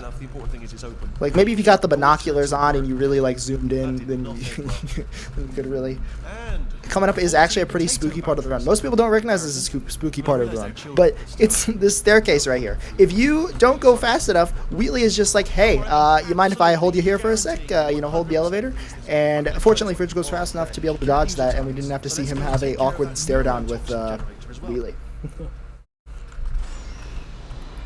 Coming up is Neurotoxin Sabotage, a real fun one. You might have seen MSushi's most recent new video on this. I highly recommend watching it. Basically, the idea though is for some reason people always wanted to call this map perfect because look at there's cycles, there's giant panels up above, and it's like, okay, well, can you really go fast enough to catch the next one? And just throughout the years, people continually improved. They found out you could shoot through doors. They found out you can just not even use the panel. You can not even use the panels at all. But that was years later, and that's not a full game safe stratch. So you're gonna find that he's just gonna be pressing this button right here, shooting over there, so that way the laser comes through. And then this is the part where we found we can shoot through the door, and as you can see, that's right now cutting neurotoxin pipes. And then after hearing a specific pipe get cut there, he's just going to be switching the things back and forth between the left and the right side here to cut them in an optimal order, and he gets it perfectly fine. So now we're just gonna wait a few seconds, and then we're on to cutscene land, the most fun part of all time. Tube ride, followed by the startup core, followed by long fall. So Valve really had it in for us here. Is there anything you could think of to talk about during these cutscenes?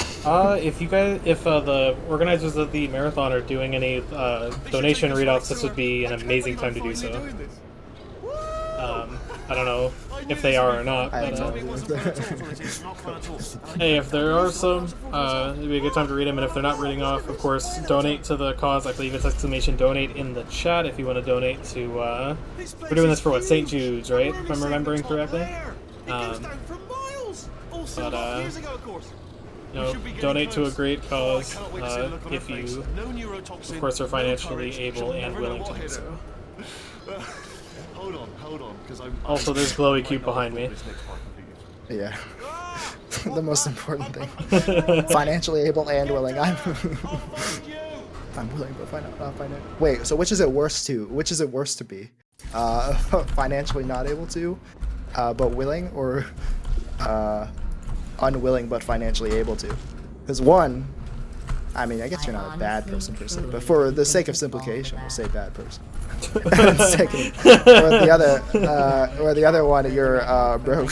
So would you rather be broke or a bad person? Is the real crux of the issue.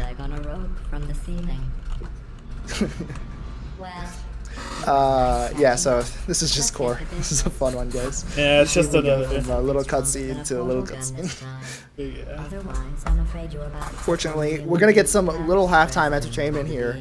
After GLaDOS tries to murder us with about 1 billion turrets, I don't know how she didn't detect that there was defective turrets. I thought she was supposed to be smart. Maybe she's just coping just like the rest of us. But after that, Wheatley will come by, and maybe Frizz can bop him so far out of the room that he'll get soft locked. That's always fun. It is possible, it's just really hard. So, give it your best shot, Frizz. I will try not to soft lock, but there are no promises. What? Listen, you can make a save. A soft lock would be cool. Hit the soft lock, Frizz. What do I do? Just bop Or it so do the far that other it just soft never lock. hits the ground? Yeah, well, you just have to get it on the upper area, and then if you just get lucky with a roll, that you're not even going for. Oh my god, you're just gonna. No, you gotta go jump off the toilet, slam your head into him as hard as you can, give him a good old headbutt, and maybe that'll break him for later in the game. And then after that, if he rolls behind these panels, then the panels block you, but they don't block him, so it's kind of a W. I've never seen anyone hit it before. I got really, really close one time. It was so close. It was like barely go. It was weird. Substitute core. Are you ready to start the procedure? Yep, so after putting Wheatley in, this is just going to be a quick example of fling over some panels. And then after that, there's a skip called McPager skip, which is found early on in the game's, release, what do you call it? History, I guess. In the game's release, where you basically just hop on an elevator. Skips a. Oh my god, my Siri just went off. What did I say? Okay, I Hey guess Siri, Apple tell me spying how on the to. SourceRuns Marathon. Hey Siri, tell me how to play Portal 2. I need more than that. How do I bunny hop, Siri? Please tell me. Yeah, so this is just more waiting. It's a nice little halftime break. It used to be. It's kind of nice because it takes the pressure off for the other part of the run, or it adds a lot of pressure if you're really on a PvP-based run. So, it's it can, Wheatley giveth and Wheatley taketh. Mostly taketh. Siri, read off donations. True. Let's get Siri on here. Oh yeah, no, reload, bud. Yeah, not with that. Yeah, so if you stand on the pipe too long, then unfortunately you'll get boosted up a little too rough. But if you just stand in the back of the elevator here, you'll see it's that. And now we get to see on a bouncy trampoline elevator because, I don't know, I guess that's just how elevators are made in this game. A lot of them seem to do it. Beats me why, I mean, I believe the reason for this one is because the elevator, it's with the same philosophy that the elevator is trying to push you off of it. And of course it stops doing that once the elevator starts moving up. Or is it just to compensate? It's actually, hold on. I already come with the the back alley rationale, and I'm obviously correct. The back alley rationale. Here's what it is. Elevators try and push you up because if you wanted to jump, they want you to feel comparable to normal height to make it not feel off-putting. So when you jump, they give you a little bit of a boost. So that way, when it's going up, you don't feel sad about your life and how your legs have gotten weaker. In this game, they tell a lot of fat jokes, so you would think she'd just be getting stronger throughout the run, or maybe she's losing weight / muscle, and therefore she's not nearly as strong, so she's not able to, I don't know, jump us to the moon. I guess we go there eventually. True. By then, her muscles have degraded so much she has to use the portal gun. Yeah. And if you guys did not notice, GLaDOS is now a potato. Yeah. That's not what I thought you were gonna say. I thought you were gonna tell the thing about the potato is turning to the right, which is a massive conspiracy theory, by the way. It's all just RNG. Wait, what? That the potato? Everyone just happens to be right? getting really good RNG. Well, no, well, it's moving around you to the right. Oh, I see. Is that? I can't believe that's actually where you didn't go with that. Well, I don't know about She your turned into a conspiracy potato, theory, guys. It's the veteran. cutscene. Listen, that's not my conspiracy theory. That's AJ's conspiracy theory. You can't trust him. All right, fair enough. You see, we get to see out of bounds there for a little bit. That's because we have the PBS optimization on. So technically, every run in Portal 2 is technically an out of bounds run, but you're locked into place on that one, so we kind of just let it pass. Was that the thing with your keyboard? No, I think that was just me letting go of A bit too early. I hope it's not the thing with my keyboard. That would it would definitely make for interesting stream content. Hey guys, so we're doing W only Portal 2 run from now on. So here you're just going to basically see him jumping on top of a sign, aiming down a really long alley, and hitting a pretty precise shot down the way.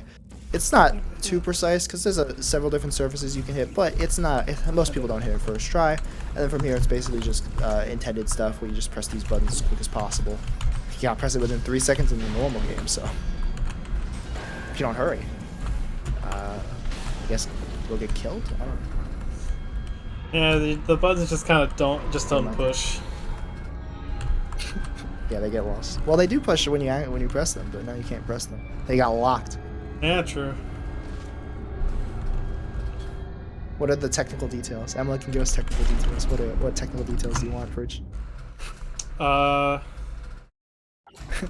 Oh man, I don't know what technical details that you may want to go. Just ask for something really trivial. How does bunny hopping work? Yeah, how does bunny hopping work? I need to know. Yeah, I want a frame-by-frame analysis video by the time this race is done. True. Or you're off the speedrun.com mod team.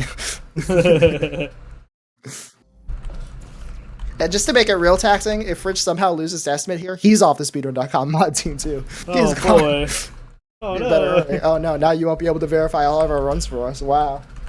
What a major loss to your life. Explain, Beefus. Are you reading chat? Okay, am I not supposed to be? They didn't tell me not to, so. Listen, I defy big source runs. While commentating their event. Oh, I should have explained that. That's scripted momentum abuse. Basically, the game tries to help you out by launching you along a predetermined path, but that occurs before. Okay, spit up. Nice. That occurs before a reportal happens, so he just adds 200 velocity on that, and then it happens to put him on top of a pipe where he can bounce himself to the ending. It's very free. There's a people in chat reading Spitta's comments. We have a individual level running site. Oh wait, hold on. This level's slightly more interesting. Sorry, Spitta, you're never gonna actually hear how clans are going. Basically, this is an actual seam shot for once in the game instead of a pancake. Basically, if you line up all those coordinates right there, you can barely just shoot through the edges, which will let you skip a significant portion. And then this right here, this is kind of just bouncing up creatively. Honestly, it's not really anything in particular. Do you do Stepdad? You better do Stepdad. Yeah, I do. So in this game, we have an excellent glitch. It's called Stepdad. Originally, when it was found, you have to press DAD to do the button stick. Unfortunately, now we found better methods, but it's still stuck with the name. Basically, if you step on and off the button in a very, very, very quick period of time, then the game will just be like, I got no idea what's going on, Chief. I'm staying down. And yeah, and then that's how the ending area stays up. Anyway, back on the clans. We have an individual level leaderboard site, and in that, there is a feature which has been requested for years, more as a meme because no one actually knows what the hell it's going to look like. But it's just called clans, and basically you could just group up with your friends, and no one really knows what the actual implementation is going to be. Are you grouping up with your friends for seasonal competitions? Are you grouping up with your friends just as like a hot meme? No. We've tried to get like 20 different people to give us like an implementation, and they're all pretty bland and boom. So what's a good way to do Stepdad? You line up on the edges that he did, and then you just press WA really, really quickly. Clans. There's your B-hop explanation, Bets. Velocity itself isn't capped. Instead, alright, hold on, let's read this because it's fun. Oh, no. Velocity itself isn't capped. Instead, vector projection of velocity onto acceleration vector is capped. Basically, dot vector colon norm accel. Thus, if your velocity vector is perpendicular to your acceleration, oh, hold on, I'm explaining this. Basically, if you go through an angled panel in this game, for some reason the game really likes to move your mouse down very, very quickly. So the way to fix that is by going through a floor portal very, very quickly. And this is another seam shot, so we actually need the game to not be just shoving our mouse around all over the place. And this one's really, really far away, so he has to line up like 8 billion coordinates to get that. And somehow that still ends up. Well, it's slightly. I mean, the way 99% of people hit it, it's slower than doing the other route. But at least it's super consistent, and it doesn't. You don't lose time by missing it. You just try again every 0.2 seconds because 0.2 is the firing rate in this game. Back to velocity. Your velocity is functionally uncapped, hence by strafing left and right and adjusting our movement angle slightly as our velocity angle changes, we can build speed. There's your B-hop explanation. Yeah. Alright, thank you. Thank you. Sorry, I'm Mr. speed Lug. running. Yeah, thank you, mathematical lug. Make sure to capitalize the M, everyone. You just gotta have like a breakdown one day that I keep telling people to capitalize his M. He's gonna be like, wow, this Spencer guy just keeps doing it to me. Yeah, Frizz, you're going so fast, you're making me have to commentate quick. Can you slow down? Well, listen, this is an SS run, not a speed run, but. Oh, we can see a really dope strat here. Basically, he's just gonna. Wow, you actually slowed down. He's gotta. Well, thank you. You're giving me more time to explain. Basically, he's just gonna do a quick reportal off of this surface, shoot a little higher, and then fling himself up there, and that makes him go over the thing way easier. It's very cool and epic and cool and epic. And I will just go on a loop of cool and epics for an hour if you want me to. That's the rest of this commentary, just me saying cool and epic over and over. Yep, so now you're gonna see we have a potato on the gun. This is not a seam shot, this is not a pancake shot, this is just a giant hole in the level. I mean, I guess it's reasonable. Who the heck would go back here? So I guess it's pretty reasonable why Valve might miss this one. Oh, you missed, buddy. There we go. So yeah, there you go. And then after this, it's just a very, very simple reportal to the end. Another thing that probably wouldn't be possible without the 200 velocity that Mr. Lug told us about earlier in the stream chat, so we can thank him for that. Mr. Lug discovered gravity. What are your thoughts on there being so many? Okay, hold on, maybe I don't answer that one on the marathon. Don't think it's good. Mel good though. So keep telling yourself. Keep. If you're interested in an additional $60, flag down a test association. All right, let's see what's going on here. This is actually one of a single-use trick in the game. We don't have a lot of single-use tricks in Portal 2. Basically, for some reason, if you go into this thing with a whole bunch of speed and you scroll while on the blue gel, the game gets really confused. And actually, Emma, explain that. There you go. The game just gives you a whole bunch of speed, and then that just brings you straight to the end. I know it's like you have to get like 2 jumps on the thing minimum, but I think most of the time people go for 3. I'm not actually aware of the explanation of that route other than gel big speed. Yeah, if you're a Valve dev, MLog, make our VFIS consistent so we have some consistent tasks. Alright, here's something I actually don't know how that one works. Wow, the one time. Anyway, coming up is a really cool strategy that we use to skip everything. You might remember the Lemonade sketch, speech in this game. We just skip it because we finally figured out a way to super reportal passes. We had a way to do it in SLA, our any percent category, for a very, very long time, but we couldn't figure out how to disable the trigger and get stuck deep enough in the pass. So we figured out how to disable the trigger. That was what he did when he walked in and out of that blue portal for just a second. And then we found out if you walk in at a very precise thing, your hitbox kind of just gets just shoved inside the wall for whatever reason. It's at some weird angle. This is some baloney, of course. And if you just shoot a portal in a reasonable amount of time, or maybe you just have forever to do that, I don't actually know, then you'll just be stuck deep enough inside of the wall where the game won't just instantly shove you out, which allows us to reportal like 12 or however many times. Did you miss? Oh no, you no, made I got it. And because of that, we can fling ourselves straight up to the top. Clipstuck, I can explain this one. Go, go, go, everyone. Coming up is a iteration of a stuck launch. Basically, I don't actually think there is a good explanation for this one.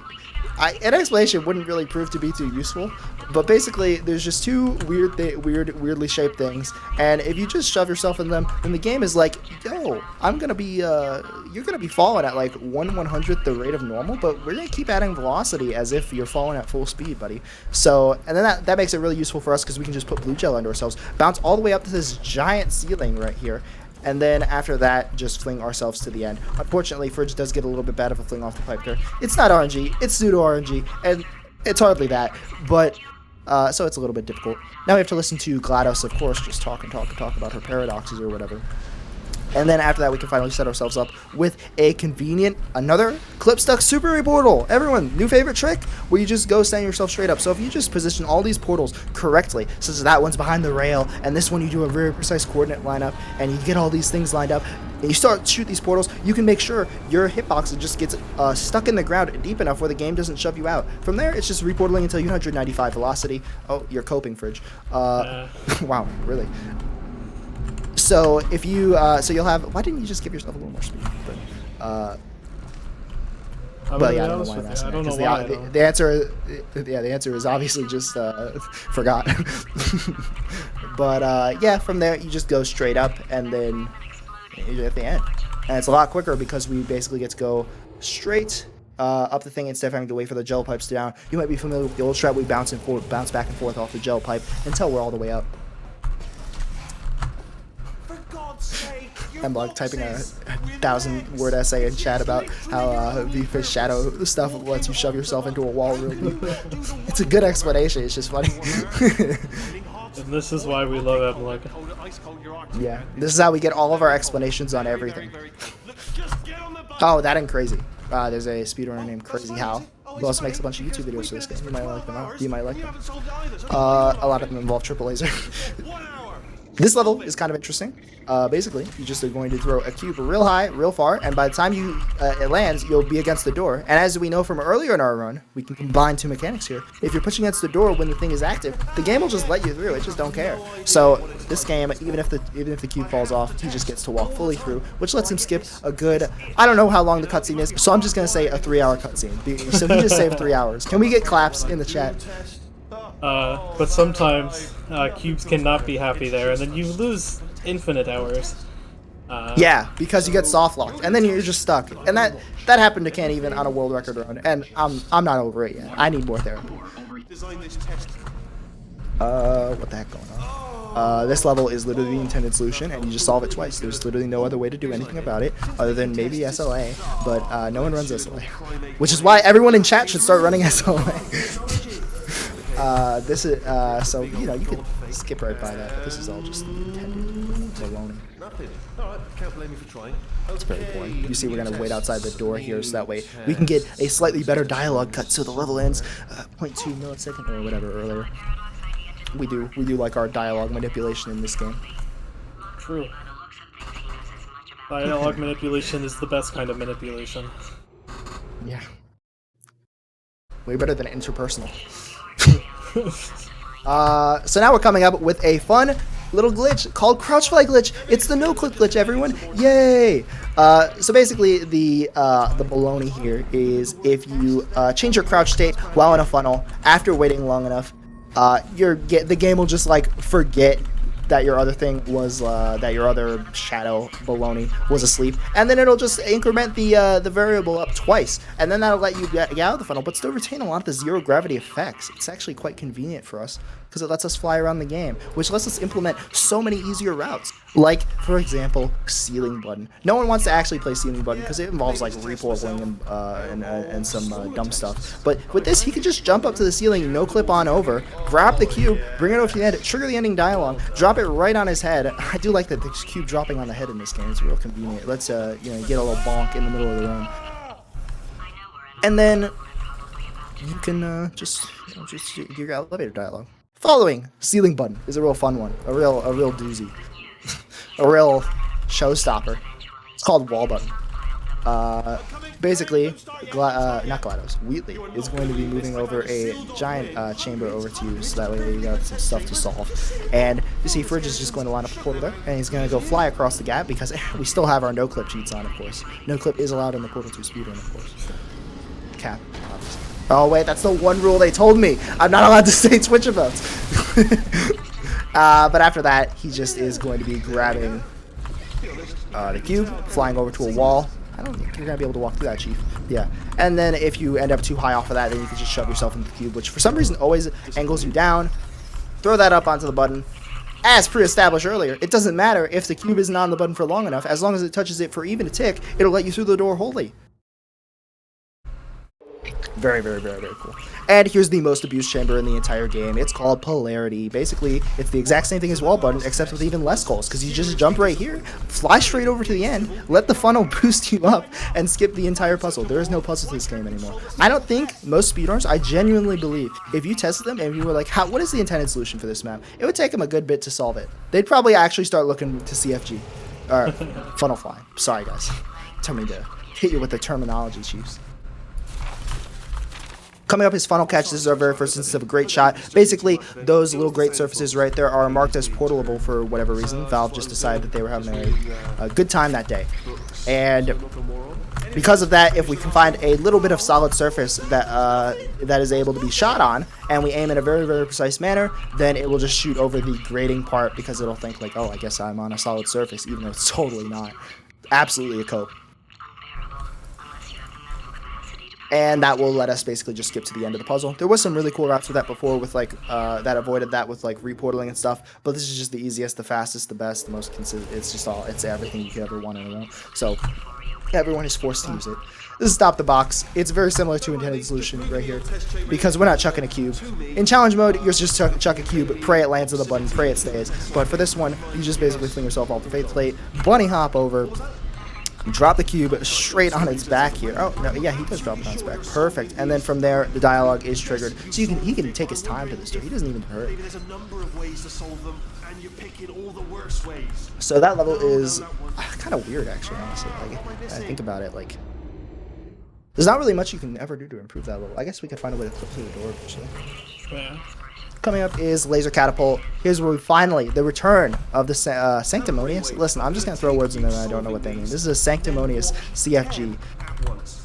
Basically, he's just going to portal, so that way the portal doesn't go through with the funnel there, and then he can walk through, get in there, change his crouching state, get his funnel fly over, jump off of this angled panel, and then from there he can angle himself off of these little pipe things up, these pipe doodads, so that way he can hurry to dialogue. There is actually a faster dialogue for this map that we can't hit because it's just outside of the range of the speed at which this route is, and there was a faster route which let you just fling through the door. But you'll see coming up on the next map why that's not the case. This is one of the toughest maps in the game, folks. It has a giant pit over it, and the quickest way would usually be just a super reportal across the whole, not super reportal, just regular reportal all across the whole thing to a cube catch, but that's really, really hard for most people. So Fridge is just going to be abusing his no-clip flying cheats here, and just use that to grab the cube very quickly. Oh, what's going on?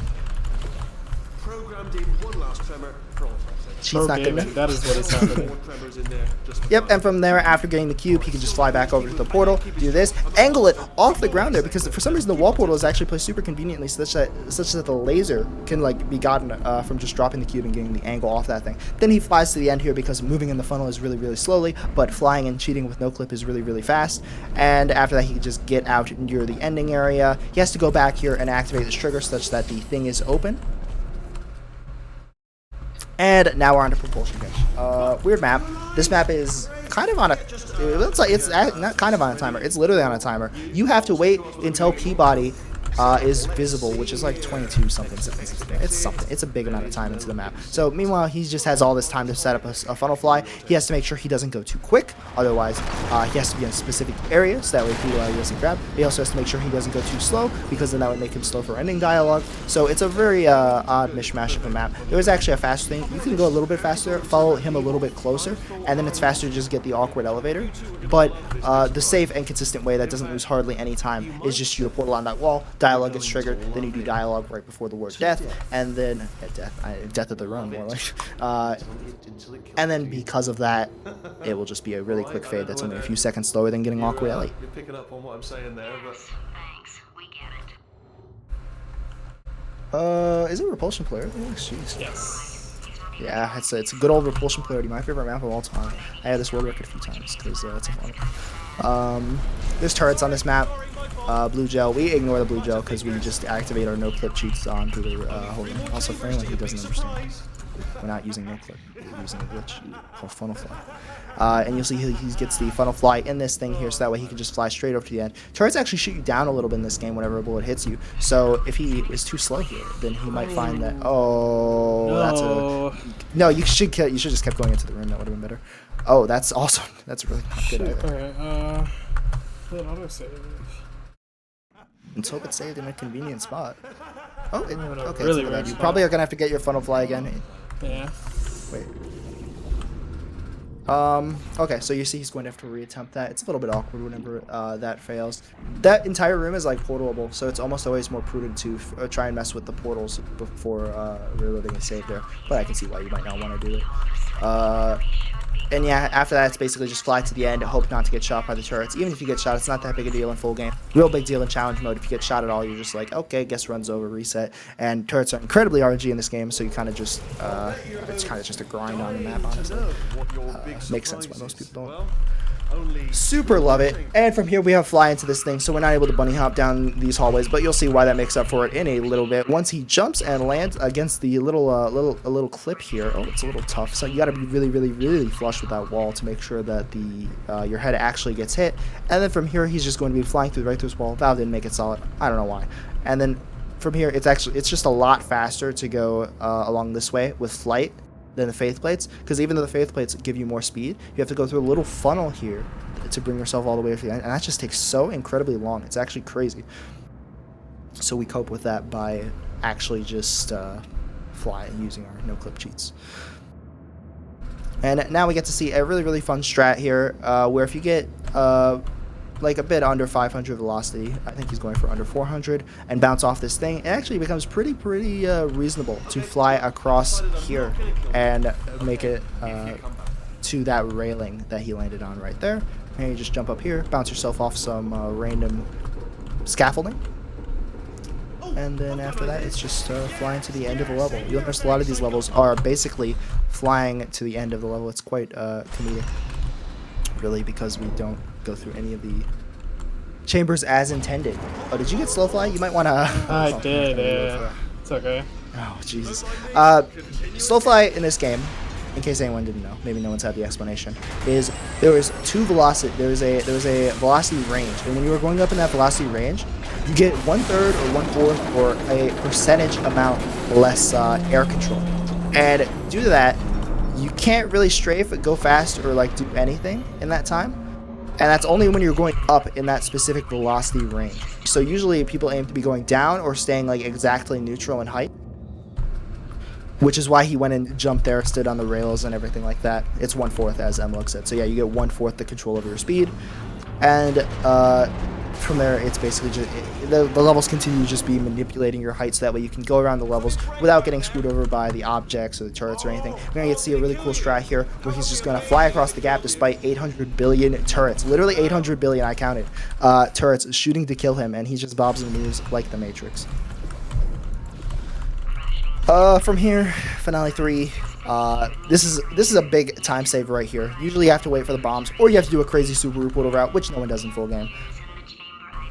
And so the funnel fly lets us just skip that by jumping past it, and it also lets us skip this cutscene. Usually you'd have to do a very tough jump around the railings there, but this is a very accessible route for new players. Like anyone can hit it, anyone can hit it if you have funnel fly. From here, just bounce yourself down off that little wiring there, and once you circle jump here, you can just go straight to the end, because as we all know from previous parts of the run, flying around and in the funnel is a lot slower than actually just using like flying and strafing yourself, because strafing is very speedy. And we're coming up on the final map here, which means we are probably, I'm gonna guess, 3 minutes and 25 seconds away from the end of the run right about now. I don't know if I'm being generous with you. I don't know what your goal is, honestly. What is your goal? It's sub 330. Sub 330? Okay, so I'm not being too outrageous here. I think comp goal is like 320 or something. I had it. I think I might still have it. I think it's a 318, but I can't even, if I remember. Oh, it's been improved probably. Yeah. Big cutscene at the start of this map, but followed we get to see some really cool strats. Basically, in this fight, Wheatley is going to be shooting bombs at you, which you have to go and then deflect back at him with portal surfaces that you might not see any portal surfaces now, but you'll see when he breaks his gel plate in approximately 30 seconds. It covers the whole room, really splurges all over the place. After that, it's basically you just have to hit him with 3 bombs in a row, with him talking in between them, because obviously this game won't be silo.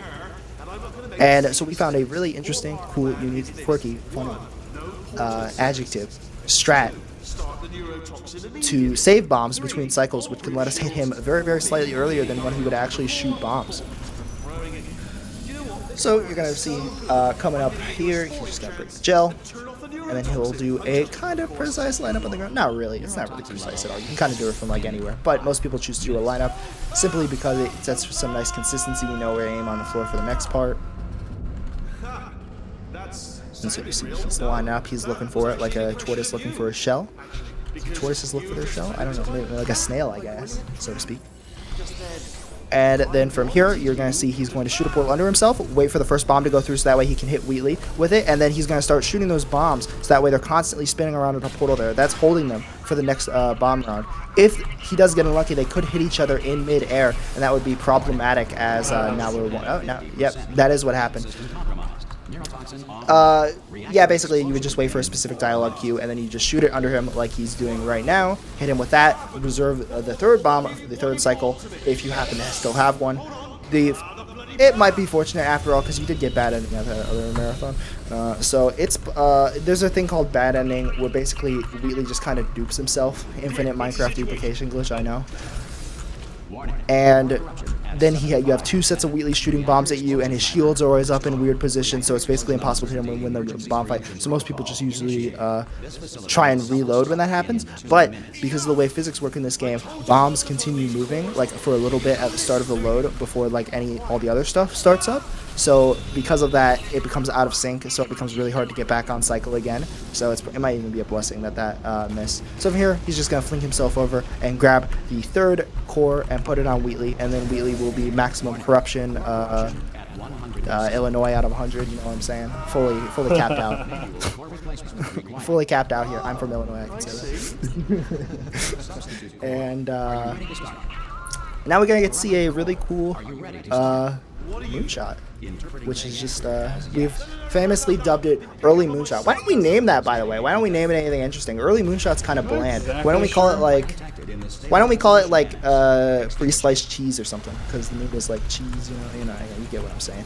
We gotta come up with like an interesting name, food related there, because we have a lot of our tricks named after food in this game, as you might be able to tell with Pancakes game. So he's gonna shoot that portal on the thing, so that way on the floor, even after the white gel appears, if you do that at the right timing, and then he's just going to have a little lineup here. Keep holding W. Did you hit it? I actually can't tell. I have no idea. Okay. And if you keep just doing this, there's a little window like 0.2 where the moon is shootable, and yeah, you'll just be able to snipe it in that window. Honestly, if you're gonna take more than 15 seconds on the thing there, it's not worth to hit it because I think this is only like 10 or something. Actually, so yeah, 10 seconds, right, 10, 11, whatever. Imagine this is a 107 something. I don't know why my splits are not stopping, but yeah, that's time is when I hit the moon shots. I mean. Oh, so you got a one. Oh, so is that with the 4 minutes and whatever from the 4 minutes 41 seconds that timer in console? No, that's RTA. So it'll be 107 that's 40 RTA. something RTA. Oh, okay. And under time, you're not getting demodded. I got 110 minus 441, so about a 105.40 is what I ended up getting in game time. Usually our in-game times are a little bit. Wait, no, fast. Our real times are faster than our in-game times because we have a bunch of stuff. That's the Portal 2 run. Thank you all for watching. I already fixed it, and you All right. are not coming back. Well, do you guys have any final parting thoughts? Donate to the SourceRuns Marathon stuff. Amen. Yeah. Okay. Well, thanks for running, guys. Very much appreciated. Thanks for having us. It was a good time. Thank you. Yeah, absolutely. We're going to end the stream now for a few hours. Next up is going to be Half-Life, probably 4 or 5 hours from now. So we will... Who's running Half-Life? Muty. Oh, nice. He's sick. Everyone should watch it. But for now, we're going to end the stream and not let you guys watch the outro cutscene. All right, so we'll be back in the morning. So see you guys then. All right.